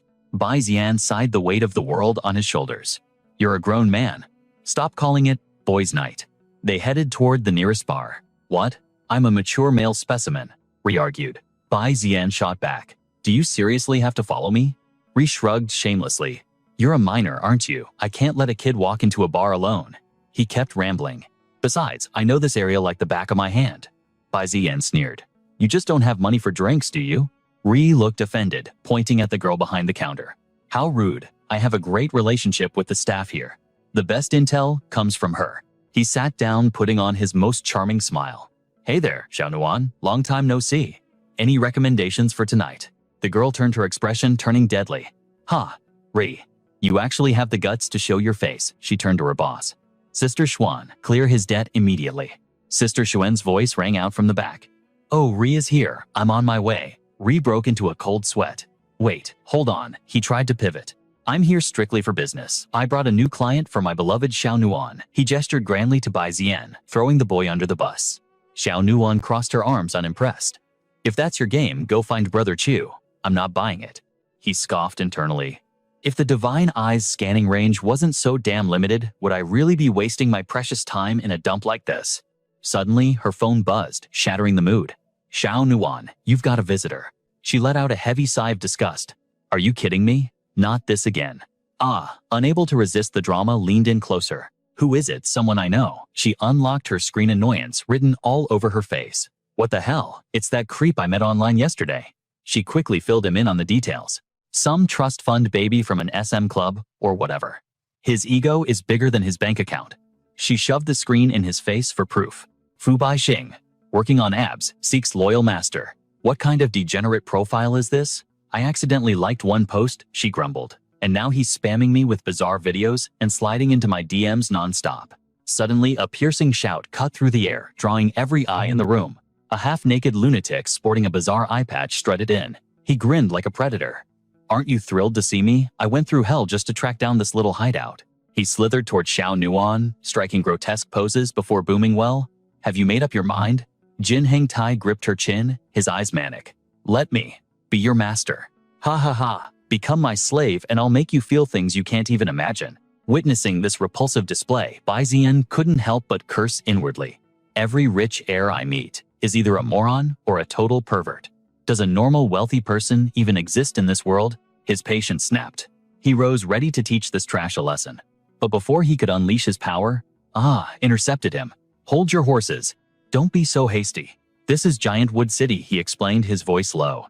"The rules here aren't like back home in Whitescale City." Meanwhile, Xiao Nuan didn't flinch. She stared him down with ice-cold eyes and began to dismantle his life. Jin Hengtai, beast tamer, heir to the Jin Corporation and a tycoon here in Giant Wood City. 19 years old. Deep-seated hatred for your stepmother. Diagnosed with narcissistic personality disorder and a penchant for masochism. You've been busy lately. 49 women in a single month, all of them online gold diggers. Her words hit like bullets, leaving him frozen in shock. She wasn't done. "Did you really think flashing some cash and mediocre abs would make a woman beg to be your slave?" Her eyes flashed with dangerous intensity. "You've made a fatal calculation error. In Giant Wood City, daddy's money doesn't make you a god." In a blur of motion, Xiao Nuan lunged. She slammed a syringe into his neck before he could blink, pumping every last drop into his veins. His body seized up instantly. Black crystals erupted across his skin like a plague. Hengtai screamed in agony. "What the hell did you put inside me?" He collapsed backward, twitching. Xiao Nuan adjusted her stance, cool as a cucumber. "Just a little anti-spiritual cocktail. To a normal human, it's harmless saline.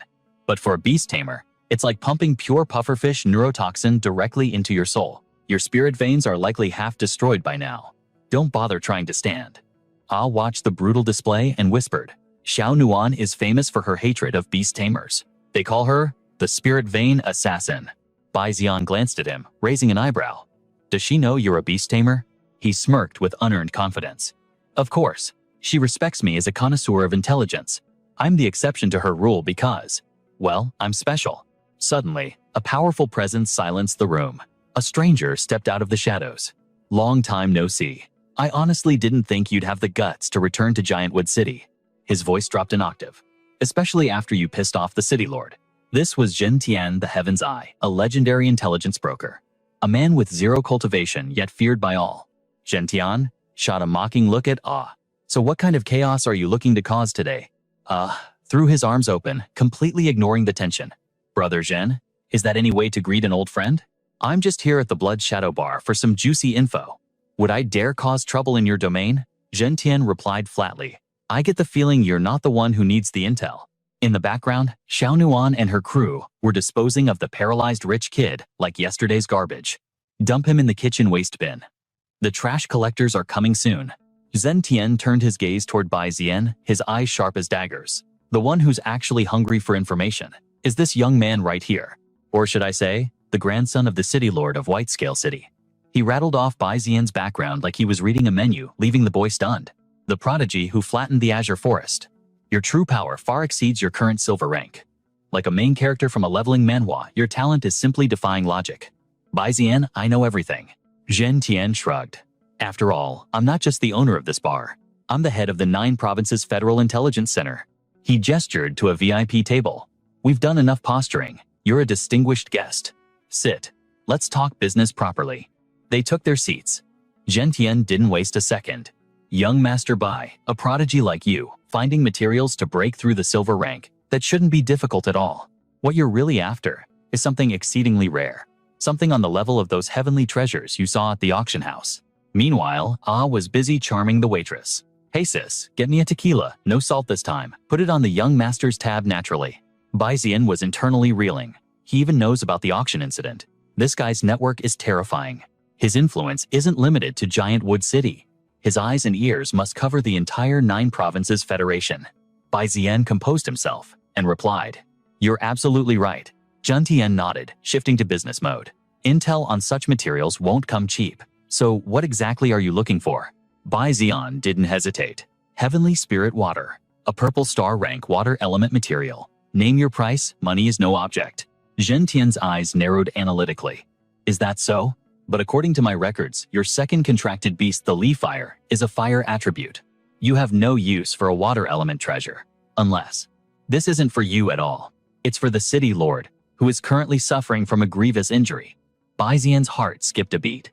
How is this possible? Grandpa's injury is a top-level secret. How could a mere intel broker know something that could shake the foundation of our family? How could you possibly know that Bai Xian demanded, his eyes narrowing? The broker remained calm, his voice smooth as silk. Whitescale City may try to bury the truth, but in this world, there are no walls high enough to keep secrets hidden forever. I simply connected the dots, the broker continued. The official reports combined with the specific materials you're hunting, they paint a clear picture of the city lord's critical condition. Zhen Tian smirked, leaning back in his chair. Information breeds more information. That ability to read between the lines. That is exactly why I sit on the throne of the intelligence underworld. His expression darkened as he turned to Bai Xian, dropping his voice. Consider this a bonus warning. Shadows are moving. Unknown factions are sniffing around Whitescale City, and they're asking dangerous questions. I'll give you that piece of intel for free. Bai Xian's curiosity was piqued, sensing the gravity of the situation. Who are they? Who has the guts to target us? Just who is pulling the strings behind the scenes? Before Zhen Tian could answer, the sidekick interrupted, cutting through the tension. Brother Zhen, hold on. We came here for the materials.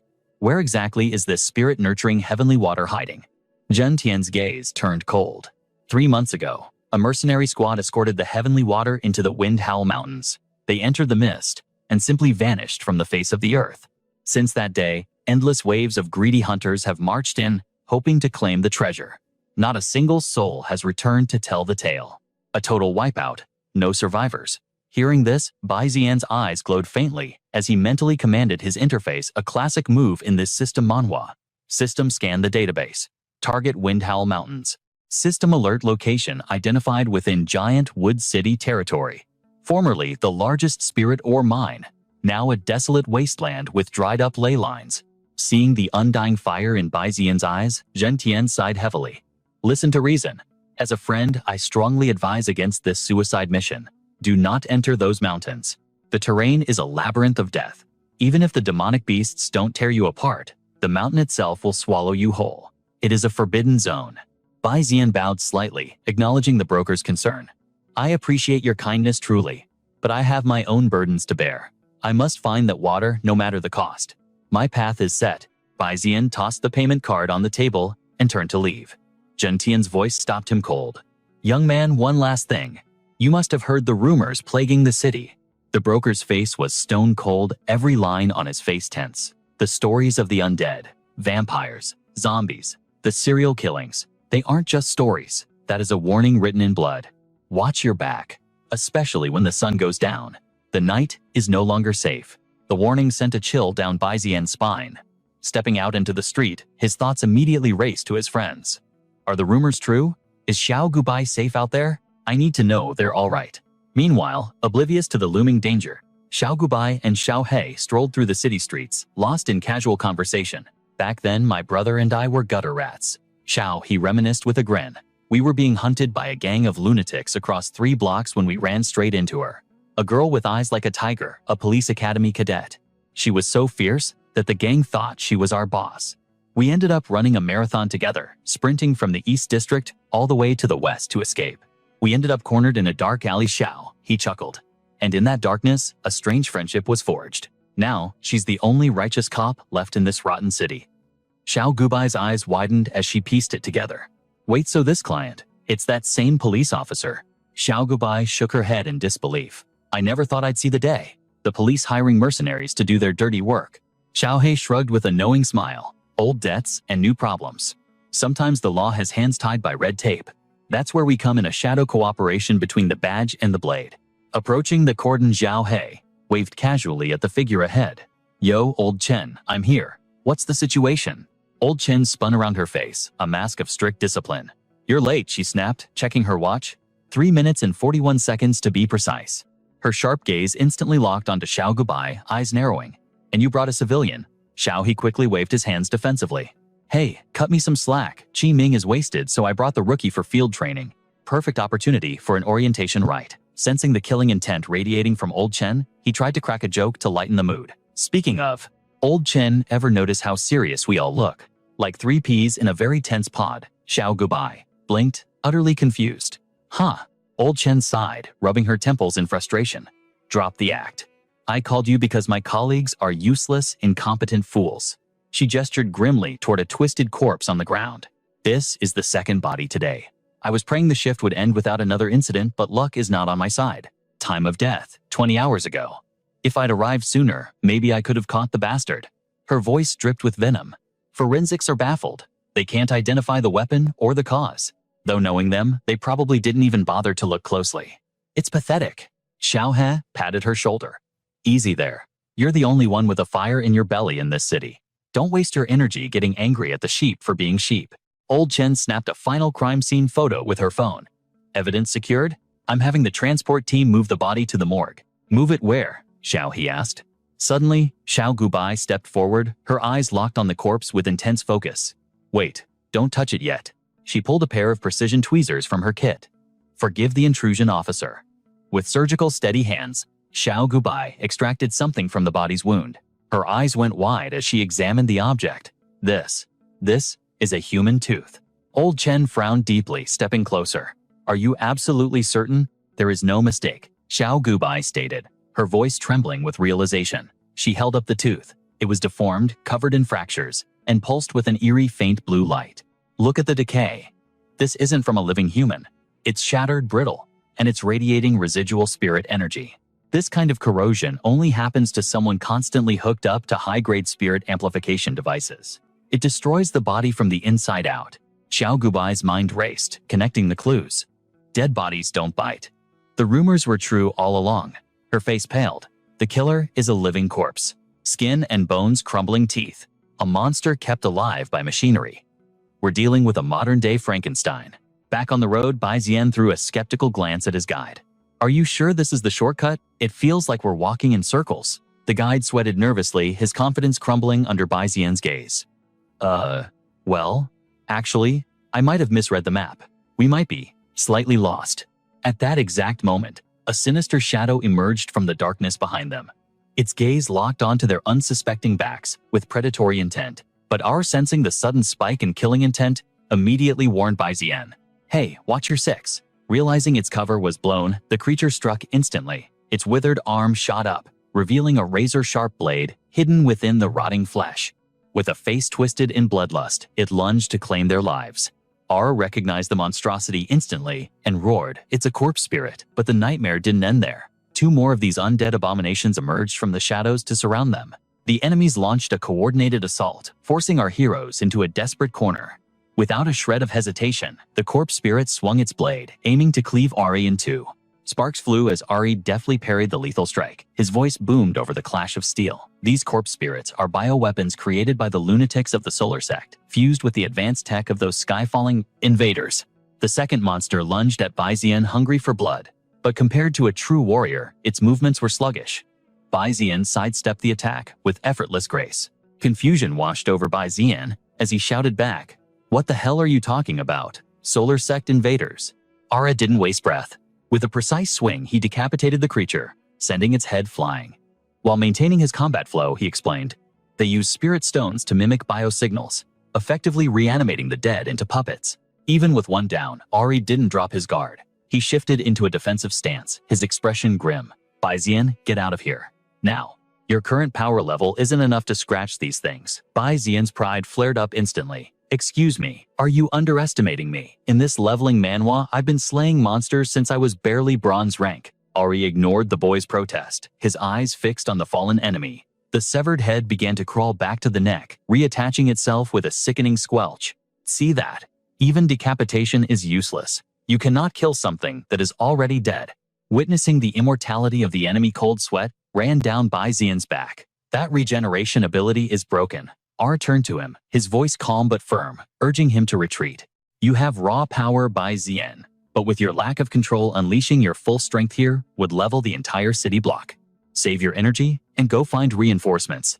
And don't worry about me. Never underestimate a diamond rank master. Bai Zian finally swallowed his pride, realizing he was only holding Ara back. Fine, I'll go find Xiao Gubai and the others. If you survive this, meet us back at the bar. Now alone with the undead duo, Ara locked eyes with them. Inner fury boiled within him. Solaris. Is this how you honor the fallen? By turning them into tools. Energy surged as he activated his ability. Crackling blue lightning erupted around his body, illuminating the alley. His gaze sharpened into a blade of focus. Time to stop playing games and get serious. Meanwhile, Bai Zian burst out of the alleyway, scanning for help. But his path was instantly blocked by a towering shadow. Another corpse spirit. This one looked far more advanced than the others. Bai Zian froze. Panic rising. What the hell? Another one. Suddenly, a third eye on the creature's forehead snapped open, initiating a terrifying scanning sequence. Bai Zian couldn't process the danger fast enough. What is that thing doing? The mechanical eye locked onto him. Target verified. Initiating capture mode. The moment the robotic voice spoke, the creature's jaw split open like a blooming flower of gore, a truly nightmarish sight. Capture sequence engaged. Sonic disruption cannon. Charged. A devastating sonic blast slammed into Bai Zian. The world spun as he clamped his hands over his ears, but it was futile. The frequency bypassed his physical defenses completely. Not another sonic attack. This is way stronger than Feng Tianyu's scream. Seeing Bai Zian still standing, the corpse spirit cranked the output to maximum. Bai Zian's legs gave out, and he collapsed, clutching his splitting skull. He ground his teeth, fighting to keep a shred of sanity, but the acoustic assault was relentless. His mind was breaking apart under the pressure. Damn it. I'm fading. The darkness encroached from the edges of his vision. His resistance crumbled, and he plunged into the abyss of unconsciousness. Just before the light vanished, a vision of a mysterious girl flashed before his eyes.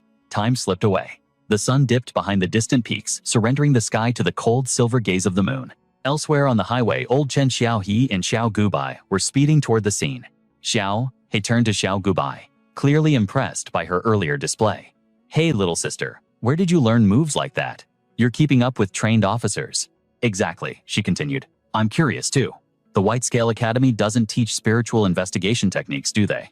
Xiao Gubai laughed nervously, dodging the question. Oh, just a hobby. Suddenly, a massive shadow eclipsed their car. Xiao He squinted through the windshield. Old Chen, look up. Is something falling out of the sky? Chen didn't even flinch, keeping his eyes on the road. We're on a highway. Who would be throwing trash from the sky? Boom. A heavy body slammed onto the roof, shaking the entire vehicle. Xiao, he screamed. Holy shit. It's actually a person. Old Chen lost control, sending the car skidding until they smashed into a roadside wall. As the dust settled, they realized the meteor was actually Ari. Xiao He raged, Ari, are you crazy? Old Chen sighed, checking the damage. Sir, could you please get off the car? But Ar was drenched in sweat, struggling to hold something down. He was pinning a writhing creature to the roof with his blade. I can't. If I let go, it escapes. This thing is our only lead to Bai Zian. The pinned corpse spirit thrashed violently. RS suddenly looked at the dashboard. Hey, police cars still use legacy hardware ports for security. Right. Pass me a connection cable, I need to jack into this thing's neural port directly. Xiao, he scrambled to find the gear. Hold on. She jammed a cable into the creature's neck. As data streamed in, she marveled. Whoever built this corpse spirit is a genius. They're using vintage connectors to bypass modern firewalls. Chen watched intently. What are you looking for? Ari's eyes were glued to the screen. I'm ripping the data straight from its memory core. We need to find their hive. Xiao He couldn't help but smirk at Ari's desperate posture. Ari, what exactly are you doing up there? And wait, where's the kid who was with you? Yeah, where's Bai Zian? Meanwhile, Xiao Gubai's eyes sparkled as she snapped photos with her phone. Is that a real zombie? But old Chen's expression darkened as the coordinates appeared. The signal traces back to the Windhowl Mountains. But that's a restricted dead zone. Nobody goes there. Chen frowned. What is going on? Ari finally looked up, his face pale. They took him. The corpse spirits captured Bai Zian. The news hit them like a truck. Cut to the Windhowl Mountains, where an unconscious Bai Zian hung chained to a wall deep within the enemy's lair. A sudden vibration from his pocket jolted him back to reality. Bai Zian shook off the haze, desperately trying to grasp his current situation. What the hell? Where am I? The phone. It had to be Xiao Gubai calling. But more importantly, his wrists were bound by anti-spirit cuffs indestructible by normal magical means. Bai Zian struggled against the metal bindings. Damn it, why now of all times? But as he analyzed the material's properties, a reckless idea sparked in his mind. Wait a minute. If spiritual energy can't break it, then I just need to use overwhelming brute force to tear it apart.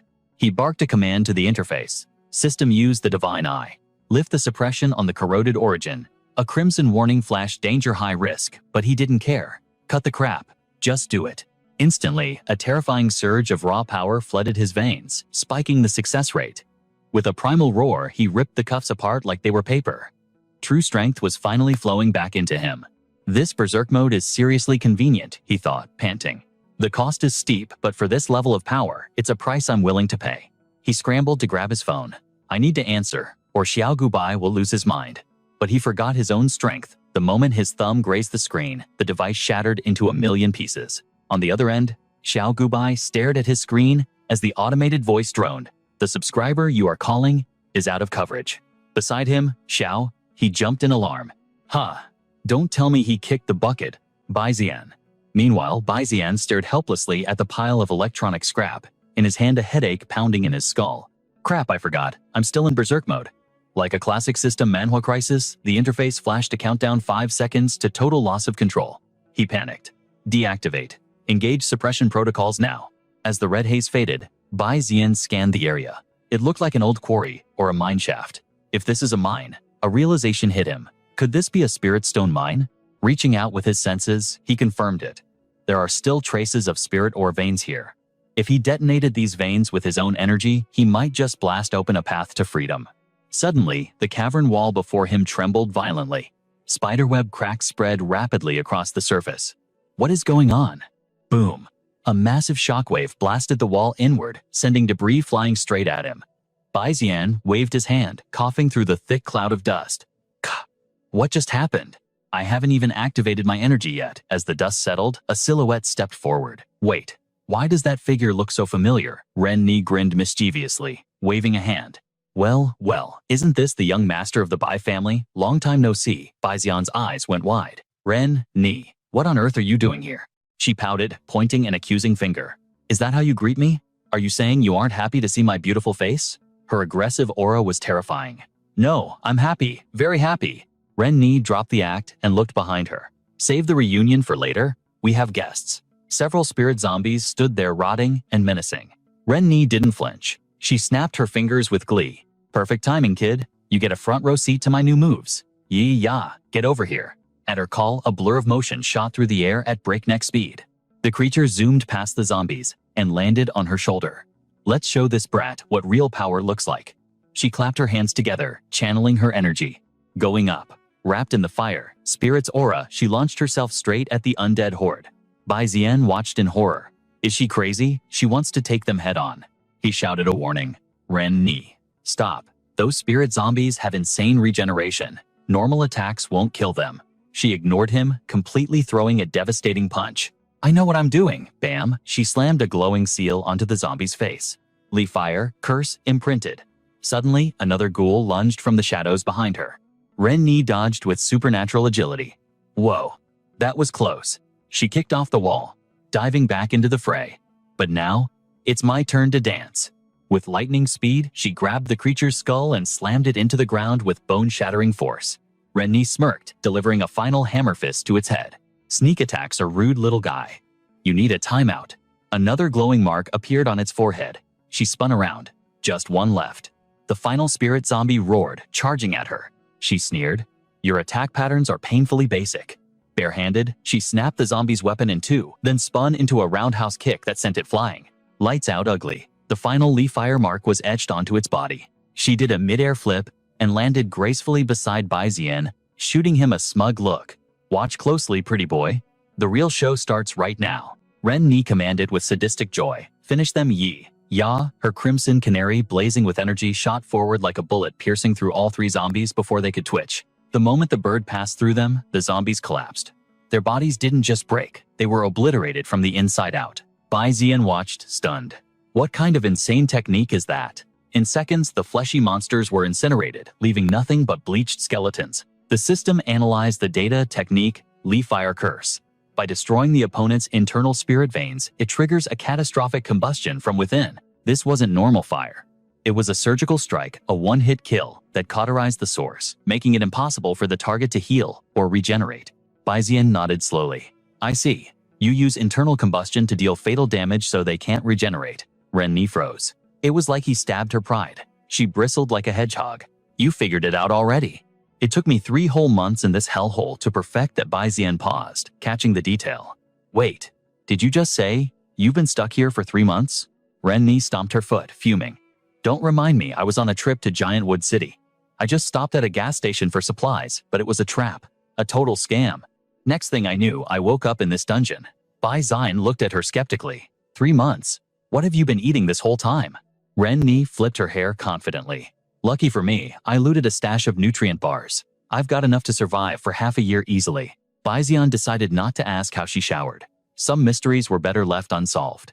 Okay, but do you know a way out of here? Ren Ni's shoulders slumped. I've been here 90 days, but this place is a massive maze. I have zero clue how to escape. Bai Zian blinked. A maze. Exactly. That's why I've been blasting through walls, hoping to find an exit. Bai Zian pieced it together. And that's how you crashed into my room. Yup, destiny is a funny thing, isn't it? She stepped toward a massive drainage pipe pointing into the darkness.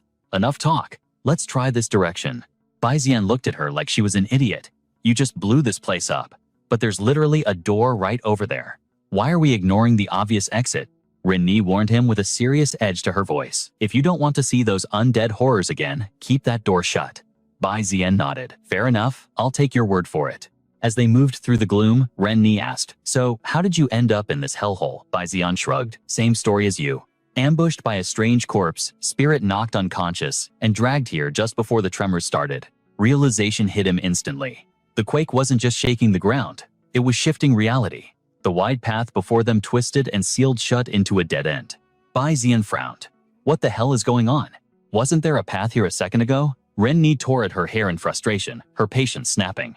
What kind of broken trash-tier dungeon is this? Bai Zian didn't panic. Instead, he commanded Eye of God scan the perimeter, analyze the structural layout. The system chimed with immediate results. This place used to be the quarry for Giant Wood City. Located in the mineral veins of the Windhowl Mountains, these mines were abandoned years ago. Now they had evolved into a labyrinth of chaotic, complex terrain. The analysis continued. Because of the complex terrain, humans had modified it into a massive modular mechanism. Every zone was an independent module, capable of shifting at will. At set intervals, or perhaps triggered by location, the modules rotated and realigned, turning an already confusing maze into an impossible puzzle. However, every system has a flaw. If they could decipher the shifting pattern, escape wasn't just possible, it was inevitable. Bai Zian's eyes lit up. I get it now. That earthquake was just the module moving. The wall blocking them was simply a new zone locking into place. I just need to crack the movement algorithm to find the exit. Beside him, Ren Ni cracked her knuckles, her aura flaring with battle lust. If it's blocking us, I'll just smash it to pieces. Bai Zian paled, waving his hands frantically. Whoa, hold on. Ren Ni, wait. But it was too late. She summoned a colossal mechanical weapon, shouting, Crimson Drill Manifest. She slammed the spinning drill into the wall, with the force of a hurricane roaring. From the day I was born, nothing has ever stopped me. No damn maze is going to hold me back today. With the devastating power of the drill, Ren Ni tore through the obstruction and shot forward like a missile. Her voice echoed back, Hey, pretty boy of the Bai family, try to keep up. Bai Zian sighed, watching her go. Well, I guess sometimes, brute force is its own kind of strategy. A deafening crash followed, kicking up a massive cloud of dust. Emerging from the debris like a Valkyrie of destruction, Ren Ni dusted herself off, looking satisfied. All clear. That's gotta be the longest tunnel I've busted open in 3 months. Bai Zian stepped through the breach, analyzing his surroundings. You know, this place is different, he muttered. It feels less like a mine and more like a secret laboratory. Peering through a reinforced glass window, the blood drained from his face. Inside a massive chamber, an entire legion of corpse spirits stood in silent formation. The leveling manhwa interface flashed a warning, Type 7 corpse spirits currently dormant. Bai Zian stared in horror. They've built an actual army down here. What the hell are they planning? A massive, imposing gate loomed ahead. Ren Ni tilted her head, inspecting it with narrowed eyes. Now, that is weird, she mused. I haven't seen a door like this in the other zones. Let's crack it open and see what's inside. Suddenly, the gears groaned, and the door slid open on its own. Bai Zian glared at her. Ren Ni, what did you do? She threw her hands up defensively. I didn't even touch it. It opened itself. Inside, a towering test tube dominated the room, suspending a grotesque shackled creature in bubbling liquid. Ren Ni's eyes went wide. Mother of God, what is that monstrosity? It's Bai Zian started, but the system cut him off with a scan. Through the eye of God, he saw the truth, an unidentified species. A chimera forged from multiple spirit beasts, with a rubber monkey as the base. It had utilized the elastic properties of the rubber monkey to fuse with multiple A-rank talents, creating a synergy that defied nature. A-rank shapeshifting, A-rank carbon hardening, A-rank swamp intellect, A-rank tyrant's fury. Its unique physiology allowed it to absorb spirit cores and endlessly acquire new powers. Bai Zian felt a cold sweat run down his back. 5 distinct talents, and it can evolve further. This thing is a literal monster. What kind of torture did it endure to become this? Suddenly, a noise snapped them back to reality. They weren't alone. A figure emerged from the shadows, Asmodean. Her face was a mask of eerie calm, her voice dripping with malice. "Welcome, my precious little raw materials." She smirked, looking like a villain straight out of a manhwa recap. "Finding your way here proves you've passed the labyrinth's little test. Now for the real exam. I need to determine which one of you possesses the pure yang body I require." Ren Ni shivered, whispering. Her lips aren't even moving when she speaks. That is seriously creeping me out. Bai Zian narrowed his eyes, ignoring the ventriloquism. "Forget the parlor tricks. What do you mean by pure yang body?" "It matters not," Asmodean chuckled darkly. "Whoever it is will become a part of my beautiful child. Why don't you play with him for a while?" On cue, spiderweb cracks fractured the glass of the giant tube. Inside, the restraint snapped, and the chimera's eyes snapped open. Boom! The glass shattered in a violent explosion, stunning them both. In a blur of motion, the beast lunged, razor-sharp claws swiping for the kill. Bai Zian thought, "Too fast." Instinct took over. Bai Zian raised a shield just as the claws struck, sparks flying. Gritting his teeth, he shouted, "Jing Zi, get out here now." Space warped as Jing Zi, the whale, manifested. Without hesitation, the massive beast charged, aiming a catastrophic headbutt at the enemy. But the chimera twisted in midair, dodging with impossible agility. Incredible reaction speed, Bai Zian noted, but then he frowned. Wait, something's wrong with its movement. The creature clutched its head, its body convulsing, as chaotic energy leaked from its pores. It wasn't just fighting, it was suffering. Focus. Bai Zian shook off the hesitation. Jing Zi used tidal crush and this. The whale surged forward like a tsunami, slamming into the dazed beast with earth-shattering force. The impact shook the room, and Jing Zi vanished back into the spirit realm. Bai Zian panted, "Is it over?" As the dust settled, a silhouette remained standing. Bai Zian's jaw dropped. The creature hadn't fallen. It had transformed into a living shield. Bai Zian stared stunned. That's the shapeshifting talent. It morphed its own flesh into a blockade to negate the damage. That talent is broken. The creature slowly unfolded, separating the shield plates from its body. Beneath its skin, muscles writhed like a nest of vipers, locking into place as it activated carbon hardening. With a roar, the beast pulled back a fist that promised nothing but death. Ren Ni couldn't stand being sidelined, so she charged forward with burning intensity, shouting, "I'm not invisible, you know. Don't ignore me." She caught Xi Ling's devastating strike with her bare hands, the collision of their raw power sending a shockwave rippling through the air. From the sidelines, Bai Zian screamed in panic, "Ren Ni, don't engage it in close combat. That monster can shapeshift its body at will." But his warning came too late. The muscle fibers of the Xi Ling came alive, slithering up Ren Ni's arms like predatory serpents before she could react. "What the hell is this?" Ren Ni gasped. In a heartbeat, she was completely cocooned in pulsating flesh. Panic set in as she shrieked, "Get off me! This is disgusting!" Seeing her peril, Bai Zian barked an order to his summon. Jing Zi, use lunar reflection column. Now Jing Zi flashed forward, unleashing the signature technique. The lunar blade sliced through the air, severing the grotesque muscle fibers binding Ren Ni in a single clean cut. As Bai Zian pulled the remaining sticky fibers off Ren Ni, he scolded her. "Your fighting style is way too reckless." She just scoffed. "Oh, shut up. How was I supposed to know it could do that?" Bai Zian looked down at the severed chunks of the Xi Ling on the ground. To his horror, they were still writhing. The severed parts are still alive. What kind of unholy vitality is this? The flesh began crawling back toward the main body like living worms. Bai Zian realized the gravity of the situation. This regeneration ability is a nightmare. Rushing in is a death sentence. I need a long-term strategy. Suddenly, a theory sparked in his mind. Wait. If my instincts are right, that creature isn't just attacking. It's an excruciating pain. I have to gamble on this, Bai Zian decided. If brute force couldn't kill it, perhaps negotiation was the only path to victory in this system manhwa. He turned to his ally. Ren Ni, no matter what happens next, do not interfere. She looked at him bewildered. What are you planning? Ignoring her, he commanded his summon Jingzi, "You stand down too." As the Xiling lunged at him, Bai Zian roared. Limiters released. Activate Berserk Mode boost. Reaction speed to maximum. A holographic window materialized in the air, Berserk Mode activated. Countdown 999 seconds. Bai Zian parried the monster's flurry of blows, his mind racing. Berserk Mode drains my spiritual limits, but a perfect defense saves more energy than a standard block. The God's Eye skill flared to life, displaying combat data. Perfect defense, condense spiritual energy into a high-density shield. Predict and nullify attacks to reach 0 stamina consumption. Watching from the cliffs above, Asmodan frowned in confusion. Why did he suddenly switch from offense to total defense? How utterly disappointing. Asmodan scoffed with disdain. It seems that brat doesn't possess the pure yang body after all. His essence is water. Why did the Xiling mistake him for a pure yang target? His gaze shifted to the girl. And her. She has the Leaf Fire essence, but she's nowhere near a pure yang constitution either. Was the initial data corrupted? The Xiling went berserk, raining attacks on Bai Zian. But Bai Zian deflected them with ease, his confidence returning. Just as I thought. Its attack patterns are mindless and simple. As the beast prepared another strike, Bai Zian smirked. I didn't boost my reaction speed just to make defending easier. I did it for this exact moment. When it attacks, it exposes its greatest weakness. I just needed the speed to seize the opportunity. Bai Zian saw the opening. He thrust his hand toward the charging monster, his aura flaring. Now, he clamped his hand onto the Xiling's head, red veins bulging on his arm, as he screamed resonance instantly.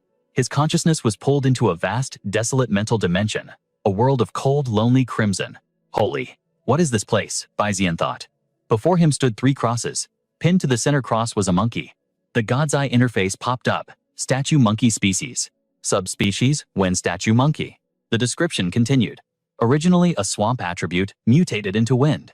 To force adaptation, a beast core was surgically implanted into its heart. Consciousness is being corroded by the beast core. Extreme agony detected. Bai Zian felt a wave of pity.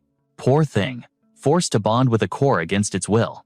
Maybe. My divine artifact can save it. He reached out gently, his eyes filled with empathy. I mean, you no harm. We don't have to be enemies. You're hurting, aren't you? The monkey looked up, surprised by the kindness. Bai Zian offered a hand. Form a contract with me. Let me share that pain with you. The monkey hesitated, its voice trembling. Contract share.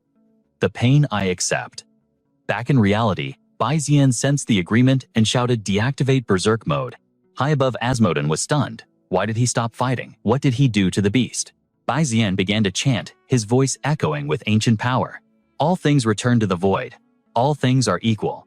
All things possess a spirit, and every cause has an effect. A magical formation glowed beneath the Xiling. By the way of beast, taming the way of heaven and the way of spirits, I hereby forge this pact. We shall share life, sickness, pain, and origin. Inside the crimson mindscape, the crosses shattered. The chains binding the monkey dissolved into light, breaking the torture spell. The monkey fell forward, looking at its free hands in disbelief. Bai Zian smiled warmly. Feel a little better now. The monkey nodded shyly. Aha. Bai Zian introduced himself. I'm Bai Zian. What's your name? Outside, the monstrous shell of the Xiling began to crack open. Asmodan couldn't believe his eyes. What the hell? Bai Zian grinned, knowing he had succeeded. Meanwhile, Ren Ni's jaw dropped to the floor. What is happening? From the broken shell of the Xiling, a pure, radiant energy exploded outward. A new silhouette emerged as the system updated Fusion Beast Yue Yuan. Species Statue Monkey. A synthetic spirit beast, born from experimentation. Originally a creature of the clear sky forest, mutated by multiple spirit cores. It now possesses a vast array of innate talents. The skill list scrolled rapidly. Wind skill Cloud Piercing Storm. Swamp skill Starfall Flow. Water skill Lunar Reflection. Lightning skill Dragon Rage Fist. Bai Zian read the stats completely floored. It has skills from 7 different elements. This is the kind of power creep you only see in a top-tier awakening manhwa. The notifications kept coming. Mountain skill, Diamond Arm. Earth skill, Iron Mountain Crash. Heaven skill 10 character drop. Trembling with pure indignation. Asmodan's voice dripped with venom as she hissed. Damn it, I can't believe you stole my masterpiece. That is the strongest spirit beast I ever created, and he was destined to form a contract with me. Asmodan summoned a headless colossus that dwarfed the previous one, a twisted smile spreading across her face. Fine then. If that's how it is, I'll just have to destroy this failed experiment with my own hands. Bai Zian glared dagger eyes at her intervention. You really think I'm going to let you do that? The headless monstrosity instantly charged at Yue Yun. But the beast man remained icy calm. Infinite morph. In a flash, Yue Yun's arms hulked out, reinforcing his defense to catch the giant's devastating punch. Seeing an opening, Bai Zian prepared to jump into the fray. Jingzi, let's get in there. Wait, Yue Yun shouted, stopping them in their tracks. Don't interfere. This is my battle. Shaking under the strain of the giant's fist, he confessed, we were just peaceful colossal sharks living in the azure sky forest. Yue Yun's voice cracked with emotion. That witch hunted us down. She captured my entire clan just to complete her twisted research. Countless of my kin became sacrifices for her ambition. Burning determination and hatred ignited in Yue Yun's eyes, radiating a terrifying killing intent. He roared, now that I've triggered this awakening manhwa-style power surge, I will avenge my people with my own hands. Yue Yun morphed his arms into lethal spikes, driving them deep into the giant's flesh. He screamed, anyone who stands in the way of my revenge is going to die. With a thunderous get lost, he launched the behemoth into the air. The giant crashed violently into the wall, sliding to a halt right next to Azmodan. Yue Yun glared coldly, muttering, blood for blood. But despite the overwhelming aura, Azmodan just chuckled, sending a chill down everyone's spine. Do you honestly think that's the extent of my power? I am the 5th high priest of the demon spider sect. Meanwhile, Ren Ni noticed something disturbing on the ground below. Bai Zian looked up, his heart sinking. Oh no. The impact from that headless giant. It tore open a breach. The corpse spirits are pouring out. Realization hit Bai Zian like a truck. The warehouse was infested. In the blink of an eye, the group was completely surrounded by a swarming tide of the undead. We're done for. We're surrounded. Yue Yun didn't care. He charged into the horde like a berserker, slashing wildly. Scum, blocking my path means death. Screaming, get out of my way, Yue Yun fought with reckless abandon. Bai Zian shouted a warning, stop, you can't kill them with just brute force. Bai Zian turned to his ally. Ren Ni, can you use that purification technique again? Fighting off a zombie, she yelled back. There's too many of them. My spiritual energy is too low to cast the mantra command again. She can't clear them all in one go, Bai Zian thought, his mind racing. I have to take a gamble. He activated the berserk state. At that moment, the Eye of God flashed a notification like a system manhwa interface. Berserk mode activated. Countdown 99.99. Bai Zian immediately issued tactical orders. Jingzi activate divine speed and combine it with the mantra command. The summon moved like a hurricane, unleashing the power of karma alongside blinding speed. In a split second, Jingzi swept through the mob. Glowing red sigils appeared on the forehead of every corpse spirit struck by the attack. Bai Zian's eyes sharpened like a blade as he gave the order. Vanish, you monsters.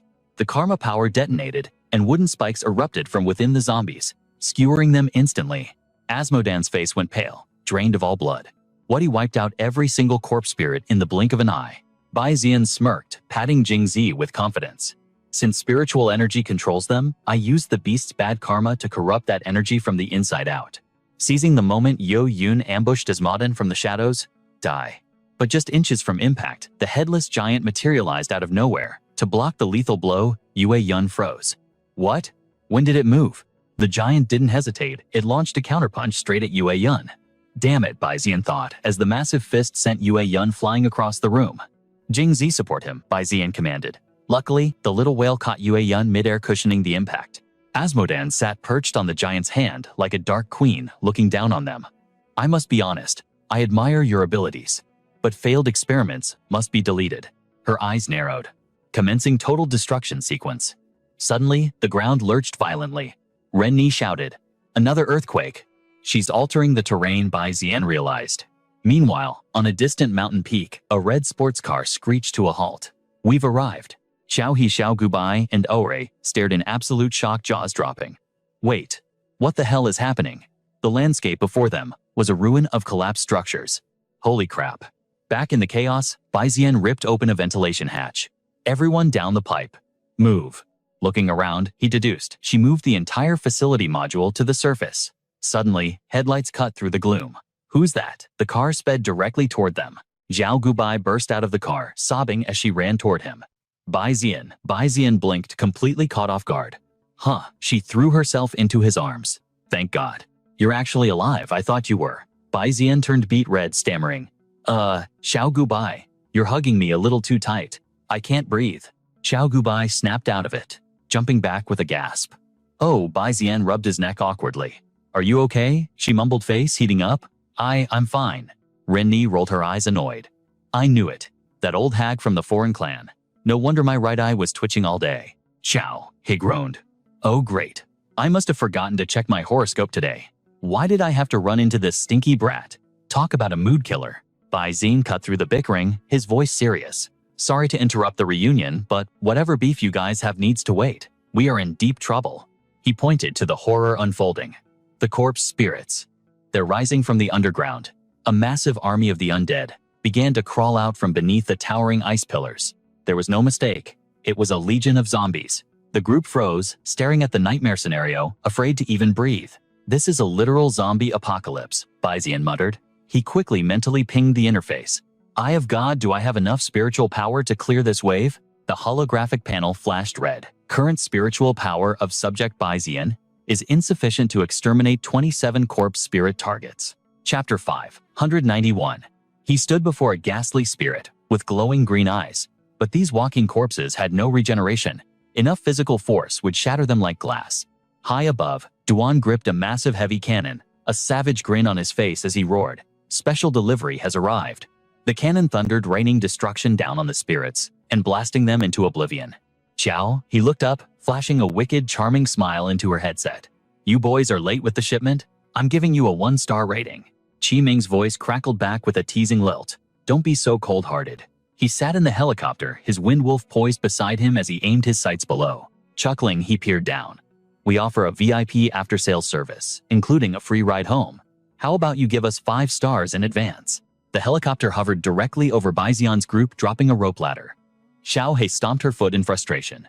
Hey, you just dropped a ladder. What about my car? Suddenly, a chilling voice cut through the air. Asmodan smiled, an expression of pure nightmare fuel. It seems there is more trash to take out. Xingtian commenced the cleanup. From the void, a gigantic green eye snapped open, followed by a massive emerald hand reaching for the chopper. Qi Ming's eyes went wide with terror. Damn it, dodge. The pilot banked hard narrowly, escaping the colossal green claw that snatched at the air. But they weren't fast enough. The tail rotor was clipped, sending black smoke billowing out. Xiao He watched with a sinking heart. We're finished. Qi Ming panicked as the chopper spun. What the hell is happening? Asmodan appeared, standing arrogantly on the shoulder of her summon, sneering down at them. Let me show you the true despair of Xingtian. She commanded the demon beast with cold authority. Xingtian delivered their punishment. Xingtian fully materialized a headless monstrosity with eyes and a mouth gaping from its torso. The system interface flashed open. Target Xingtian. Race humanoid. Type intelligent.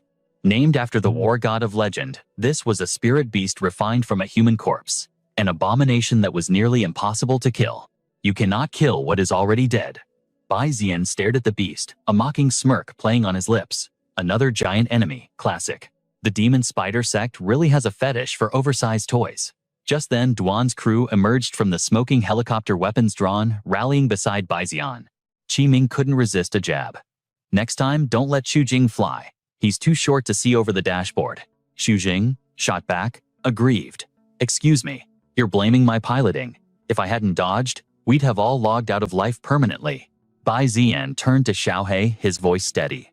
Sister Xiao He, check on the wounded. Leave this place to me.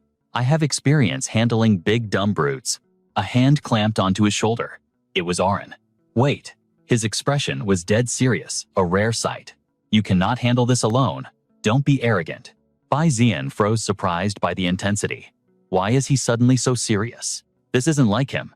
Oren continued, his voice grim. Until now, you've only fought gold rank enemies.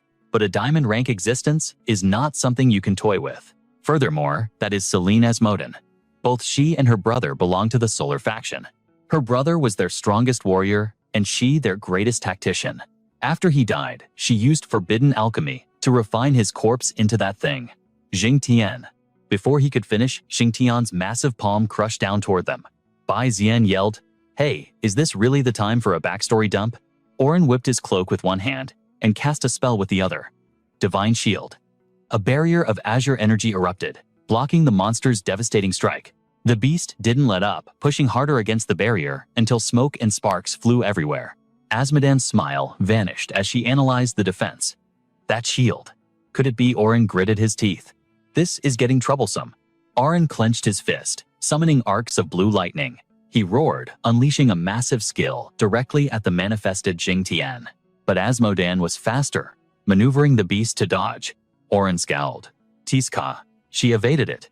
Bai Zian watched the exchange stunned. What kind of skill was that? The system window popped up to clarify a classic trope in any system manhwa. Spirit Manifestation, a gold rank exclusive skill. It uses spiritual power to materialize a portion of the beast's true form. Even if the manifested body part takes damage, the spirit beast remains unharmed. However, the mana drain on the Beastmaster is immense. Bai Zian analyzed this rapidly. A skill derived from synchronization. Is this the wisdom of the indigenous people? A gold rank exclusive skill. Is there a way for me to use it while only at silver rank? Asmodan glared down with eyes full of malice, her mouth stretching into a sadistic grin. Time to stop playing nice. Xingtian's spirit force weaponization. A vortex swirled in the mouth on Xingtian's stomach. The beast reached inside and slowly pulled out a blade forged from pure spiritual energy. A roar shook the heavens and earth. Qiming and his pet dropped their jaws in unison. What in the world is that? The monster swung the colossal blade down at Bai Zian's party with earth-shattering force. Qiming screamed, "Holy shti!" But a giant blue hand materialized from the smoke, catching the blade. Arin struggled under the weight. Truly worthy of a human refined beast. His eyes flared with blue electricity as he shouted, "But I am the high priest of the Moonfall clan." He bellowed manifestation. Suddenly, multiple giant arms erupted from the void to reinforce the block. Asmodan's eyes widened in shock. What? How many arms can he manifest? The spectral arms combined their strength, lifting Xingtian into the air. Arin screamed, "Go to hell!" He glanced back at Bai Zian. "Brat, you're up." Bai Zian pointed forward, commanding his beast. Moon phase counter. They surged forward like a streak of light. The beast drifted behind the giant blade, with fluid grace closing the distance to Xingtian. Charging energy into its legs, it unleashed a dual kick aimed straight at the monster's shoulders. Arin swung his own blade, roaring wood spirit windslash. A sonic boom shattered the silence. He shot skyward like a meteor, his blade flashing as he drove the beast into the dirt with the force of a collapsing mountain. Gravity became his weapon as he plummeted wood spirit armor. Fully active, delivering a catastrophic blow to Xingtian's spine. Rennie couldn't believe her eyes. Is this the true power of a high-tier awakener? The destructive force left the girl beside her trembling. That energy signature. It has to be at least diamond rank. The sheer intensity of the strike incinerated Xingtian, its massive form dissolving into motes of light. Ao reached out, a whispered prayer falling from his lips. "Rest in peace, Ryan." Silence reclaimed the battlefield. Zian scanned the devastation, his heart pounding against his ribs. Is it finally over? As the dust settled, Asmodan emerged, footsteps heavy with menace. She looked bored, almost annoyed. Her teeth ground together. Damn it. Is Mercury in retrograde today, or what? Why won't you just die? Before she could move, cold steel pressed against her neck. Ao stood like an immovable mountain. Enough, Selen. Stop this madness. His gaze was steel piercing through her soul. I have no desire to harm my own kin. And you don't need to do this. Asmodan's head-dipped hair shadowing her face before she erupted into manic laughter. Ha ha. Your own kin. She looked up, eyes brimming with hatred and unshed tears. You didn't say that when you severed my brother's head. You filth. You traitor. A shockwave of pure fury blasted from her, forcing Ao to skid back his blade, barely deflecting the impact. She raised a hand, aura flaring with resentment. From the moment you joined the Moonshadow sect, you forfeited your right to call us family. Behind her, the air warped. Xingtian began to rematerialize from the void, like a nightmare refusing to fade. Her voice turned icy cold. Brother, I won't fail you again. Zian watched in horror. What? It was completely vaporized. How is it regenerating? He activated his God's Eye. What kind of system glitch is this? Asmodan smiled, a demon in human skin. Round 2 starts now. A system window materialized. Target Selen Asmodan. Race Earthborn. Talent Dimension of the Undead. Dimension of the Undead. A mutated taming space. Any beast entering is instantly killed, only to be reborn as an immortal undead construct. Resurrected entities possess absolute immortality. Even if atomized, they reconstruct within the dimension. Note, this effect applies to humans. Zian gritted his teeth, his mind racing. A mutated taming space. So that's the trick. That's how she created Xingtian and those armies of corpses. His eyes hardened, calculation replacing fear. Infinite resurrection. This isn't a duel. It's a battle of attrition. I need a plan. Meanwhile, heavy caliber rounds rained down on the undead horde. Red Snake fired wildly. Boss, if we keep playing defense in this leveling manhwa nightmare, we're toast. Crimson glared back, annoyance twitching his brow. Shh. You think I don't know that? He watched the Colossus Xingtian raising its massive blade. Those monstrosities. They're definitely tethered to that witch. Crimson grimaced, grinding his teeth. Hold on. He spotted a glint on the ridge. The sniper. Take out the crazy hag controlling the beast. Through the scope, crosshairs settled perfectly on Asmoden's skull. Wind Wolf steadied his breathing, locking onto the target. Die. He pulled the trigger. Bang, but Asmodan didn't even flinch. She simply raised a hand, catching the bullet mid-air like it was a fly. Her expression soured. I'm surprised my undead haven't torn you trash into confetti yet. She snapped a command. Xingtian, clean up the insects.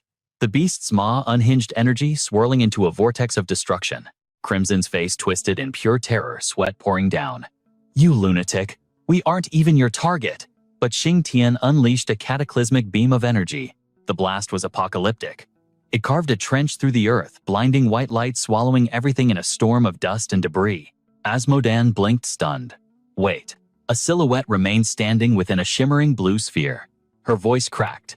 An aura barrier. The figure looked up. It was Xian. You guys okay? The vice captain fell back, hyperventilating in shock. Wait, what the hell? Who are you? He squinted. That voice. That posture. Asmodan's eyes widened in genuine alarm. Xingtian, rip him apart. The command was instantaneous. The giant raised a foot that could crush tanks, aiming to flatten Xian. Azure lightning crackled around Xian's armored form. His aura exploded, shaking the air. He raised a fist, challenging the heavens. Is that the best you've got? Xian blurred into motion, a barrage of strikes echoing like thunder.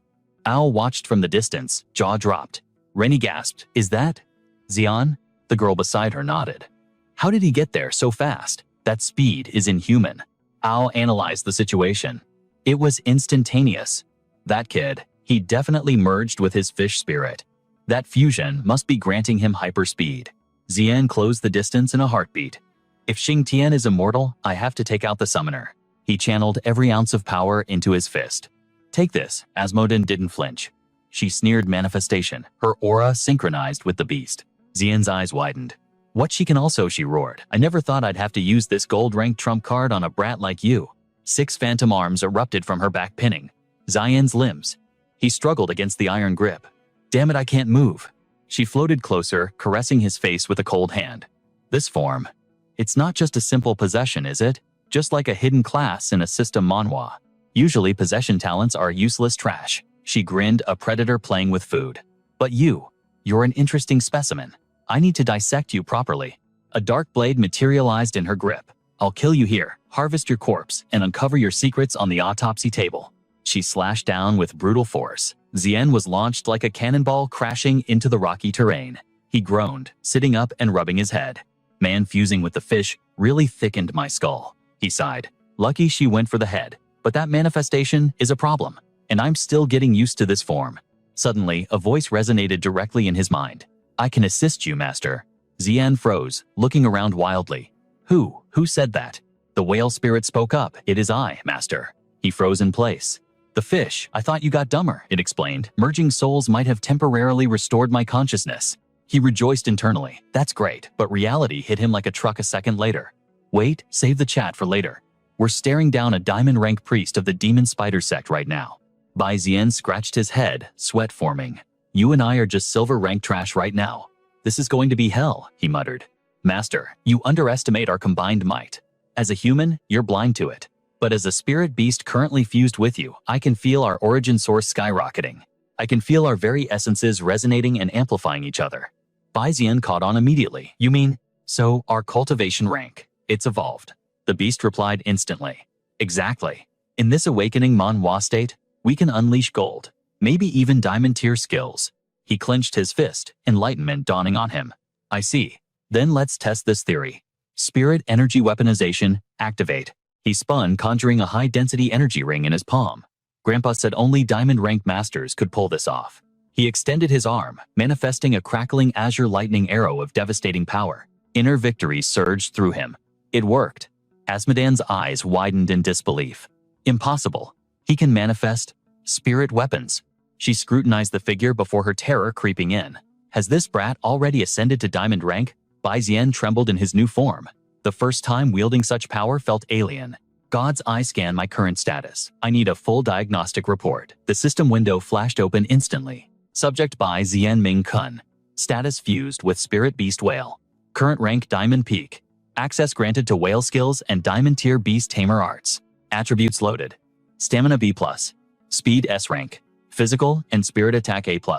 Core affinities. Divination, Water Manipulation, Weapon Manifestation, and Severing Water Iron. Skill evolution complete. Spirit God Speed Raging Torrent, Dark Water Erosion Flowing Slash. New Ultimate Arts unlocked Mirror of the Moon Water Surface Reflection and Moon in the Lake. Power coursed through his veins like a tsunami. It was just as the stupid fish had predicted.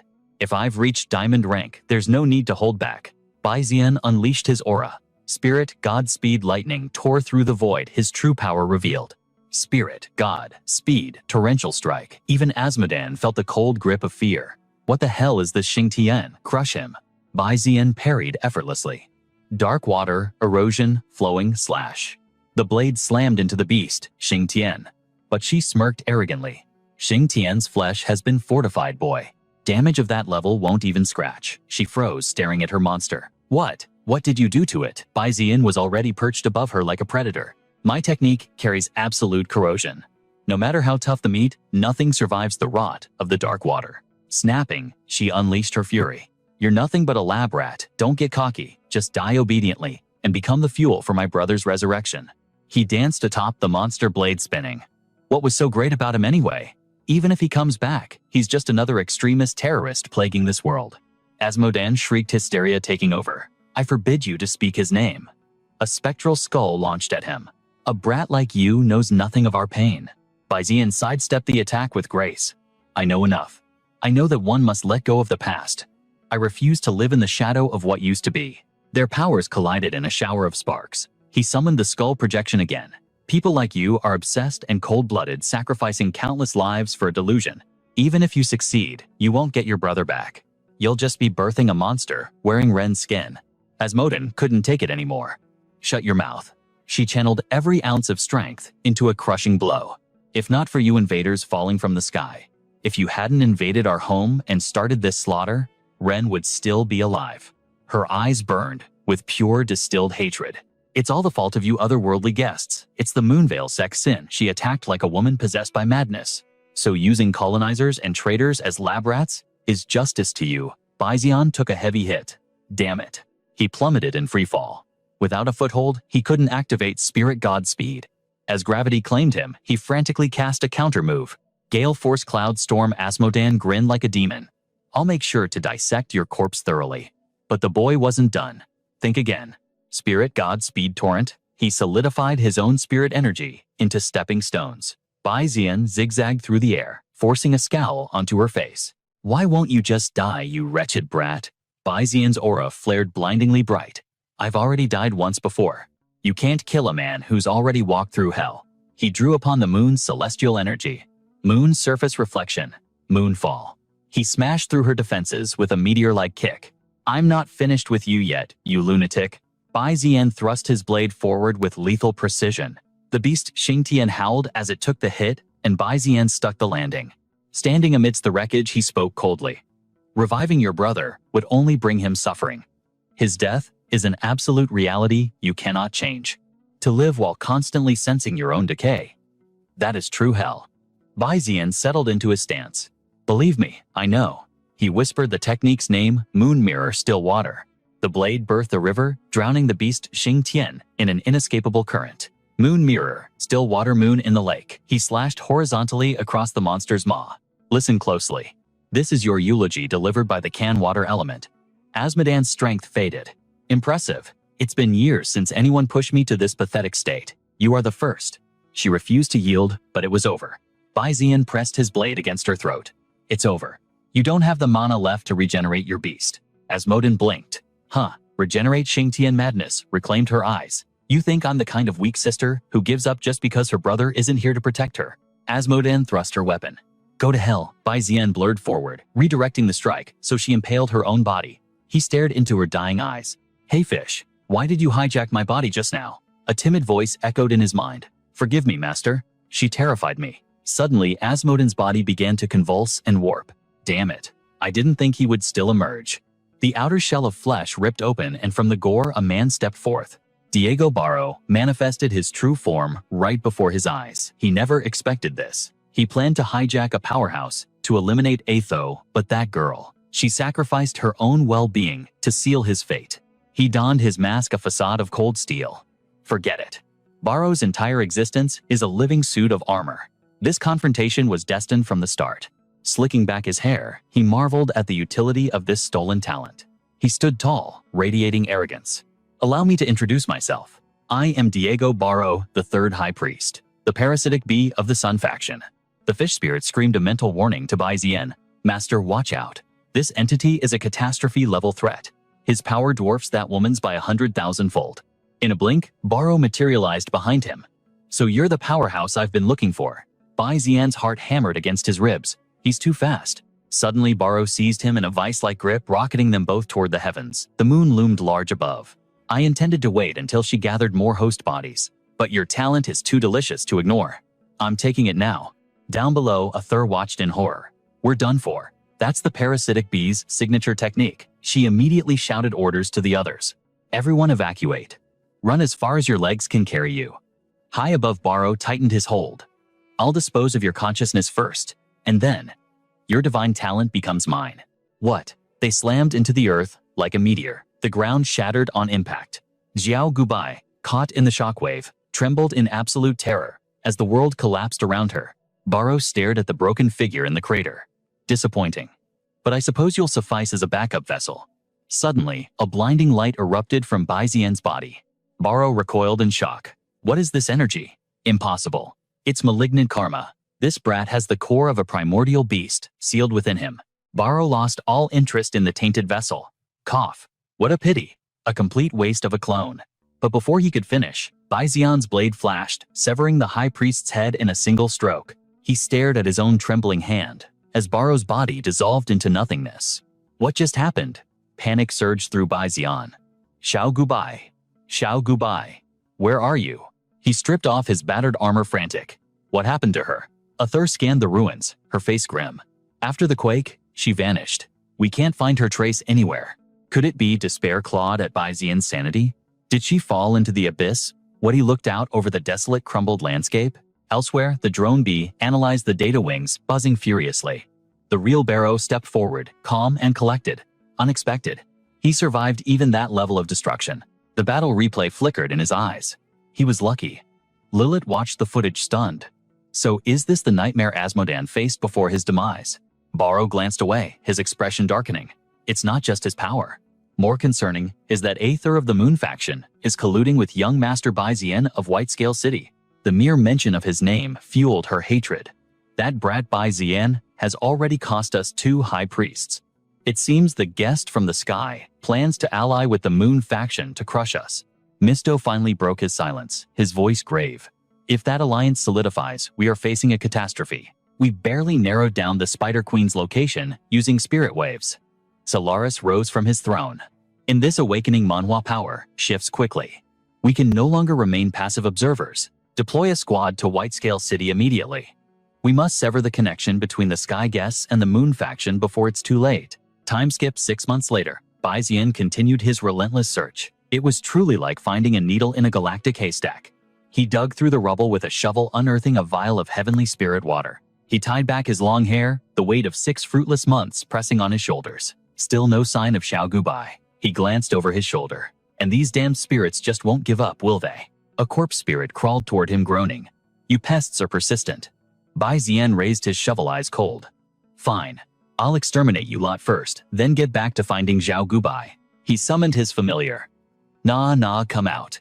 You've devoured enough spirit stones. It's time to earn your keep. The bird emerged, looking thoroughly annoyed. What's with that attitude? If you want me to evolve in this leveling manhwa, obviously, I need to feast. Nana squawked indignantly. System analysis. Species Sun Crow Fire. Rank Silver Mid-Tier. Talent Scorching Sun 55. Constitution Fire, Spirit 5. Potential Epic. Status Recovering. Skills Solar Ray Sunbreaker Blast Molten Flow. Molten Flow. The bird unleashed a torrent of white-hot flames, incinerating the corpse spirits instantly. Dusting off its wings, Na looked proud. Job done. Bai Zian, I really don't understand you humans and your emotions. The bird eyed him with ancient wisdom. It's been half a year. Your obsession borders on madness. You've changed. Bai Zian met the creature's gaze. If you said that 5 months ago, you'd be right. But now, my mind is clear. This is a rational calculation. As thoughts of his missing teammates surfaced, a shadow of grief crossed his face. Xiao Gubai's talent is 1 in a billion. For a chaotic fighter like me, her support capabilities are the ultimate force multiplier. He continued his analysis. My insane leveling speed, that was all her. Without her buffs, these last 6 months would have only got me to the peak of silver rank at best. It wasn't just XP. Fate seemed to bend around her, bringing endless lucky encounters. Even my contract with you, a mythical beast, is partly thanks to her influence. Fine. I hope you find your tool girl soon so we can go back to hunting high-grade spirit stones for me. Bai Zian flinched at the words. Tool. She is not a tool. He looked up at the darkening sky. Night's falling. We're done for today.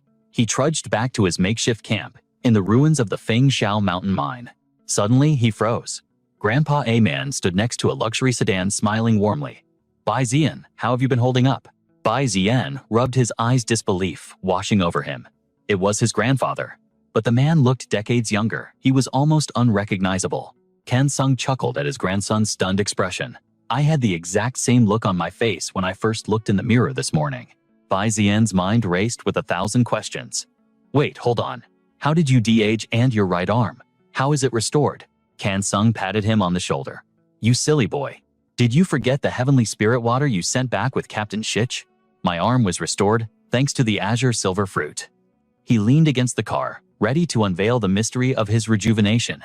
As for my youth, the White family has always been aligned with the Kan trigram, meaning our origin is deeply rooted in the water element. The azure silver fruit reacted with my water origin, triggering a complete biological reversion, essentially reverse aging. However, I still need time to stabilize it. I look healthy on the outside, but I can't channel any spiritual energy just yet. After a long-winded exchange, reality crashed back in, and Elder Kan Sung finally addressed the true reason for this secret meeting. His expression hardened into stone. He looked his grandson in the eye. There was a mission far graver than their reunion today. Bachelon City is supposedly rebuilding, but that is a lie. While I was away, seeking treatment, dark forces, perhaps the Demon Spider sect or a shadow organization, seized control of our home.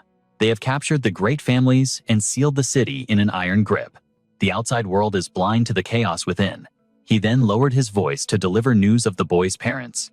The Feng Tianyu and Yuan clans have vanished into thin air without a trace. However, rest assured, your parents are safe for now. Kan Sung let out a heavy sigh, the weight of powerlessness crushing his shoulders. Escaping was a miracle, but the fate of the citizens remained a mystery. Tu An stood in silence, absorbing every word like a sponge. After a moment of calculating silence, the protagonist tossed the object in his hand to the ground. He turned to leave, his aura shifting. Worried, the elder called out, Bai Zian, I know how much that girl means to you. But he didn't let the old man finish.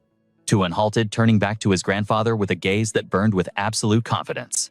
I know what you're worried about, and I haven't lost my mind. I'm returning to Bachelon City to hunt down these invaders and uncover their identities. Grandpa, please stop treating me like a child. The elder froze, stunned by the imposing aura of maturity radiating from his grandson. A smile finally broke through his worry. Then I shall leave it all to you. Before the boy vanished into the shadows, Kan Sung offered a grim warning. This mission wouldn't be like the last. There was no backup, no infinite funding, no safety net. Anxiety crept back into his voice. Tread carefully. Do not let yourself fall. With absolute trust, he passed the torch. The fate of the Bok family and the entire city rests on your shoulders now. Tuan. As they parted ways, twilight descended. The dying sun bled gold across the horizon, signaling the end of the day and the beginning of the hunt. Tuan finally reached the outskirts of Bachelon City. Cloaked in shadows from head to toe, he didn't hesitate. With a surge of strength, he kicked the barrier open. He landed with the grace of a predator, infiltrating the perimeter. Returning to this place, memories flooded back. So much had changed in such a short time. It hasn't even been a year yet, it feels like I've been gone for a lifetime. Moving through the subterranean sewers, his senses were on high alert. The stench of the underground was the same, but a sudden noise shattered the silence. The clatter of gear from a stranger nearby made him hiss. Someone's here.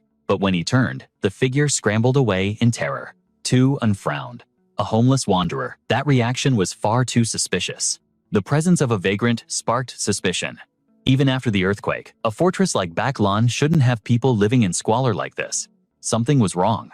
As he ascended toward the surface, a dark theory formed. The occupiers must have drastically altered the city's ecosystem to create such despair. He cracked the manhole cover, peering out at a world he barely recognized. Is this really the city center? Scrambling up, he stood paralyzed before the towering skyline. Disbelief washed over him. How had Bachlan transformed into this unrecognizable fortress so quickly? He merged into the shadows, analyzing the environment. It was alien cold and disturbingly empty for this time of day. Suddenly, a piece of paper on a wall caught his eye. Wait a second. That's a wanted poster. He leaned in, eyes widening as the truth hit him. It was his face. Ann was branded a criminal accused of colluding with the demon spider sect to terrorize the city. An official hunt order. Report immediately for a reward. 180,000. The sheer audacity made his blood boil. He nearly roared in frustration. Why me? They dare label me a traitor, a terrorist. Then the realization hit him like a truck. That homeless man in the sewers. In this leveling manhwa world, information is deadly. That guy definitely recognized him and was likely sprinting to the police. Voices behind him froze his blood. 2 officers were approaching. Hey, if we snag that too, and kid think we get the full bounty, keep dreaming. It's called duty. Best you'll get is a commendation. Hearing them discuss his price, An realized he had to vanish fast. I need a safe house now. He had evaded them for the moment, but acting solo was risky. He prayed he wouldn't trigger any unnecessary flags. In the gloom of a back alley, a neon sign buzzed with life beckoning him. A bar. Perfect. Places like this were gold mines for intel. He stepped inside the atmosphere, shifting from the dead streets to a chaotic revelry. However, the crowd was a double-edged sword. More eyes meant more danger, raising his guard to the max. Mixed bag of customers here. Anyone could be an informant. He approached the counter to blend in. Excuse me, I'll have a shriek cut through the music. You dare touch me. Across the room, a waitress had seized a pervert by the collar. Don't you run. You sick creep. Her voice carried a distinct frequency, striking a chord in An's memory. Why did she sound so familiar? He glanced over. Bunny ears. Red hair. Could it be? Before he could finish the thought, the pervert was launched airborne, crashing into the bar. The bartender sighed. Not again. The waitress wasn't done. Fury blazed in her eyes as she cursed the groaning man. Listen well, you piece of trash. She broadcasted her warning to the entire room. I am not some item on the menu for you to grab too. And stepped closer, a smirk playing on his lips. Well, this is a surprise. She snapped her head around. He continued casually. If it isn't the eldest miss of the Furring family. Panic flashed in her eyes, and she slammed a hand over his mouth. Shh, do you want to get us killed? Funhone hissed, quickly dragging him away from the prying eyes of the crowd. Jew, he's a friend. I'm taking him to the basement. The bartender shrugged. You have so many friends. As they descended, the tension broke. Feng Tianyu, tell me, what exactly has happened to Backland City? We're in the same boat, she whispered grimly. It's not just us. Every heir of the Beast Tamer clans is being hunted like a villain in an awakening manhwa. After your grandfather fell, chaos took over. Whitescale City is currently under the thumb of a mysterious outsider, but he's nothing more than a puppet. So, what is your next move in this chaos? I'm doing what I must to survive in this unforgiving world. Don't get the wrong idea, this disguise is strictly for intelligence gathering. She continued, besides, we needed someone to scout for intel anyway. But the moment that word left Feng Tianyu's lips, he cut her off bewildered. Hold on, who exactly is this we you're talking about? Deep in the basement, the air was filled with the crunch of snacks and the frantic clatter of keyboards. Po Tian didn't even notice Bai Xian's arrival, too busy casually reporting to Feng Tianyu. Feng Tianyu, I've organized the old data. The rest is up to you. He didn't look up until she nudged him. Hey, look who finally decided to show up. Yuan Po Tian turned his eyes widening in shock before he shouted, Bai Xian. With a face full of pure joy, he launched himself forward. Bai Xian, you went out training without saying a word to me. I missed you so much. The cheesy display of affection made Bai Xian shudder. Good lord, this feels like a bad scene from a manhwa recap. He quickly held out a hand to stop the tackle. Stop right there. You've got snack crumbs all over your face. And be honest, how long has it been since you showered? Leaning against the wall, Feng Tianyu sized him up. You've become stronger, haven't you? Her sudden compliment caught him off guard. Where did that come from? She shrugged nonchalantly. Just a hunch. Back during the awakening ceremony, Yuan Potian charged at you just like that, and you had to dodge. But now, you could easily lift his 300-kilogram frame without breaking a sweat. Baizan narrowed his eyes. The last awakening. Wait, why do you remember such a specific detail? Thoughts raced through his mind. Feng Tianyu.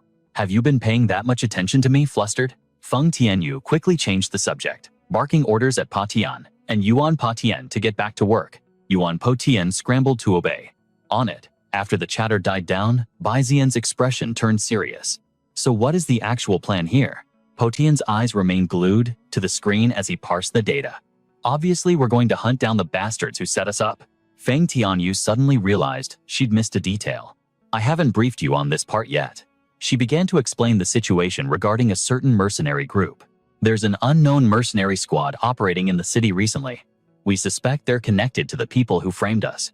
Bai Zian quickly pieced it together. So the intel you're gathering is about them. Just then, Potion threw his hands up. Got it. Data decryption complete. Feng Tianyu's aura darkened with rage. The most important thing is that those scum took my family and Yuan Potian's family. We have to rescue them immediately and expose the truth. This lady is not a wanted criminal, and I'm going to prove it. She stepped forward, analyzing the fresh intel on the screen. They're heading to the Xie's district. It looks like their commander is on site too. Can we figure out their objective? It seems they're meeting someone. This is our chance to get to their leader. Suddenly, Potian flagged something strange. Wait, there's a file here. It looks like the target they're meeting. The monitor displayed a girl with fiery red hair and a long scar across her face. She looked incredibly dangerous, but the file contained zero personal information. Feng Tianyu sighed in frustration. Is an image all we have? Our gear is ancient, Potian explained helplessly. I can't fully decrypt the file. She resigned herself to the situation. Fine. At least we know what the enemy looks like. Breaking his silence, Bai Zian stepped up. I have a proposal. Let me be the one to meet this commander. Feng Tianyu smirked, her tone teasing. Oh, does this mean you're officially joining the team? He shrugged. Naturally. To society, I'm the city lord's nephew, so it makes sense for me to get involved. And, personally, if you've kept your end of our previous deal, then all past debts and grudges between us are wiped clean. As he spoke, his eyes drifted to the bunny girl outfit she was still wearing. Feng Tianyu's face instantly turned the color of a tomato. Hey, this is just. But he didn't let her finish, turning his back to wave goodbye. I'm heading out. Flustered and furious, Feng Tianyu screamed after him. Bai Zian, you jerk. In the desolate Xia's district, Bai Zian arrived at an abandoned construction site. The silence was heavy. This must be the place, he thought. His eyes darted around, scanning for a vantage point. The place was a ghost town. Better find a hiding spot before anyone else shows up. Suddenly, a voice cut through the air from above. Hey there, little brother. A woman stood high on the steel scaffolding. The night wind whipped her coat open, revealing legs covered in a map of old battle scars. Are you waiting for someone? The voice made Bai Zian jump. Damn it, I didn't sense her presence at all. That long scar, that crimson hair. He instantly recognized her as the woman from the encrypted file. She smiled sharply. What a coincidence. I'm waiting for someone too. She leaped down, landing effortlessly in front of him, muttering, coming to the lower realm is such a hassle. Bai Zian remained on high alert, his mind racing. Who exactly is this woman? Her gaze bored into him. Judging by your appearance, you must be a local of the lower realm. How about we have a little chat? Sensing an overwhelming threat, he instantly activated his defensive skills. What is she playing at? Did I give myself away? Seeing his tense stance, she laughed softly. Oh my, why so agitated? Little brother, you've misunderstood me. I come in peace. But then her aura shifted. However, if you're a beast tamer, care for a quick spar. Is she a martial artist? Bai Zian wondered. Just then, the system interface flashed a warning revealing her stats: Qi Yan Yan, early diamond rank. Bai Zian immediately rejected the idea. In a brutal leveling manhwa world like this, fighting a diamond rank boss now would be suicide. Absolutely not. You're a noble from the upper realm, and I'm just a lowly local. Isn't a diamond rank picking on me a bit? Bullying. Yan Yan nodded, acknowledging his point, though she looked disappointed. Fair point. Then, let's do this. She grinned, proposing a new rule. I'll suppress my level temporarily. How about now? The system updated her status instantly. Qi Yan Yan. Talents: Battle Sovereign S. Crimson Rainbow S. Current state: early silver rank suppressed. Beast Knight Demon Fire Crow. Her true power remained terrifying base early diamond, beast golden roar tiger peak gold, sealed state intermediate bronze, lava spirit high bronze. The difference in power was still staggering. Bai Ziyan wasn't about to let this slide without a price. If I emerge victorious, you owe me 3 favors. No questions asked. He was playing 4D chess, deliberately suppressing his rank to bait information out of her. But Yan Yan didn't care for his schemes. In a heartbeat, she flashed right in front of him. Quit stalling, she barked. Bai Ziyan's eyes widened in panic. Hold up, I haven't even listed my terms yet. She struck like a human hurricane. Defeat me first, then talk. Her leg whipped toward his face with bone-crushing force. His survival instinct screamed, barely allowing him to dodge. Damn, she's fast. Yan Yan gave him 0 breathing room, dropping a lethal axe kick from above. His eyes widened in shock. I'm dead. He crossed his arms just in time, but the impact hit like a freight train, launching him backward across the arena. Seeing his barrier shimmer into existence, Yan Yan grinned with battle lust. Precision shield. Ha, seems I looked down on you too early. She summoned her beast eyes, gleaming with bloodlust. Magma spirit grind him to dust. Bai Ziyan didn't hesitate. Jing, your turn, buddy. Space tore open as a colossal entity materialized from the void. The sheer scale of the beast made even the arrogant Yan Yan flinch. Not bad, kid, she thought, recomposing herself. But you're still a beat too slow. She glanced up, watching the clash of titans begin. Jing didn't disappoint. With a massive tail whip, it slammed the magma spirit into the earth. And it didn't stop there. It wound up for a finisher. Boom. The tail crashed down like a meteor, driving the enemy back and burying the zone in a choking cloud of dust. Nice shot, Bai Ziyan cheered. But the beast remained vigilant. Master focus, it's not over. Right on cue, the magma spirit roared back to life. It spat molten boulders blazing with the heat of a dying star, targeting both Bai Ziyan and his beast. Bai Ziyan snapped his fingers, deploying a barrier that vaporized the incoming projectiles. Yan Yan smirked, witnessing a defense worthy of a manhwa recap highlight. Well, isn't that rare? As the dust settled, he prioritized his partner immediately. Jing, you good, the beast rumbled a soft affirmative. Yan Yan observed this bond with a calculating gaze. In the upper realm, beasts are tools, not friends, she mused. This kid actually cares. She decided to address him directly. You know, in the upper realm, nobody has the guts to accept my challenges. And those who do, they crumble in seconds. She stalked toward him, aura flaring. But a nobody like you trading blows with me, that's practically unheard of. Bai Ziyan tensed up. This battle maniac is terrifying. If this is her holding back, her full power must be god tier. I can't hold anything back now.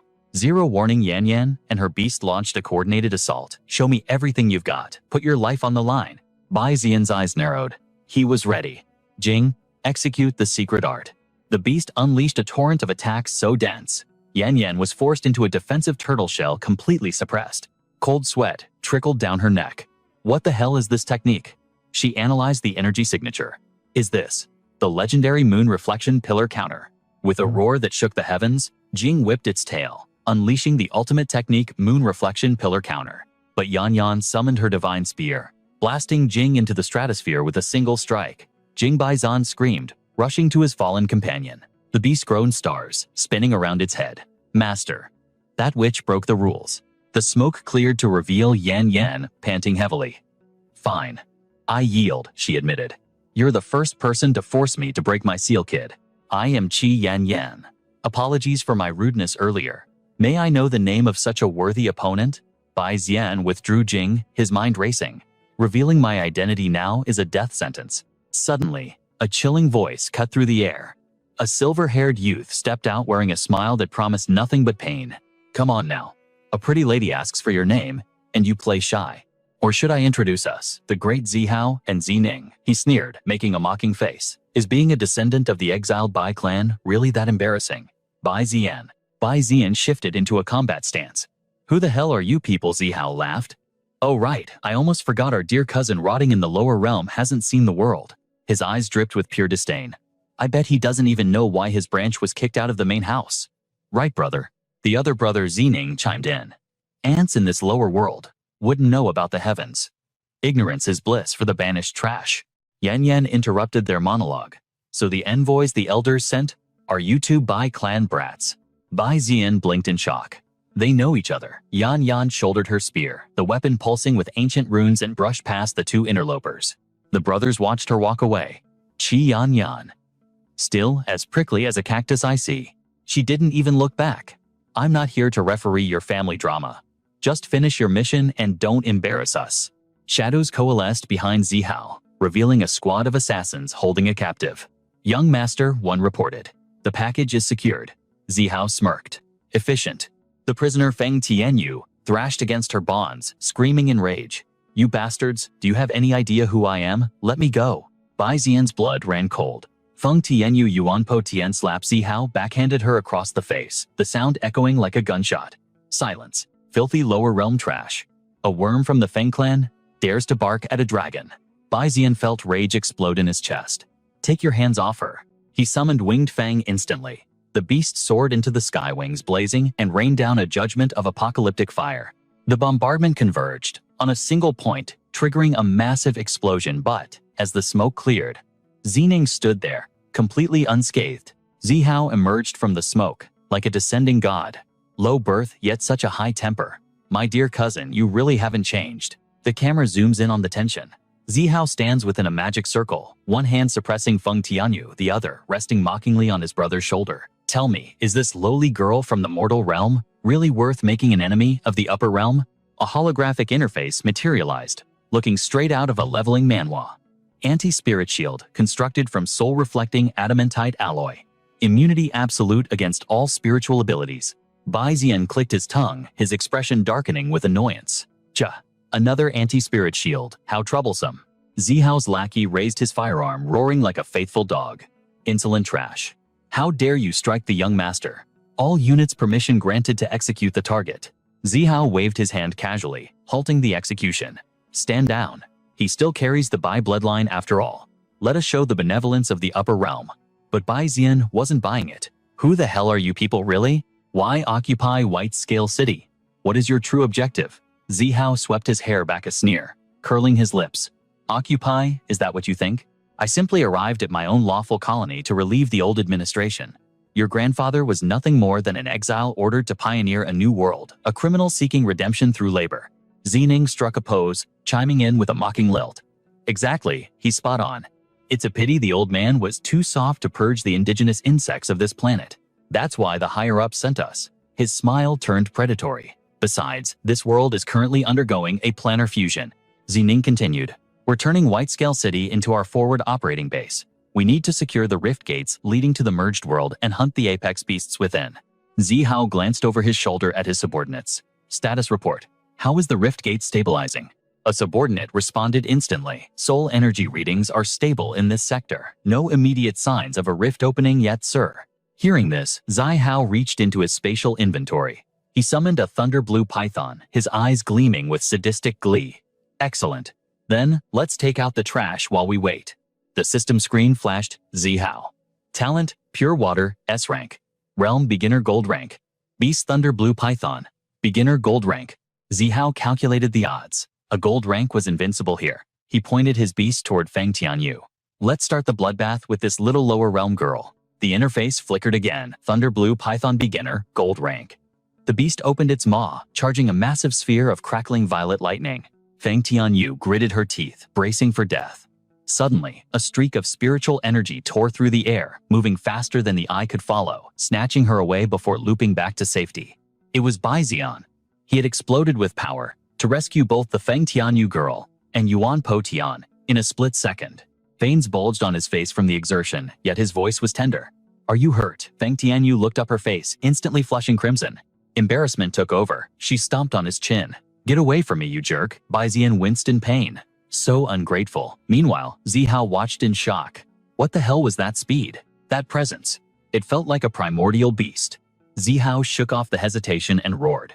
Incinerate them all. The thunder blue python lunged, unleashing a torrent of high-voltage violet lightning.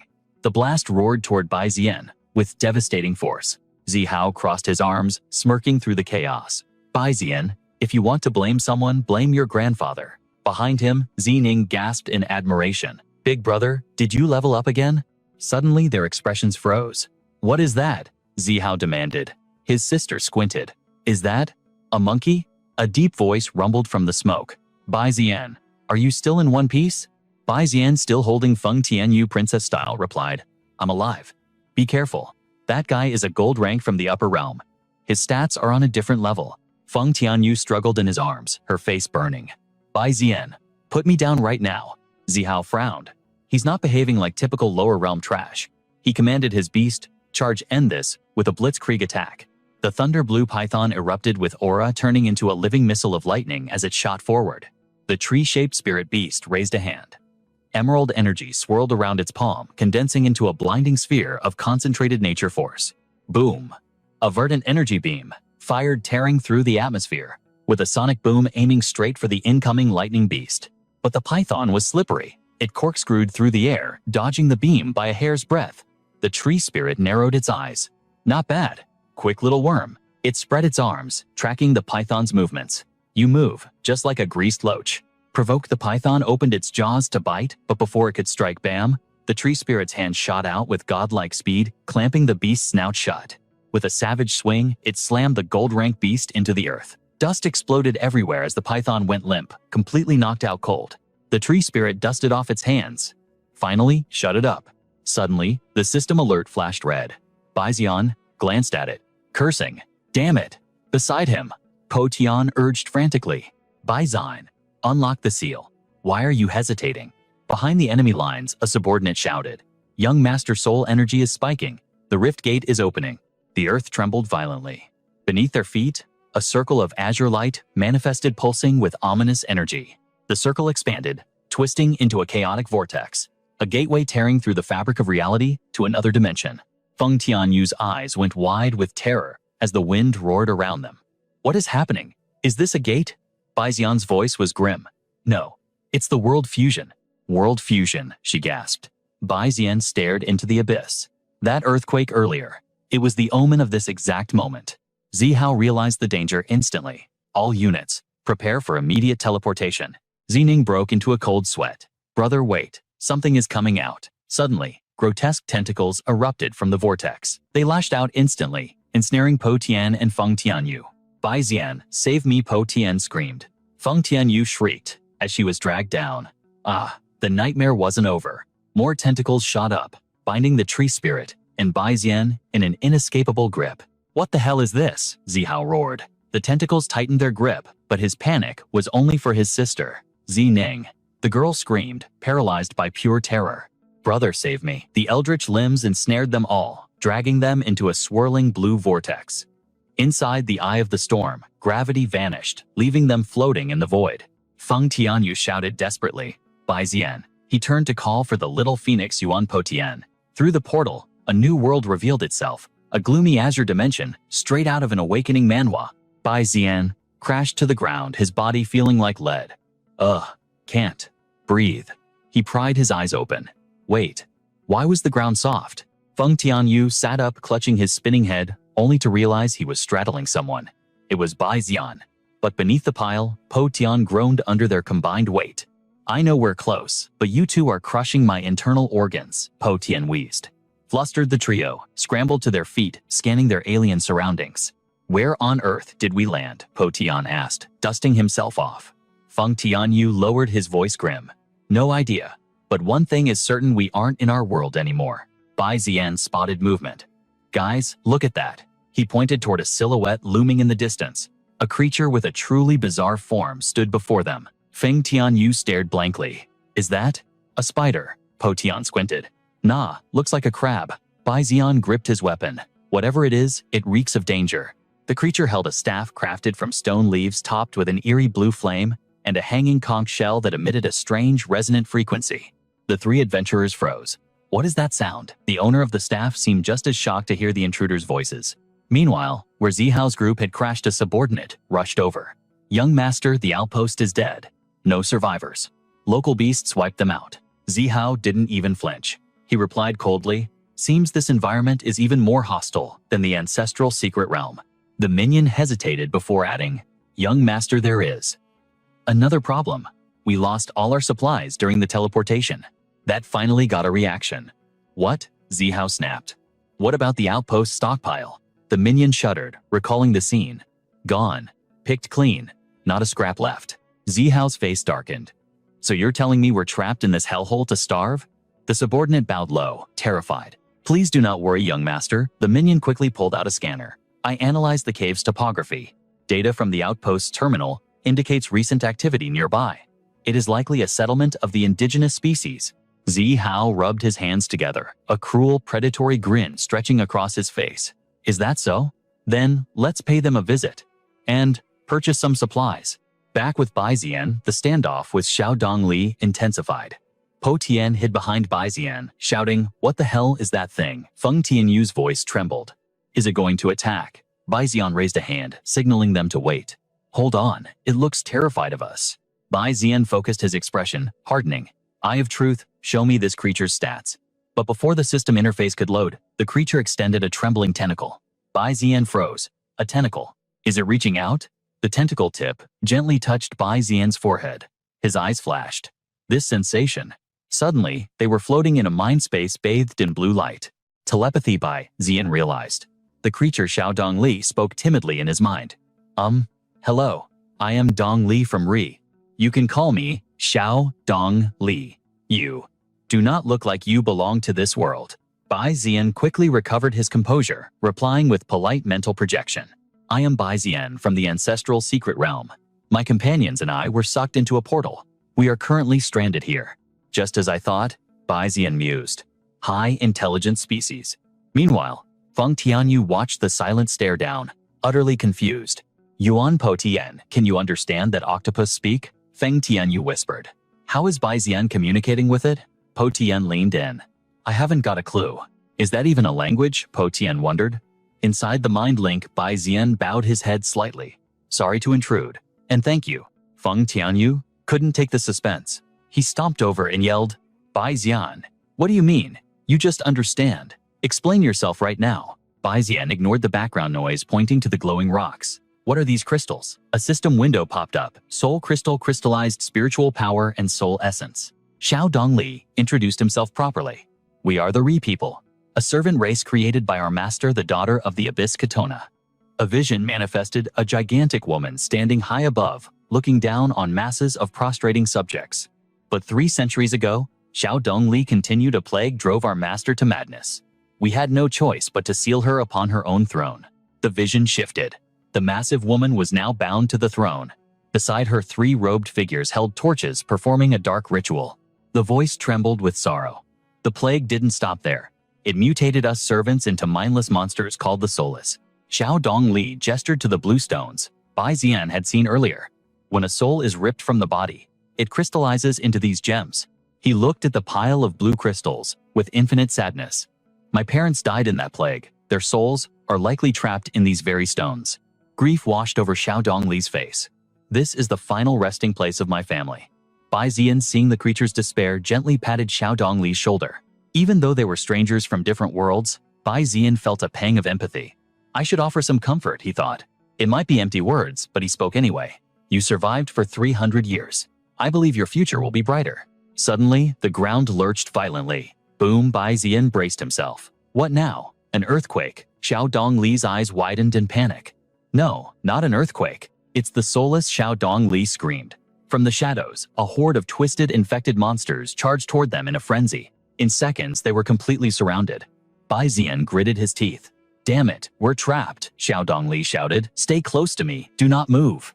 Bai Zian relayed the order. He says, don't move. Instantly, Xiaodong Li raised his staff, chanting an ancient spell as mana surged around them. Oh, wandering spirits of a bygone era, heed the whispers of the living. Answering his call, the soulless ones descended. They swirled in a spectral vortex above, drawn to the power of the scepter. Lost ghosts of the past, obey our command. Bai Zian stared at the formation, a cold sweat breaking out. Is he actually controlling the undead? That's next-level necromancy. The boy roared to the heavens. Go, you hollow wanderers, seek out the lost souls. With a thunderous slam of his staff, the ghost army surged forward like a tidal wave. As the dust settled, Xiaodong Li turned to explain. Usually the soulless are passive. As long as you have a guide, you can traverse their domain without triggering a death flag. Bai Zian sighed in relief, his guard lowering slightly. So you guys are actually a peace-loving race. That's a rare twist. He scanned the desolate landscape, his eyes narrowing. Judging by this terrain, was this place once an ocean floor? Sharp eyes, Xiaodong Li replied quickly. Correct. But the cataclysm brought the corruption. It polluted the pristine waters, stripping away all life. Our master granted us adaptation skills to survive the fallout. Even in a void without water, we endure. It is as if she foresaw the apocalypse long before it arrived. The truth hit Bai Zian hard. But your master, she couldn't escape the corruption herself. Could she? His voice softened with pity. What a tragic fate. The party moved out. Xiao Dongli took point, his voice serious. We're nearing the village. Whatever you do, do not touch the slime on the road. That substance is pure corruption. Bai Zian reacted instantly, intercepting Yuan Po Tian's reaching hand. Yuan Po Tian, stop. Don't touch that toxic sludge, unless you have a death wish. Hearing the word toxic, color drained from Yuan Po Tian's face as he recoiled. A holographic window popped up, a classic trope in this leveling manhwa, identifying the substance extraterrestrial fungal corruption. It doesn't belong to this world. It parasitizes the environment and living hosts, rewriting their biology. Suddenly, Xiao Dongli froze, his small frame trembling violently. Bai Zian sensed the shift immediately. Xiao Dongli, why did you stop? Behind them, Feng Tianyu realized something. So, the little guy's name is Xiao Dongli. The village. Xiao Dongli stammered, staring at his home. It was barren. My village. It's been raided. Chaos erupted ahead. Zihao and Bai Zining were hunting the villagers like sport. Zining waved her hand, commanding her beast. Little White, destroy them. The massive scaled leviathan opened its maw, gathering a terrifying sphere of energy. A beam of destruction blasted toward the village. Zihao frowned, tapping Zining's head. Zining, if you smash them to paste, how am I supposed to hang their corpses for a public display? She feigned innocence, tapping her fingers together with a pout. Oopsie. My bad. Boom. Bai Zian erected a massive energy shield, blocking the blast and saving the villagers. His eyes blazed with fury. What the hell do you think you two are doing? Zihao raised an eyebrow at the barrier. That shield. Bai Zian. He scoffed, confirming the identity. Well, look at that. The local wildlife hasn't eaten you yet. Zining shrieked, annoyed. Stop hitting my head. You'll stunt my growth. Ignoring her, Zihao sneered at Bai Zian. You're a human. Why are you playing hero for these trash-tier creatures? Bai Zian's expression darkened rage, simmering in his gaze. Life has no hierarchy. This is their home. They are the true masters of this land, not you. Zihao glanced at the villagers, struggling in the traps above his laugh, dripping with disdain. Have you been in the spider nest dungeon too long? Did your brain rot? These mute low-level mobs, masters of this land, don't make me laugh. He tapped his temple, mocking Bai Zian. You're overflowing with that useless saint mentality, aren't you? Humans conquered the stars through force and resolve. We dominate because we take what we want. People like you. You belong in the borderlands with the dirt. His voice turned cold. The strong cull the weak. That is the only law that matters. Bai Zian stepped forward, his aura intensifying. You call yourself strong today while crushing the weak. But have you ever considered the day you stand before a god? He shouted, his voice echoing like thunder. If you use your power to oppress, you are merely waiting for the day a bigger predator devours you. Zihao looked at him with pure contempt. What? Someone stronger than me? His eyes bulged, and he raised a hand, crackling with spiritual energy. The big fish eats the little fish, and the Bai family. We are the Leviathans. We only grow stronger by consuming the trash. We are the apex of the food chain. In this system, manhwa world, nothing exists that can look down on me. Bai Zian replied coldly. Pathology. You're just a bandit using power as an excuse to loot. Your philosophy is nothing but slaughter and greed. You have zero respect for life. You're just chasing the high of the kill. The air between them crackled with tension, two opposing philosophies clashing. Bai Zian summoned his beast, the Void Whale Jing attack. Slaughter only leads to ruin. Coexistence is the path to eternity. Protect the weak, learn from them, and harmonize your origins. That is the true Tao of the strongest beast tamer. Zihao's veins popped on his forehead. You stubborn fool, talk is cheap. He summoned his scaled Leviathan. Kill him. Become fertilizer for the strong, along with these pests. The Leviathan roared, its massive jaws snapping toward Bai Zian. The two titans collided, but Bai Zian's void whale was faster. It dodged the bite with supernatural agility. The whale bit down hard on the Leviathan's tail. The Leviathan panicked, looking back. Look at you, the Leviathan sneered. Ugly beast. You look just as pathetic as your master. The void whale didn't back down. Oh please. Your breath smells exactly like your master's personality, absolute garbage. Do you even brush? The whale mocked. Or do you have too many teeth to keep that sewer clean? Tails clashed like whips, shock waves rippling out. The Leviathan roared back. You're one to talk, bottom feeder. The two rivals stood their ground on opposite sides, their voices dripping with disdain as they declared, "You're not doing any better yourself." Meanwhile, their beasts clashed in a frenzy of violence. Watching the savage battle, Zihao muttered to himself, "Is this what they call disciples of the same sect? I can't break his defense." On the other side, Baijian analyzed the situation. They are both beasts of the Bai clan. Their moves are practically mirror images. But then a realization struck him like lightning. Wait, there is still one technique left. Without hesitation, he roared, "Jingzi." The space here is vast enough. Jingzi understood the command instantly. It was finally time to unleash that legendary technique. Zihao suddenly screamed, sensing a shift in the air. "There's an opening. Crush them now." Lin Yu immediately unleashed a catastrophic wave of energy. However, the blast was deflected harmlessly by Jingzi's outer defense, dealing absolutely zero damage. As a colossal shadow engulfed it, Lin Yu looked up in confusion. What is this? Towering over its opponent, Jingzi, now 100 times larger than before, spoke with the gravity of an ancient king. "Now, I will show you the difference between a minnow and a leviathan." Zihao gritted his teeth, sweat forming on his brow. "Is this its primal form?" Meanwhile, Zining cheered from the sidelines. "Whoa, that fish is massive." In a single motion, Jingzi opened its abyssal maw and swallowed Lin Yu whole. From inside, a terrified voice screamed, "This is cheating." Jingzi clamped its mouth shut and replied with cold indifference, "Cheating? I was born this magnificent." Zihao's jaw dropped in pure horror. He swallowed it, trapped within the belly of the beast. Lin Yu howled in despair. "Let me out. It's too dark in here." Baijian's voice cut through the air, icy and sharp. "The big fish eats the small fish. That is the fundamental law of this world." He turned his gaze to Zihao. "But if I truly let him digest your beast, how would I be any different from you?"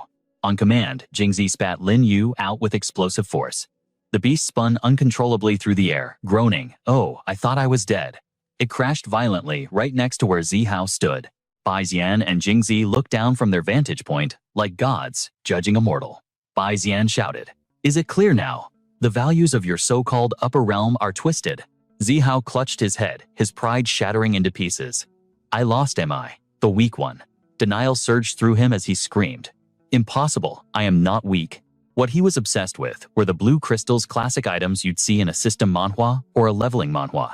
The energy efficiency of these crystals was off the charts, possessing 50 times the spiritual power and quality of any standard spirit stone. He continued his internal monologue. It can also amplify the mental strength of a tamed beast, pushing the spiritual connection to a new tier. If used to control a beast, it would save an immense amount of training time. As Zihao absorbed this information, a dark realization lit up his eyes. A twisted, sinister smile crept across his face. "Excellent.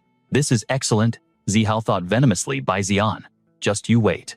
Back on Baijian's side, Feng Tianyu turned to Po Tian and asked a serious question. If, and this is just a hypothetical, the Bai clan city hadn't faced those tragedies, do you think Baijian would have become the city lord? Po Tian hesitated. "I can't say for sure, but as his best friend, I would have supported him with my life." He then turned the tables on her. "What about you, Feng Tianyu? Would you have opposed him?" Ahead of them, Baijian was chatting warmly with the villagers. "No trouble at all," he assured them. "Though we are currently trapped in your world, we're still figuring out a way home." "Is that so? That's great."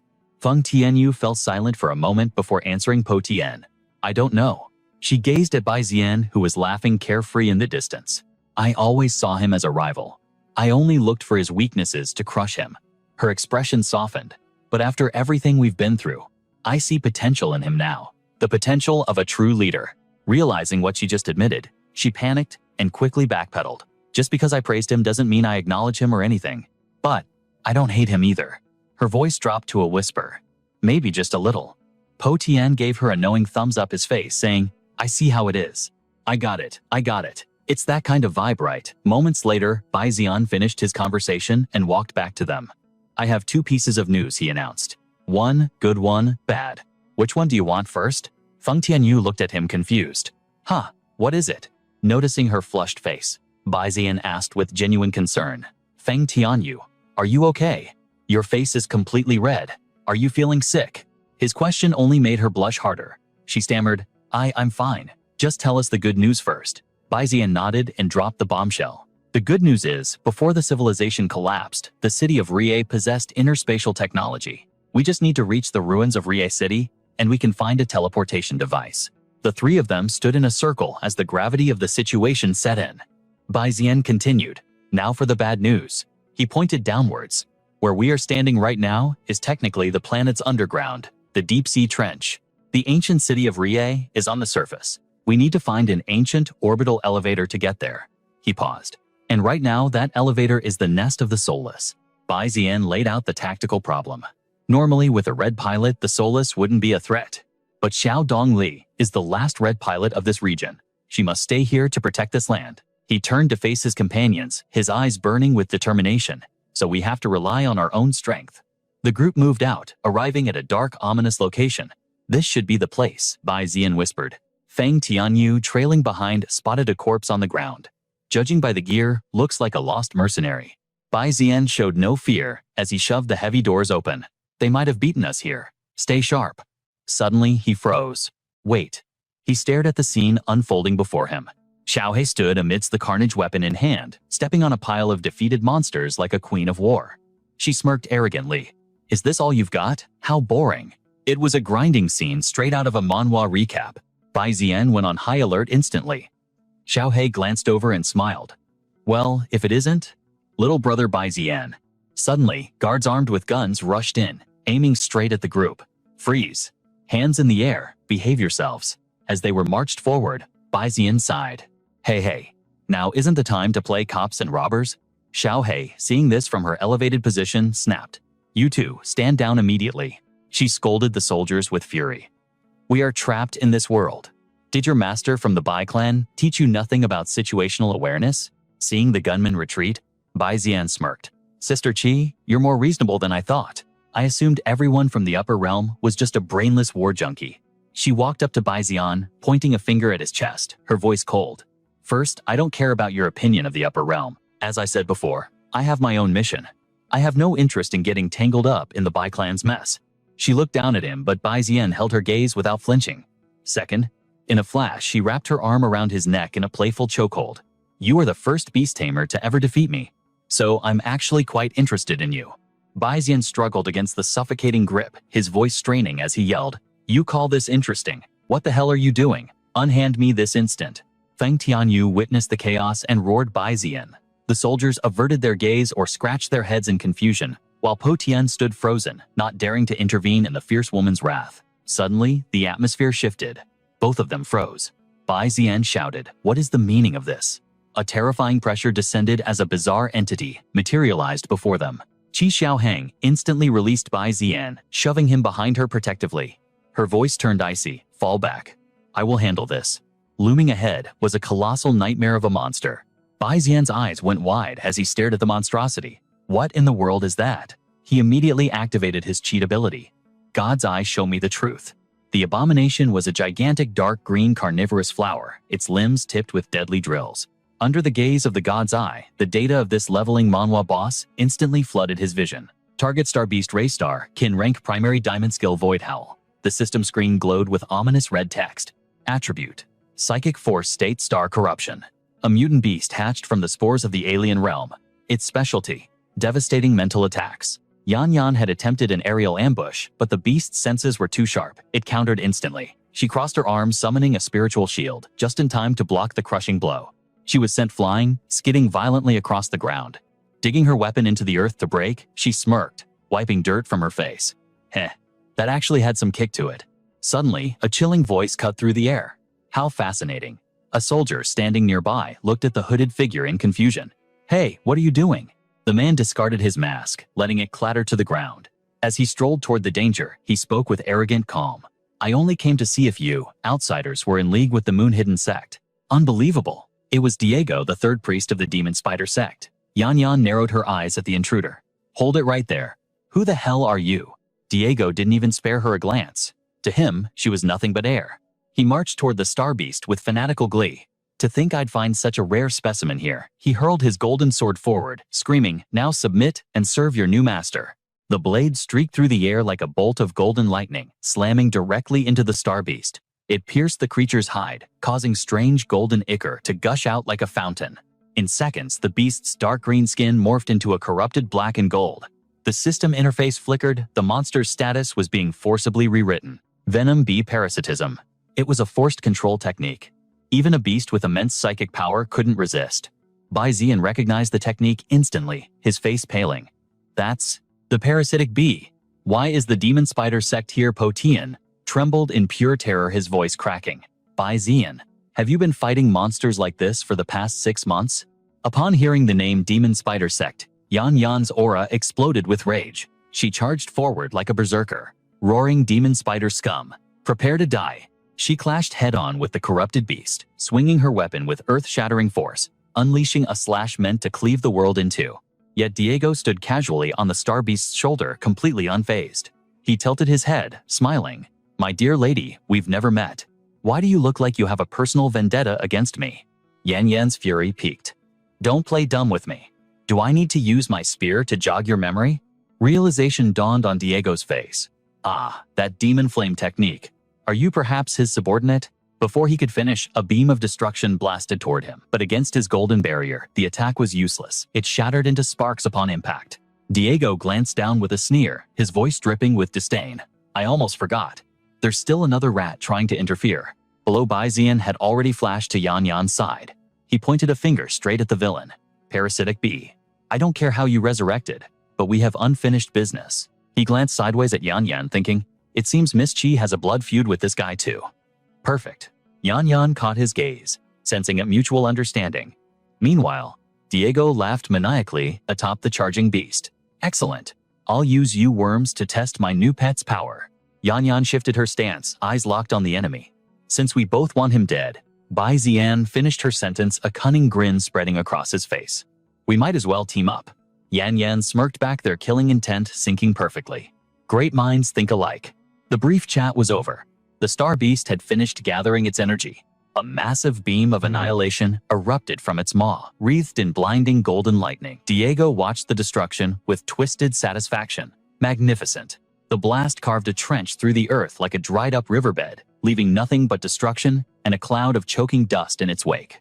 Diego cackled, intoxicated by the strength. This power. It's at least diamond rank. I've truly found a supreme treasure this time. But his celebration was cut short. A streak of purple-pink energy tore through the smoke, aiming for his head. Diego barely twitched, tilting his head just enough for the spear to graze past him. It was Yan Yan. She emerged from the dust, clicking her tongue in annoyance. Missed. Diego rolled his eyes. He didn't seem shocked. Why am I not surprised that you cockroaches are still alive? He turned his gaze toward a silhouette, still hidden in the fading smoke, holding a shield. Tell me, how did you survive that? Yan Yan looked over, expecting her ally. Bai Zi. But as the smoke cleared, the shield bearer was a stranger. She raised her guard instantly. Who are you? The man trembled under the pressure, stuttering, I'm just a normal mercenary. Bai Zian stepped out from behind the mercenary, resting a hand on the man's shoulder with a friendly smile. See, didn't I tell you that anti-magic shield is top-tier quality? Absolutely zero issues. Huh. Oh, right, the mercenary stammered. Bai Zian narrowed his eyes at Diego. I used this guy to bait their attack and drain their spirit energy. Calculated. That villain is sharp though. I need to see his trump card. Bai Zian activated his ability again. Under the God's Eye, Diego's secrets were laid bare. Name Diego, borrow title. The Parasitic Bee, origin 10,000 spider. Nest rank peak, Diamond Beast, Tamer talent. Spirit Beast armament. The boss battle starts now. Scanning the enemy's status window, Bai Zian was stunned. 2 innate talents, and the second one was hidden. This was turning into a classic leveling manhwa boss fight. A crazy plan instantly formed in his mind. He extended his hand, summoning the golden chains of judgment. If I can't read it, I'll just steal it, he smirked. Skill activated, heavenly Dao chains. The golden chains surged forward, binding Diego tight. The system pinged immediately. Spirit armor taming copied successfully, but then, error copy failed. Bai Zian froze, his mind, racing. A copy error. The system never failed before. Why was this hidden talent immune to his plunder ability? The system clarified coldly, target's hidden talent is restricted. Bai Zian's eyes narrowed, regaining his cool. Fine. If I can't have the mystery box, I'll kill him with what I did get. Another alert blared in his mind. Warning, heavenly Dao slots full. Please replace an existing talent to proceed. Right, the restriction, Bai Zian cursed, internally. He could only hold 3 at once. The interface flashed his current arsenal. A-rank Fang Tianyu Flame, A-rank Liquid Fire, and A-rank Soul Possession. He weighed his options tactically. The liquid fire had two components, but his synergy with the Fang properties during soul possession had been clunky at best. Decision made. The system voice rang out like a judge's gavel. Discarding liquid fire body. The fire icon shattered, replaced instantly by the new rune. Skill, acquired spirit armor taming. The loadout was set. Across the battlefield, Diego flinched. A violation. A phantom sensation of something entering his soul. "You rat," he roared, veins popping. "What did you just do to me?" Ignorant, otherworldly trash, Diego spat. Bai Ziyan blinked in genuine surprise. This guy could actually sense the intangible heavenly Dao chains. Diego didn't wait.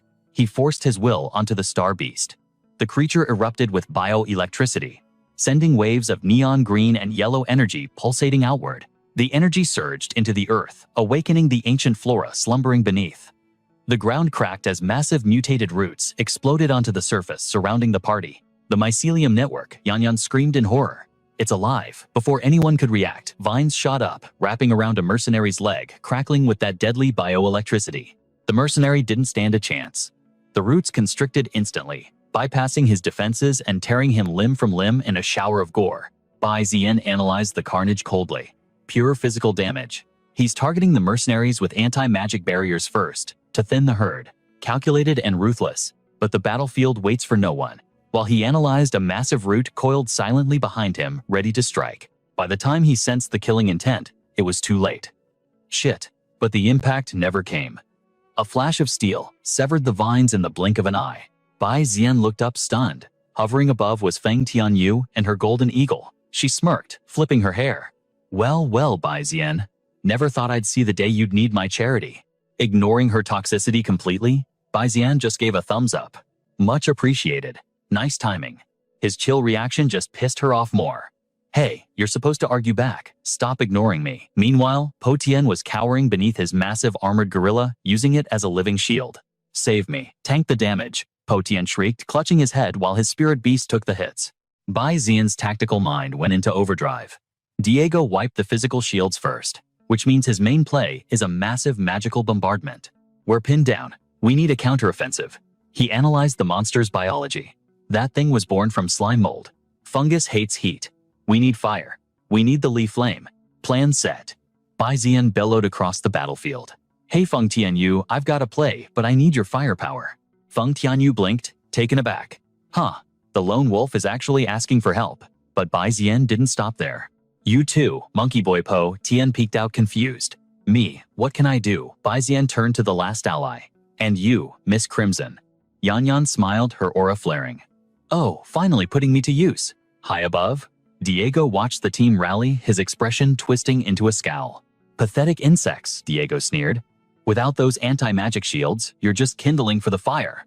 Today is your funeral." The Star Beast began to charge a massive energy ball. "Don't worry," Diego laughed maniacally. "I'll use your corpses as spare parts." The air pressure dropped. This attack was far stronger than the last one. Bai Ziyan saw the energy peak. Now, at his signal, Po Tien commanded his armored gorilla to step into the line of fire. "Thunderstorm, absorb it all." The massive ape roared, standing firm against the incoming annihilation. A kinetic barrier manifested, swallowing the beam. Diego's eyes bulged.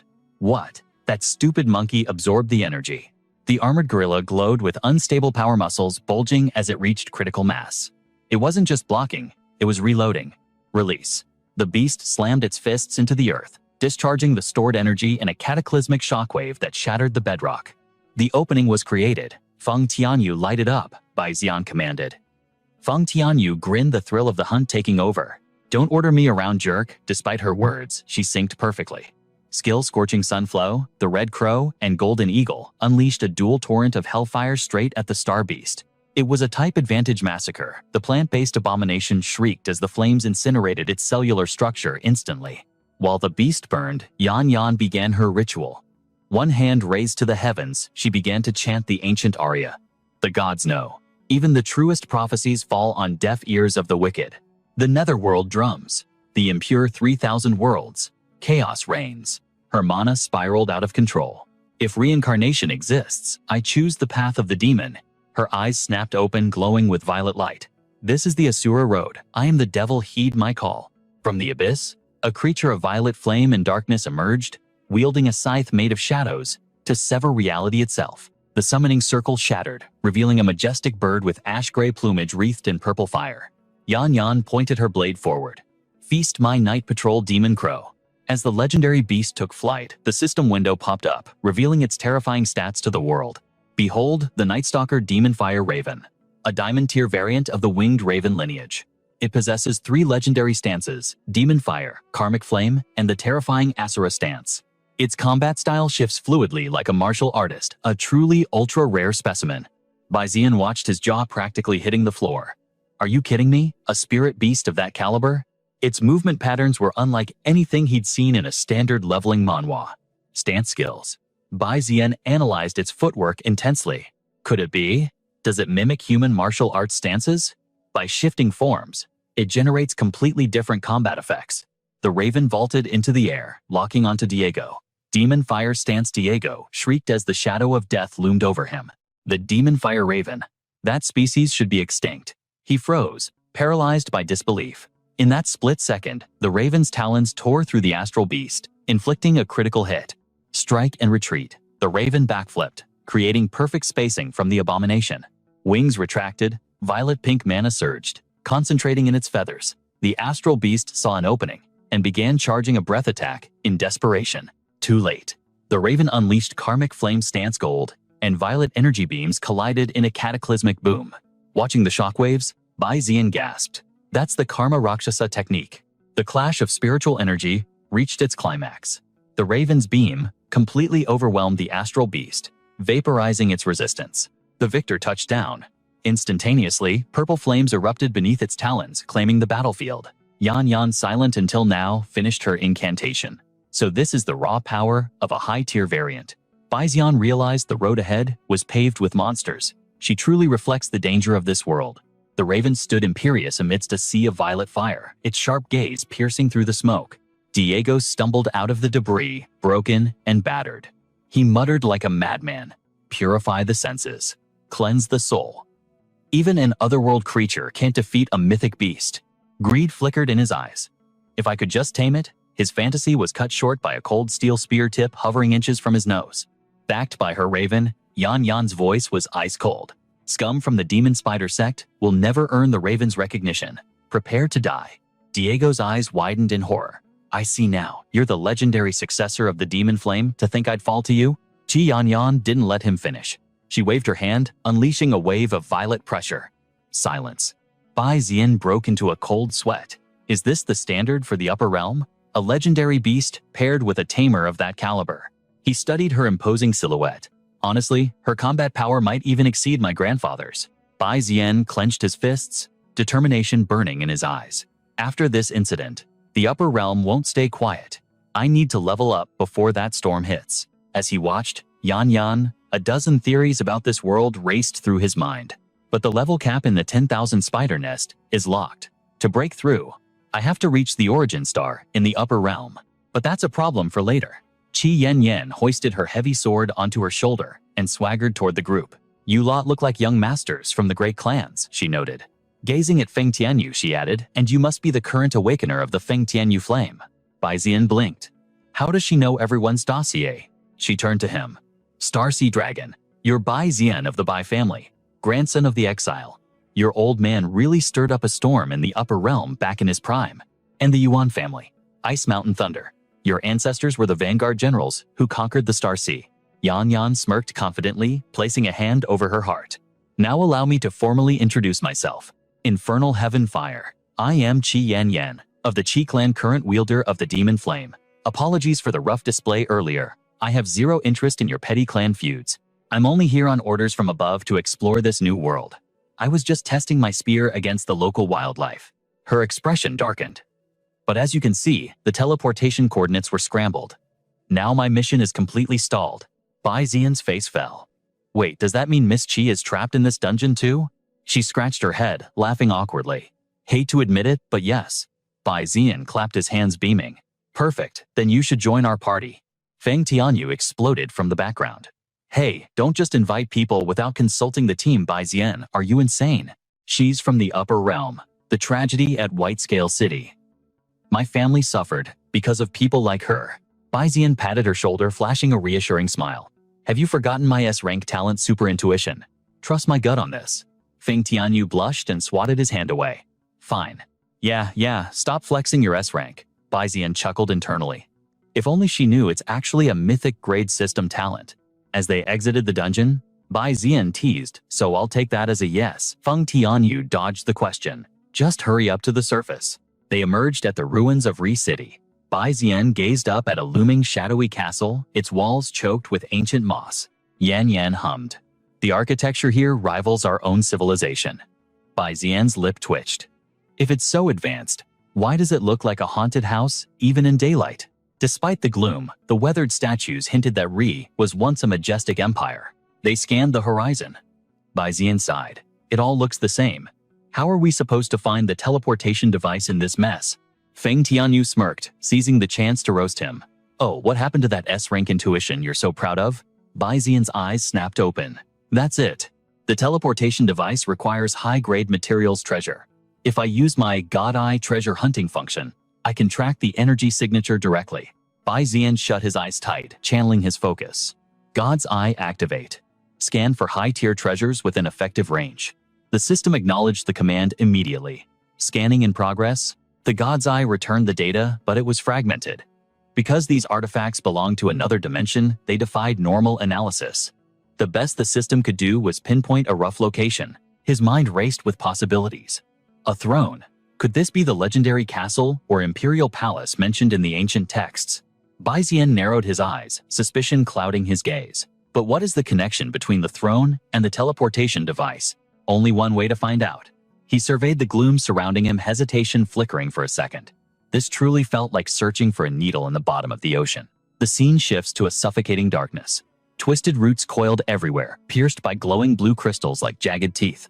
Zi Hao furrowed his brows, arms crossed in impatience. Any new progress to report? The subordinate beside him observed the glowing ores. Yes, young master.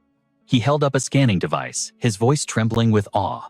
The energy readings in these crystals are unlike anything we have seen before. We discovered a terrifying pattern on the way here. The closer we get to the center, the more the energy density skyrockets. His voice echoed in the desolate darkness. It is highly likely these crystals are tethered to a massive power source nearby. In fact, I suspect that source is the very core of this world. The exact treasure we came to hunt. The sheer quantity we have harvested already rivals the reserves of a purple star beast tamer. But there is a catch, the subordinate continued. These crystals seem to require a stronger foundation to be properly absorbed. They need a compatible host. Since the young master needs time to recover his cultivation, I suggest we hold off on consuming them. It would be safer to wait. Zi Hao cut him off instantly. No, we are trapped in this hellscape. We need speed, not caution. Who knows if we will run into that nuisance Bai Zian before we find a way home. Zining's eyes sparkled like stars. She held up a crystal, looking up innocently. Long, big brother. Says this rock has lots of nutrition. Maybe it will help Long evolve even faster. Zi Hao looked at his sister bewildered. Zining, what in the world are you doing? Zining stated the obvious. Oh, Long is hungry. Her voice turned shy. Long has not leveled up in a long time. The beast stared at the crystal eyes, burning with desire. It licked its lips silently. I think Long really wants to break through his limits. Zi Hao's face twisted in alarm. He countered immediately. But the soul energy in that crystal is too violent. Eating it raw could shatter his foundation. Absolutely not. Zining panicked, but it was too late. Behind her, Long snatched the crystal with lightning speed. He crunched it down in one bite. Suddenly, his eyes erupted with multicolored light. Zining gasped. Long, are you okay? Zi Hao and the subordinate watched in shock. Zi Hao screamed. Damn it, he actually ate it. Spirit energy surged, skyrocketing toward the critical limit. Long spread his wings wide. A strange, tyrannical purple-pink aura exploded outward. His ears elongated, and his neck thickened with muscle. In the blink of an eye, he grew into a titan. Tiny Zining stood at his feet and cheered. Big brother look, Long got huge. Zi Hao clutched his head, defeated. Thank heavens he did not explode. What is the status? The subordinate replied. His power has indeed increased drastically. Checking the status panel found in this system manhwa setting, the subordinate analyzed the data. No rank breakthrough yet, but he has reached peak gold rank. Luckily, the young Mrs. Beast is strong enough to withstand such chaotic energy. Zihao's expression turned grim. Peak gold rank. That is just one step away from diamond rank. As expected, Zining's talent far surpasses my own. Watching Long Long affectionately lick Zining's happy face, a dark thought crept in. He could not help but admit it. To be honest, he felt a sting of jealousy. Memories of his past failure haunted him. He had worked so hard, only to be crushed by insects from the lower realm. If word of that disgrace got out, he would have no face left. Zihao gripped a crystal hesitation, warring with greed. The current path to power is unstable, but is raw strength the only thing that matters? Staring at the glowing gem, he steeled his resolve. The strong only get stronger. A frown creased his forehead. This soul crystal actually suits my attributes perfectly. Suddenly, a shout pierced his thoughts. Big brother Zihao jumped startled. Zining was standing proudly atop Long Long's head. She waved her hands excitedly. Me and Long Long are going for a walk. It is too boring here. Zihao snapped back in anger. Do you think we are here on a vacation? Zining ignored him completely. She shouted with glee. Long, Long, let's go Z. Hao watched his sister leave veins, popping in frustration. Are you even listening to a word I say? That wretched brat. The scene shifts to the oppressive darkness of the ruins. Before Baizian stood a colossal stone statue. He thought to himself, straight ahead should be the sealed throne of Kasuna. He looked around, a sense of unease settling in. Why haven't the corrupted beings here turned into soulless ones? His gaze landed on a golden sword. What is this? It looks like a relic meant to suppress corruption. Feng Tianyu broke the silence first. Can't this world have just one normal place? Bai Zan mused silently.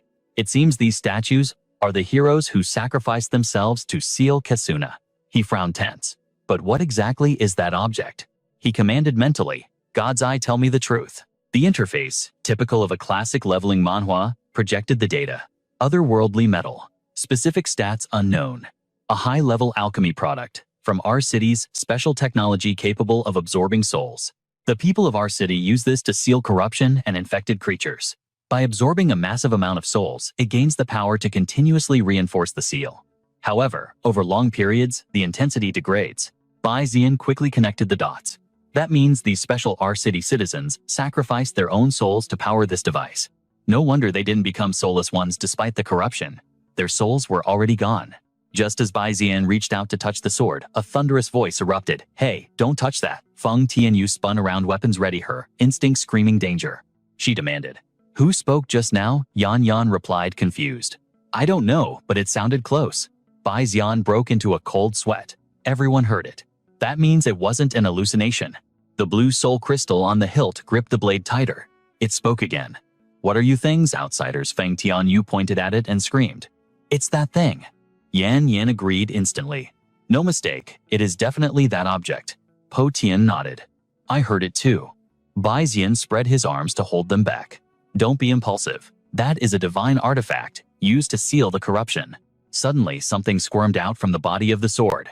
The soul crystal trembled in shock. The seal has mutated. Wait, why am I trapped within the spirit sword's domain? And look at my body. Why is it like this? Water. Where is the water? Gazing into the abyssal darkness, it cried out in despair. The seal has weakened, damn it all. In the end, we still failed. Bai Zian's eyes blazed with realization. He pondered deeply. How is it possible for us to hear its voice? The crystal soul screamed at them. Hey you despicable outlander, get over here and help me. The eye of truth revealed the answer. The seal's essence is a telepathic sword force field. Anyone standing within its range can hear the sword's thoughts.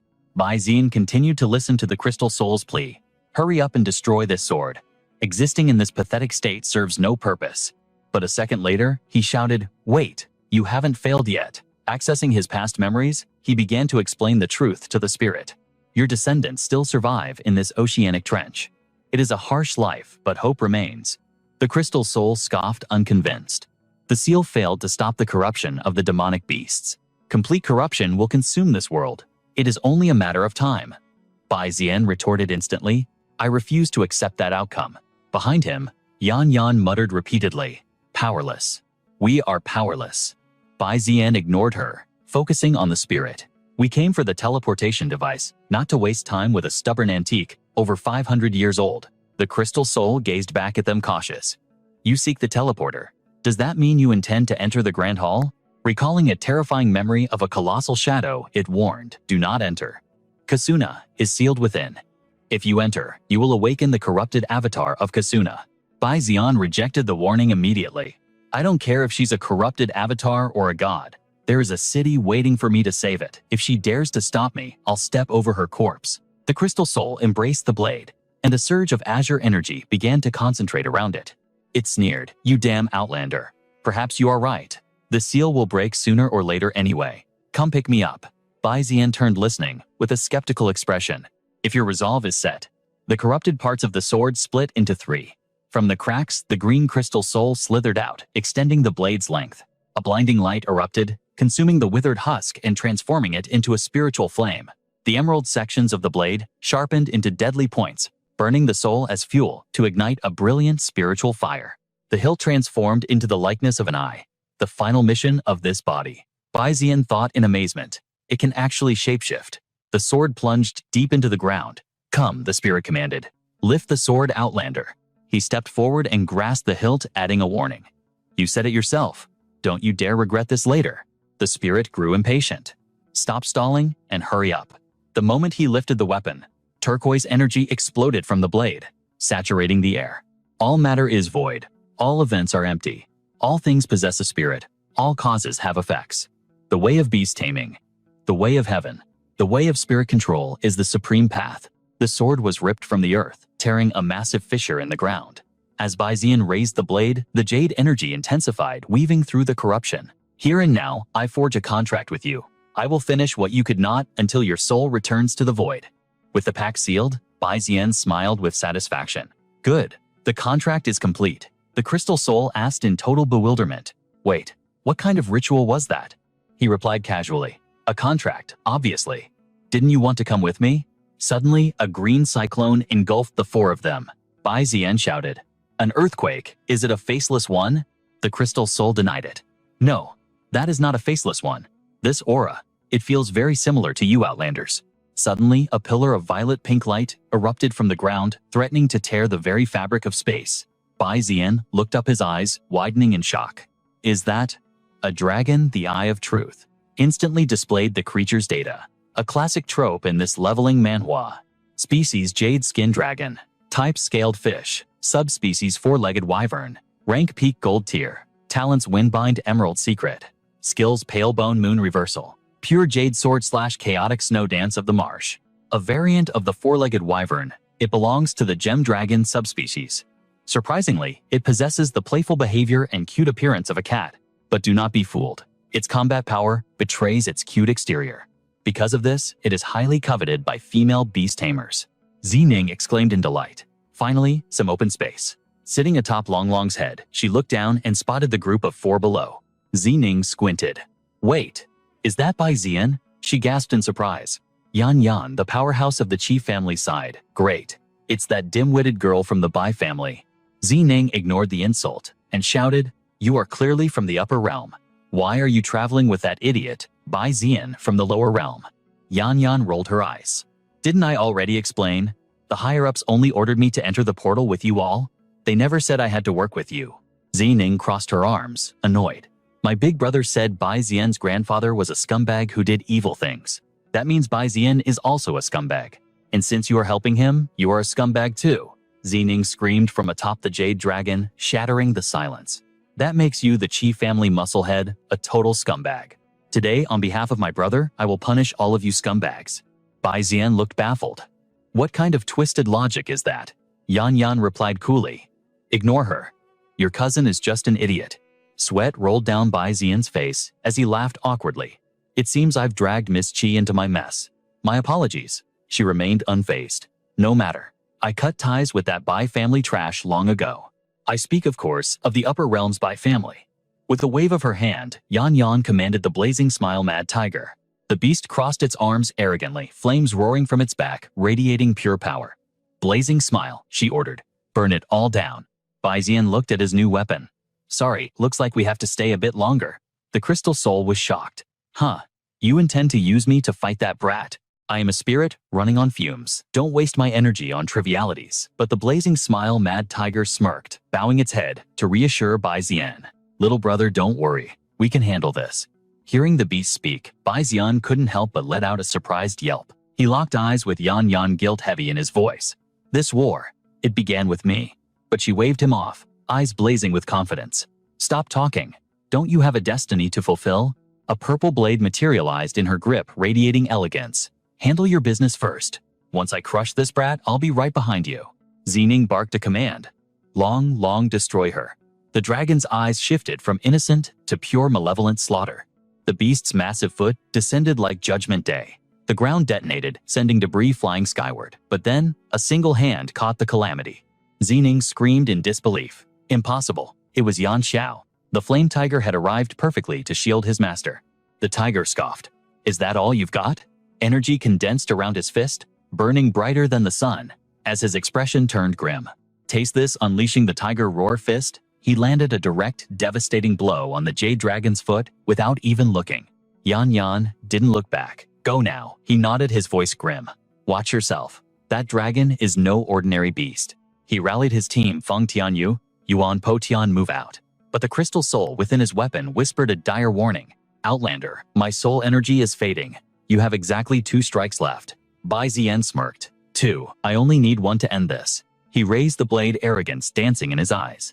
I've never missed. He swung.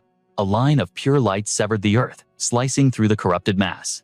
Bai Xian rested the blade on his shoulder. Just like I said, right? But the sword hesitated. Well, about that. Technically, you didn't miss. Then realization struck. Wait, look, the corruption. It's bleeding out from inside. Bai Xian gasped. It's regenerating. The black corruption surged, sealing the path completely. The sword began to pulse with desperate energy. A voice echoed in his mind. Don't panic. 1 chance remains. 1 final strike to stop its rebirth forever. The blade hummed sadly. This is my final act, Outlander. Bai Xian grinned, hiding his concern. Hold on, don't start writing your will just yet. Determination hardened his gaze. Don't you want to witness the fall of your so-called gods with your own eyes? The sword wavered. But only a Rie soul can do this. Bai Xian refused to accept fate. He issued a mental command. God's Eye analyzed structure. Blue windows popped up. A classic system manhwa interface. Target Re metallic life form. Composition R metal. And Re soul. Properties. Shape-shifting weapon with self-awareness. Converts soul energy into raw psychokinetic power. Primary function. Anti-corruption force field. Soul resonance amplifies output by 500%. Warning. The dimension of R lacks spiritual mana. It runs solely on psychokinetic fuel powered by souls. Hypothesis: mana is inferior, but high-density energy can substitute. Solution: inject malice karma from the beast core. Bai Xian's aura flared. Fine. Then I'll fuse my origin essence with his and ignite the karma engine. The sword vibrated in terror. Hey Outlander, are you insane? What are you doing? A system notification pinged. Link established. Soul fuel replaced with high-grade karma energy. Power flooded the blade. The ancient weapon trembled. This sensation. What kind of monstrous power is this? Bai Xian scanned the terrain, calculations running wild. If the door is sealed, then we break the door. He charged, roaring like a demon. A beam of devastation ripped through the air. Bai Xian unleashed a flurry of slashes, each one heavier than a mountain. The vines disintegrated. The wall behind them crumbled into dust. Meanwhile, the battle of the beasts reached its climax. Red and blue auras collided, creating a shockwave that shook the very foundations of the dungeon. The white tiger, cloaked in azure flame, pushed back with the force of a hurricane against the opposing pressure. Energy spiraled into a vortex of destruction. On the other side, the pink dragon refused to yield, its power surging.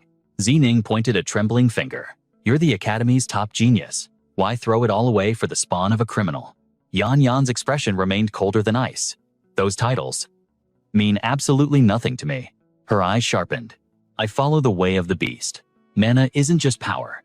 It's a mirror of the soul. 2 moves. That's all it took to see his true character. You want to know why I stand with him? Because that criminal's spawn has more honor than you. He hasn't slaughtered innocents. Unlike someone else. Xining's face twisted in fury. You dare lecture me? Your philosophy is garbage. She screamed. Kill them. Long. The tiger smirked. This girl really lacks brain cells, doesn't she? Yan Yan sighed. Is independent thought forbidden? In the Bai clan, enough talk. Yan Xiao. Toss me. With pleasure, the tiger launched her. She became a blur of motion. Allow me to educate you on behalf of your family. The The dragon unleashed a meteor shower of attacks, but Yan Yan danced through them like smoke. Zining went pale. She's coming right at me. With eyes full of killing intent, Yan Yan closed the distance. Zining froze in terror. This woman is a monster. Boom! Yan Yan slammed her weapon down, shaking the earth, and sending a shockwave right through the dragon and its master. Long collapsed, hitting the debris with a thud. Seeing this, Yan Yan couldn't suppress a smug grin. Her voice dripped with sarcasm as she called out, "You said you'd punish me, yet look who's kissing the dirt now." Glancing back, however, a flicker of hesitation crossed Yan Yan's mind. Had she, perhaps, crossed the line? Seeing Zining sprawled out with swirling eyes, Yan Yan sighed internally. She was just a child after all. Meanwhile, the scene shifted to Bai Xian. The massive wall before him had been obliterated, leaving only a gaping void. Bai Xian winced. Oops, maybe I put a little too much juice into that. Po Tian stared in disbelief. Bai Xian, is your destructive power really just white rank? That was insane. Suddenly, Feng Tianyu's voice rang out, filled with shock. Hey, look at that. Their eyes locked onto a terrifying sight. A colossal monster sat motionless upon the throne. The crystal soul's voice trembled as it revealed the truth. That is Kasuna. She was a monarch who fought against the corruption, only to be devoured by it. Now, she is the very avatar of corruption itself. As a goddess and a queen, she deserved better than this nightmare. Suddenly, the beast's eyes snapped open. At that exact moment, Long awoke, his eyes glowing with a gaze identical to the monster's. He rose ominously behind Yan Yan. Sensing the shift, she froze, her thoughts racing. What the? She turned to face the enraged spirit beast, its maw gaping wide, marks glowing with hostility. How is it still standing? She wondered. She glanced back at Zining, who was still out cold. A realization hit her like a ton of bricks. This isn't a command. It's gone berserk. Yan Yan let out a weary sigh. Troublesome brat. But there was no time to think. Long unleashed a torrent of azure flames, turning the area into a blazing inferno. Suddenly, a blast of turquoise energy slammed into Yan Chao. The impact hurled the beast straight toward Bai Xian, leaving the protagonist completely stunned. Reflexes kicking in, Bai Xian instantly erected a barrier, deflecting the raining debris. Everyone watch out, he shouted, his eyes narrowing. Long pressed the attack, his eyes glowing a haunting deep blue.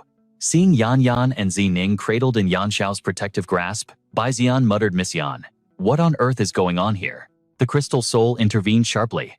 Look at the dragon's eyes. It pointed out the chilling resemblance between Long and the corrupted Kasuna sitting upon the throne. It's Kasuna the soul, cried out. She's controlling him. That beast must have absorbed the crystal souls of my people. Kasuna extended a hand, and as if in a trance, Long drifted closer. The crystal soul shrieked in terror. No, what is it trying to do? This is a disaster, the soul warned. He's trying to free Kasuna from the throne. Long began tearing at the vines, binding the queen. We cannot let him do that. Bai Xian roared. Miss Yan, wake that brat up right now. Tell her to recall the jade dragon into her beast space. If she breaks free, we're all dead. Hearing the urgency, Yan Yan didn't hesitate. Hey, wake up, you stupid girl. When shouting didn't work, Yan Yan delivered a sharp slap across Zining's face to snap her out of it. Zining's eyes fluttered open. Seeing Yan Yan looming over her, she groggily thought, ugh, the muscle woman. Regaining her senses, she threw a tantrum. Get off me, you brute. Yan Yan screamed back, losing patience. This isn't the time. Look at your spirit beast. Zining froze her face, draining of color, as she took in the chaotic scene. Seeing Long in Kasuna's grasp, she screamed, Long, Yan Yan barked an order from the side, recall him now. Panic fueling her voice, Zining shouted, Long, return. Instantly, the dragon vanished into light, but not before slicing through part of Kasuna's arm in the process. Enraged by the injury, Kasuna let out a guttural groan. The air grew heavy as she unleashed her terrifying aura. Dark energy surged through her veins. Watching the writhing tentacles, Bai Xian froze. Those tentacles, he realized. They're the same ones that appeared when the teleportation gate opened. It was a classic trap, typical of a leveling manhwa boss encounter. Yan Yan grinned, gripping her weapon. Perfect. The ruler of this world. Her staff began to hum, crackling with ominous purple energy. Burning with battle spirit, Yan Yan stepped forward. Let's see how you handle a prototype weapon forged from demon fire crystal. But the crystal soul panicked. Wait, don't attack. Let me handle this. Too late. Yan Yan had already closed the distance, standing before the towering Kasuna. The crystal soul screamed in frustration. Why won't you listen to me? In Kasuna's hand, a sword materialized, expanding rapidly in both size and power. She raised the colossal blade, aiming to obliterate Yan Yan in a single strike. Yan Yan's expression turned icy. She can use swordsmanship. Unfazed, she commanded Yan Xiao to intercept. Don't underestimate us. We aren't pushovers. While Yan Xiao struggled to hold back Kasuna's blade, Yan Yan seized the opening. She vaulted high into the air, descending like a meteor to deliver a finishing blow. But fate was cruel. Kasuna reacted instantly, vines erupting from her arm. In the blink of an eye, they twisted and hardened into a deadly spear. Kasuna raised the spear high. Yan Xiao realized with horror that weapon could deflect the demon fire. Yan Xiao desperately retreated into a defensive stance, but Kasuna was relentless. She lunged with the new weapon, and in a split second, the spear pierced straight through Yan Xiao's body. Only then did Yan Xiao realize the sword was a feint. Outside the melee, Yan Yan reeled, sharing the damage inflicted on her beast. She crumpled to one knee. Bai Zian rushed to her side. "Miss Yan, are you all right?" Yan Yan gritted her teeth, chastising herself. "Careless. I couldn't dodge in time." Summoning the last of her strength, Yan Yan cast a recall spell. "Return and rest," she whispered, as Yan Xiao dissolved into light safe within the spirit space. Witnessing the devastation, Bai Zian gasped. "So, this is the power of a god." The crystal soul added solemnly. "After all, Kasuna is a supreme being, capable of creating life itself." The eye of truth flashed, revealing the terrifying stats target Kasuna. Rank Purple Star Peak. Status Former Ruler, infected by ancient horror. Originally a deity, her infection had lowered her rank, but fused her deeply with the corruption. As long as her soul remained intact, she possessed infinite regeneration, a nightmare scenario for any awakening manhwa protagonist. The crystal soul explained the grim reality. To destroy her, we must deplete her soul completely, and only a soul can kill another soul. It continued. But the spiritual power of you Outlanders only deals physical destruction. You cannot inflict damage upon her soul. Bai Zian's face darkened. "So, you're saying we can't deal any real damage to her?" But suddenly Yan Yan offered a faint, confident smile. "Don't worry, little brother."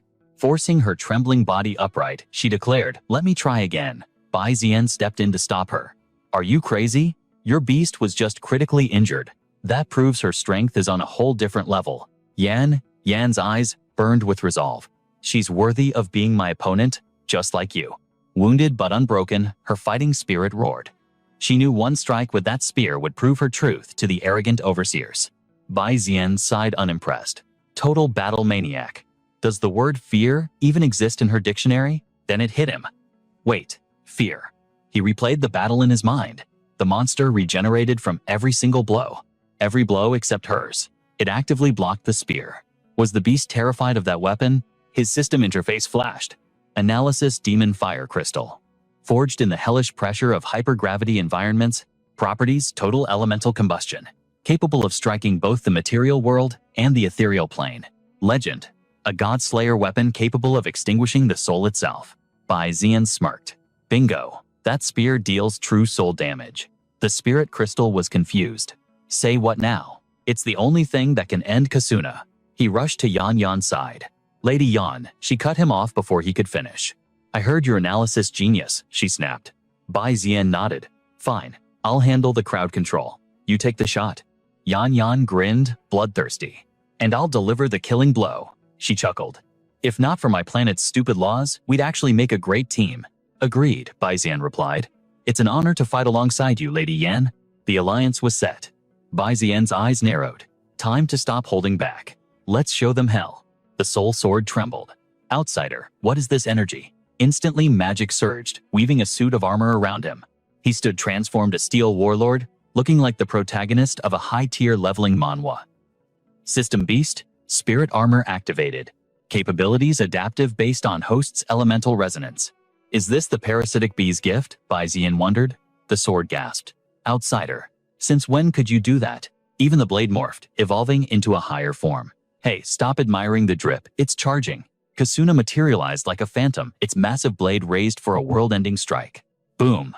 The impact tore the earth apart, sending a pillar of light into the sky, but the monster recoiled.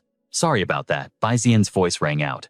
The spirit mocked, "Did you think we'd fold that easily?" Bai Zian had parried the blow using the spirit itself. "Hey, I'm a legendary artifact, not a buckler," it protested, straining against the giant blade. "Pure reflex," Bai Zian grunted. "Now, shut up and focus." "Lady Yan, now." Like a meteor, Yan Yan descended her spear, wreathed in destruction, aiming for the kill. But Kasuna was too fast. Tentacles erupted from its back, snatching Yan Yan from the air. Damn it, she cursed. She was immobilized instantly. Get off me, you slime, Baizian's heart sank. She was a sitting duck. Kasuna raised its blade to execute her. Not on my watch. He slipped past the attack and swung his blade. Magic coalesced into a massive spectral rhino charging toward Yan Yan. Oh ho, the outsider has tricks up his sleeve, the sword cheered. Baizian blinked stunned. I actually have no idea how I pulled that off. That was materialization. But I'm not at gold rank yet. System alert, metal lifeforms resonate with high-tier mental power. Synergy detected. Mental force amplified by beast-host synchronization. Virtualization protocols bypassed. Rank is irrelevant. Spiritual intensity is the true key to this power. Fusion of metal life and spirit armor has unlocked true manifestation. Seeing Yan Yan safe atop the rhino, Baizian frowned. That technique, isn't that from the demon spider sect? What is her connection to them? Kasuna roared, wounded, but its aura undiminished. It was an unstoppable force of nature. Your parlor tricks won't kill a god, outsider, the spirit warned. I have eyes, thanks, Baizian retorted. Faced with overwhelming power, Baizian cleared his mind. Fine, let's get crazy. He summoned the Leviathan. Hey, that's suicide, the spirit screamed. I have manifestation now, Baizian thought, eyes glowing. Time to put it to the test. Go Leviathan. Come forth. Space warped behind the monster, tearing open a massive void gate. Kasuna sensed the threat, but fate was faster. The spectral Leviathan lunged from the void, its jaws clamping shut around the beast's head. Gotcha. While the monster thrashed in the whale's maw, Baizian flashed forward, driving his blade deep into its exposed ribs. He grinned wildly, adrenaline pumping. Hey ugly, you know what a whale's favorite snack is? He unleashed a flurry of slashes. It's calamari, he looked back. Lady Yan, end this. Yan Yan didn't hesitate. The killing intent rolled off her in waves. She leveled her spear at the trapped beast. Time for your final meal. Spotting the perfect opening, Yan Yan launched her spear with terrifying force, her voice booming like thunder. Witness the devastating power of the demon flame. But instantly, a shimmering magic barrier materialized, halting her attack in its tracks. The sight froze them in place. Yan Yan grit her teeth, her pride stung. Damn it all, I'm still lacking the raw power to break through. Without hesitation, Baizian drove his blade into Kasuna's severed flesh to anchor himself. Forgive me, he whispered. The sword soul blinked in confusion. Hey, since when do you have manners? Panic rose in the spirit's voice. Wait. That look in your eyes.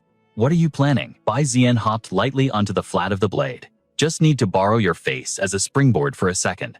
As he coiled his muscles to launch the sword, Soul shrieked in terror. I'm gonna snap. You're gonna break me in half, you lunatic. Ignoring the protests, Baizian exploded forward like a gale, leaving the sword behind to curse him. You despicable, dirty outlander. But Baizian was already airborne, locking onto Yan Yan's stalled spear high above. Mid-air, he shifted into a striker's stance. With a legendary bicycle kick, he slammed the heel of the spear. The projectile shattered the barrier and plunged deep into the beast's unhealed weak point. The impact sent shockwaves, rippling through Kasuna's colossal frame. Blinding purple light erupted from within, as the monster's core began to critically destabilize. Yan Yan watched breathless. Is it finally over? Baizian landed softly on the ground, the silhouette of the monster behind him already crumbling into ash and embers. Gazing at the dissolving remnants of the beast, Baizian felt a strange sense of awe. Was this the final fate of a deity? Unexpectedly, he mused, it's quite beautiful. As he powered down his armor, Yan Yan approached, her expression softening. Thank you, Baizian. She clenched her fist. Surely those old fossils won't dare question the potency of my demon flame after this victory. Baizian tilted his head, curiosity peaking. I've been meaning to ask, what exactly is Lady Chi trying so hard to prove to them? You'll understand once we reach the origin planet, she replied cryptically. Suddenly, the crystal soul cut in. Hate to ruin the touching moment, but you idiots need to look at that. Space itself tore open, revealing a spatial gate that rapidly expanded, devouring the sky. Baizian's eyes narrowed. A teleportation gate. The gravitational pull was instant and overwhelming. They scrambled for purchase as the world warped around them. Why, now of all times, Baizian gritted out, fighting the suction. Isn't this your ticket home? The crystal soul mocked. Feng Tianyu shook her head against the wind. No, we haven't identified the mastermind behind this yet. Sensing the anomaly, Zihao barked, status report. What is happening? His subordinate stared at the monitor, panic rising in his eyes. Young master, it's a massive warp signature. With a deafening boom, a terrifying force erupted, ready to devour everything like a starving void beast. The abyss consumed debris, light, and sound. Zihao watched in disbelief as the landscape vanished. It's swallowing the entire infrastructure. It's a fusion gate, sir, the subordinate yelled over the noise. This world is forcefully merging with the myriad boat hive, a catastrophic event straight out of a system manhwa. Amidst the chaos, the crystal soul screamed at Bai Zian. Hey Outlander, where the hell are you dragging me? Bai Zian grinned maniacally as he let go of the ground. To my place. Hope you like space, because my backyard is huge. The vortex swallowed them whole. It felt less like travel and more like a dimensional jump. When consciousness returned, the scenery had completely shifted. The warp had knocked Zihao unconscious. As his senses returned, he felt a gaze burning into him. He groggily opened his eyes to a rugged mountain range. Feng Tianyu looked down at Bai Zian, arms crossed. How long do you plan to nap? Bai Zian scrambled up, face flushing. Damn it, what the hell are you staring at? Regaining his composure, Bai Zian listened as Feng Tianyu analyzed their surroundings. The coordinates are off. We aren't back at the start. The time dilation between worlds must have scrambled the exit vector. Scanning the horizon, she continued. This is the wasteland bordering Whitescale City, though we seem closer to the Black Sand territory. Still dizzy and hiding his embarrassment, Bai Zian nodded vaguely. Right, big desert, lots of sand. Suddenly, Heavenbreaker pointed excitedly. Look, a city on the horizon, let's investigate. The crystal soul groaned.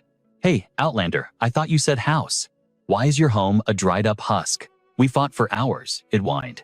And now we're in this death trap. I was promised a paradise, not a scorched wasteland. Bai Zian gripped the hilt, his patience snapping. Zip it. It's a desert. Of course there's no water. Done with the noise, he unsummoned the blade. If you're so thirsty, go find an oasis yourself. The spirit shrieked as it was forcibly dematerialized. Hey, you can't just… You despicable tyrant. The voice cut off abruptly. Silence finally descended on the group. Much better, Bai Zian sighed. Next stop, Black Sand City. It's not like we can trek to Whitescale on foot anyway. The Black Sand City lived up to its grim reputation. A harsh, unforgiving landscape devoid of the vibrancy of life. Elsewhere, Zihao pulled himself up from the debris. We're back in the myriad boat hive, he deduced. Suddenly, a familiar cry for help pierced the air. Brother, save me. Zining? He muttered. He looked up to see his sister dangling precariously, her collar snagged on a piece of ruined architecture. Up here, I'm stuck, she wailed, flailing her limbs like a trapped cat, utterly confused by her predicament. Once rescued, Zining instantly recovered, lounging on a chair, as if nothing happened. A subordinate approached Zihao. Young master, incoming transmission from the Patriarch. Ooh, home time, Zining chirped. Did we get the loot? Is the mission over? Zihao straightened his posture to report. Report, the artifact has been secured, Zihao stated, a hint of smugness in his voice. It possesses the strategic value we anticipated. Zining and I are en route to the origin planet. Excellent work, the Patriarch's voice rumbled with approval. And what of Qi Ren Yan? Zihao hesitated. She isn't with us. Furthermore, the Patriarch cut him off sharply. I am aware. Keep that information under lock and key. For now, we must consolidate our strength. The hostile forces within the myriad boat hive are making their move. On the holographic display, the Patriarch's silhouette flickered, a shadowy figure, whose gaze seemed to hold the weight of a master tactician playing a long game. Once the stars align and the moment is ripe, crushing these pathetic remnants before our united fleet will be as effortless as blinking an eye. Just focus on executing the plan I laid out for you. The family head dropped the command and cut the connection. Zihao bowed his head in reverence. As you command, my lord. But the moment the line went dead, Zihao's demeanor shifted. Hold it right there. He rose from his throne, his eyes locking onto the subordinate, who had just reported suspicion blazing like wildfire. The House of Bai has always worshipped hierarchy and tradition. We address our leader as my lord or master. I have never heard anyone in our ranks use the term clan leader. He thought Zihao wouldn't notice, but the man was sharper than a blade. Zihao stepped into the subordinate's personal space, his voice dripping with lethal intent. Who are you really? You dare impersonate a member of the Bai clan? Realizing the jig was up and the disguise had failed, the spy decided to shed the uncomfortable camouflage. The disguise tore away, revealing a breathtaking silhouette, short silver hair, fishnet stockings, and a skin-tight black combat suit. It was none other than Xiao Gubai. Xiao Gubai stood revealed in all her glory, smirking at Zihao. You really sweat the small stuff, don't you? Can't believe I got busted over some archaic feudal trash rules. In an instant, the Bai clan guards swarmed the area. Warning shouts erupted around Xiao Gubai like thunder. Don't move, stay where you are. Yet she didn't look worried. She looked like she was enjoying a game. Not bad. Your security dogs react faster than I thought. Xiao Gubai's voice dropped an octave dangerous and low as her fingers danced over the weapon concealed in her hand. With a burst of confidence, Xiao Gubai lunged forward, shouting, "Did you honestly think I'd just raise my hands and surrender?" Zihao's men didn't hesitate. As she charged, they unleashed a hail of bullets. The air filled with lead, yet miraculously, not a single shot connected. The subordinates gasped in disbelief. How is she dodging everything? What kind of broken logic is this? Is this a system manhwa where she maxed out her luck stat? Zihao, standing innocently in the back, ended up taking the stray bullets instead. He screamed at his men, "Stop shooting blindly, you idiots." Seizing the chaos, Xiao Gubai closed the distance to Zihao in a heartbeat. As she prepared to strike, a single thought echoed in his mind: "I'm finished." Her weapon slashed through the air, cutting right through him. Blood trickled from Zihao's lips. Despite the agony tearing through him, he gritted his teeth and demanded, "Who sent you?" But Xiao Gubai wasn't in the mood for a villain's monologue. She retorted coldly, "Use your eyes. I'm your enemy." Zining's eyes swimming with tears caught the collapsing Zihao. He gasped out, "Your aura. You aren't a native born of the lower realms. What are you?" Suddenly, the Bai clan guards were struck down by a shadow. A deep, resonant voice boomed from the darkness. "Who are you calling a mongrel?" Diego Barro emerged from the shadows, having already dismantled the security team. He sneered. "You extraterrestrial invaders really have egos the size of a planet." He continued, his voice dripping with centuries of hatred. "You invade our world, slaughter our people, and then have the gall to call us hybrids. Now tell me, whose life is worth more?" Diego Barro's hand clamped over Zihao's face like a vice. He mocked their earlier arrogance. "You talk about how people die when they are killed, as if we are all equal. What a joke." But Diego wasn't here to simply execute the siblings. That was just a bonus. What he truly sought was the key to their escape, the lifeboat. Diego Barro finally revealed his true objective. "Consider today a warning. I'll let you live for now, but don't expect such a polite interrogation next time. Now, tell me where the lifeboat is hidden." High above on the airship, an object was suddenly jettisoned into the void of space. Meanwhile, Bai Xian's group was still trekking toward Black Sand City, but the journey was anything but smooth. Po Tian, losing his patience, sighed heavily. "We've been walking forever." Bai Xian scanned the horizon, analyzing the terrain. "It seems the teleportation gates aren't just limited to our location." Feng Tianyu, meanwhile, was melting in the heat. She complained, "Forget the gates. I just wish the butler would send a luxury car to pick me up like the old days." Bai Xian cut through her daydreaming. "Need I remind you? Our business in White Scale City isn't finished. We are currently top-tier wanted criminals." Po Tian groaned. I know, but Bai Xian, this heat is literally killing me." Feng Tianyu waved her hand dismissively. "Enough complaining. We'll figure it out when we get to Black Sand City." Suddenly, a silhouette appeared atop a high wall, looking down on them with a familiar voice. "Yo, what a coincidence." Bai Xian froze. That voice. This whole situation felt like a scene from a manhwa recap he had seen before. The figure leaped down behind the group. It was Qi Yan Yan. She smirked. "I was wondering if you guys were still stuck in the shadow world." Before Bai Zhan could get a word in, she launched into a monologue. "Since fate has brought us together, save your breath. Before I go, take a little free advice from a pro. The higher-ups have made their move. The second assault on the myriad spider nest is about to begin." Suddenly, a massive shadow loomed behind her. Bai Xian stared up stunned. "That is a warship," Qi Yan Yan explained. "Once the offensive starts, that won't be the only ship in the sky. There is only one thing standing in the way of the Upper Realm's ambition. To prove the dominance of the White Scale City factions over this realm, they must slaughter the ruler of this world." She grabbed a cable and began ascending toward the warship, giving Bai Xian a cool, dismissive wave. "Personally, I hope you make it to the origin star. Stop wasting time on this tiny, insignificant world. Anyway, I've said too much. I have a report to file. Ciao." Bai Xian reached out, shouting, "Wait." But the warship was already blasting off. Bai Xian, tears of frustration in his eyes, wailed, "You could have at least given us a ride." He watched the ship vanish, sighing internally. "Damn, that thing is fast." His mind raced with a new intel: attack the myriad spider nest. Kill the world ruler. Bai Xian screamed in his soul, "Can't a guy get 5 minutes of rest in this leveling manhwa world?" Night finally fell over Black Sand City. Heavy clouds drifted above, but they couldn't completely mask the brilliance of the stars trying to shine through. The group finally arrived. Po Tian cheered with pure joy. We finally made it to Black Sand City. Bai Zian was physically drained. He suggested, I'm dying of thirst. Let's get something to drink. Feng Tianyu instantly agreed. They stumbled into a famous viral spot in the city called the Nine Dragons Ice House. The waiter's voice rang out. 3 mint lemon teas and Po Tian sprawled out on the chair as the news broadcast played on the TV. Today is Friday, the 18th. Welcome to the latest news update. Bai Zian frowned, sensing a glitch in the matrix. Wait a second. We entered the shadow world on the 15th. Feng Tianyu realized the anomaly too. But it felt like we were only inside for a day. The news anchor continued, oblivious to their confusion. The top story. An investigation is underway regarding a border patrol warship that trespassed 2 days ago. The injured? They're all officials from the primary planet government. Feng Tianyu declared, turning sharply to Bai Zian.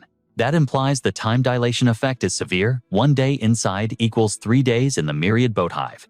As he spoke, a news broadcast cut through the tension. The bilateral summit between Black Sand City and Donglilan City concluded today. City Lord Dong Li of Donglilan City personally attended the friendship parade, marking a historic moment. Bai Zian ignored the fluff, focusing on the intel. It might not be a malfunction of the teleportation gate, he theorized, his mind racing with possibilities. It wasn't just space traversal. They warped time itself. Feng Tianyu's voice cracked with panic. Damn it. We're too late to save father. The news drone continued its report. The military convoy has arrived at the famous Nine Dragons Ice House in Black Sand City. Suddenly, boom. A deafening explosion tore through the shop. Bai Zian shielded his face as glass shards rained down like deadly confetti. Through the dust and chaos, the news anchor screamed, "Emergency alert! Breaking news! The city lord's convoy is under attack." Wait, that means the target is here, Po Tian shrieked in terror. What the hell is happening? Outside, twisted metal and burning wreckage littered the streets, a coordinated ambush. Bai Zian didn't hesitate. He and his team rushed into the carnage. Through the pink mist, a silhouette emerged. A girl. Carrying someone on her back. Was this a high-level kidnapping? Feng Tianyu sensed the danger instantly. Cover your mouths, the smoke is toxic. Bai Zian squinted through the haze, spotting a familiar insignia. That crest, the demon spider sect. But they moved with supernatural speed, vanishing like ghosts in the wind. Bai Zian cursed his own slowness. Damn it, they're fast. The toxin was already coursing through his veins, making the world spin. Yet his mind raced. This felt like a plot twist from a dark leveling manhwa. The demon spider sect was back in business. His legs gave out. Darkness clawed at his vision. They're plotting something big. I can't let them. Damn. Poison. Blood trickled from his nose and mouth as he collapsed into the abyss of unconsciousness. His fading sight caught one last image: military reinforcements led by a powerful woman. Area secure. Prioritize survivors. Echoes faded into silence. That uniform. Donglilan City. As he drifted off, the woman loomed over him. So, you're old man Bai's grandson? Bai Zian's eyes snapped open. Unfamiliar ceiling. Sterile air. He was in a pristine medical ward. Where am I? He's awake. Tell the city lord immediately. 2 guards exchanged glances before whispering urgent reports into their comms. City Lord Young Master Bai is conscious. Bai Zian sat up, clutching his throbbing head. Who are these guys? Is this a hospital? A woman with flowing blue hair strode into the room, her presence commanding. Finally back from the dead, I see. She looked familiar. Before he could place her, Dong Li continued, I won't ask why a wanted criminal from Whitescale City is wandering around Black Sand City. That's not my jurisdiction. However, since you were at Ground Zero, I need intel. Did you see the kidnapper's face? Any distinct features? It clicked. This was the Lord of Donglilan City. Bai Zian's mind replayed the attack. If she's involved personally, was the victim Dong Li Ji Qi? He pictured Dong Li Ji Qi, the energetic powerhouse he'd met before. A born genius he'd met at the auction. Bai Zian connected the dots. The timing, the method. She must have successfully contracted a space-type spirit beast. And high-level space skills can warp time itself. A chill ran down his spine. What does the demon spider sect want with her power? A subordinate interrupted with a status update. Bai Zian decided to come clean. It was the demon spider sect. I saw their insignia at the scene. Dong Li sighed, unimpressed. Tell me something I don't know. The aide stepped forward. City Lord, we've recovered the surveillance footage. Display it. Dong Li turned to leave, then paused. Bai Zian, you're coming with me? Surveillance footage. Interesting. Bai Ziyan sat there for a second stunned. Why does the city lord have such an attitude problem? Is she some kind of bitter old witch? He shook his head. Better not push my luck. I haven't even offended her, yet. They entered a high-tech command center, buzzing with activity. Dong Li called out to a figure inside Old Man Lin, "Give me the situation report." Relax, Dong Li. The man turned Lin Gui, the Blacktail King, and absolute ruler of Black Sand City. "We have a junior present," Lin Gui chided playfully. "Try to maintain some dignity." Bai Ziyan stared at Lin Gui's mask, a shiver tracing his spine. That mask, it radiates pure dread. Suddenly, a familiar voice rang out. Bai Ziyan, he spun around. Feng Tianyu, but wait. She looked ready to kill. Bai Ziyan froze. Apologize now, ask questions later. Feng Tianyu, listen, But she didn't hit him. She tackled him into a desperate hug. You're okay, thank the gods. Bai Ziyan's face burned bright red. What is wrong with this woman? Did the poison fry her brain? He awkwardly patted her back. Where's Yuan Po Tian? Instantly, her grip tightened like a vice. I'm pouring my heart out, and you ask about that damn fatso, she hissed. Can't breathe. Bai Ziyan wheezed. Good, I hope you suffocate. Nearby, Dong Li glared at Lin Gui. What are you staring at? He chuckled. To be young again. Isn't it refreshing, Dong Li? Jokes aside, Lin Gui's aura shifted. He activated the console. Let's focus on the mission. System display projection. The screen flickered to life with last night's chaos. Lin Gui pointed a gloved finger. Analysis shows a single assailant. Bai Ziyan stepped closer, squinting at a specific frame. Is that the outbound station? He recognized the figure instantly. That's him. That's the one who took Ji-Chi. System enhanced, Lin Gui commanded. The pixelated face sharpened. Xiao Gubai. Bai Ziyan's blood ran cold. Lin Gui loomed behind him. You know her. Bai Ziyan nodded slowly. Yeah, it's her. Ziyan weighed the aura in his heart, but something felt off about the energy signature. Meanwhile, Commander Lin Gui received the signal the Secret Service had finally located their target. Seeing Ziyan's mood darken, Feng Tianyu wondered what burden weighed on his soul. Dong Li, however, was on edge after all. The suspect was her own niece. We have the location, she snapped, barely containing her anxiety. Let's move. I will handle this personally, Dong Li declared, stepping forward. Lin Gui moved to intercept her, but sighed in defeat, realizing the futility. Fine, Dong Li. I won't stop you. To prevent a diplomatic disaster, I'll join the operation, Ziyan announced suddenly. Lin Gui turned intrigue, sparking in his eyes. Oh, do you have something to add, Ziyan? The words hovered on his lips, yet Ziyan hesitated. Was the target truly Xiao Gubai? He had to uncover the truth for himself in this leveling manhwa mystery. Ziyan's fist clenched unconsciously. The crisis in Whitescale City wasn't over. How could he explain abandoning the Feng Tianyu and Yuan Po Tian to accompany two city lords? Feng Tianyu sensed his turmoil and let out a heavy sigh. Suddenly, she raised her voice to break the tension. Ziyan, just go. If you need to investigate, then go. Ziyan stammered, caught off guard. Feng Tianyu smiled confidently, cutting him off. Don't worry about Whitescale City. Yuan Po Tian and I will handle the cleanup. Besides, my father has allies in Black Sand City. We'll be safe. You have a reason you can't ignore, don't you? Lin Gui stepped in, backing her up. Legally speaking, neither Dong Lilan City nor Black Sand City has jurisdiction to arrest a fugitive from another territory. It's a gray area. I'm not doing this for Bai Jingsong's sake, Lin Gui added, glancing at the woman. You have no objections, Dong Li? She rolled her eyes. He's the primary witness. Just let him come. Time is wasting. Guilt pricked at Ziyan's heart. He glanced back at Feng Tianyu's retreating figure, his internal voice soft. I'm sorry, Feng Tianyu. Feng Tianyu sighed again, realizing she had hoped for too much. What was I expecting? She mocked herself. Outside, the military convoy roared to life, rolling out in formation. Lin Gui reviewed the intel, his tactical mind at work. We are closing in on the target. Listen closely to the mission parameters. A train cut through the coastal winds heading toward Giant Wood City. Inside, Xiao Gubai sat in silence, analyzing documents behind dark shades to avoid suspicion. We haven't ordered an emergency stop. The train will merely slow down to avoid alerting the target. 2 armored vehicles flank the locomotive, matching its speed perfectly. We breach from the rear carriage while the train is in motion. Once we're inside, panic is inevitable. Lin Gui's eyes remained glued to the live feed on his tablet. Secure the perimeter immediately to minimize civilian casualties. He finalized the plan, then turned to the protagonist. Young Master Ziyan, you will identify the suspect. We're counting on you. Understood, Ziyan replied, but a frown creased his brow. His instincts screamed that something was fundamentally wrong with this manhwa recap scenario. Zion tapped his fingers together, deep in thought. A train has a fixed destination. It's a track, with no deviation. Being discovered here means being trapped in an iron coffin.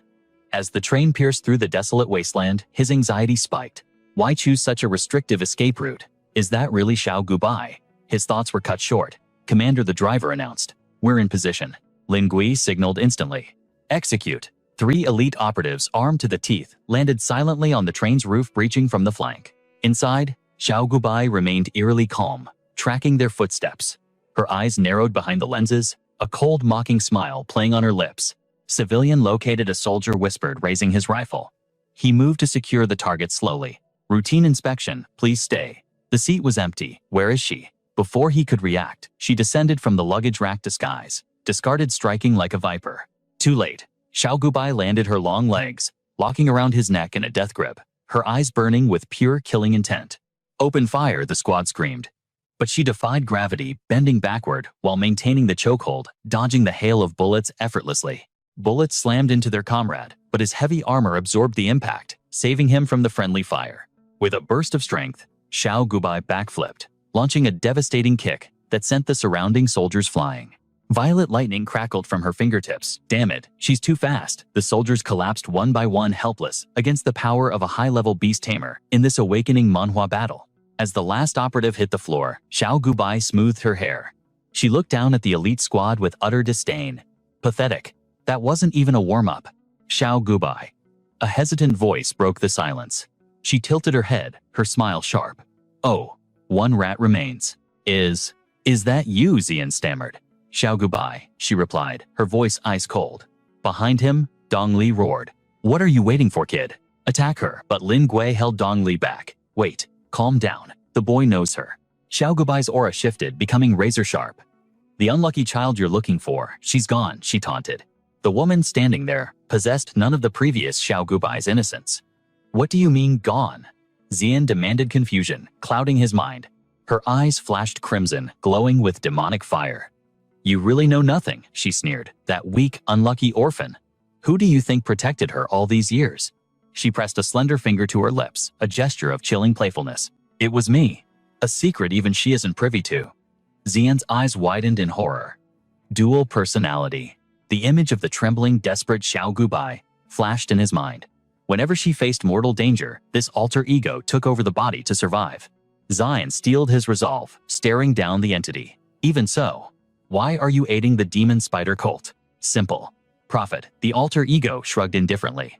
Suddenly, a soldier's voice crackled over the comms. Commander, emergency situation. Report, Lin Gui barked. The soldier's voice trembled. Sir, you're not going to believe this. He recalled the chaos vividly, trees ripped from the earth, and the sky screaming in agony. A soldier reported in panic. A sandstorm. But Azure City hasn't seen a storm like this in 20 years. Why now? How is this possible? He muttered, a cold sweat breaking out. This wasn't natural. It was an anomaly.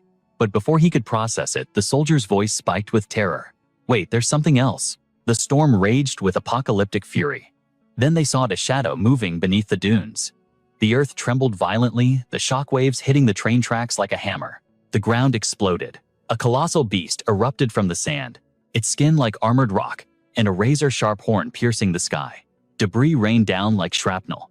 The entire train lurched, throwing everyone off balance. Lin Gui's eyes widened. He recognized the nightmare immediately, a catastrophe straight out of a system manhwa. It was the obsidian sand worm. Its maw opened like a gateway to hell, revealing rows of spiraling razor teeth, ready to grind the train into scrap metal. In the corner, Xiao Gubai stared at the beast, calm amidst the terror. As if he had been waiting for this very moment, he whispered, "It's finally here." A cough broke the tension behind him. Bai Zian stepped forward, breathless. "Hold it right there." Gasping for air, Bai Zian demanded, "What is your real objective here?" But Xiao Gubai didn't even spare him a glance. He simply grabbed his suitcase and walked toward the exit with chilling indifference. A shadow emerged at the door waiting. "You left someone alive?" Xiao Gubai replied coolly. "Why don't you see for yourself who it is?" Diego Barro frowned. "Someone you couldn't bring yourself to kill?" Xiao Gubai walked past him, voice dripping with ice. "I thought you said we needed a spare tire for the grand plan?" Diego crouched down, amusement dancing in his eyes. "Well, what a coincidence." Bai Xian's rage boiled over as he recognized the face. He screamed the name Wang Qisheng. Diego tilted his head. Quiet down. Just be a good boy and stay put. That was when Bai Xian realized his body was paralyzed, encased in a strange white fluid. He couldn't move a muscle. The enemy stood up leisurely, a cruel smirk playing on his lips. Grow a little stronger for me, he taunted. I'll come find you then. A special spare tire like you needs time to ripen. With that, they vanished, riding atop the obsidian sandworm into the storm. Diego glanced at Xiao Gubai. The boss has been waiting. We need to deliver the package first. And hey, don't sit on the cargo. Are you listening to me? But Xiao Gubai remained silent, his gaze fixed on the horizon, lost in deep thought. Meanwhile, back at the train, chaos reigned supreme. Frantic voices filled the air. Commander, please respond. But it was useless. The communication system was dead. Lin Gui turned to the group. The sandstorm is causing severe interference. We have no choice but to wait it out. Dong Li leaned against the wall, frustration radiating from her. You're just going to let them leave, she snapped. Bai Xian hung his head in silence. Dong Li stood up abruptly. I don't care about your complicated history or whatever held you back. Her eyes burned with determination. Saving Chi-Chi is the only priority right now. Everything else is secondary. Bai Xian remained lost in the labyrinth of his mind. Something felt off. If they wanted to kidnap someone, they could have just vanished. Why the spectacle on the train? Lin Gui placed a steady hand on Dong Li's shoulder. Dong Li, I know you're worried about Chi-Chi. But look at the bright side. At least we now know who our enemy is. That's not a total loss. It feels like Xiao Gubai wanted to be seen on the surveillance cameras, someone mused. Like he was intentionally baiting us into this desert. Dong Li didn't want to hear it. I'm going for a smoke, she muttered, walking away. Lin Gui called out her name, but she didn't look back. Sighing, he sat cross-legged on the floor next to Bai Xian. Don't mind her.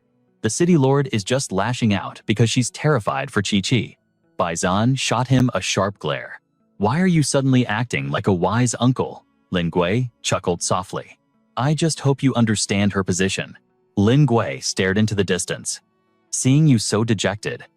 That captured teammate must be very important to you, isn't she?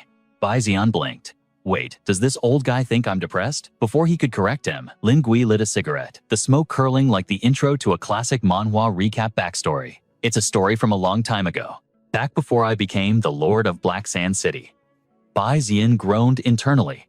Is he seriously starting a flashback right now? Your grandfather Dong Li and I. We were an odd trio, an exile from the Four Origin Stars, a common genius and the bastard child of a great clan. We all shared a dream of ascending to the Four Origin Stars. We trained together in the Myriad Spider Nest dungeon. But there was a secret between us obvious to everyone, yet never spoken aloud. The image of the awkward love triangle resurfaced in his memory.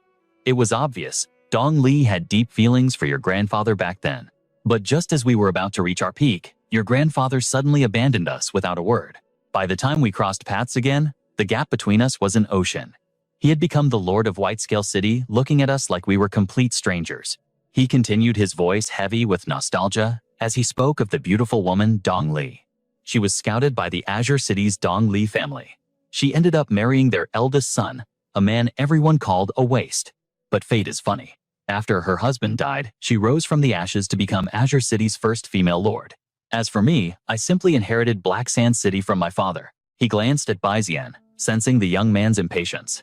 I'm telling you this so you understand, don't cling too tightly to the ghosts of the past. In the end, you'll realize, it wasn't worth the heartache. As Lin Gui walked away, Bai Xian sat there, his eyes darkened with complex emotions. To think the two city lords were old friends of my grandfather? No wonder he always looked at me with that strange irritation. It was never about me. It was about the blood in my veins. Bai Xian remained lost in thought. Xiao Gubai's sudden appearance had indeed clouded his judgment, shaking his composure. The train lay on its side, a wreck in the sand. Calm down, he told himself. Instead of wild theories about the demon spider cult, I need to change my mindset. I need to be the hunter waiting in the brush. Once the sandstorm settles, the truth will reveal itself. Suddenly, a strange noise broke his concentration. Tap, tap, followed by the unmistakable slurping sound of someone eating instant noodles. The taste of the desert, a voice chewed loudly. Dry and dusty, just like these noodles. Suddenly, the stranger slipped, flailing wildly as he crashed down, yet somehow keeping his cool. The air was suffocatingly dry. Crash, suddenly the viewing port shattered into a million diamonds as a figure plummeted through, freely falling into the abyss. It happened in the blink of an eye, faster than any human reflex could track. Zian froze, eyes wide with shock. What on earth? Just dropped in. He and Lin Gui cautiously approached the impact zone. As the dust settled, the identity of the crasher became clear. It was Ari. Ari pushed himself up from the dirt, dusting off his clothes with a scowl. What a waste, he grumbled, staring at a stain on his shirt. That was good cup noodles. But Dongli wasn't looking at the mess. Her gaze locked onto his eyes, deep abyssal voids. A shiver ran down her spine. Rectangular pupils. Like a beast. Shing. In a flash, Dongli drew her azure blade, the cold steel pressing ominously against his throat. You? Her voice trembled with killing intent. Are you from the demon spider sect? The emotions she had bottled up exploded like a volcano. Why did you kidnap my niece? What is your vile goal? Ari threw his hands up in a surrender motion, though his face remained calm. Whoa, watch the blade, lady, and for the record, I'm not with those spider freaks. Zian stepped between the killing aura and the target. City Lord Dongli. Wait, I know this guy. Her eyes blazed with fury as she snapped back. Who is he? Zian raised a finger, searching for the right words. He's, well, a friend of my grandfather's. An original dweller. He scratched his head awkwardly. It's a complicated web of relationships, truly. But I vouch for him, he's definitely not with the kidnappers. The killing intent faded slightly. Dongli lowered her blade, her gaze piercing the nonchalant man before her. Is that so? Flash. The blade snapped back to Ari's throat, making him jump. Her eyes narrowed into slits. Wait. If he's friends with that old man, he's even less trustworthy. Zian slapped his forehead, letting out a soul-deep sigh. Grandpa. Just what kind of sins did you commit in your past life to make people hate you this much? Lin Gui moved like a shadow, gently lowering her weapon arm. Dongli, calm your heart. Don't let the ghosts of the past haunt you now. He pulled her into a comforting embrace, whispering, You really haven't changed a bit, have you? Ari cleared his throat, raising 2 fingers like a polite student. Excuse me, hate to interrupt the emotional reunion, but I need a situation report. Sorry for cutting in. He began to piece the puzzle together. So the city lord's niece was taken. The culprits are likely the solar sect, or as you call them, the demon spider sect. He gestured to the wreckage around them. You gave chase, but chaos ensued. The sandstorm hit, and now we're stranded here in this mess. Ari rubbed his chin, recalling his own turbulent flight. As for me, the sandstorm died down. I lost my footing, and oops, fell right into your lap. Is everyone still in one piece? Zian's patience snapped. He cut the air with his hand, staring coldly at the intruder. Enough chatter, Ari. Cut to the chase. Why are you really here in the middle of nowhere? A sly grin spread across Ari's face. He pointed a finger directly at Zian. Isn't it obvious? My objective and yours. They are one and the same. Zian's jaw dropped, his arms crossed defensively. You chasing the demon spider sect. Ari didn't hesitate. Naturally. My faction, the lunar sect, exists to keep the solar sect in check. Those fanatics are always brewing some catastrophe. Lin Gui finally spoke up, confused by the terminology. Hold on. Solar sect, lunar sect. And you're all Ari. Ari waved his hand dismissively. The solar sect is what you call the demon spider sect. As for the lunar sect, think of us as the resistance. The light in their shadow. And Ari is just a clan name. We original dwellers aren't big on creative titles. Just then, the rhythmic thrum of rotors cut through the air. A sleek helicopter descended from the crimson sky. A voice crackled over the comms. Commander Extraction Team has arrived. Everyone looked to Lin Gui, who was already barking orders into his headset. Excellent timing. Get us airborne immediately. The chopper hovered ominously against the blood-red backdrop of the heavens. Inside the cabin, the pilot turned back. Orders. Sir Lin Gui's eyes narrowed, commanding authority radiating from him. Reconnaissance first. Scan the perimeter for traces of a colossal creature. It passed through here. The hostage is still in their clutches. We cannot let the trail go cold. Full speed ahead.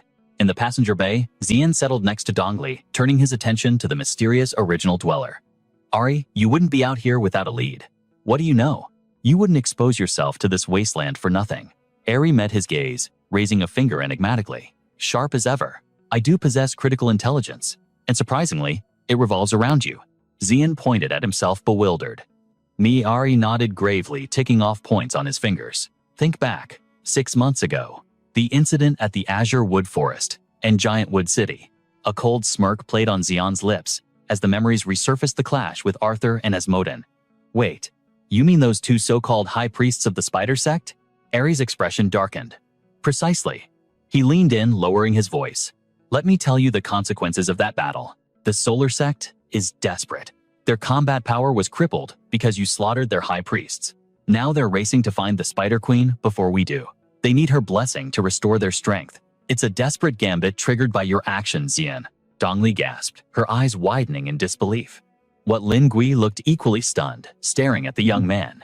Lin Gui gritted his teeth, a mix of awe and fear in his voice. To think a kid could cause such a shift. Dongli looked at Xian with newfound respect.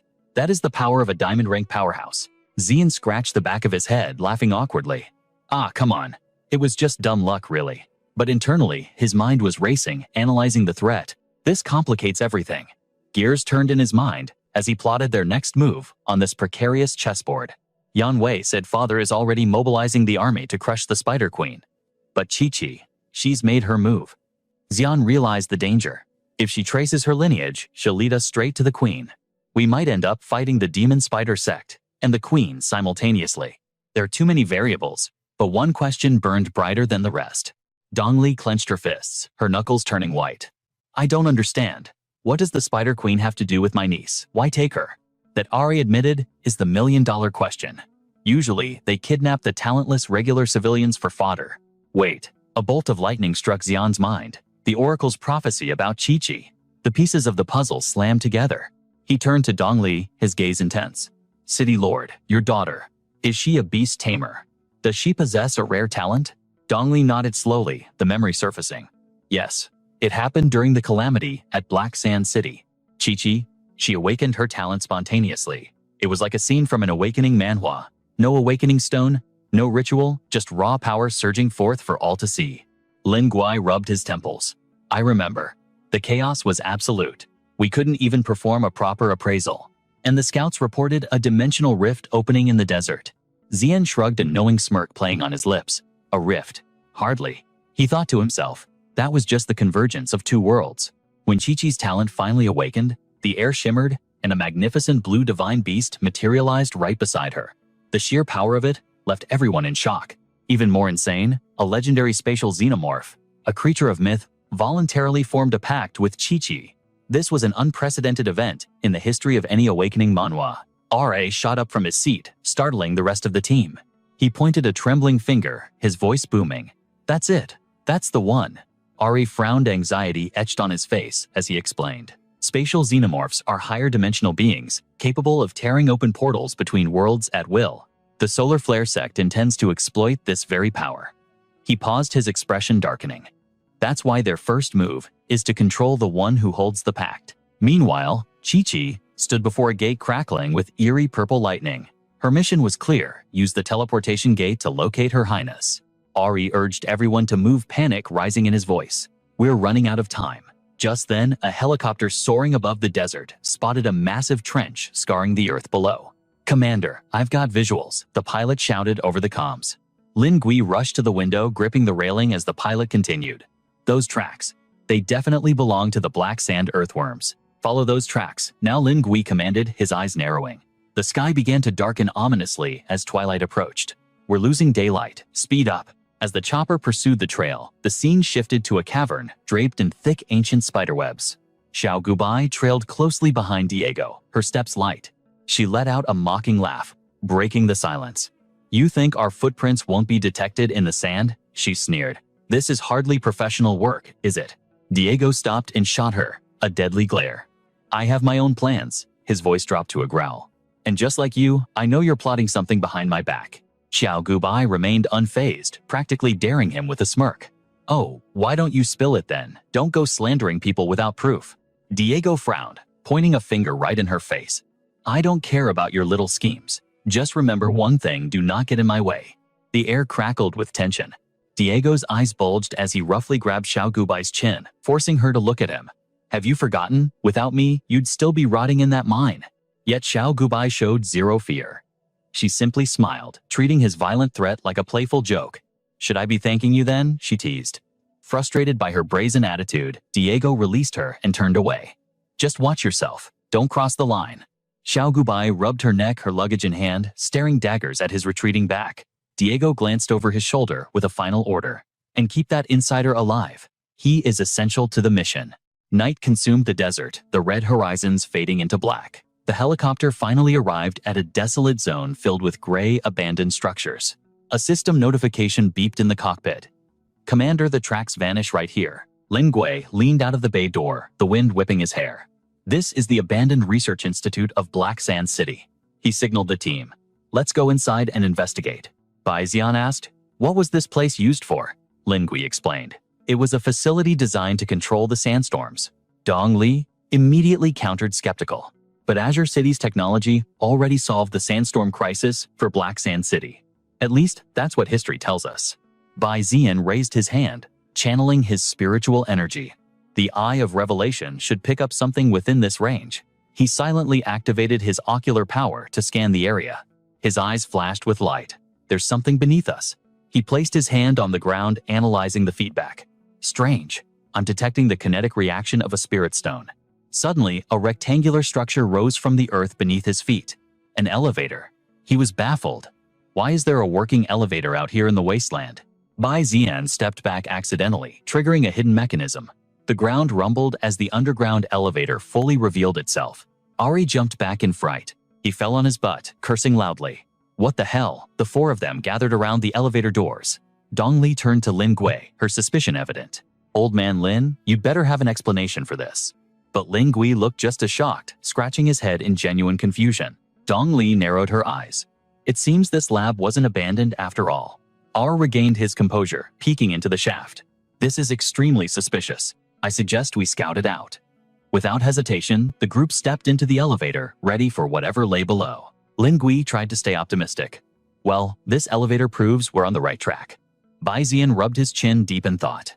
"It's not just the elevator that's suspicious." Dong Li stayed on guard. "Where does this thing lead?" Bai Xian's eyes glowed with a cold blue hue. "I have a bad feeling, like we're being led into a trap." The elevator began its descent, plunging them into the deep, dark abyss below. Bai Xian analyzed the situation. If the Lord of Black Sand City didn't know about this base, then there must be a mole within the city administration. Lin Gui finally answered Dong Li's question. "Honestly, I have no idea where this goes." Bai Xian used his spiritual sense to check his pulse. He wasn't lying. Still, Bai Xian couldn't fully trust him just yet. Is he telling the truth? Bai Xian wondered. The doors slid open and the group stepped out into the unknown. Lin Gui gasped. "This is..." Bai Xian's jaw dropped. "Holy shta!" Beneath the desolate black sand desert lay a fully functional metropolis. Towering skyscrapers and bustling lights stretched out before them, teeming with life. They couldn't believe their eyes. If this is the Demon Spider Cult's base, their technology is far too advanced for a typical system manhwa setting. Suddenly, a robotic voice boomed. "Illegal intrusion detected." Armed figures materialized around them in an instant. Ari panicked. "Damn it, we're surrounded." Bai Xian studied the enemies closely. "These guys, they look exactly like the assassins that raided Whitescale City." He stayed alert, sensing an anomaly. The system blared again. "Activate extermination protocol." The soldiers' eyes glowed crimson as they raised their weapons. Bai Xian analyzed their structure. "They're slightly different from the models I saw on the news." Bai Xian smirked, his confidence unwavering. "But this warm welcome confirms one thing. We're definitely in the right place to summon the portal." Lin Gui pointed forward. "We need to break through their encirclement," he roared, summoning his power. "Come forth, Scorpion Queen." Dong Li summoned her own beast, her eyes cold. "Dinner time, my little spikeworm." A massive leviathan materialized, its overwhelming presence filling the cavern. "Haven't seen you in a while. Did your Kunzi evolve again?" This is the kind of rapid growth you only see in a top-tier leveling manhwa. Bai Xian glanced at the spirit beast, napping on the man's head, and smirked.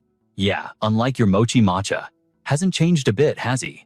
Hearing the shade, the wood spirit sat up in a huff, crossing its arms. Ari patted his shoulder. "Be honest. You are not here just for a simple rescue mission, are you?" Bai Xian's eyes turned frosty as he deflected. "What are you implying?" Ari stated his deduction clearly. "Your anxiety is written all over your face." Bai Xian clicked his tongue, annoyed. This immortal old geezer is too sharp." Chaos erupted. The gray-blue thornbug capitalized on its reach, with long whip-like tongues devouring enemies whole. Below, the Scorpion Queen unleashed beams of violet destruction. Lin Gui crushed an enemy and examined its severed head. These skulls are reinforced metal, he realized. Biomechanical constructs. The most suspicious part was the red eye-like circle on their faces. Suddenly, boom! A massive explosion sent debris flying, clearing the battlefield. High above a shadow, looked down from the skyscraper chin, resting in hand. What a pity. Bai Zian looked up, curiosity piqued. Who goes there? It was the second priest Lilith. She rubbed her neck, her voice echoing. Next time, shorten the fuse delay. Ari froze, recognizing that voice immediately. Lilith? Bai Zian raised an eyebrow.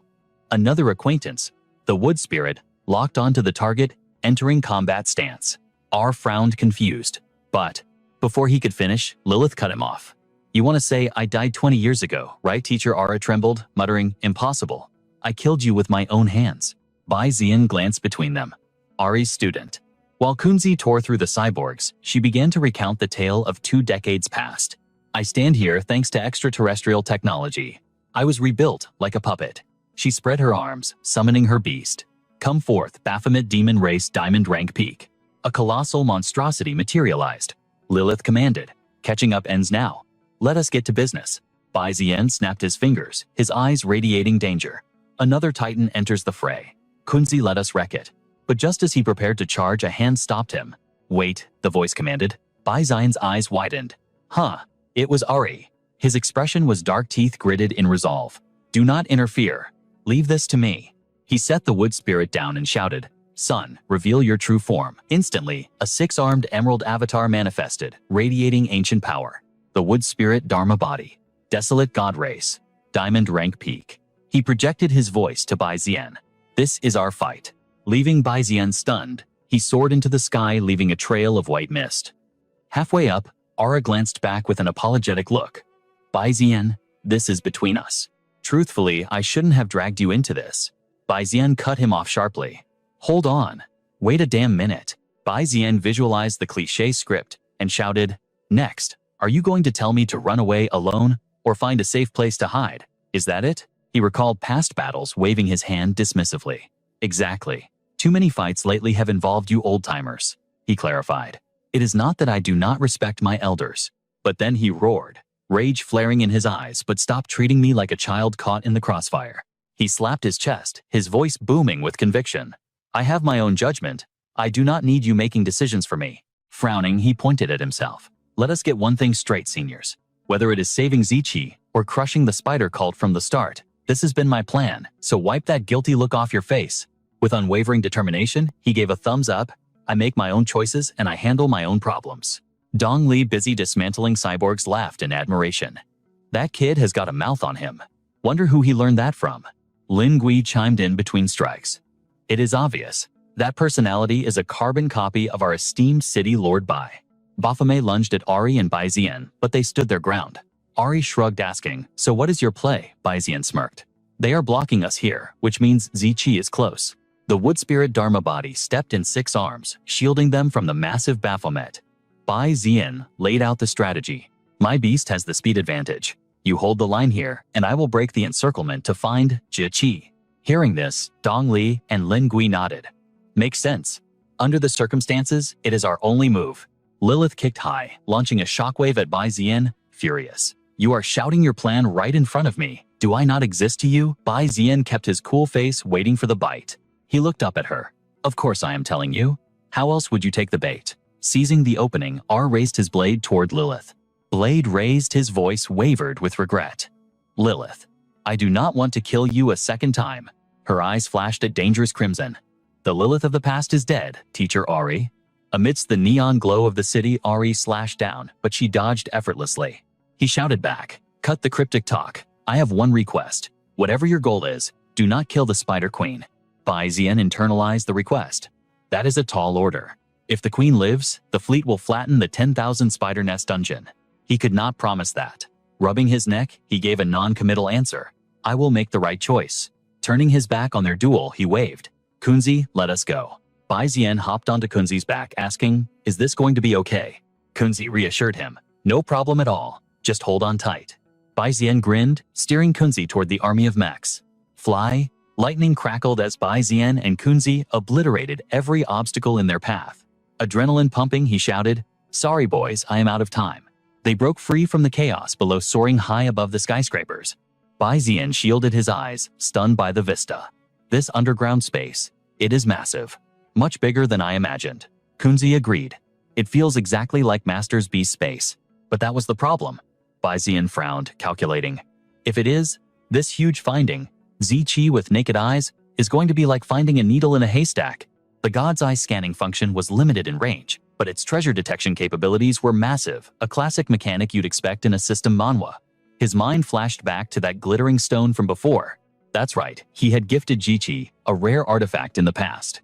If she still had that treasure on her person, the system would track it down instantly. Without hesitating, he gripped the fin of the Leviathan, scanning the horizon with determination. With the Coon's legendary speed and the radar active scouring, the entire sector would take mere moments. Bai Ziyan extended his hand, commanding the God's Eye to hunt. Divine consciousness erupted, like blue lightning arcing across the skyscrapers and illuminating the heavens with an azure glow. The Leviathan tore through the clouds at breakneck speed. Suddenly, Bai Ziyan's eyes flared. The system pinged. Coon, slow down. We have a signal. He pointed toward a structure, looming below. That sector. Go, the beast roared in acknowledgement, whipping its massive tail as it banked sharply toward the target. Meanwhile, the front line was crumbling. The defenders were exhausted, and even the Scorpion Queen and the gray spike insect were reaching their limits against the mechanical horde. Lin Gui and Dong Li stood back to back, panting heavily. These bastards are immortal, Lin Gui cursed. Nearby, Mu Xing was in a desperate clash with Baphomet, only to be crushed into the dirt. Mu Xing's master wasn't faring much better, barely parrying a relentless barrage of attacks from Lilith with his greatsword. Albra dug his blade into the earth, gasping for air, as sweat stung his eyes. Unbelievable, he thought. She's become a monster. He had foolishly underestimated her growth. Watching the crimson lightning crackle around her aura, he couldn't help but feel a twisted sense of pride. You've certainly grown, child, he noted, analyzing her power. But tell me, isn't that outside technology amplifying your spiritual energy like some cheat item in a leveling manhwa? I'm guessing that device on your head is the source. Lilith flinched, her hand instinctively guarding her temple. The old man is sharp, she realized with a start. Albray hoisted his greatsword onto his shoulder, adopting a lecture stance. Lilith, after all this time, you still fail to grasp the core of my teachings. In the background, Baphomet unleashed a storm of blows on Mu Xing, but the smaller fighter met every strike with unwavering defense. You and your kind, Albra continued, his voice, cutting through the chaos. You wield your beasts incorrectly. He pointed his blade directly at her heart, exposing her fatal flaw. Treating a spirit beast as a mere tool, that is why you will never unlock true power. He visualized the connection, man and beast forged in battle. We are the same. Both humans and beasts are vessels of spiritual energy. The way of beast taming merges two souls into one, creating a synergy where 1 + 1 equals destiny. But you rely on that pathetic amplifier. You see only a master-servant bond. But our ancestors taught us the way requires mutual respect, understanding the soul of the beast, not slavery. As the words left his lips, Baphomet landed a devastating blow, reverting Mu Xing back to its petite original form. The little creature fluttered down to rest on Albray's head. He smiled gently. Rest now, little one. The real show is about to begin. Baphomet roared a sound of pure fury, but Albra stood like a mountain. The monster's massive fist crashed down, obliterating the ground in a blinding cloud of debris. The dust settled. The beast lifted its hand to reveal a crater, but Albray was gone. What? Where did the human go? Lilith scanned the area in panic. Impossible. Suddenly, a shadow eclipsed her form. Death approached from above. Albray descended like a judgment bolt. His blade sliced through the air, electric mana splitting the atmosphere and shattering her mask, revealing eyes wide with terror. Instantly, the mechanical army faltered. Their red optics flickered and died, and like puppets with cut strings, they collapsed in unison. Lin Gui looked around, bewildered. What the hell just happened? He turned to his partner. Dong Li, you in one piece. I'm fine, she breathed. Looks like we owe Bai Jingsong's friend a drink, Lin Gui muttered. Meanwhile, Albray looked down at the trembling Lilith with pity. Why the fear? Are we done dancing? Then he noticed the scar on her forehead. Ah, that wound. It's from back then. Lilith couldn't meet his gaze, bowing her head to hide the old injury. Memories flooded Albray's mind the day he had been forced to take her life with his own hands. Guilt gnawed at him. Her trembling wasn't just fear, it was trauma. He turned his back, sheathing his weapon. I told you once, I would never kill you a second time. As the master walked away, leaving a broken Lilith behind, Lin Gui sighed. Man, how long are we gonna keep fighting this demon spider sect? Dong Li's eyes narrowed dangerously behind him. Sympathizing with the enemy, no, Lin Gui stammered. Just thinking out loud. Albra, however, wore a complex expression. They aren't just monsters, he mused. They bleed, they fear, they feel. But while they pondered morality, a silhouette materialized on the rooftop behind them. Xiao Gubai had arrived. His gaze locked onto Dong Li with intense urgency. Stop daydreaming. We need to find Ji Qi. Now. Lin Gui, completely unaware of the Reaper behind him, scratched his head. Wonder how Master Bai is doing. Suddenly, Aubrey screamed, "Above you!" Xiao Gubai flashed a sinister grin, plunging down with a dagger in hand. Lin Gui gasped, "What?" before the shadow consumed him. Meanwhile, Bai Zian touched down at the base of a crimson spire. Target located, but the Leviathan shuddered. "Master, this place. It reeks of evil." Bai Zian pressed his hand against the blood-red barrier. His eyes widened in absolute horror. "You have got to be kidding me." Trapped within the scarlet prison was Ji Qi. She floated, suspended in the fluid eyes, shut tight, her life force flickering like a dying candle. "Ji Qi," he roared, banging on the glass. Suddenly, a voice dripped from the shadows. "Relax. The little girl is perfectly safe." Bai Zian spun around, aura flaring. "Who's there?" A figure tipped his hat, stepping into the light. "I am Mephisto, the fourth priest of the solar sect." The villain smiled, a look of pure malice on his face. "We merely need to borrow your little friend's spirit beast for a moment. Nothing personal." Bai Zian's rage boiled over as he gritted his teeth. "You dare preach about culture while hiding behind the demonic spider sect? Where was this morality when you terrorists ambushed us?" Mephisto sneered, the single crimson eye on his forehead glowing with malice. "Terrorist ambush, you say? Is that how you twist our resistance? This land is our birthright. We simply demand the truth." Standing amidst the ruins, he branded Bai Zian an intruder. "You are just an outsider. You could never understand our path." Bai Zian roared.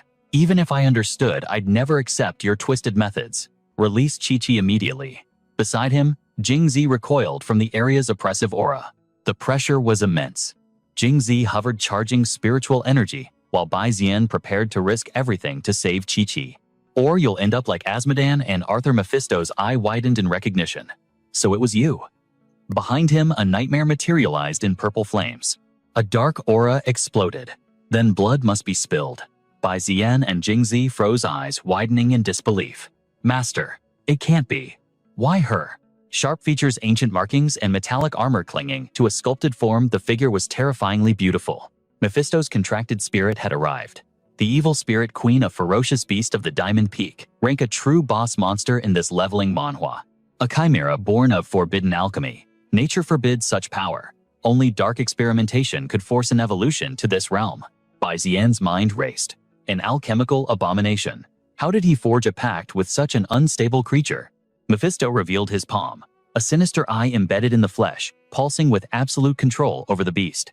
No matter the method, that beast is devouring his very life force. But there was no time to think, the queen was already charging. Bai Zian steeled himself. This duo was a lethal combination. Underestimating them meant instant death. Jingzi unleashed a torrent of azure flame, but the queen dodged effortlessly. Bai Zian smirked, his tactical mind clicking. Just like before, she tracks us by spiritual energy alone. The queen struck Bai Zian, and Jingzi launched themselves into the air, barely evading the devastating blow. Plan B. Yi Ya. Take flight. The phoenix descended like a meteor, encircling the queen in a prison of searing flames to blind her senses. The inferno roared, silencing the enemy within. To the naked eye, it seemed the victory was all too easy. But from the heart of the fire, a demonic gaze pierced through. Her jaw unhinged, revealing rows of razor-sharp fangs. Her pupils shifted, locking onto them. Lethal energy concentrated in her claws, shining with a cold, deadly light. Slash. With a dual-handed strike, she tore the curtain of flames asunder. Yi Ya's firewall shattered into sparks. Bai Zian recoiled, sweat forming. Impossible, I thought her vision was blinded. Boom. The blast shook the tower. Mephisto scoffed. Is this the pathetic strength that defeated Arthur? Don't make me laugh. Bai Zian emerged from the smoke, his protective barrier shimmering. Save your breath. The real battle starts now. The queen waved her hand, dispelling the lingering smoke with terrifying ease. Bai Zian clenched his jaw. Damn it, I got arrogant. I promised not to underestimate them, and yet here I am. They must share a visual link. I need a new strategy. I'm not a weak bronze ranker anymore. Physical attacks bounce off. Spiritual attacks are dodged. Her vision is flawless. She's practically a god of war. Suddenly, a voice echoed in his mind. If physical and magical fail, why not try the third path? Bai Zian froze. Who's there? The queen stood frozen in place. Bai Zian glanced around. An illusion, no? Time itself has stopped. It's me, the crystal spirit, the voice drawled. You're welcome, by the way. Bai Zian's eyes narrowed. Wait, shouldn't you be sealed in the beast space? Since when can we chat? Then it hit him. The netherworld battle. This sensation was familiar, like a classic mechanic in a system manhwa. Sensory field induction, Bai Zian realized. His body moved, yet his mind raced at light speed.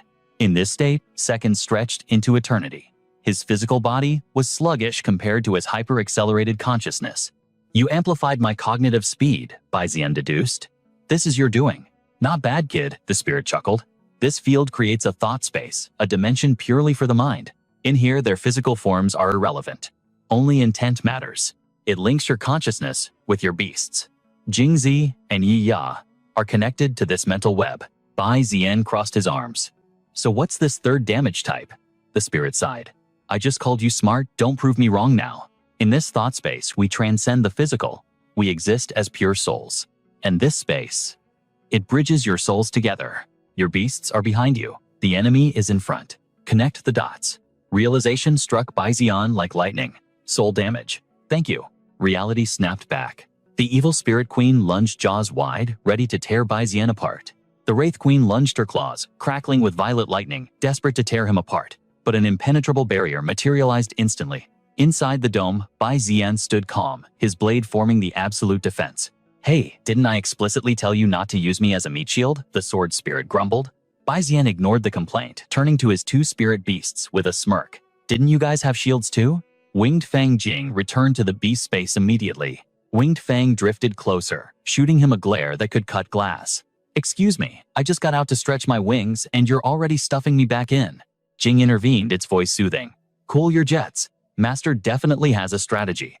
Let's trust him and head back. Slash Bai Zian's blade sang, severing the queen's arm in a spray of dark energy. The impact sent her reeling into a cloud of debris. Seizing the moment, he activated his signature skill. Spirit Beast Armor engaged superior physical might, enveloped him like a second skin. He didn't stop there. Instantly, he projected Jing's energy form a shimmering blue specter. It shot forward like a homing missile, forcing the Wraith Queen into a desperate high-speed dodge. Bai Zian detached his consciousness from reality, freezing the perception of time. Just as he predicted, she used high-speed movement, followed by a sneak attack. Classic boss pattern in this leveling manhwa. A cocky grin spread across his face. With the mental space buff active, breaking this strategy was child's play. Moonvine, you're up. It's showtime. A dimensional rift tore open Moonvine, burst forth from the void, its sudden appearance forcing the Wraith Queen to scramble sideways.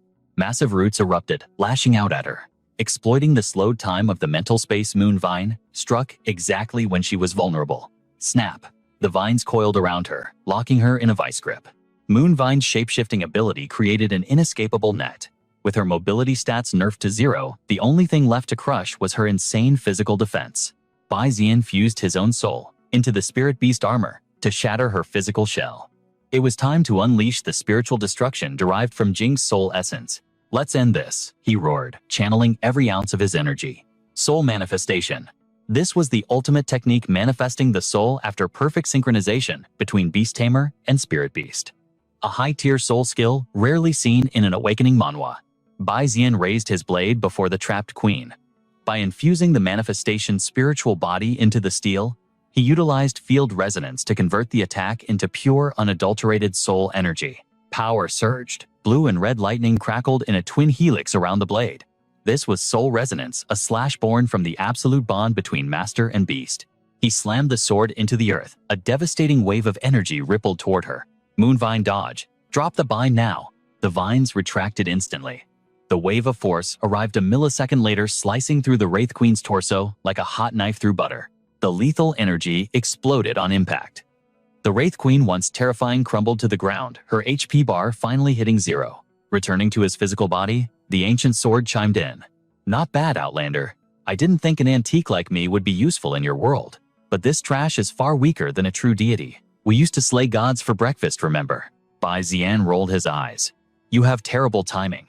I'm actually planning to meet the god of this world soon. I can't wait to see if their divine power lives up to the hype. Suddenly, a shadow emerged from the darkness. An ominous silhouette blocking their path. The figure stared Bai Xian down. Impressive. You defeated 2 priests. A true beast tamer genius. But take my advice, do not challenge the Spider Queen. The stranger opened his eyes. It was Mephisto. I am a priest of the solar flare. Protecting the Spider Queen is my duty. But purging heretics, that is my holy mission. Mephisto stepped forward, his body warping. He belonged to a fused race, blending his own biology with his contracted beast. A madness that no sane human would attempt, yet here he stood. Bai Xian froze, his eyes widening. What the hell? Did he just fuse his physical body with his beast? That's grotesque.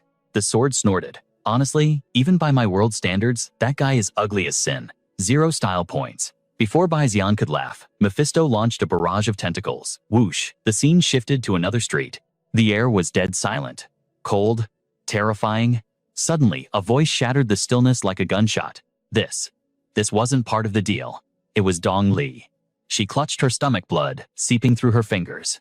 Lin Gui stood over her. Dong Li, are you stable? She couldn't answer, collapsing to her knees in agony.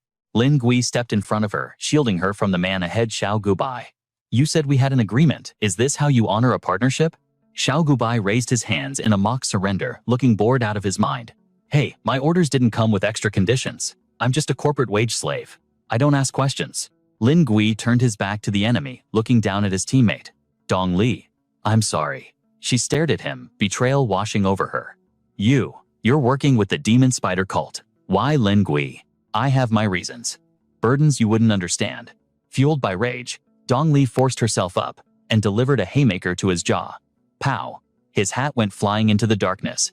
The hat rolled to a stop. Reasons, then speak. Dong Li glared at him with pure contempt. Just like when you inherited the Blacktail King power, you kept your mouth shut. She paused, her eyes locking onto his face. The suspicion that had been brewing finally exploded. Wait, your eyes. That symbol. The demon spider. You're a half-blood. The revelation hit her like a truck. A half-blood. Lin Gui didn't flinch. Correct. I am the illegitimate son of the Lin family. My mother was an original inhabitant. I was born with this cursed blood. Usually, the traits of the original inhabitants remain dormant. But as I grew stronger, the signs manifested. When my eyes changed, I knew my true identity. Dong Li screamed, tears of frustration forming. That is your excuse. She spat the words out, trembling with fury. Just because of your heritage, you decided to side with terrorists. You betrayed us for that. Oi oi, don't make us sound like the bad guys. Diego stood atop a building, looking down with a sneer. We aren't hurting anyone. We're just taking back the land that was stolen from us. Didn't even look up at the arrogant speech. He picked his ear, nonchalantly. Strange. I hear a mosquito buzzing. Oh, just a little pest up there. Diego's face twisted in anger. Diego leaped down, landing next to Lin Gui. You did well, Lin Gui. He narrowed his eyes at the 2 enemies, sensing their strength. I didn't expect rats to sniff out this location so quickly. The plan has changed. He cracked his knuckles, killing intent rising.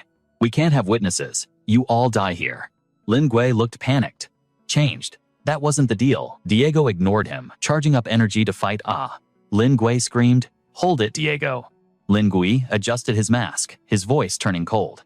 I agreed to cooperate, but I have conditions. He pointed a finger straight at Diego's chest.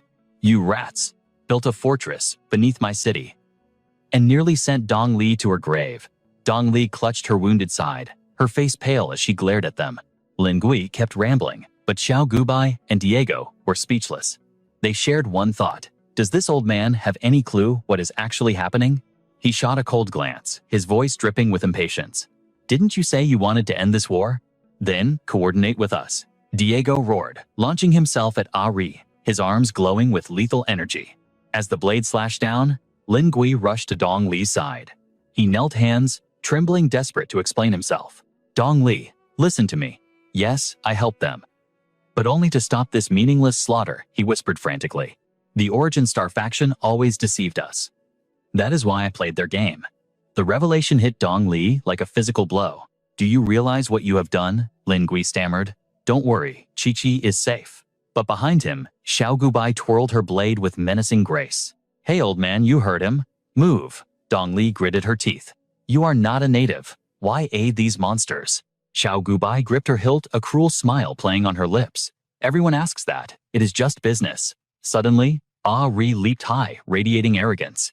Taste this. His massive palm slammed into the earth, triggering a catastrophic explosion. Diego instantly deployed a barrier. As he landed, his eyes rolled back white. Manifestation. A terrifying aura erupted from him. Don't act like I am a novice, Diego roared, channeling his power until the very debris around him began to levitate. He shot into the sky. Lin Gui screamed, "Stop, I will not let you touch Dong Li." But Diego ignored him, concentrating energy at his feet like a lethal stinger. Die. Ari was not backing down. 6 spectral arms materialized, catching Diego midair before he could even blink. What? Diego gasped. Surprised, honey. Ah, Ri smirked. Don't worry, the real fun is just starting. A colossal fist slammed into Diego's spine. Get lost. He crashed into the earth, engulfed in a cloud of dust and debris. Xiao Gubai waved away, the dust annoyed. What is this? Suddenly, a flash of light froze her in place. Fear paralyzed her instantly. Ri's power ignored her completely, aiming for something else. Her mind screamed 2 words, oh no. Lin Gui screamed Dong Li, but Ari had already snatched her up. Sorry, City Lord. Economy class, only hang on tight. She stared blankly at the energy construct holding her. What is this spiritual power can be used like this? Xiao Gubai sighed. Aren't we chasing? A second, Diego pulled himself from the rubble. No need. I have a backup plan. Their eyes locked on Lin Gui. What about him? He is still useful. After all, the materials for this fortress came from him. Xiao Gubai let out a long, satisfied yes. Meanwhile, Are carried Dong Li deep into a desolate fortress. No signs of life here, he analyzed. We are safe, Dong Li whispered. This is the Yaozhe Fortress. Yaozhe Fortress, Dong Li explained. Our mother planet. The Origin Star faction wants to control the spirit stone veins of this awakening manhwa world. Her voice went flat, lost in the dark history of their struggle. They plan to use starships to obliterate the surface, wiping out both natives and colonists. This fortress was the Black Sand City's last refuge. Ri listened intently, but most city-states rejected the plan, fearing it would be a declaration of war against the Origin Star government. Instead, they negotiated a truce, buying us a 50-year deadline, but we must kill the Spider Queen to prove our worth, and time is running out. Ray's eyes widened. So that is it. That is why Baizine was so burdened. That brat's true goal is the Spider Queen. The silence around them grew heavy. Speaking of which, I wonder how Baizian is doing. I hope everything is going smoothly. Boom! A distant explosion shattered the silence, forcing Ari to whip around. His jaw dropped. Damn it, what is that? It was Baizian, blade in hand, facing a nightmare in this brutal leveling manhwa. The monster sneered, delighted. I didn't expect you to actually block that attack. Hey, the sword spirit protested. I told you not to use me as a shield. The creature before them burned with ominous crimson tendrils. Its aura was suffocating. Interesting. You are the first to withstand my power. Its third eye bulged. Pity. You will also be the last. Blinding light gathered at its fingertips as it leaped into the air. A barrage of lethal energy beams rained down straight for Baizian. Running on fumes, he raised his blade again. Damn it. He is using that move again. Suddenly, a realization hit him. Like a glitch in a system manhwa, his mind entered a hyper-focus state. If my thought space accelerates my mind, that means time outside is effectively frozen. I can dodge this. He weaved through the beams instantly. Blue aura flared as ZZ grinned. Counterattack initiated. Jingzi synchronized with his speed. We need perfect timing. He launched himself from the shadows, using her body as a springboard to catapult toward the beast. His mind raced, calculating the trajectory to unlock the perfect evasion skill of the alchemy beast. Azure energy danced through the crimson barrage. The monster's rage boiled over. How was this mere human weaving through a net of inevitable death? How can he dodge this density of fire? Baizian burst through the smoke, appearing right before its eyes. The creature stared in sheer disbelief. Suddenly, his blade screamed. The crystal's soul rebelled against Baizian's will. The cost of overdrawing his power was kicking in. Hold it, Outlander. This ability is god tier, but your body can't sustain it. A wave of nausea hit him as his eyes shifted, betraying his shock. What? You're telling me now? His body was still executing its previous commands, locking up from the mental overload. Damn it, I've lost control. His limbs refused to move. He was a split second too slow. Mephisto's eyes gleamed. He saw the opening. Got you. A devastating shockwave blasted Baizian backward.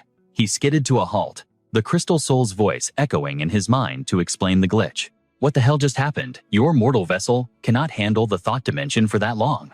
Mephisto hovered above, sneering at his struggle. To be honest, Your combat style reeks of something ancient, not like a typical beastmaster at all. You remind me of an old acquaintance. His voice dripped with arrogance. But just like him, you are nothing compared to me. Mephisto began channeling a new catastrophic spell. A crimson sun formed in his hands, pulsating with destruction. He roared with absolute confidence. Your worthless life ends right now. Blood trickled down Bai Zian's face, but his grin remained sharp. Guess every cheat skill comes with a nasty tax. I'll have to remember that.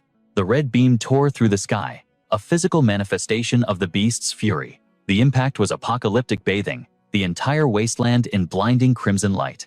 Suddenly, a voice cut through the chaos. Ares descended from the heavens, mocking Mephisto's flex. Hey, quit lying to the kid, you ugly freak. He landed with a boom, exposing the monster's bluff.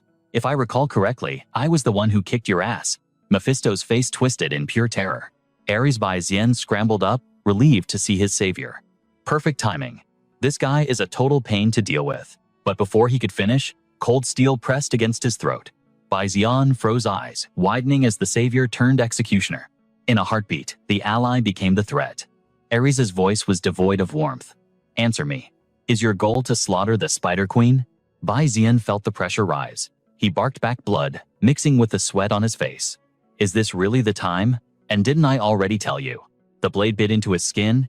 Ares wasn't bluffing.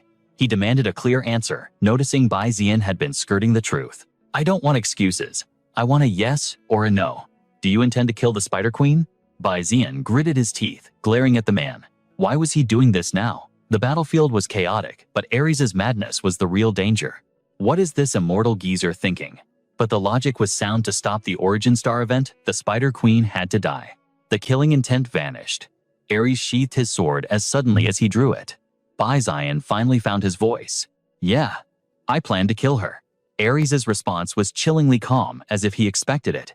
If you do, the extraterrestrial fleet will wipe out all life on Earth. Wait, you knew. Meanwhile, Mephisto was fuming. These two were having a chat while he was trying to kill them. Am I invisible to you, worms? Ares ignored the screaming monster, and the energy blasts raining down behind him focused entirely on Bai Zian. He spoke with grave seriousness, treating the battle like background noise. The Spider Queen's core is essentially the heart of this dimension. Because she was wounded, this world's level plummeted to the purple star rank.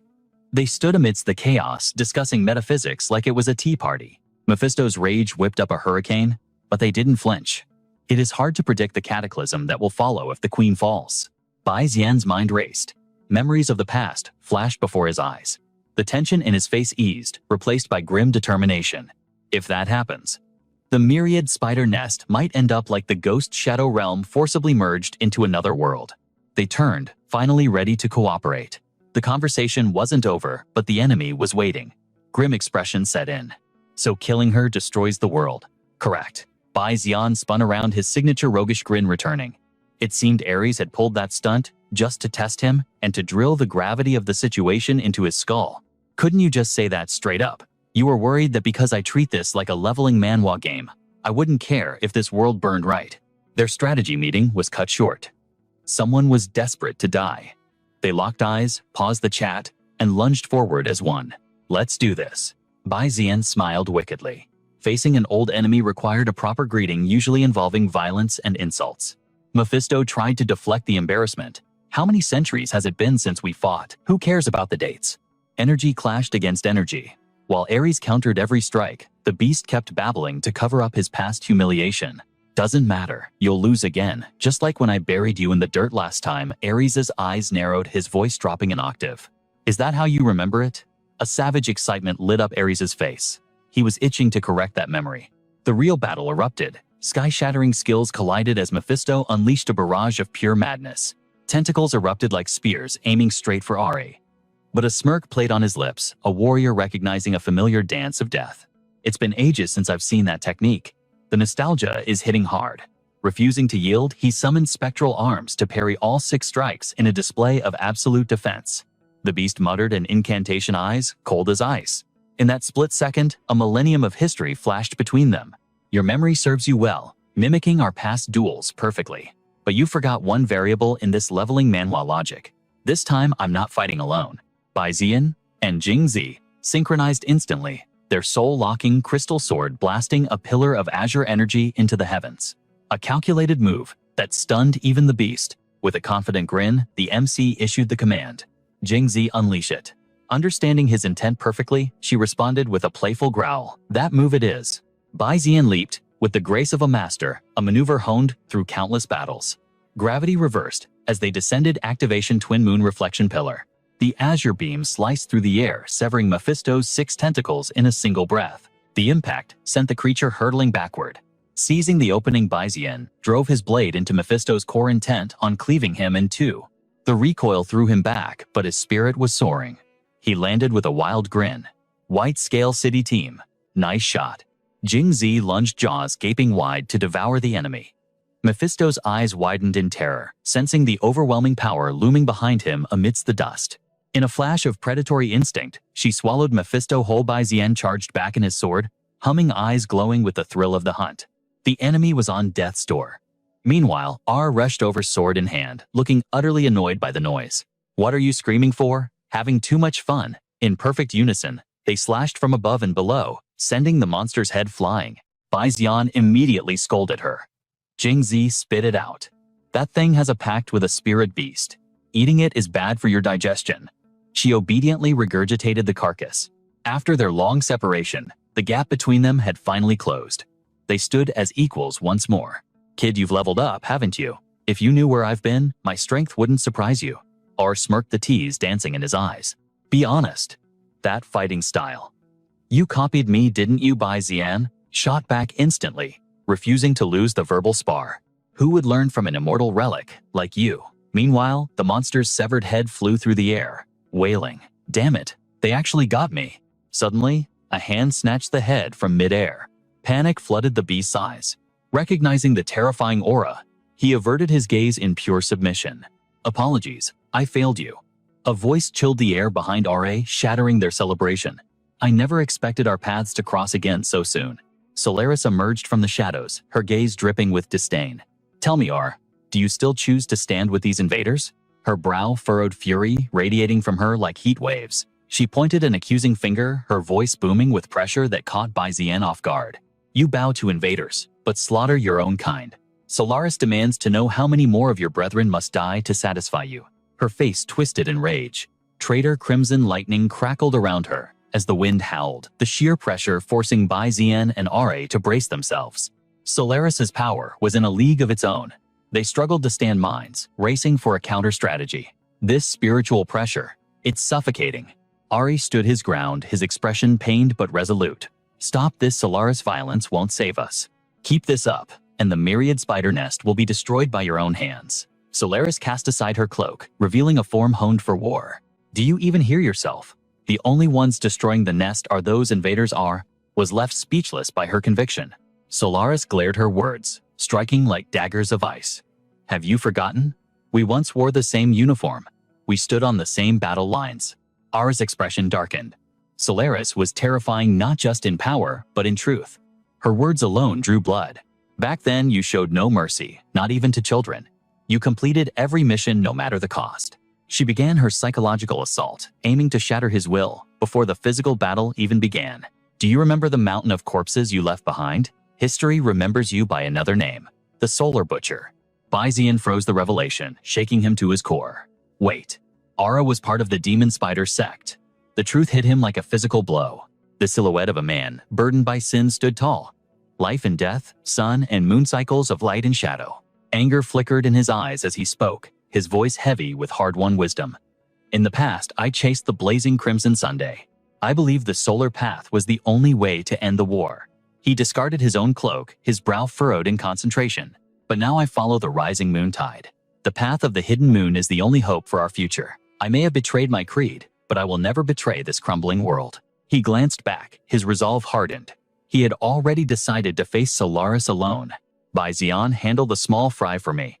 Can I count on you? Bai Zian hesitated, sensing the shift in the air. Wait, what are you planning? R straightened his back, a terrifying green aura erupting around him. The situation is critical. For once, listen to your elders.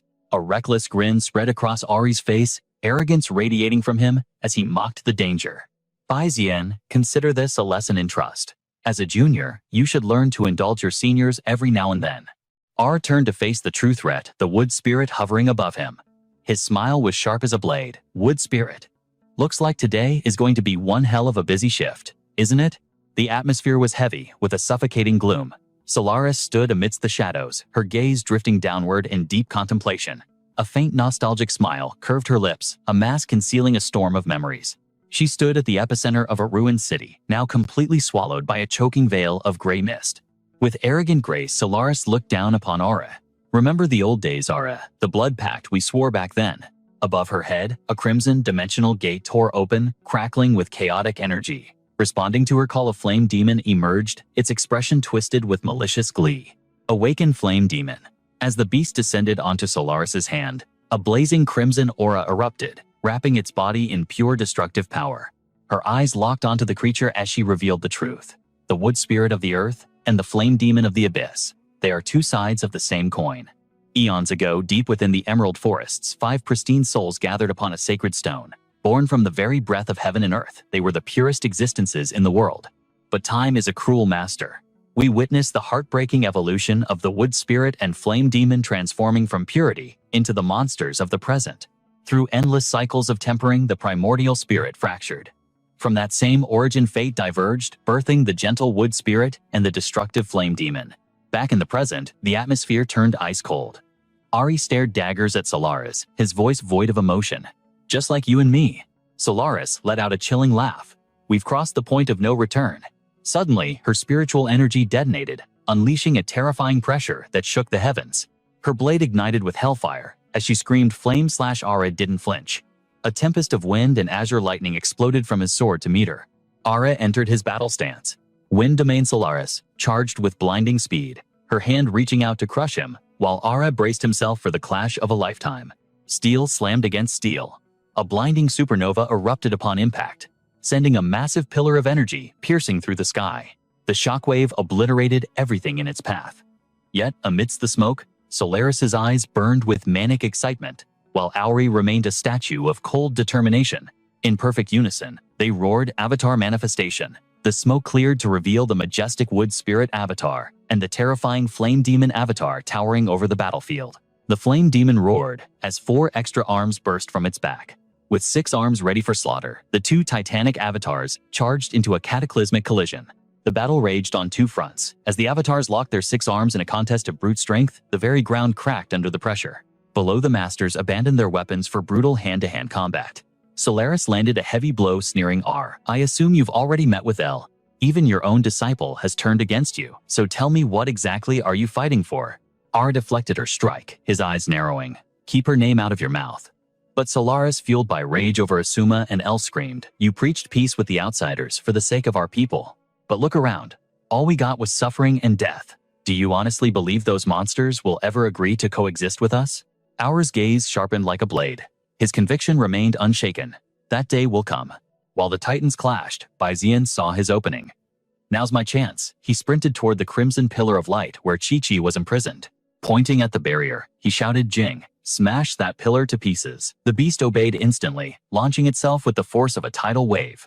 Jing slammed into the barrier, triggering a massive tremor. Debris and water blasted everywhere, but the creature absorbed the shockwave into its own body. The beast glanced back at Baizian, looking aggrieved. Master, just because they call me Ironhead doesn't mean you should use my skull as a battering ram. Baizian's eyes went wide. It didn't break. That barrier was harder than the beast's skull. Inside the pillar, Chi-Chi's eyelashes fluttered as she began to awaken. She gasped, realizing she was suspended in a liquid prison. Panic set in. What is this? Where am I? Through the crimson glow, she spotted a familiar figure. Brother Baizian. Why is he here? Baizian pressed his hand against the barrier. It's impenetrable. I need a new plan. He forced a gentle smile to calm the terrified girl inside. Don't be afraid, he promised softly. I will get you out of there. Hearing his resolve, Jing roared, expanding its body to a massive size.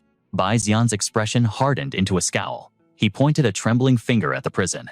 Tear it apart. Jing opened its maw, revealing rows of razor-sharp fangs, and lunged. High above, Solaris froze mid-combat. She spotted the beast gnawing at the crimson seal.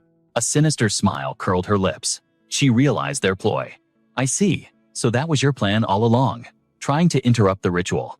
She commanded her flame demon avatar to charge a massive energy sphere. How naive, but Ari watched her unfazed. Solaris, you have no idea what's really happening. He signaled his wood spirit avatar.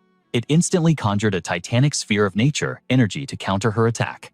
Ara's voice rang out with absolute confidence. Your entire scheme was flawed from the very beginning. Both avatars fired their ultimate attacks simultaneously. Boom.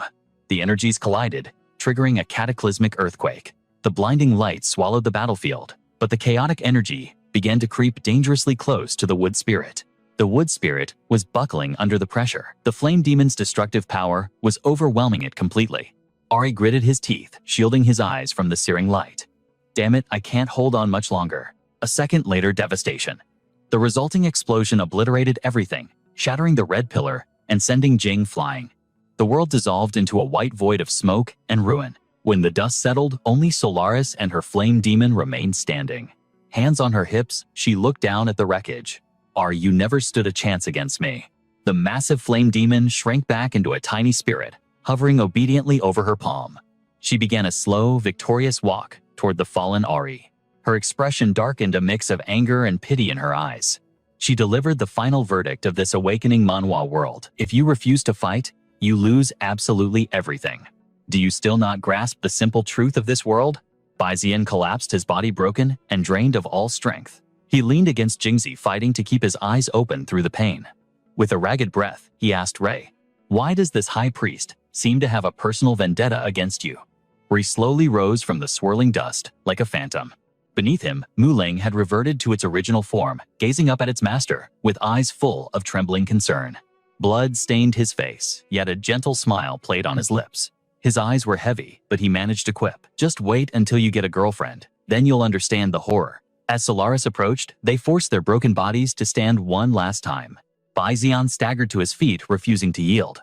"So, judging by your tone," he gasped, using his sword as a crutch to stay upright, "is she your ex?" Ri let out a sigh. At least that's what she believes. She was the one who unilaterally ended things after all. Even in the jaws of death, with his body screaming in agony, Bai Ziyan managed to smirk. He shot a teasing glance at Ray. "You can still spout nonsense at a time like this." Ri shot back, a hint of arrogance returning to his face. "Kid, this is what you call the refined experience of a mature adult." Their banter was cut short by a wave of killing intent. Ri turned to see Solaris standing amidst the clearing smoke, radiating death. His voice dropped to a whisper. "Jokes aside, in our current state, we stand no chance against her." Bai Ziyan slumped his shoulders, completely drained. Is this the terrifying matriarchal society everyone warns about? Suddenly, a chilling voice cut through the air from above. "Detonate." An instant later, a cataclysmic explosion tore through the sky. The blast successfully drew Solaris's gaze upward. Ray's face lit up with hope. He turned to Bai Ziyan. "Is that the backup you called?" Bai Ziyan's pupils constricted in sheer terror. "Do I look like a villain with minions to you?" Solaris glared at the sky, her expression darkening with disgust. "Shh. The troublesome one has arrived." A colossal crystal iceberg plummeted from the heavens, aiming straight for her. The impact shook the very earth. A shockwave of wind and debris exploded outward, swallowing the battlefield. Ri shielded his eyes, his mind racing. Ice crystals, the temperature just plummeted. From the freezing mist, a pair of legs clad in iron armor stepped forth. The sheer pressure forced Bai Ziyan to cover his face. As the dust settled, Solaris lowered her arm, her cold eyes locking onto the intruder. Recognizing the face, Solaris clicked her tongue. In irritation, her frown deepening. "Shh." Stepping out from the crystal prison was none other than Bai Jingsong. With every step he took, the temperature dropped, frost forming in his wake. His hands still crackled with the residual energy used to shatter the ice. Bai Jingsong's expression was sharp as a blade. He scowled. "You rats never change your habit of living underground, do you? This place was a nightmare to find." An image of a younger Bai Jingsong flashed by, flanked by the majestic abyssal dragon looming in the mist. He patted his beast. "No, you did well finding them, abyssal dragon." Bai Ziyan's jaw dropped, a mix of shock and guilt washing over him. It's grandpa. And his beast evolved. This was a legendary moment straight out of a leveling manhwa. The old master turned, his eyes radiating a terrifying intensity. Ice shards danced around him like deadly confetti, and the corner of his lip curled into a smirk. Rewatched Bai Jingsong's epic entrance, and finally broke the silence. "So, you actually came." Bai Jingsong locked eyes with him. "Ri, how many years has it been?" Ri walked toward him, a playful grin forming. Long enough? You stinking brat, you still have the nerve to ask. Both men raised their hands, preparing for a greeting only warriors understand. Their palms clashed with a thunderous boom. Ri pushed back against the forced teasing, sneaking back to become a city lord, secretly getting married, and even holding a grandchild. You've got some nerve, Bai Jingsong countered, matching his strength. Seems you're still alive, old man. Time really means nothing to monsters like us. You haven't changed a bit. Neither have you, Ray. Meanwhile, the massive abyssal dragon lowered its gaze, staring down at the tiny Bai Zian and Jingzi on the ground. The dragon's eyes glowed with recognition and warmth. Sensing the gaze of his kin, Jingzi looked down disheartened. Master, do I look pathetic to you? Bai Zian blinked, startled by the sudden question. What? Where is this coming from? Around them, other spirit beasts began to manifest, radiating pride. Jingzi gazed at the majestic dragon, shame filling his heart. I am a descendant of dragons, yet here I am, still trapped in the form of a fish. Bai Zian watched his friend crumble, unsure how to comfort him. Jingzi continued, his voice trembling. I'm stuck at silver rank. Because of me, you can't break through either, master. The me of the past. I had such limitless potential. Listening to this self-pity, Bai Zian's hands shook. Suddenly, he slapped Jingzi's head smack. Tears welled in the creature's eyes as Bai Zian shouted.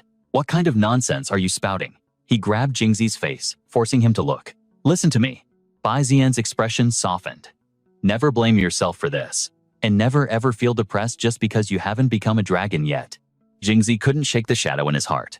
But it's so humiliating. Bai Zian stared deep into his eyes, his face shining with absolute sincerity. Think about it carefully. He squished Jingzi's cheeks, making his lips pucker. Maybe you were meant to be a dragon. Maybe reality was cruel and kept you from your ideal form. But tell me, have you ever once given up? Bai Zian's words triggered a cascade of memories. Images of their journey replayed like a cinematic film. Every struggle, every victory. Even when fate exploited our weaknesses and held a knife to our throats, we never knelt. With our own two hands, we crushed those who called themselves strong. Think about it. With just a bronze and silver body, we defeated diamond rank elites. That's the essence of a true awakening manhwa protagonist. Bai Zian's face turned solemn, his voice dropping to a whisper filled with pride. To achieve the impossible while shackled by destiny. You are already greater than any dragon. He pulled Jingzi, closed their foreheads, touching, laughing through the pain. I know you care about how others see you, but let me tell you something, they don't know a damn thing. Bai Zian released him, looking up at the sky, with eyes burning like stars.